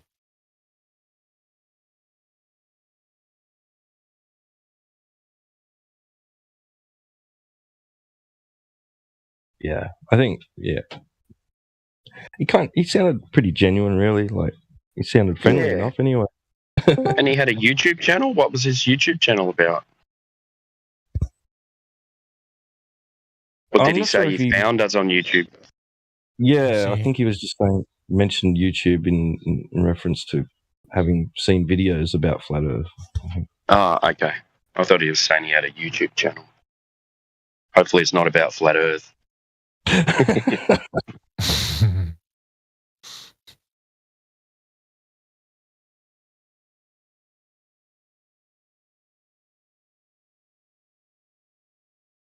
Like to be fair, like there's ancient cosmology, conceptions of the Earth being like an object, and spherical too. Like, but we just live on like a cut in half version. Like he was trying to say that, like he's probably seen images of ancient cosmology where it's like the bottom half is like a spherical thing, and there's we're enclosed in like a dome, and we live on the flat surface in the middle.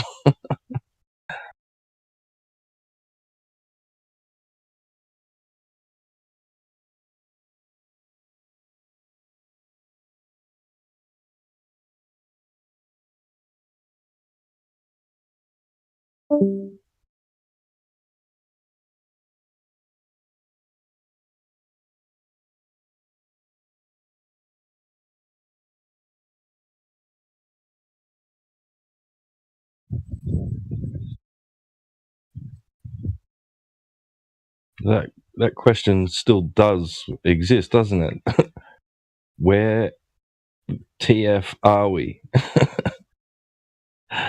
Where is this place? What is this place? Where is it? Like I said, it's not about where it is the where. It's where things are. It's where we are. Like, that question may not have an answer.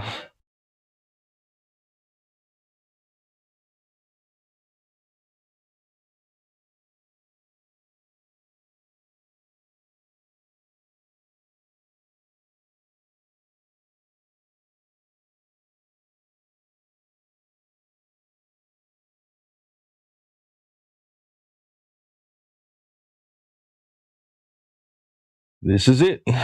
This is the universe. Welcome.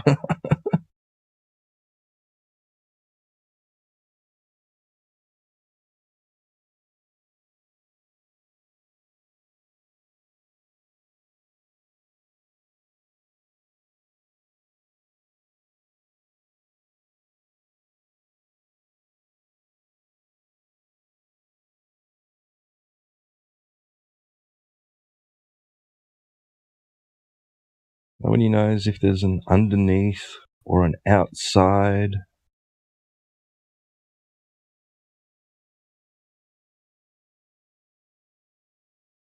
A beyond.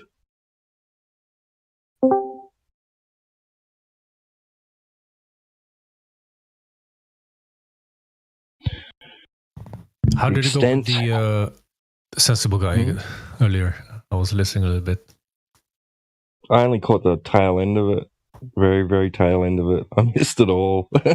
I'll have to go back and listen. Yeah, I mean, I was surprised actually when I switched on YouTube and I seen his face on there popping up. I'm thinking, hey, what? yeah. He's made some YouTube clips as well about flat Earth debunking whatever in his way, I guess. I don't know. Some bullshit, pseudoscience.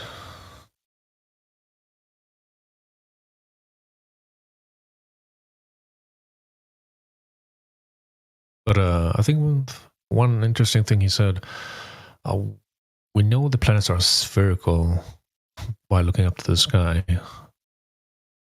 I'm like, oh my god. He's talking about NASA pictures.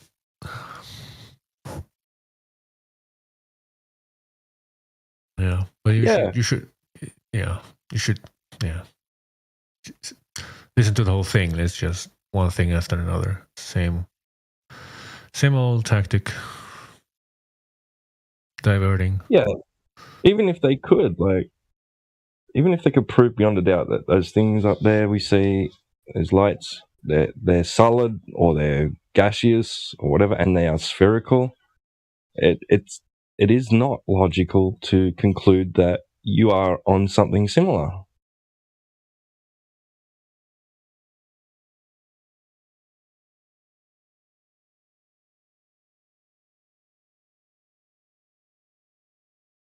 Yeah. It's a fallacy. It's a logical fallacy to just simply conclude that that's even likely or probable. Hey. Yeah, and he said level is curved as well. So yeah, he's one of those bending definitions. Yeah, what's up, Nova Gate? How you doing? Sup? You new? I haven't seen you before. Yeah. Yep. Oh, all right, cool. Welcome. Thank you. Hello.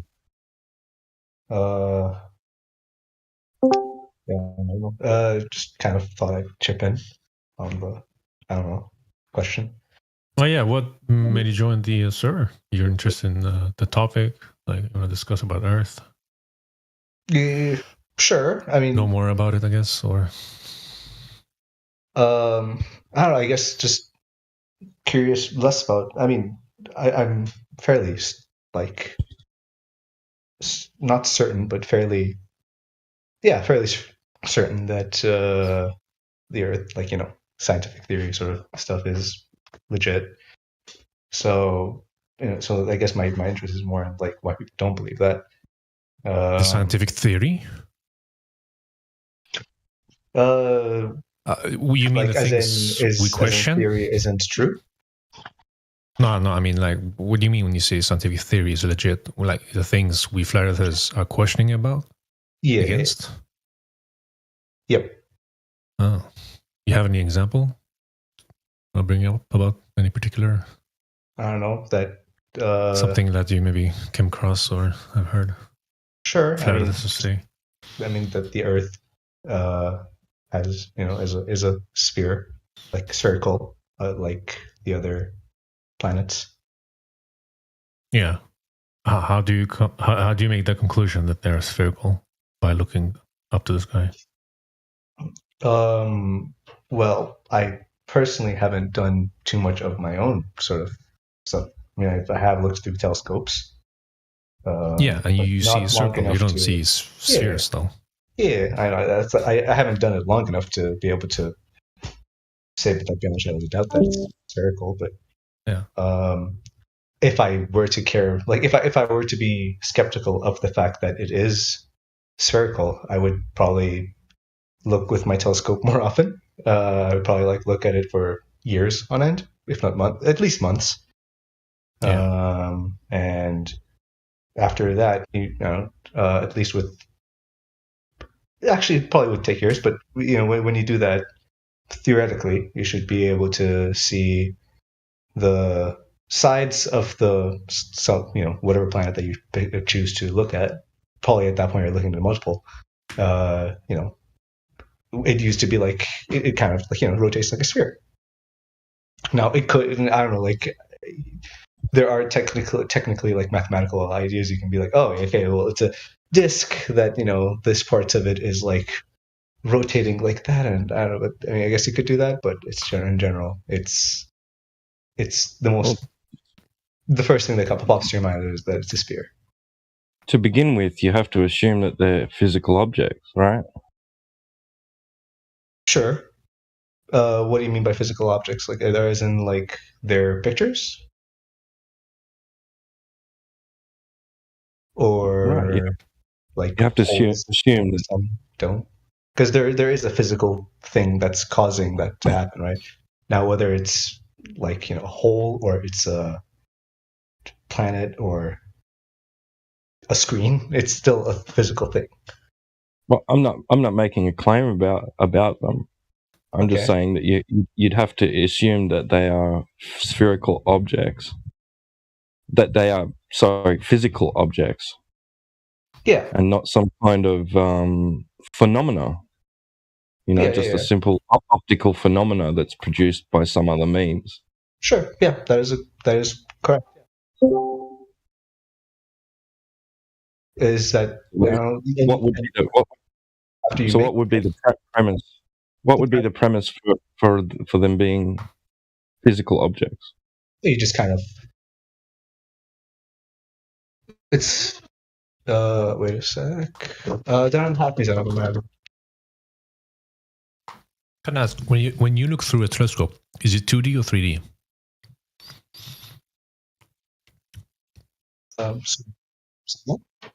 When you look through a telescope, is it 2D or 3D as you observe it in the sky? 2D. It's a projection. Anything that you see is a 2D. Is it not? I'm asking you. I don't know. You said you did some observing somehow up to the sky. No, well, it's less of me having proven to myself that it is 3D and more of everything that I have observed has been consistent with the scientific theory. I just haven't, maybe I just haven't been trying to poke holes into it that much, but any holes that I've seen being poked, quote unquote, into it has been. So what if we bring it back to the Earth? Like, okay, so you think you see spherical objects in the sky, and then conclude that you must be on a spherical object also in the sky. Not right. So again, I'm not exactly like this has been done for me, I guess, in some sense, right? Right. That's the yes, that's the conclusion drawn, right? Yeah. That's the conclusion. That's the basic idea. Sure, but it's not that they figure that out just by looking at this. Right. But what I'm, for instance, is also spherical. It's like, okay, other things are spherical. Maybe at some point someone was like, okay, maybe we're also on a spherical thing. Probably not in that sequence. And then they did other tests to like that, which all also kind of agreed with it being spherical. And until maybe very recently, that I believe that we've gone to space, we haven't been able to, no individual has been able to confirm it, like with their basic five senses. So you agree that we experience Earth as a motionless plane? No, what? Where'd that come from? Well, you just said that it's that this idea of Earth being spherical isn't really perceivable through human senses. So therefore, we experience Earth as a motionless plane. We don't observe curvature. We don't experience motion. On the scale, I mean, we see byproducts of it, but sure, yeah, we don't exactly. So that's where I was getting to, right? So if it's concluded that due to things in the sky appearing spherical, then we must also be on an object which is spherical in nature and embedded in a larger space, then that would have some consequences, right? That we can observe and measure, right? Yeah. Yep. And has that been done? Yep. Can you give us an example? Flights around the world, Lights go from point A to point B. That's not proof. Well, I would suppose that other people also exist, right? So someone lives in Japan, and they're not a figment of some shadowy cabal. And Lights go from point A to point B. Well, let me finish. And they fly to the U.S. And it takes a certain amount of time. From point A to point B. Yeah. And well, here's the point. You can. And does it not work? Does it not work on a flat surface? It does work on a flat surface, but any projection of the sphere that you can have would have to, mess up the distances that supposedly people who would be doing that flying would have to notice. What about the ground? What do you mean? What about the Can we ground? see it on the ground? What do we It see? should be curved, shouldn't it? That's no. I mean, The ground shouldn't be curved. It is if its curvature is slight enough, you kind of clearly don't experience it. Do you know the size that it's supposed to be? The globe. I think the radius is 6,000 ish kilometers. Kilometers? I think. I'm not sure. Don't have it off the top of my head. So shouldn't, if there's a measurement of radius, then there should be a observed curvature. Yeah, that's measurable. Yeah, Yeah, you can measurable. do that. I mean, I'm sure you have heard the stick in the ground at different points of the globe, and you kind of just. So all this technology, and we're going back 2,000 years to sticks in the ground.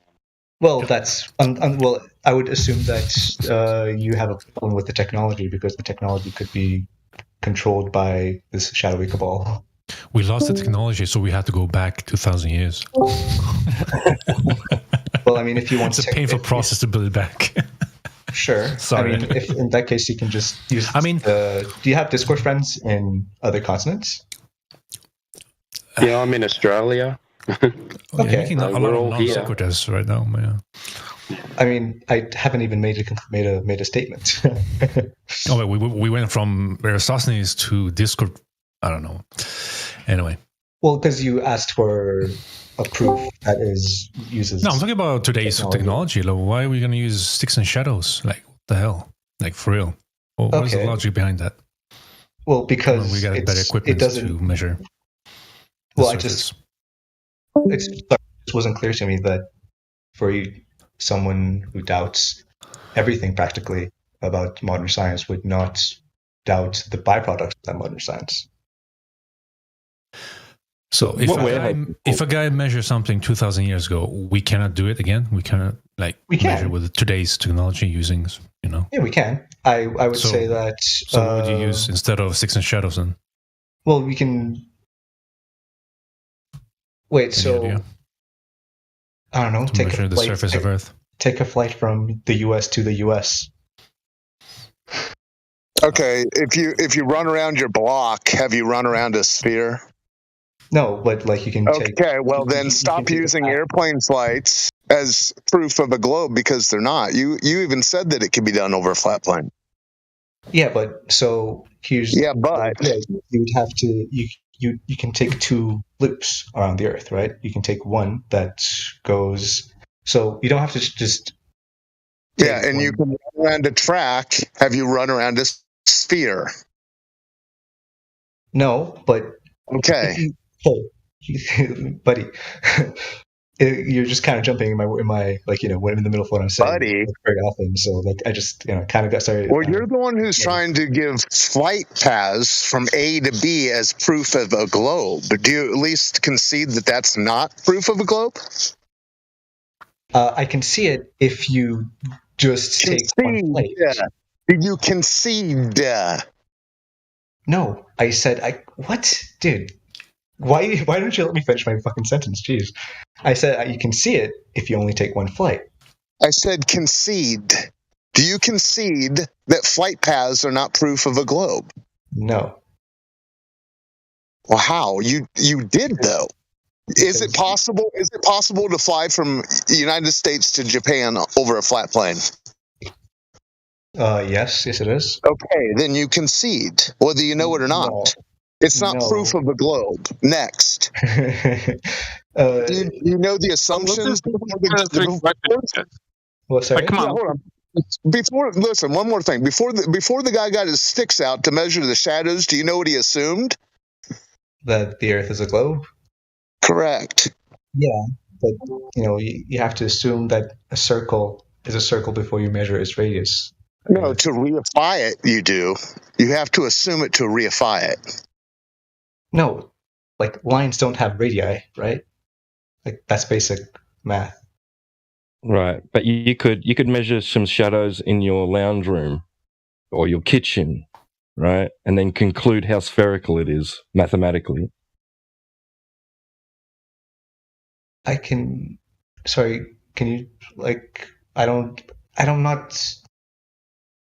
If the light source that I'm using is like practically infinitely away, then yeah, I guess I could. So another assumption about Yes. the light source. I mean, these are all, again, things that have been figured out through hundreds, if not thousands of years.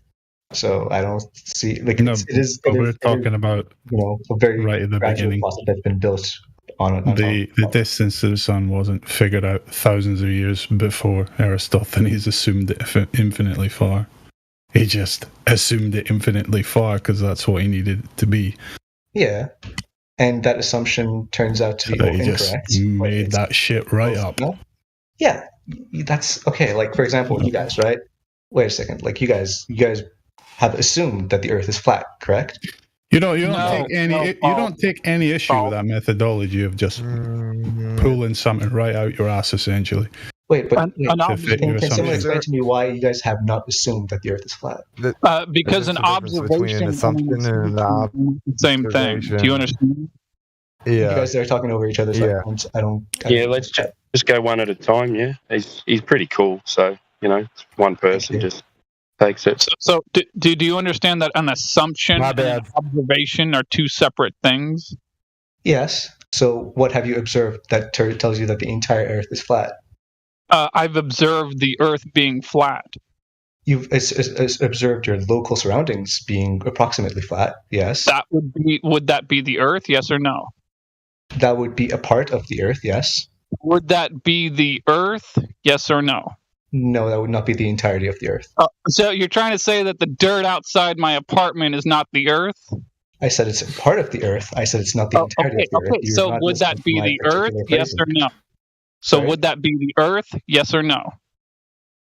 Okay, can someone else explain to this guy what my phrasing is? No, dude, you're trying to tell me that you're trying to just play a game of semantics here.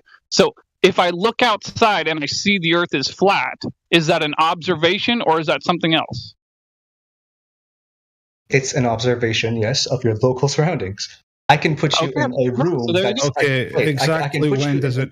Wait, I can put you in the Grand Canyon, right? Sorry, the Grand Canyon, and that would be it's a bowl-ish shape, right? And then if you were to just be in that surrounding for your entire life, you would think that the world is a canyon.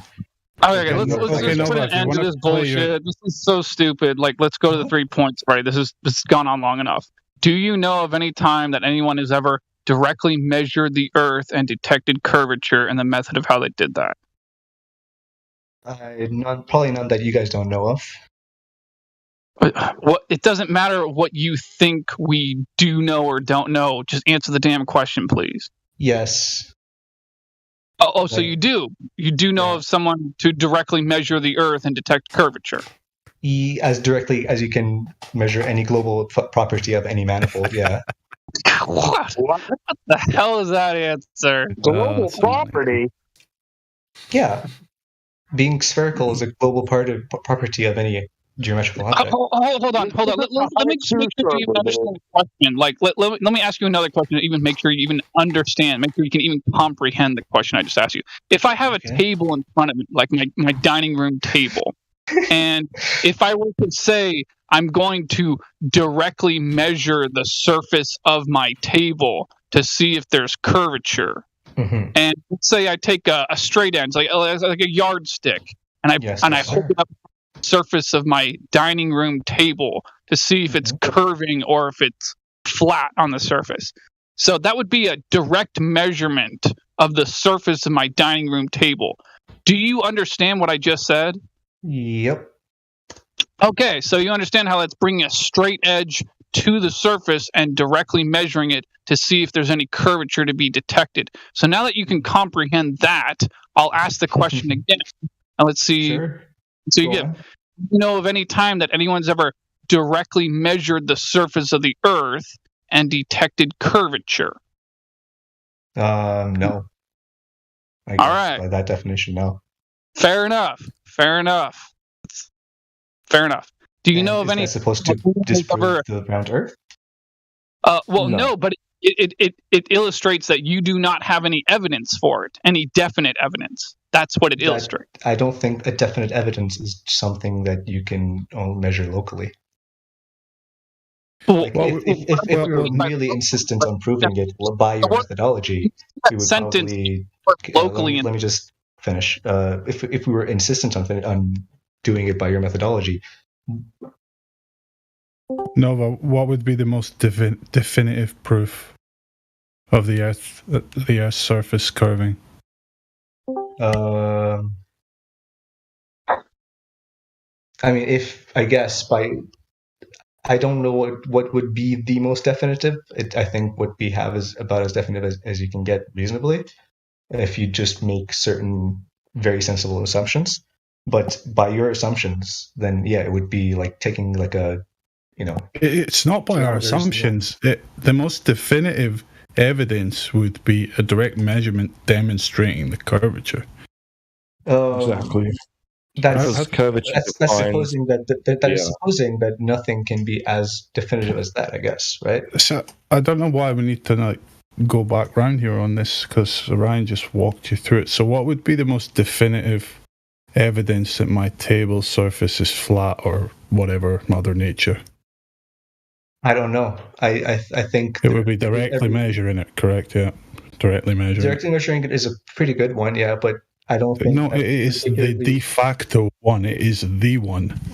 Like, I don't know where else you're trying to go with this. So I don't know why this suddenly changes in regard to the Earth's surface. So the reason why I'm being a little dodgy is because you're making the assumption that a direct measurement by basic straight edge, I guess, is much superior to like deductional methods, right? Which I don't think. So if I stand across my street and look at a table and try to deduce the nature of its surface versus someone that goes directly up to the table and measures it with instrumentation, which person are you going to trust more?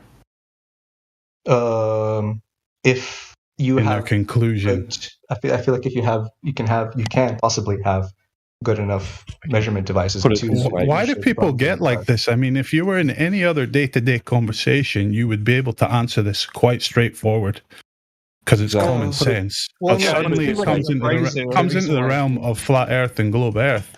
Suddenly you're all over the place with the semantics and nonsense. The reason for that is because you guys are breaking very basic presumptions that One moment. No, in day-to-day life, I don't break, right? Can I just you put don't forward want something? These broken because they endanger your worldview. Let's just put it straight. I mean, I guess that could be a psychoanalytic it's exactly what's going on, but we don't really go into that. But anyway, couldn't I say that about Nova? Nova, excuse me, Nova. If you walk into a shoe store to buy shoes, and does the shoe salesman, does he say, let's deduce your shoe size, or does he say, let's measure your shoe size? Oh yeah, well in that case they do measurements, yes, because it's easy and very doable. Whereas doing that for the Earth is like a little hard, considering that you have to build a ruler that doesn't break, that spans kilometers wide. Right. Might there be some other method of direct measurement other than I can't ruler? I can't think of one. No.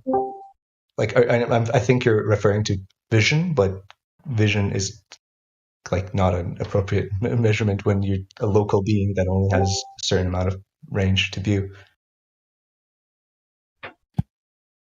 Orion, do you want to do the other two questions? Finish off. Yeah, sure. Do you know of any time that anyone's ever directly measured axial rotation of the Earth?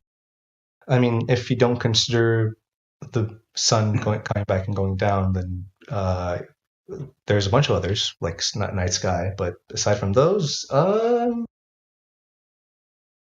might be. You understand those aren't direct measurements of axial rotation, right?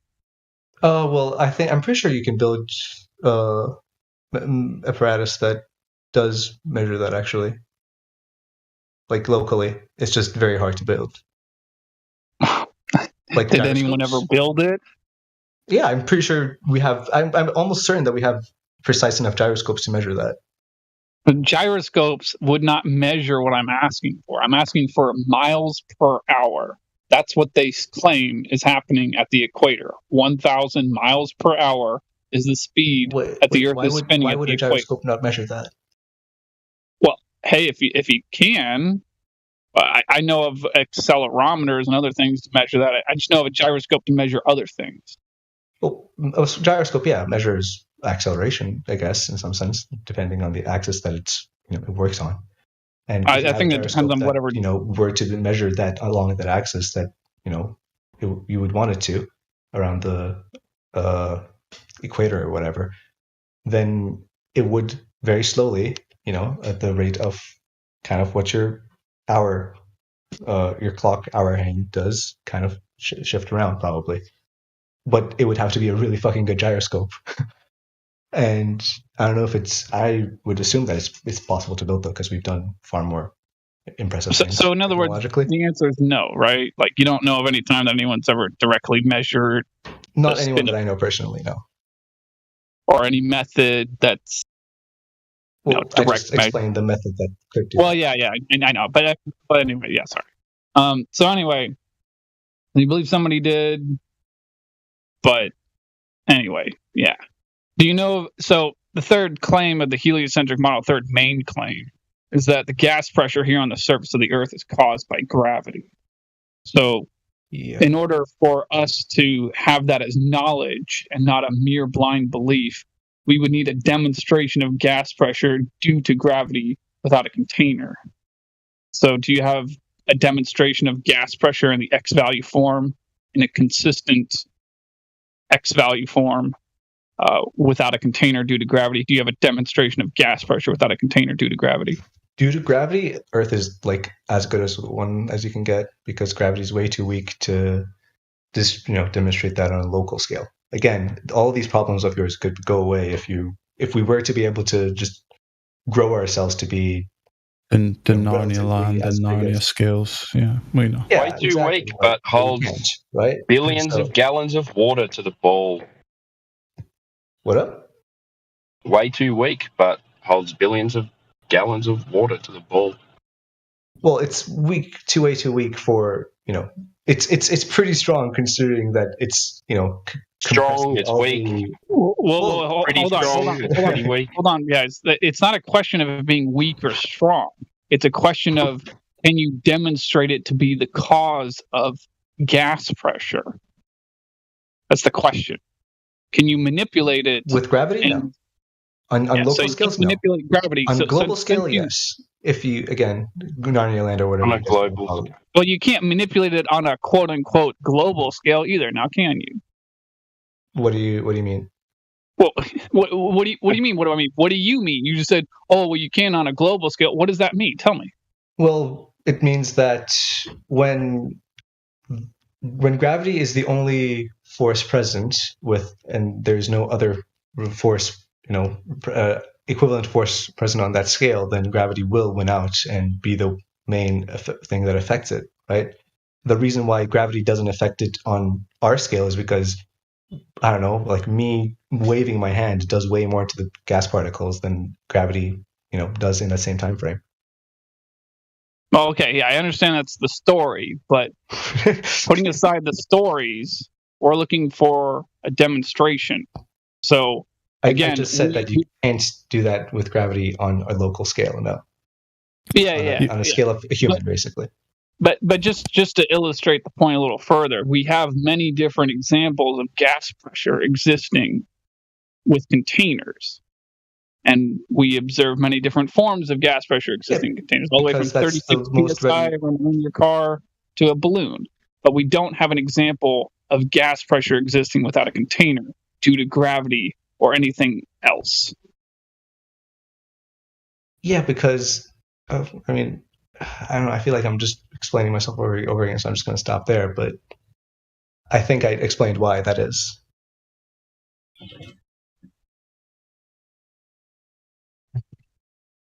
Apart from an explanation, do you have a proof, or are you just going to do explanations? Do I have a proof of what? An explanation is not a proof. Do you have a proof? Sorry, what is a proof in your mind? Because it's not what a proof is in my mind. Do you know the difference between a proof and an explanation? Well, in my background is like largely mathematically based, so a proof in math is literally practically an explanation. Like a drop. An explanation is literally a story. An explanation is literally a narrative. It's a story. You can't use that. Let me see. Let me try to like understand, like put myself in your shoes, I guess. You can't use your math to demonstrate gas pressure without a container. Yeah. Well, math can't explain anything in reality unless you make suppositions. You cannot use your math to prove that the Earth is a globe. Actually, that's like kind of half of what the proof is with. Yeah, but for example, for using globe math, you need the sphere. I don't know. No. Yes. No? I mean, you need the concept. Not if you're just doing it in your head as part of your model. But if you're going to try and apply it to reality, yes, you will need the globe first. Math is done in your head. Like whatever models you build off it is an imperfect representation of the idea. Right. It's like right now when we're talking about these things, we're trying to logically to prove to each other with logic, like true and false, like, oh, something can't be true and false at the same time or something like that. Okay, so if we accept that there's a standard of measurement and a claim is made to a feature that can be measured by that standard and it fails to be measured by the standard, then it's wrong. What is the standard of measurement here? Is it looking? No, the standard of measurement is the stamped in concrete claim that the Earth is 24,901 miles in circumference. That should be measurable. It's not measurable. I mean, I'm pretty sure it's measurable. It's just hard to do, so we just don't do it. Well, you would be measuring 8 inches per mile. I mean, it's hard to do with like classical equipment like a rope or a ruler, but it's pretty easy to do with. Well, we all agree on sea level, right? Yes. All right. So if we're measuring across regions, and we have the known heights of things, and we know our height, then we're doing practical measurements. I mean, but I'm sure you know that like sea level, because of water vapor and whatnot, and difference of density of the various elements in that air, it's going to cause. So all the times that I've gone out to like survey and stuff, and I see the geodetic survey marks everywhere, I can't go by those. I don't know what a geodetic. The World Geological Survey has left marks everywhere since 1982, and usually circled in yellow. I've never paid attention to a geological survey. The tools of my trade. We have to use the WSGS World Survey map, right? Sure. And it's everywhere. Like accepted, or is it something I don't know? It's accepted. It's accepted all across the Earth. Okay. Because as a standard of measurement, so we use that for sea level. We use that for known distances. We use that for known elevations. Okay. So like you're talking about like what we use basically with Google Maps and whatnot. I don't think Google uses something proprietary. Now they may have derived it from that, but it's proprietary, so we can't look at Google's programming to see exactly what they're using. Okay. Sure. All right. So I get that now. Yeah. Thanks. So if we're looking at across a lake and we know the height of the lake, which means we can zero in and we can set the plane of that lake as the level we're measuring off of, and we measure from one side at a known height to the other side to a known height, and it's several miles, we should actually be able to practically measure curvature. If you maybe remove all the water vapor on top of it, yeah. There's even then there might be some other thing that interferes with it, but probably, yeah. Sorry, I got a spam call there. You can just look across and see there's not enough water vapor to block your measurement. How can you see water vapor? Well, you don't see the water vapor. You don't see the water vapor. But the gas in the air can sometimes be so dense that it can occlude your vision, and so you have a limited visibility. But quite often you can see for miles and miles and miles, can't you? Yeah, not all water vapor is going to be like fog, right? There's different, Are you saying the water vapor is hiding the curvature? I'm saying that the water vapor is going to change your measurement, and that means that will hide the curvature. It can increase it, honestly. Doesn't that if you're using that, doesn't that make the assertion of curvature unfalsifiable?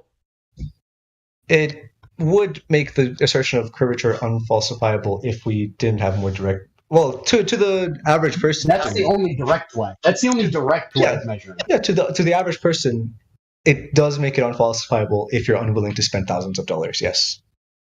You mean hundreds of millions of dollars? No, thousands of dollars. I'm pretty sure if you guys could funnel for me a few $1,000s, I would do to perform a laser test of the Earth. To perform a laser test? I mean, you can perform one with $170 and be pretty accurate. Now there was one we did. One that I'm thinking of is going on a flight from what is it No. We're talking about enough with your flights. No, stop. We're talking about measurement. We're not talking about maps. Because if you're thinking that we're talking about measurements. So by measurement you mean actual straight edge or something. Yes. Then I would need probably billions of dollars, probably, if not more. Right. Well, but initially, if the claim is that there's curvature, we just can't see it, then it becomes unfalsifiable, doesn't it? From here on the ground, for all practical purposes. Unfalsifiable by your definitions of the measurement, yes, but not by a sensible, what I would consider a sensible definition of measurement. Well, I used to be a McNass fan. I used to believe everything you did. Okay. And it didn't make sense, and it was logically flawed, the explanations I was being given. I was going to ask, I don't know, can you give me one that I would also agree that it doesn't make sense? That it's unfalsifiable. Because I know that if anyone is trying to hide the flaws in their model, they define their model in a way that makes it unfalsifiable. Yeah, yes. I mean, I feel it's always been that way. Flat Earth model, right? Because we don't have a model. I mean, exactly. That's even more unfalsifiable if you don't have one. No. What I mean is, the moment you have a model, you've committed a reification fallacy. Mm-hmm. What fallacy? A reification fallacy. Which is, I don't know what that is. It's assuming the consequence. Okay. So, being able to predict? It's like if I said, here, I'm going to take a basketball and zoom in on it. That's a reification fallacy. Because I've already assumed the outcome in the test that I've devised, for one. Okay. So in other words, I don't. Yes, that just sounds like modeling to me. How is that different from modeling? I know modeling itself. Unless you have the God's eye view of reality, you can't model reality.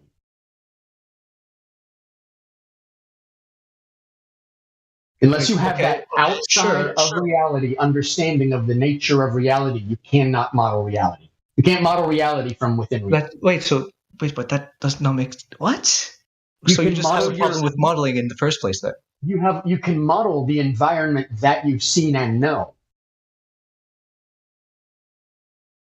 So, for instance, I could go buy a 1978 Camaro model, build it, and I can know that accurately represents the car I used to own, right? But I can't model something. Can you Nothing model be something that modeled. predicts the future? You can model it, but it doesn't mean it's real. Okay, but what if Doesn't that mean it model represents predicts it pretty accurately every time that you've tested it? This is like a basic thing in Which model does that? Which model does that? Every model in science. Well, hold on. Is that a model, or do they have information already?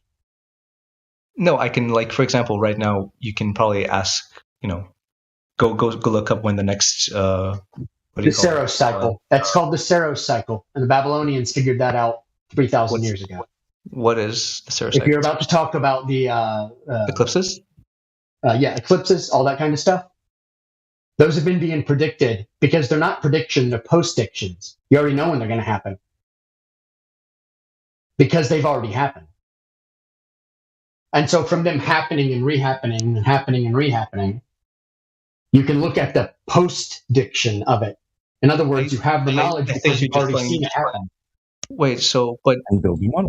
It's not really. It hasn't happened. Right? Yeah. Unless you can tell me with certainty that it will always happen in a cyclical fashion, like the sun rising. It does. That's like. If I told you tomorrow the sun is going to rise and then set, is that a prediction? No, but if you can tell me exactly when it's going to rise and set, then I would kind of be, well, if I were living a few hundred Hold years. up, I got a phone call I got to take. I'll be back in a little bit. Sure. Thanks, man. Through observation and recording over time, you can find that pattern. Yes. It's nothing to do with modeling. You can build the model off that. Okay, so that doesn't mean that the model is predicting something that you couldn't have possibly known.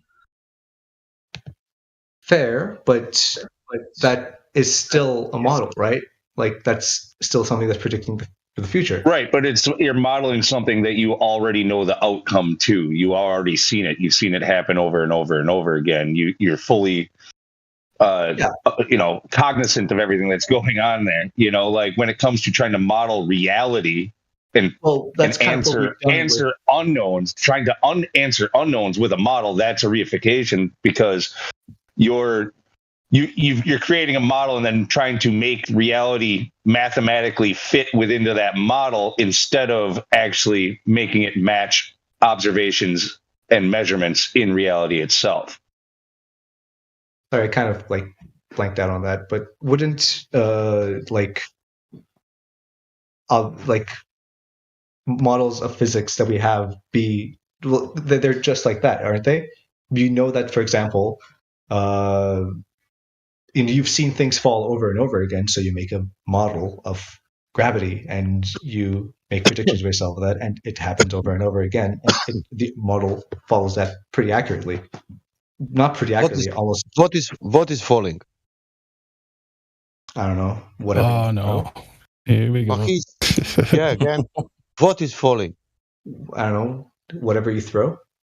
Whatever you let go of. Why did you throw? Nothing is falling. It was there. Is this like? Okay. What you want to throw? Tell me. I don't know. Whatever, but tell. I have right now in front of me a foam roller. I can throw that if you want. Okay, let's say a lighter. A lighter? Yeah, glass, whatever, bottle. Okay. I don't have any of those around me, and I wouldn't want to throw glass. Ball, book. Oh, whatever. Sure, I have a bottle. Okay, bottle. Okay, let me go get it. I guess. Okay, bottle is on the table. What does bottle falling? No. Okay, if you take the bottle, did you use your energy, your force to move that bottle from equilibrium? If I move it off the table, yes, I will. Okay, and now you are moving from the table. In which medium now it's a bottle? In which medium is it a bottle? Yep. It's in your hand, I know, understand that. But in which medium it's now? Because you are moved from the table. Like medium as in like, I don't know, things that propagate waves? What surrounds it? What is around the bottle? Air and wood. Yeah. Okay. Is that bottle more dense than air? Yes, it is. What will happen if you drop something more dense in less dense medium? Yeah, it will sink. Yes. Okay. That means you use the energy to move some object from equilibrium because it was in stationary position, you know. Now you use your energy, that means your hand, and now you move that because that bottle will never move if wind didn't happen in this moment. It's not wind, it's not water, it's you. Now you moving that from equilibrium, and you are moving through that medium, it's air, you know. And of course, if you move some more dense object to the medium and you drop it, that will fall down, and that's it. That's all. Yeah, like if I throw it into the sea, it's not going to drown into the sea. That mean there is no anything called gravity. It's called like. Well, what causes that density in the first place? What caused the density? Yeah. I don't know. Do you know? I mean, in our model, yeah, it's gravity. And we will call that fall gravity. Well, I guess technically you can also say electromagnetic forces. Gravity. Hold on, explain how your model makes one thing more dense than another. Like, why is iron more dense than wood? Is that gravity? No, that's why I said, and technically electromagnetic. Well, I guess if you're going to go with elements, then electromagnetic forces, strong and weak nuclear forces. But strong and weak nuclear forces are just for like inside the atom, so that doesn't really matter in this case. It's really just electromagnetic forces and gravity for our scales. And again, the scale matters. And what's gravity on the end? On gravity on what? What is the gravity a force? Yeah. And okay, great. Why then the most famous astrophysicist in this time telling that opposite, that gravity is not a force? That comes down to like definitions. That mean that what we define as people who finished and together with them it's also Einstein together, because Einstein also think that gravity is not a force. That means that they are somehow wrong, and then I need to listen this idea about gravity is a force. Well, okay, like you're just kind of like going to like a very different like sort of like level of sophistication. Yeah, if you want to talk about gravity as like a curvature of space-time, then yeah, these things, it's not a force, it's just I don't want to talk. What Sasha is getting at is that they're in direct contradiction with each other. Newton said that gravity was a force, like you did, yes. But Einstein says it's an effect. Two opposite. It cannot be both. It can't be both a force and the effect of a force. So you have to pick one. Well, no, because an effect is not a proper definition. It's the effect of the bending and warping of space-time, according to Einstein. Yes. But you it's an effect, not a force. I don't know how to like. And you have. I think it's really funny when they say it's an effect and a force. You guys are just like kind of. And like, it's not us. It's not us, man. You have also. That, the wording you have George Musa. You have George Musa. You know, he is the most famous astrophysicist. He is saying that it's not a force. I'm not saying anything because I'm saying that it's never proven. You know, I'm saying that. But the both things are BS. But they are saying that. But they're telling you that you are, how to say, in the past with the Newton. They are telling you are wrong. I'm not telling you. They are telling you that you are wrong. Yeah. No, I mean, I understand why he's trying to, stick with Newton, with it being a force. It's something that we could actually, understand possibly. Whereas the bending and warping of two concepts, space time, nobody can really grasp that. That's just sounds ridiculous. I would probably ignore that too if I was you. No, I mean, if you guys are really interested, I could just it would involve a lot of assumptions, but I could give you a lecture on general relativity. Maybe it's time for your special question, Sasha. What do you think? Why these people think that Earth is flat? Wait, what? What do you think that? What do you think? Why these people think that Earth is? What is the main reason? Because they've only seen. Okay. Logically or otherwise? No. The main reason, really, the main reason. I'm here. Severe distrust of government to the point that it's pathological. No, you're wrong. No. I like his answer though; it's pretty funny. Can you try again? Pretty cliche, to be honest. I know. Wouldn't be true throughout all of our lives. Hey, right? Come on, people! I want at least 2-3 answers. Okay. Well, because they see their local surroundings being flat. Is it local? A question for that. How much it's local for you? How much is local for me? Yeah. How much on 24,000 miles of the Earth it's local for you? How many miles? Yeah, I wanted to ask him this earlier. Technically, I don't know. Do you want like a mathematical definition or like a distance, like 10 miles, 20 miles, 30 miles? What's local from you? Yeah. When does local officially end for you in your mind? Certain 20 miles out. It's like not local, like it's flat. I guess is that what you're asking? No. The question. Let me ask the question a different way. Is a patch of dirt 20 miles away from you part of the local part of Earth from you, or is it not? I don't know. Local is not a very good, very precisely defined thing. It's kind of like a. You were the one that invoked it, Nova. That's what we're asking you. So let's say it's in your. Let's say it's speaking. Is it within your local area code? So just kind of getting to what I was gonna say. What I think of when I think of local is the mathematical definition, which is anything that's not the entire manifold, right? But that's a really restrictive definition because then everything is practically local, aside from the entirety of the Earth, which we can't, really fuck with, I guess. They're saying it's 24,000 miles, and now I'm asking you how much local you will say is on that 24,000 miles. I don't know, 120,000.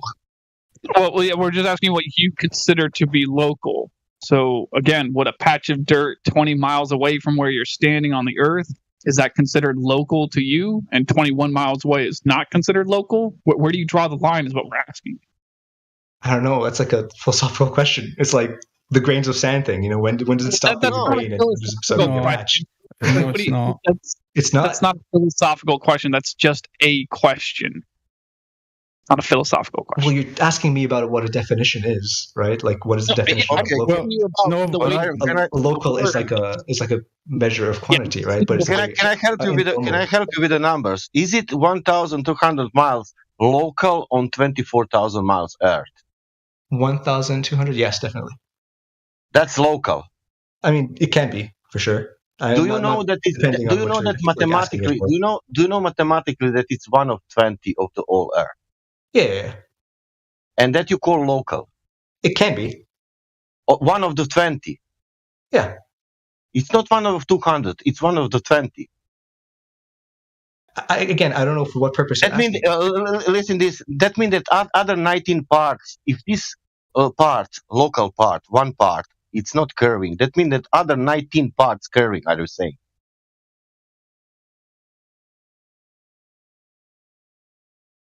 Depending on your measurement, no, sure. I guess it's Can not we? local. Oh, better. Can we have? Can we have 100? Can we have 100, 200 miles flatness on the ball with the circumstances of 24,000 miles? I mean, so let's see. What would that be in terms of degrees? 360 divided by 20. That'll be 13 degrees. So like that would be 13 degrees, I guess, of the arc of the Earth.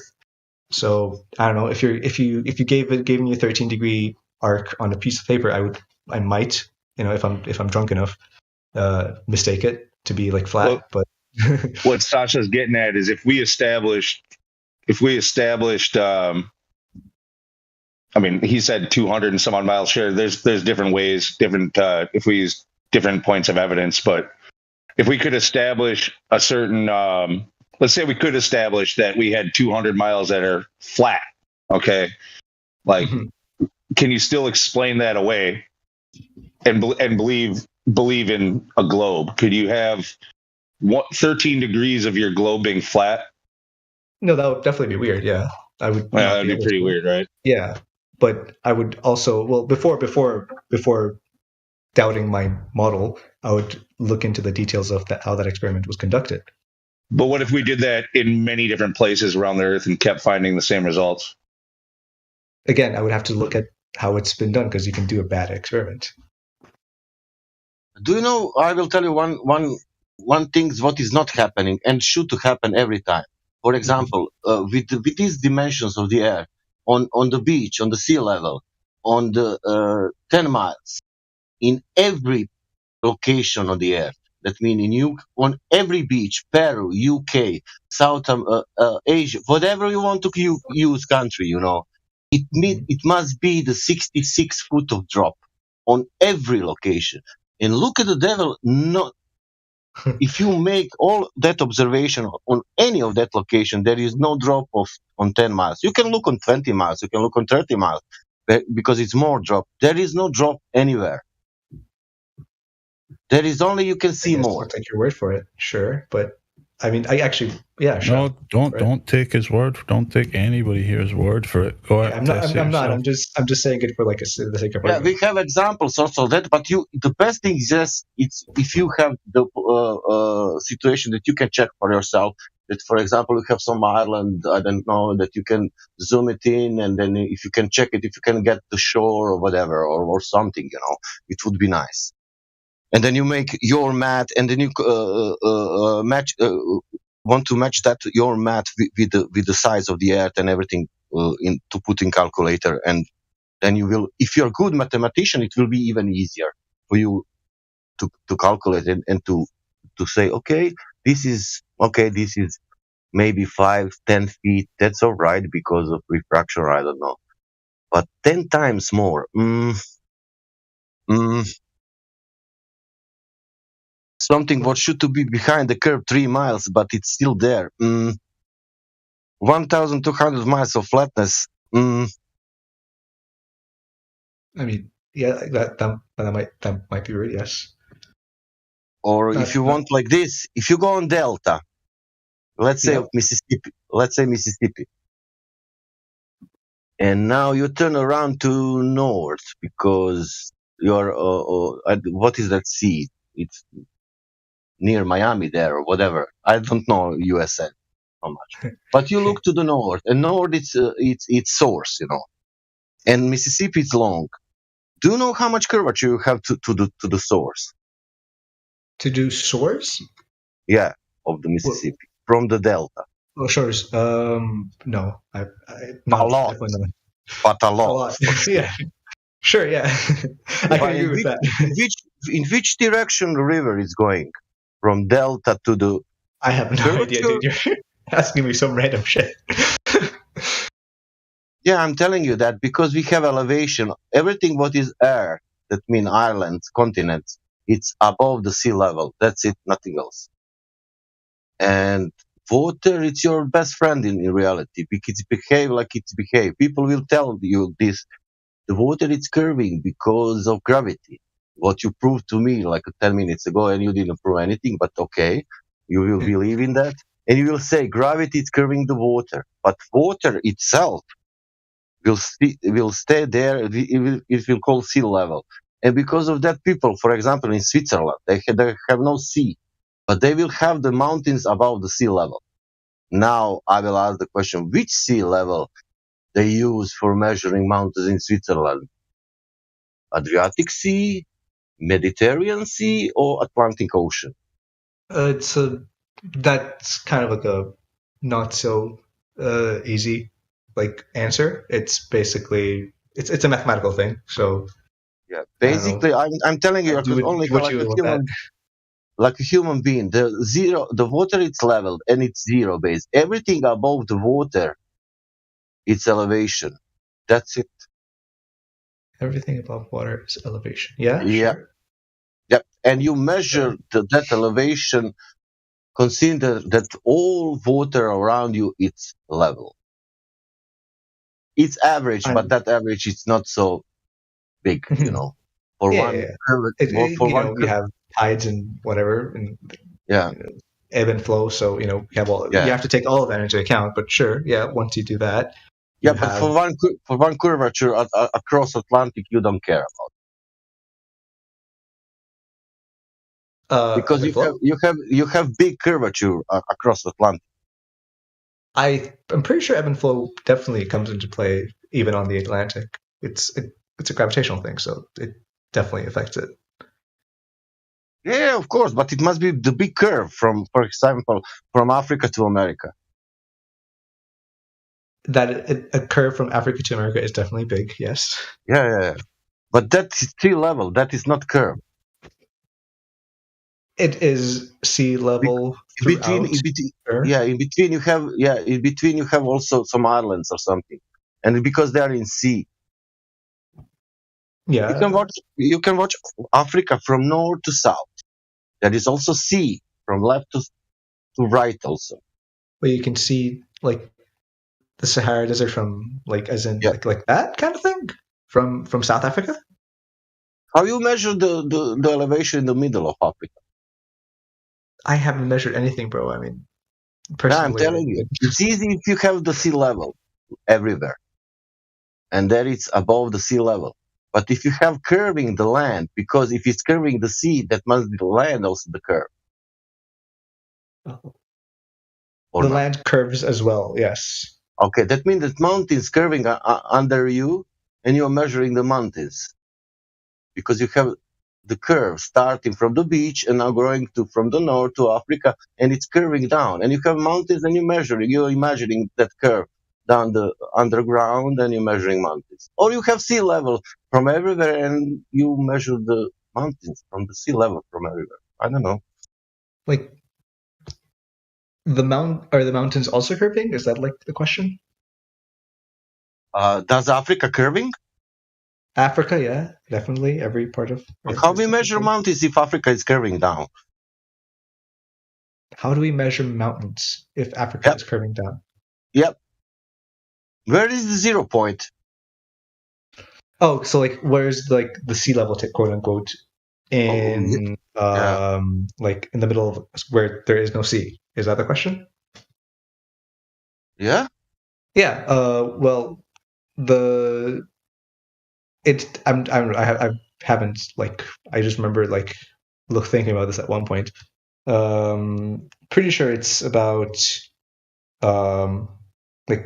given it's a mathematical thing where you have a measurement of where normal seas go and how that affects how that is affected by gravity. So there's different parts of the Earth that have slightly different amounts of gravity due to the currents of how shit moves under the ground. And so it's a function of gravity how high the sea level is in the sea. And you kind of generalize that to any point on Earth. And that's how you get the sea level from mountains and wherever Earth is, wherever there is no sea or water in general. I mean, you have lakes on top of mountains. That's not sea level, right? So. Yeah, of course, that's not. I'm not speaking about that. You can go from the shore of the Africa, only let's say east coast, from the north to the south. Now you have the big curve, but it's sea level. It's not nothing curving there. The eastern curve of like Africa. Yeah, and now you go from the Morocco to the South Africa, all shore. Yeah, the whole shore. It's pretty fractal-ish, but sure. Is it level from Morocco to South Africa, or is it curving? I mean, it's both, I guess. Level is not necessarily straight line kind of thing. Level is not straight. What is level? Is it level curved? Yeah, level curve. Yeah, we actually have level curves. Level. I'm 51 years old, and I learned something that level is curve starting to be something like 2 or 3 years ago, but all my life level was flat. Well, does he have an example of any particular thing that is level but considered curve? I mean, let me see, like outside of math, and aside from Earth. In reality. Well, for example, if you and I don't know, maybe like you're gonna call like this like some logical fallacy or something. I don't know. But with electromagnetic forces, you have level curves of equipotential lines, and those are most certainly curved. Yeah. So if level means curved, does globe mean flat? Sure. The Earth is level. The Earth is level means curved, so the globe is level. I guess. Yeah, topography exists. What up? How would you rationalize the Suez Canal? I have no idea. I don't know. The only thing I know about the Suez Canal is that some boat got stuck in it. Okay, give me 20 seconds. It's over 100 miles. Both ports at sea level. No locks. So what's going on in the canal? And I'm guessing you can see from one side to the other? No, I'm asking about the water in it. What's going on with it? The ships are driving over a mountain of water. Because water forms into a mountain. He's asking: is the water in the Suez Canal level or is it not? It's level, but the level is curved. Yes. You're delirious. That Thank you. does not make any damn sense. Well, so I don't know. Like, do you have a magnet lying around? I mean, again, well, actually, never mind. Don't answer. Do you hear yourself? I'm scared that you're going to be like, well, the magnets aren't gravity, so like stuff like that. Einstein, did you hear what you said though?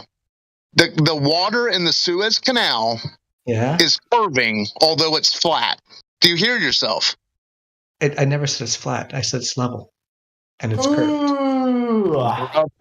Why do you say level and curved if level is curved for you? In which case, water can be level and flat. Sorry. In which case, water could be, let's say, in its imagination level and flat without level and curve. Can be case that water is level and flat. Perfectly flat. Can be case that water is level and flat. Can be case of that. Yeah, I guess hypothetically. Okay. Hypothetically only. I mean, like the cup of water I have right second question. Can we hypothetically have this situation? We are stationary. Is it possible that when we are stationary that we are really stationary? You'd have to answer the question of stationary with respect to what? If we are not moving, is it possible that really we are not moving? Or if we are not moving, that means that we are for sure moving. What is the answer? Moving with respect to what? That's like kind of like the central like question. Earth, for example. Earth isn't moving, for example. Earth isn't moving? Like at all? With respect to anything? I mean... Do you feel any movement? Not particularly, no. Do you see Earth is moving? Again, aside from looking at the sky, no. That's not Earth. The sky is moving, and it's something is moving with something else. No, I mean it's Earth in our view, but not in yours. Okay, can you now go outside? Can you say, if you go outside, do you feel that you are moving? No. No, okay. Now, can you tell me now, if you're now not moving, is it possible that you are stationary? It is possible, yes. If we're just ignoring everything else, yes. If we ignore what? Like the devil's in the details, right? Like stationary with respect to what kind of thing? No. And you are on Earth. You go outside because Yes, now sir. you're outside. Let's go to park. You're in park now. Earth Yes, is sir. moving because they're saying is moving. I'm asking you, are you feeling that you are moving? You said I'm no. not. Yes, sir. I'm asking you now, is it possible that you now not moving? Is it possible that you are stationary? Like me, as in You on the Earth. That Earth is not moving because you don't feel that you're moving. Is it that possible? again, if you ignore all the scientific shit, yeah, it's possible. If I ignore what? Perfectly fine. That would be perfectly fine. Initially. If I ignore what? Like if let's say I'm just born, right? Like I'm like born like out of society, and I have to like conceptualize my movement throughout the just my movement period. Then my initial hypothesis would be that I am not moving. Yes. No, I'm telling you, other people can tell you, no, you are moving, but I'm asking you. Other people can tell you, no, man, listen, science, we proved everything, you are moving, Mm-hmm. But still, you will go outside there and you will go and say, no, I'm not moving. I don't feel. Well, at the after all, when your car is acceleration that we are moving, you wouldn't be able to tell. So, like by your basic senses, it would be kind of impossible to tell whether or not we're moving or not. But for example, you say I will if we ignore what the sky, the stars. So, for example, like if you put your hand in water and I increase its temperature by 1 degree Celsius over a month, you're not going to be able to tell, right? I would be very impressed if you're able to tell at that point. It's boiling your hand. No, just 1 degree. On frogs. That's a myth, by the way. That you can kill a frog, but yeah, go on. Sorry, I couldn't hear you. So, what reason do I have to doubt that the Earth is stationary? Yeah. Because. Okay, well, you can't kind of know either way, right? Like if it's just by your senses, you can't know either way. Well, wait, hold on a second there. Let's deconstruct that statement. So I feel the Earth is stationary. I do not know of anyone to directly measure axial rotation. So to the best of my knowledge, it's stationary. So what were you saying? Yes, according to your senses, which I just said with the example that your senses aren't perfect. Well, yeah, I'm not claiming that my senses are perfect. I'm just saying that I sense the Earth is stationary, I don't have any direct measurement of axial rotation. Thus, I sense it as stationary, and I also don't have any logical reason to assume that it's spinning, and I certainly don't know that it's spinning. So, at this point in time, to the best of my knowledge, the Earth is stationary. Now, what reason do I have to assume what? That depends on what your axioms are if you're for your logical system, right? You said So the question. So I'm just going to ask the question again. Now that I've stated that, what reason do I have to assume it's not stationary, the Earth? Aside from perceiving things to move around, which you can assume that either they're moving or you're moving, but aside from that, well, that's not a reason to even begin with. I mean, not. When you say that, when you say that, you're talking about the sun, moon, and stars, right? That's what yeah. Okay. If I'm in a car and I'm going and everything is moving outside, I kind of have good reason to assume that I'm moving, right? I know the car's moving. Yeah, except hold on there. So we feel the Earth is stationary. We see the sun, moon, and stars move above our heads. Mm-hmm. So why would you assume that the sun, moon, and stars moving above your head means that you're moving? You, from your standards of like proof, you can't tell, but you can tell that something is moving. It could be that you're moving. It could be that the sun, moon, and stars. No doubt. Right. The sun, moon, and stars are moving. Now, what reason do I have to doubt that the Earth is stationary?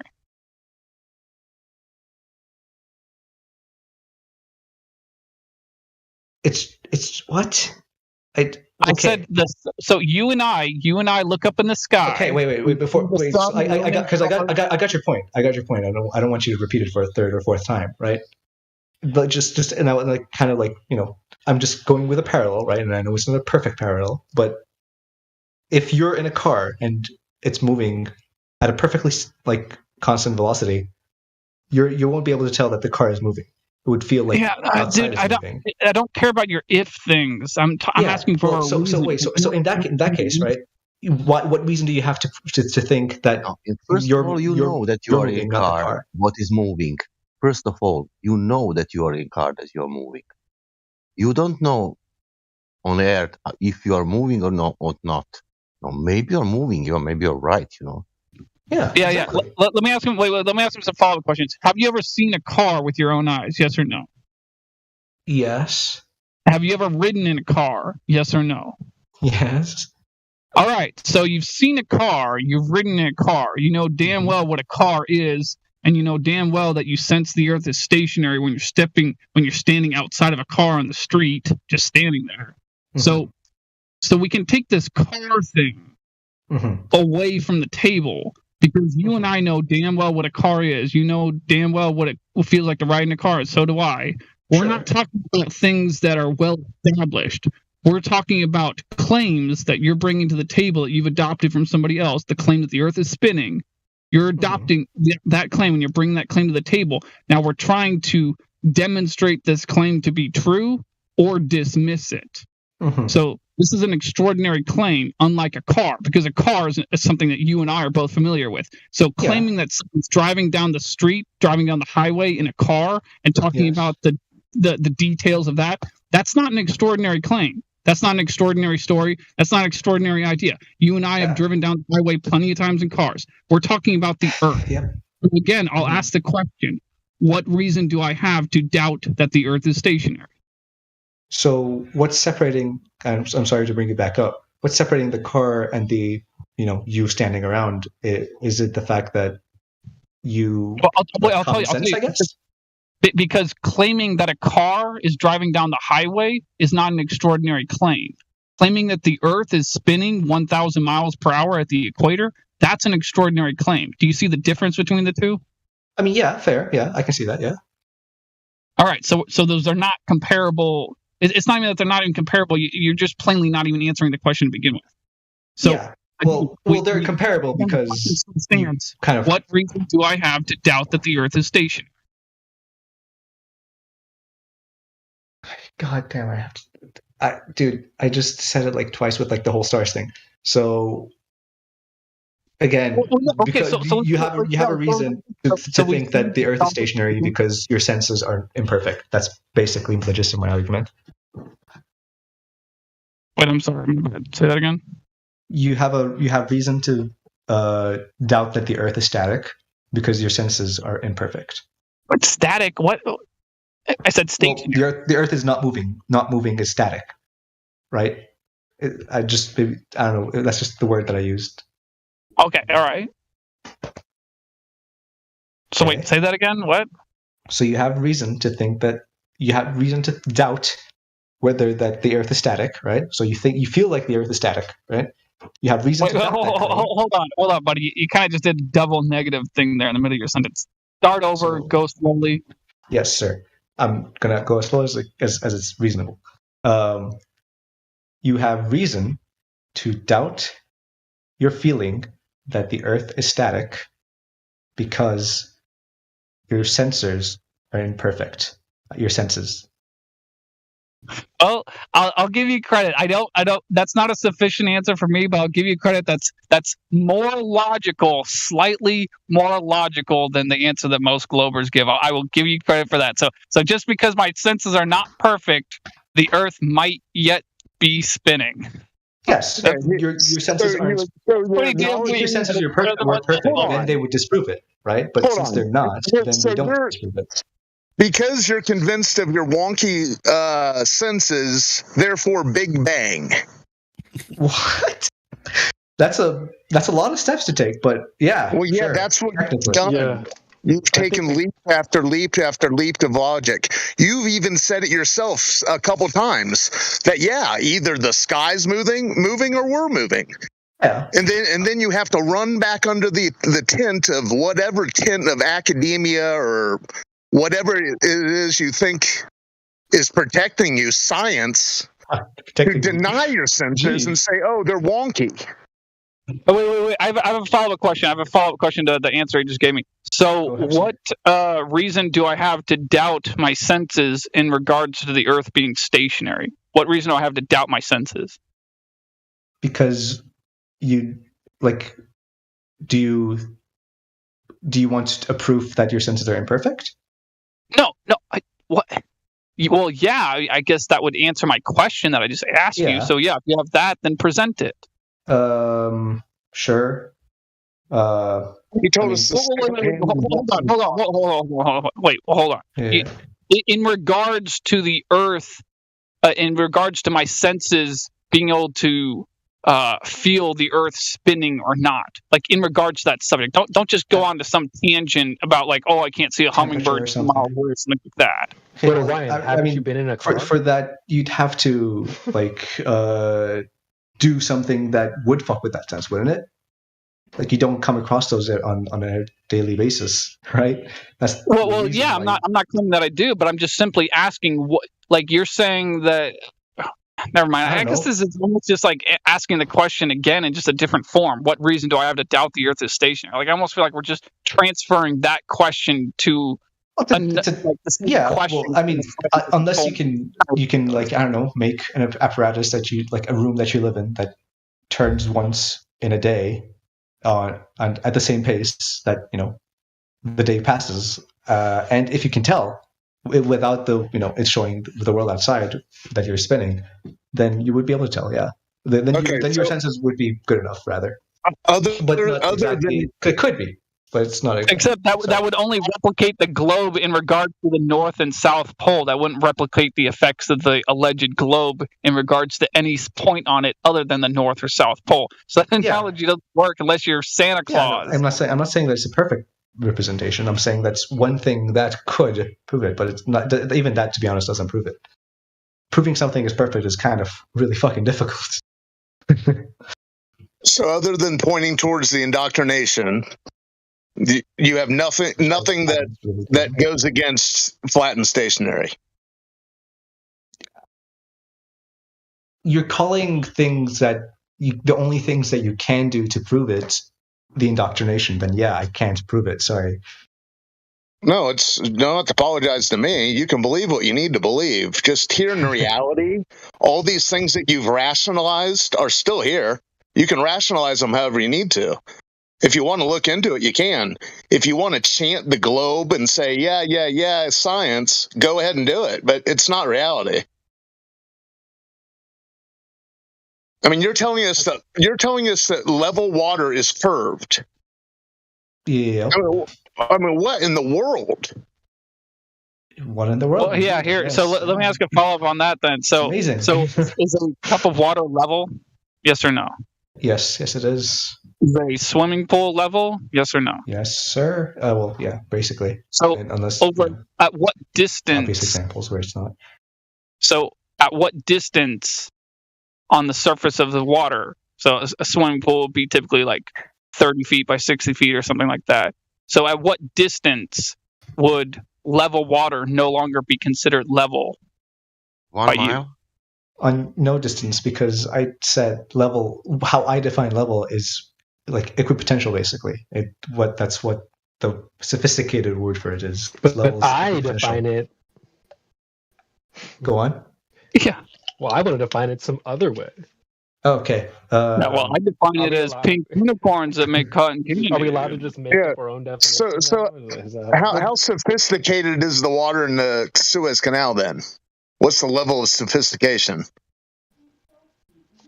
Well, No, I'm just saying that the definition that I have for level is equipotential.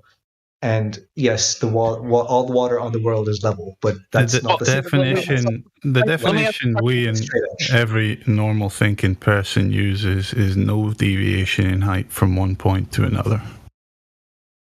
Okay, what do you define as height? Well, above whatever you're measuring. So if I'm like, I mean, probably not the opposite of what it means. So if level means so I don't know if we need to really break it down and ask you. That's what he's asking you: is the water in the cup to that definition of level? Yes or no? Technically, no. I guess. Yeah, there we go.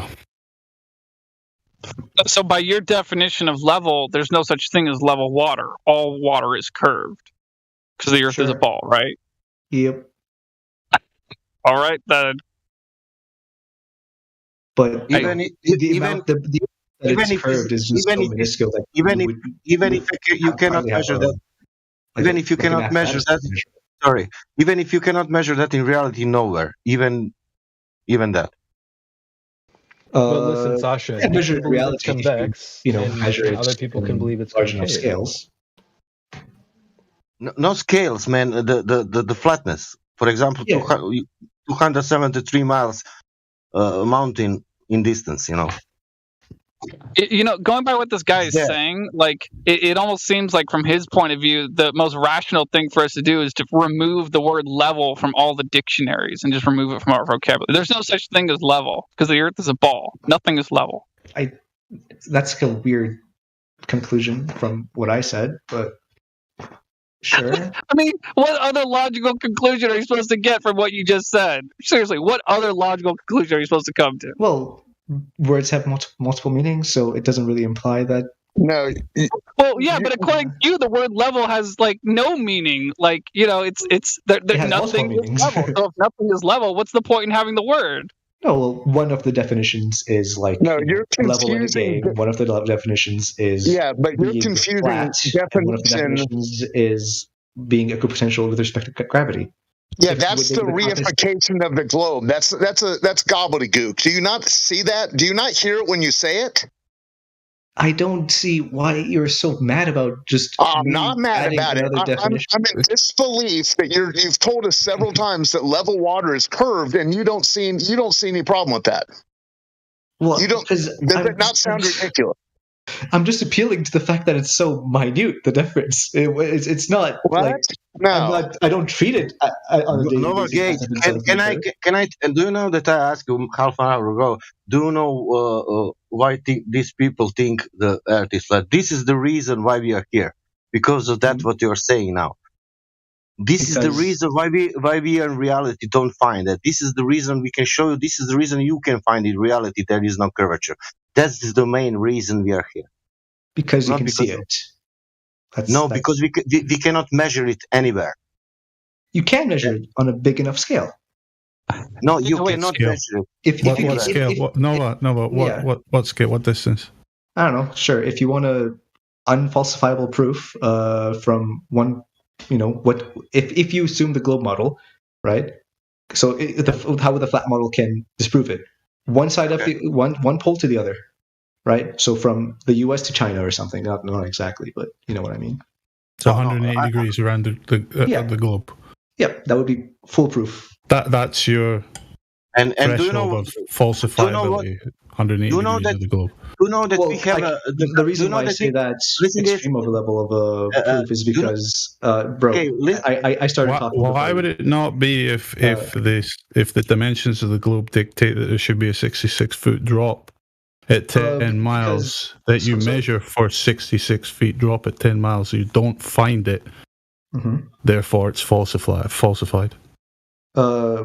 So the reason why I go with such an extreme proof, and beyond a shadow of a doubt, is because I can't think of any experimental problems that could explain such a discrepancy, right? Whereas I can think of experimental issues to describe like a 13-degree difference, possibly. I don't know, depends on the experiment, right? the issues that be invoked would be optical atmospheric conditions, right? Yeah. Regarding lasers and just, observations made. Yeah. So that would be dependent on sample size. You would repeat the observations many times as you can in as many different locations. Yeah. So for example, across all varying conditions. Exactly. Perfect. Yes. So if you do that, which has been done thousands which has been done, which has disproved by flat earthers, not finding the curvature that should be there across 10 miles, 20 miles, 30 miles, 273 miles here. This is a photograph taken not by a flat earther, just a world record holding or level photographer, not demonstrating the 3 miles of curvature that these mountains should be hidden behind. They're clearly not. There's also the same observation made in infrared, which reduces the refractive conditions that would be invoked to disprove that the mountains are in fact line of sight observations right there. So I don't know if you're in the live stream voice decks where things are being posted. I am seeing them, but I would have to spend some time looking through them, I guess. Kind of just see claims being made, but I don't know. But to your point about the proof that I've seen of flat earthers, every single picture that they've taken though seems to be like on different levels, right? Like there's different levels of quote unquote not curvature, right? Like it's like, oh, with this picture it's like 6 feet below. With this picture it's like 3 feet below. Okay, so why is that? Why is it like changing? And I feel like that kind of proves that okay, this is a changing factor, and given conditions. So you think the radius of the Earth is expanding and contracting depending on the day?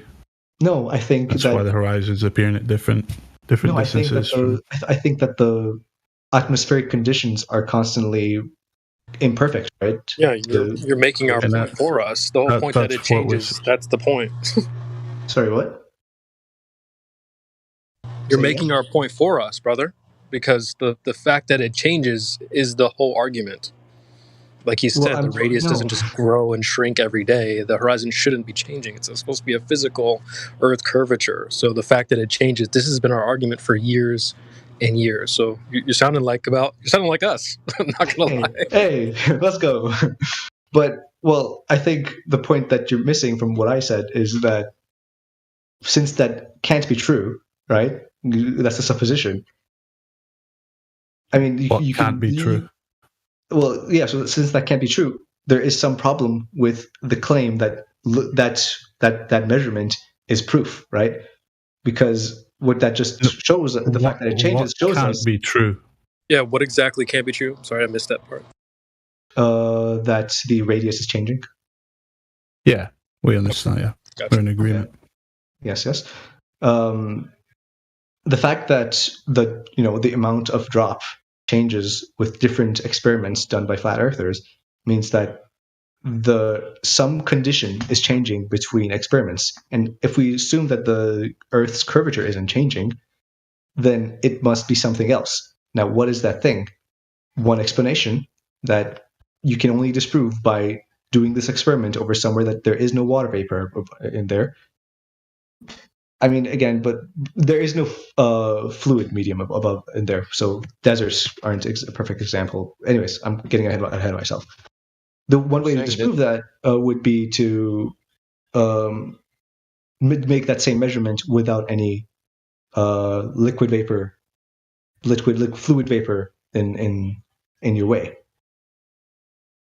which you can't because it's kind of fucking hard to do that. How we did it in the first place? Actually, we could, I guess, do it if we make a vacuum. And how we get the size in the first place? Assumptions, I guess. With assumptions. Yes. And why assumptions is not there? Why assertions isn't? Why assumptions aren't there? Because assumption is saying that every geometrical horizon could be on 1.22 miles of the 1 foot observer height. That assumption saying. The assumption is that the Earth like, if you're someone who is trying to figure it out. Assumption is this. This is if you're not assumption. trusting science, This is assumption. Assumption is this. Can you listen? Only for 1 minute. Assumption is this: the Earth is 24,000 miles. That means radius is 3,950 miles. That's not the assumption. Okay, that's not an assumption that a researcher worth their salt would make, right? The assumption that someone would make, unless they're not, you don't assume the result, right? You assume the background to the result, and in this case, the assumption would be that the Earth is round, right? You don't. You're not going to be measuring any radii, right? Okay. And once you make that assumption, then you go about some methodology to figure out that radius, right? Okay. And with your flat Earth debunks, I guess you're getting various answers. It's like, oh well, it's at one point it's closer to that value. At some point it's less than value, and so at some point maybe it's like. And don't know in one point it's 10 miles, and in one point it's 20 miles. That means 10 times more. That means 20 times more. It's not 2 times more. That means it's now like that's for the radius. That's a lot because now you need to that's not to the math. Now it's double or something. That will be now 10 times more. Oh my God. I mean, okay, I'm just responding to what Indio is saying. I'm not claiming to be an expert on this. I'm really for what you guys consider globe earthers. We're not staying up at night thinking about this shit all night because we kind of are over it, right? Maybe you should. Well, maybe I just have come to the conclusion that I kind of don't. Right? I wouldn't say you're over it. I would say you're under it. You're brainwashed by it. I was thinking that too. Hey, gotcha. I guess, sure. If you, yes. What is wrong with that? The time, for example, I want to look on the beach in the distance and look for the curvature. What is wrong with my method? Whatever.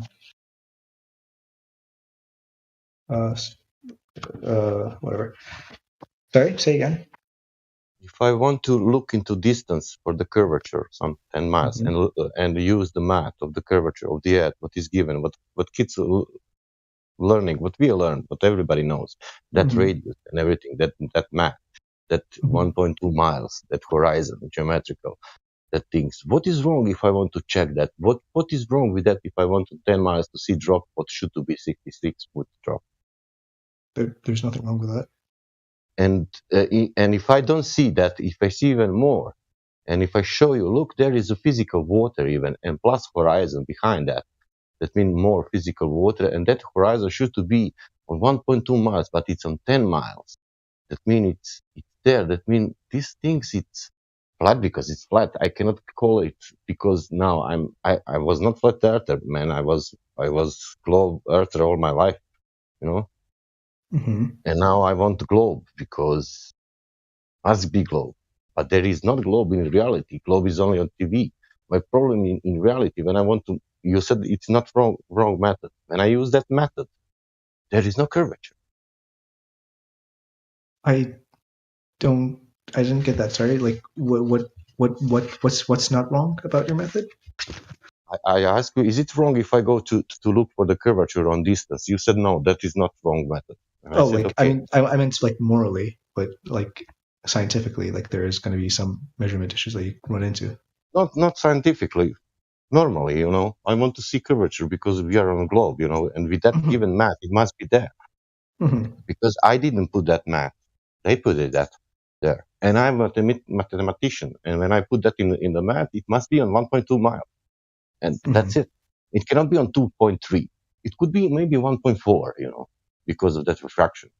How do you come up with those figures? With that given math, like if I give you a ball for basketball, basketball. Because you're talking about like the error of the experiments, right? No, like he's talking about the dimensions of the sphere Earth we're given by mainstream science. Yeah, but when you do an experiment, your results are always going to have some error because you never do a perfect experiment, of course, right? Yeah, of course, plus, minus, yeah. Exactly, right?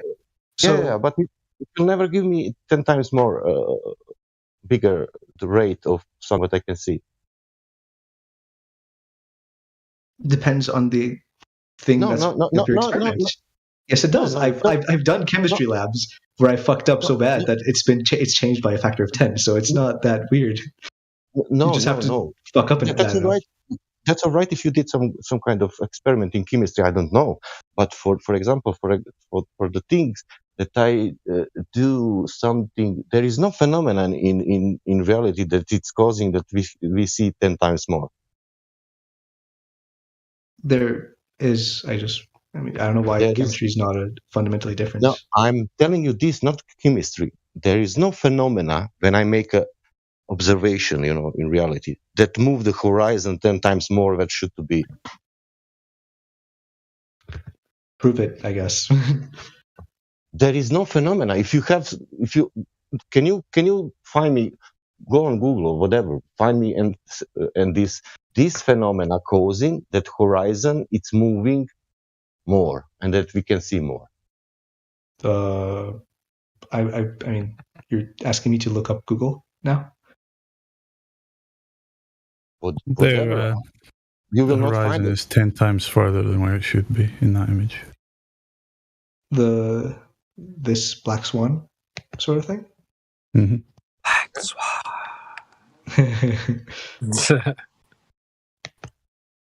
Yeah. What is going on that black swan thing? Do you know? Why is that further when deformed? Because you're looking like 10 miles across the ocean, dude. I mean, I don't expect it to be crystal clear looking over the ocean, but good. Yes, I don't either. So, what is that deformation caused by? Probably what we've been arguing for. Probably not a geometric refraction. Or sorry, probably not a geometric horizon. Are you asking me what is caused that water? What is there to be there? Well, I'm saying that the water is already deforming that image, right? Is it water? Is it water physical or optical there? You mean what? Sorry, water has optical properties, I guess. Is that that water on black swan on that picture? Yes, on that yes. video, is that water around and behind till the horizon? Is that water physical or optical? I don't know what you're asking, to be honest. That water, what you see, the blue stuff in the picture, or what? Do you see the water behind the oil rigs? A bit of it, yes. Is that water physical or optical? What does it mean if it's optical? Is that water real, or is it some phenomena is happening and you see only that looks like a water? Are you directly seeing that water optical. there, or is it an optical effect that you're seeing the water? I guess it's optical. Okay. I think most of us would say we're just seeing the water directly. And oil rigs, where they are?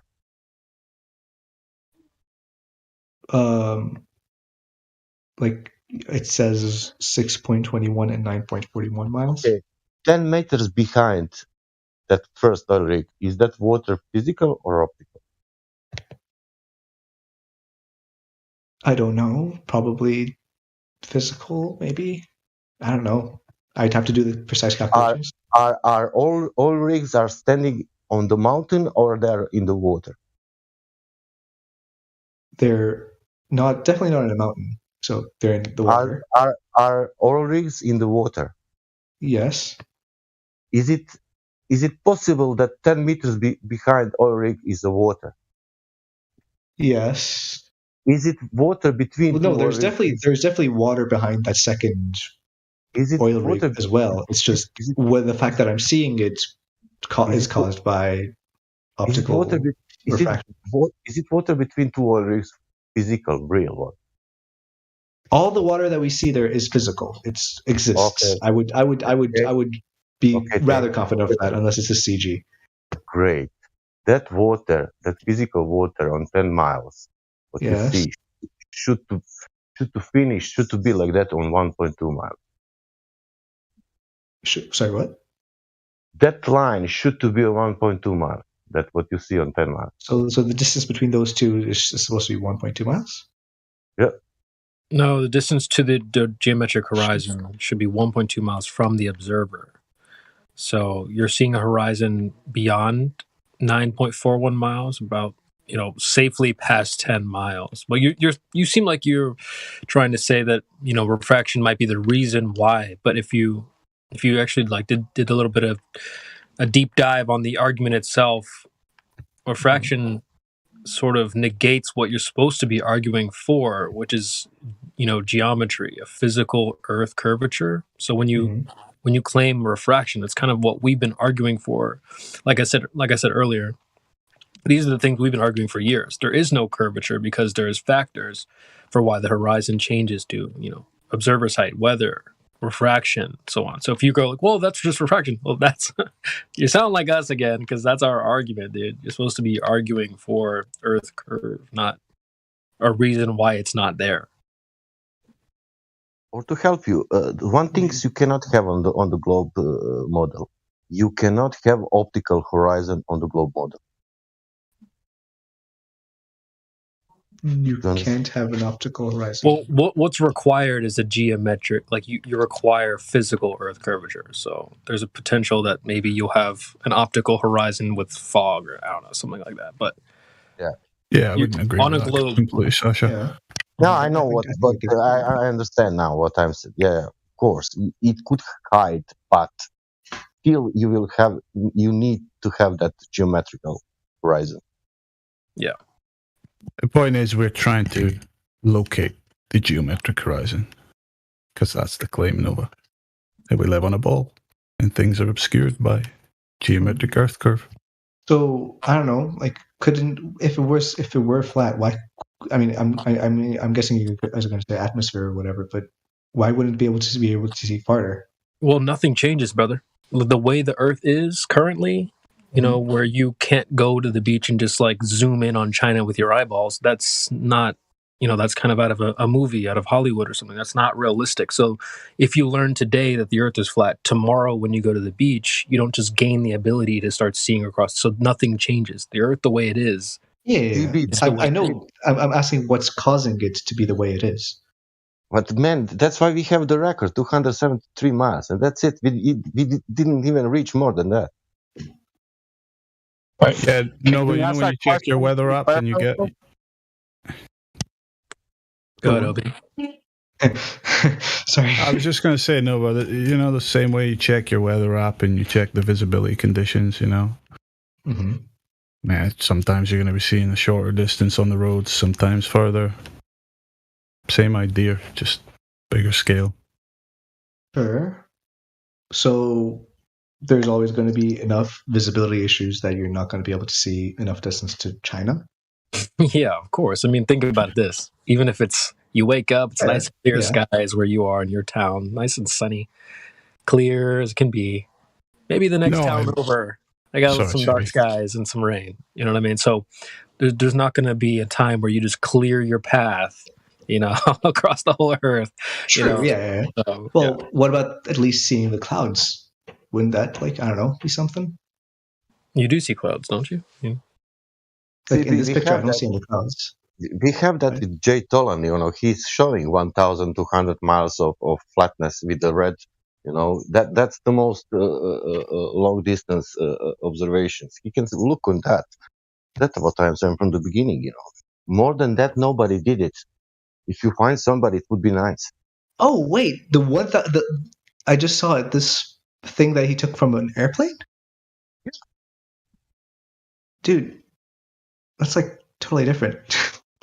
Why? The reason why we only see, what was it, the figure that we were supposed to see, is because of the average human's height. The reason why we see 1,200 from a plane is because we're so much fucking higher.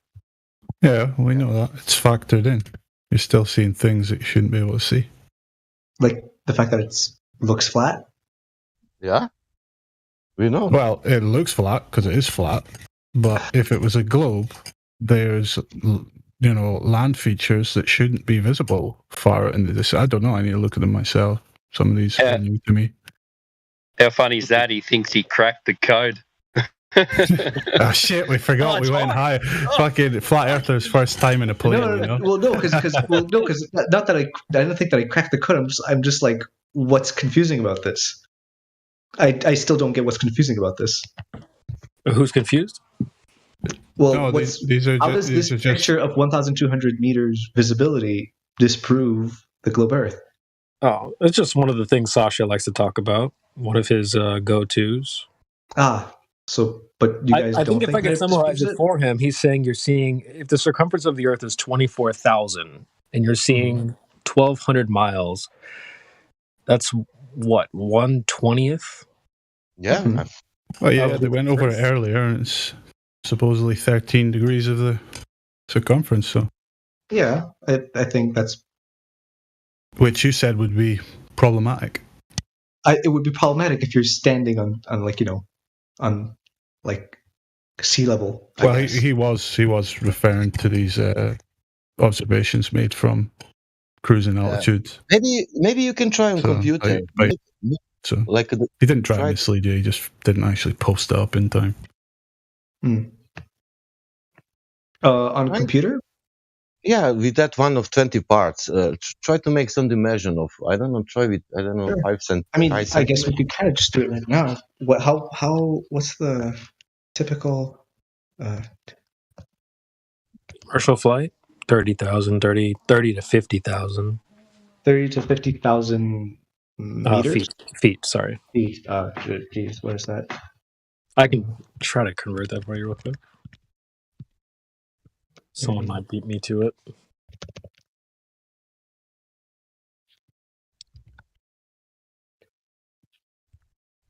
Yeah, well, Andy's down there having his own little personal ladies' night in cinema. 800 and oops.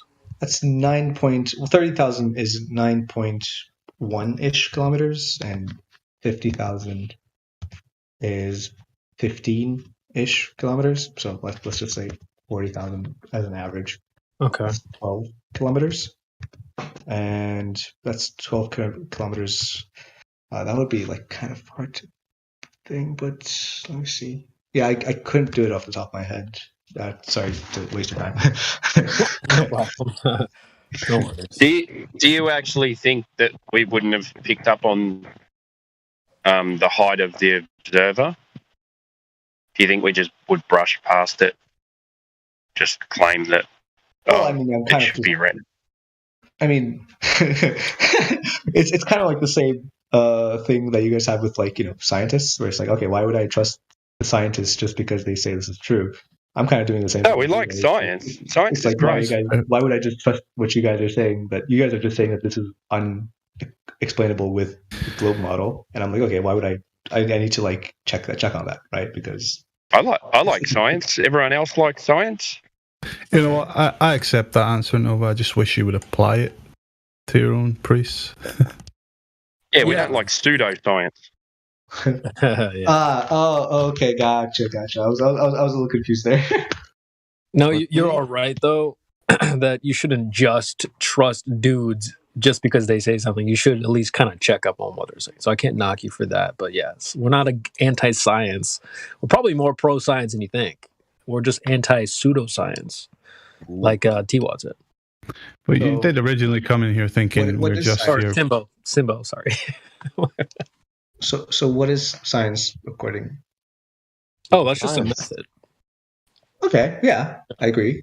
Yeah, there's a scientific method. Anything that doesn't adhere to the scientific method, pseudoscience. Fair, yeah, I completely believe with that. Do you know which type of, let's call, science do not use scientific methods? I'm guessing you're going to say astronomy. Yeah. I don't know. Does biology do it? Because I would hope that biology, you would accept that it does. No, even only let's say biochemistry, yes. Something in biology, yes, but not all things. Okay, yeah. I mean, I would assume that people who study years to get into it probably are trying their best to use the methods properly, but they always fuck up sometimes. Yeah, we are against that things. Yeah, I mean, I think I don't know if what I'm picking up is if what you're putting down is what I'm picking up. I think if you mix me natrium with chloride and you will get salt in natrium chloride, and then I will tell you, fuck, this is that, But if you tell me that if you drop something that is because of that, and then you add the concept there inside and plus other holes and blah blah blah, then okay, I can put more there. It's enough to find some good word and to put in all this terminology, and you're there, and to have good ideas, and then you put some numbers, and that's it. Because if you only assume that Venus is double-sized than Earth, all these numbers change double, and everything will function. For example, the Sun is not 93 million miles away. The Sun is 186 miles away. The Sun is not 400 times bigger. The Sun is 800 times bigger. Nothing is changing. Everything is working. The numbers is telling, and everything is working. Okay. I don't know. I guess what I would want at that point is just decent, predictions from that, and then I would be like, okay, maybe there is some legitimacy to this. Predictions. Don't get us started on predictions. I mean, that's kind of the whole point of models, right? Obviously, every scientist knows that what I'm seeing on the paper is not the real world. I don't know if that's like a bastardization of what you guys are saying, but it makes predictions, so I treat it as if it's basically the same thing. Or what predictions does it make for you? Well, daily life. Tell me. I don't know, eclipse. I would like the flat Earth models. You had this explained to you that but the heliocentric model was not necessary for eclipses. But do it without predicted. So can you show me it's like a bait and switch that's been played on you. You've been born and told that because we now have this heliocentric understanding of the universe, we can predict the eclipses that happen, and you observe eclipses when they come around. But the truth is, no, the knowledge came from more ancient civilizations that had a geocentric worldview and could predict eclipses just as accurately because it's a cycle.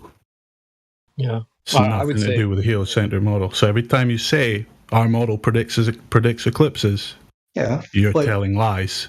You've now been informed, so you should update yourself, please. Oh, so I know that, but here's the difference between the ancient models and the more modern models, is that the modern models can give you an accurate estimation up to the minute, whereas the ancient models were off by a few days, right? None of them were more accurate than that. So, if you can make the same accuracy of an estimation, then you might be onto something. That's amazing that you now are aware about ancient predictions made when you weren't 5 seconds ago. And all you're talking about here is refining it over time. It's just been refined, but the same methodology to observe it and predict it. That is fair. That is fair that, a fringe theory made by a few thousand people in the past few years is not going to stack up to a theory that's been developed over thousands of years. That's totally fair. But then, I don't know, you have to be able to do something that this model can't do, right? Well, it's not something your model does. At best, you're just saying that your model refined it. Hold on. He just said our quote-unquote model would have to do something that his wouldn't? Why? Well, he believes we don't have a model actually does something in the first place. Well, it has first of all, we don't have a better model. model is usually one that's more accurate. So wait, first of all, we don't have a model. Second of all, if we did have a model... It's kind of problematic, honestly, if you think about it in any other situation. But hold on, buddy. First of all, we do not have a model. Second of all, if we did have a model, why would it have to do something that yours doesn't? Because that's how a better something is determined. A model is chosen over another model, right?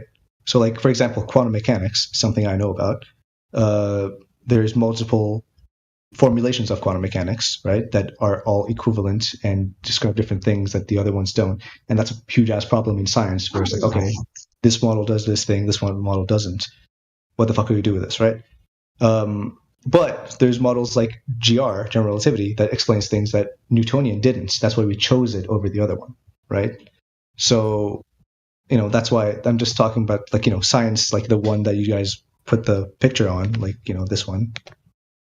That's not a model. That's not a model. What? Just a logo at the best. No, well, it's a picture. It's an AE map. It's literally just another projection. It's basically a globe projection, according to you guys. It's a top-down view of the Earth as a globe. If it was sprawled out, like that's what that is. It's not. We didn't come up with it. Okay, thank you. I was going to say, like, if you think that's like legit, then that's easily disprovable. We don't just subscribe to any map. Okay. Well, I don't know. Because we can't verify it. Therefore, we're not gonna push it in your face as the map of the world. That's what your site does with stuff. Well, okay. So is what's problematic that we're making an assertion that something is true? I guess it's not problematic. We're not here to prove the flat Earth to you. It's a big misconception when Globers come in here. You think we're just sitting around waiting to prove the flat Earth for you. No, we're waiting around for you to come and prove the globe to us. It's a problem we're struggling with, to prove the globe.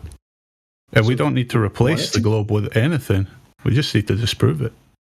And all of this ends with actual measurements of curvature that we've set out to try to find and keep getting a null result. But we don't have the burden of proof in that case if we look at it this way. This is where most Globers come in, they think, you're the flat earthers, you have the burden of proof to prove that the Earth is indeed flat. But no, you still haven't proven to us that the Earth is indeed a globe, not by any measure.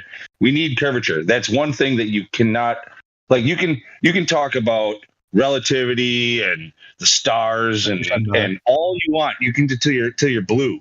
It doesn't matter if you don't have any curvature. We need to have curvature to live on a ball. Especially, because the other thing is that they love to say that, but it's just too big of a ball. It's not that big of a ball. 8 inches per mile squared should be able to be measured. We've got a lot of great technology these days. I think the reason why I haven't been able to prove it to you guys was one, because I've not I haven't gone out of my way to make proofs of this thing by basic methods that is available to anyone. But what we've been discussing this whole time is your beliefs, right? Which is okay. And the reason for that is because you guys already know my beliefs, right? And No. Maybe I was absent, but this isn't about what we believe. We're here trying to figure out what we can prove, what we can. Sure, there's certain things that might be side chats where you can go into people's beliefs and things like that. But that's more of a casual conversation versus really what we're here is. We would love to prove that the Earth is a globe. Most people here believe that the Earth was a globe, and at one point in their life, in fact, for most of their lives, and had lots of space fantasies like everybody else. They thought all that stuff was cool. It's because of the contradictions that people become flat earthers, and they start to realize that the claims made in these models and so on and so forth don't match up with what we actually experience here in reality on Earth. So we're going, all right, we're gonna just start over. Let's just start over. If we live on a ball, how can we prove it? Are you actually asking me? Because I kind of talked about that a lot. Yeah, no, I wasn't really asking. It's more of a rhetorical question, but yes. That's kind of where we're at. We're asking the globe side for proof that we live on a globe, and they go, "You idiot! You're flat earthers. You don't believe us." I hope I didn't sound not you. I'm not talking to you specifically, but that's essentially what we get, right? You have to take us on our word, because people have done this longer than you and that are better than you. That is, to be fair, that's not a horrible point, right? It's I'm not. It's okay, I'm not an expert on everything, right? So I trust the experts on certain things, right?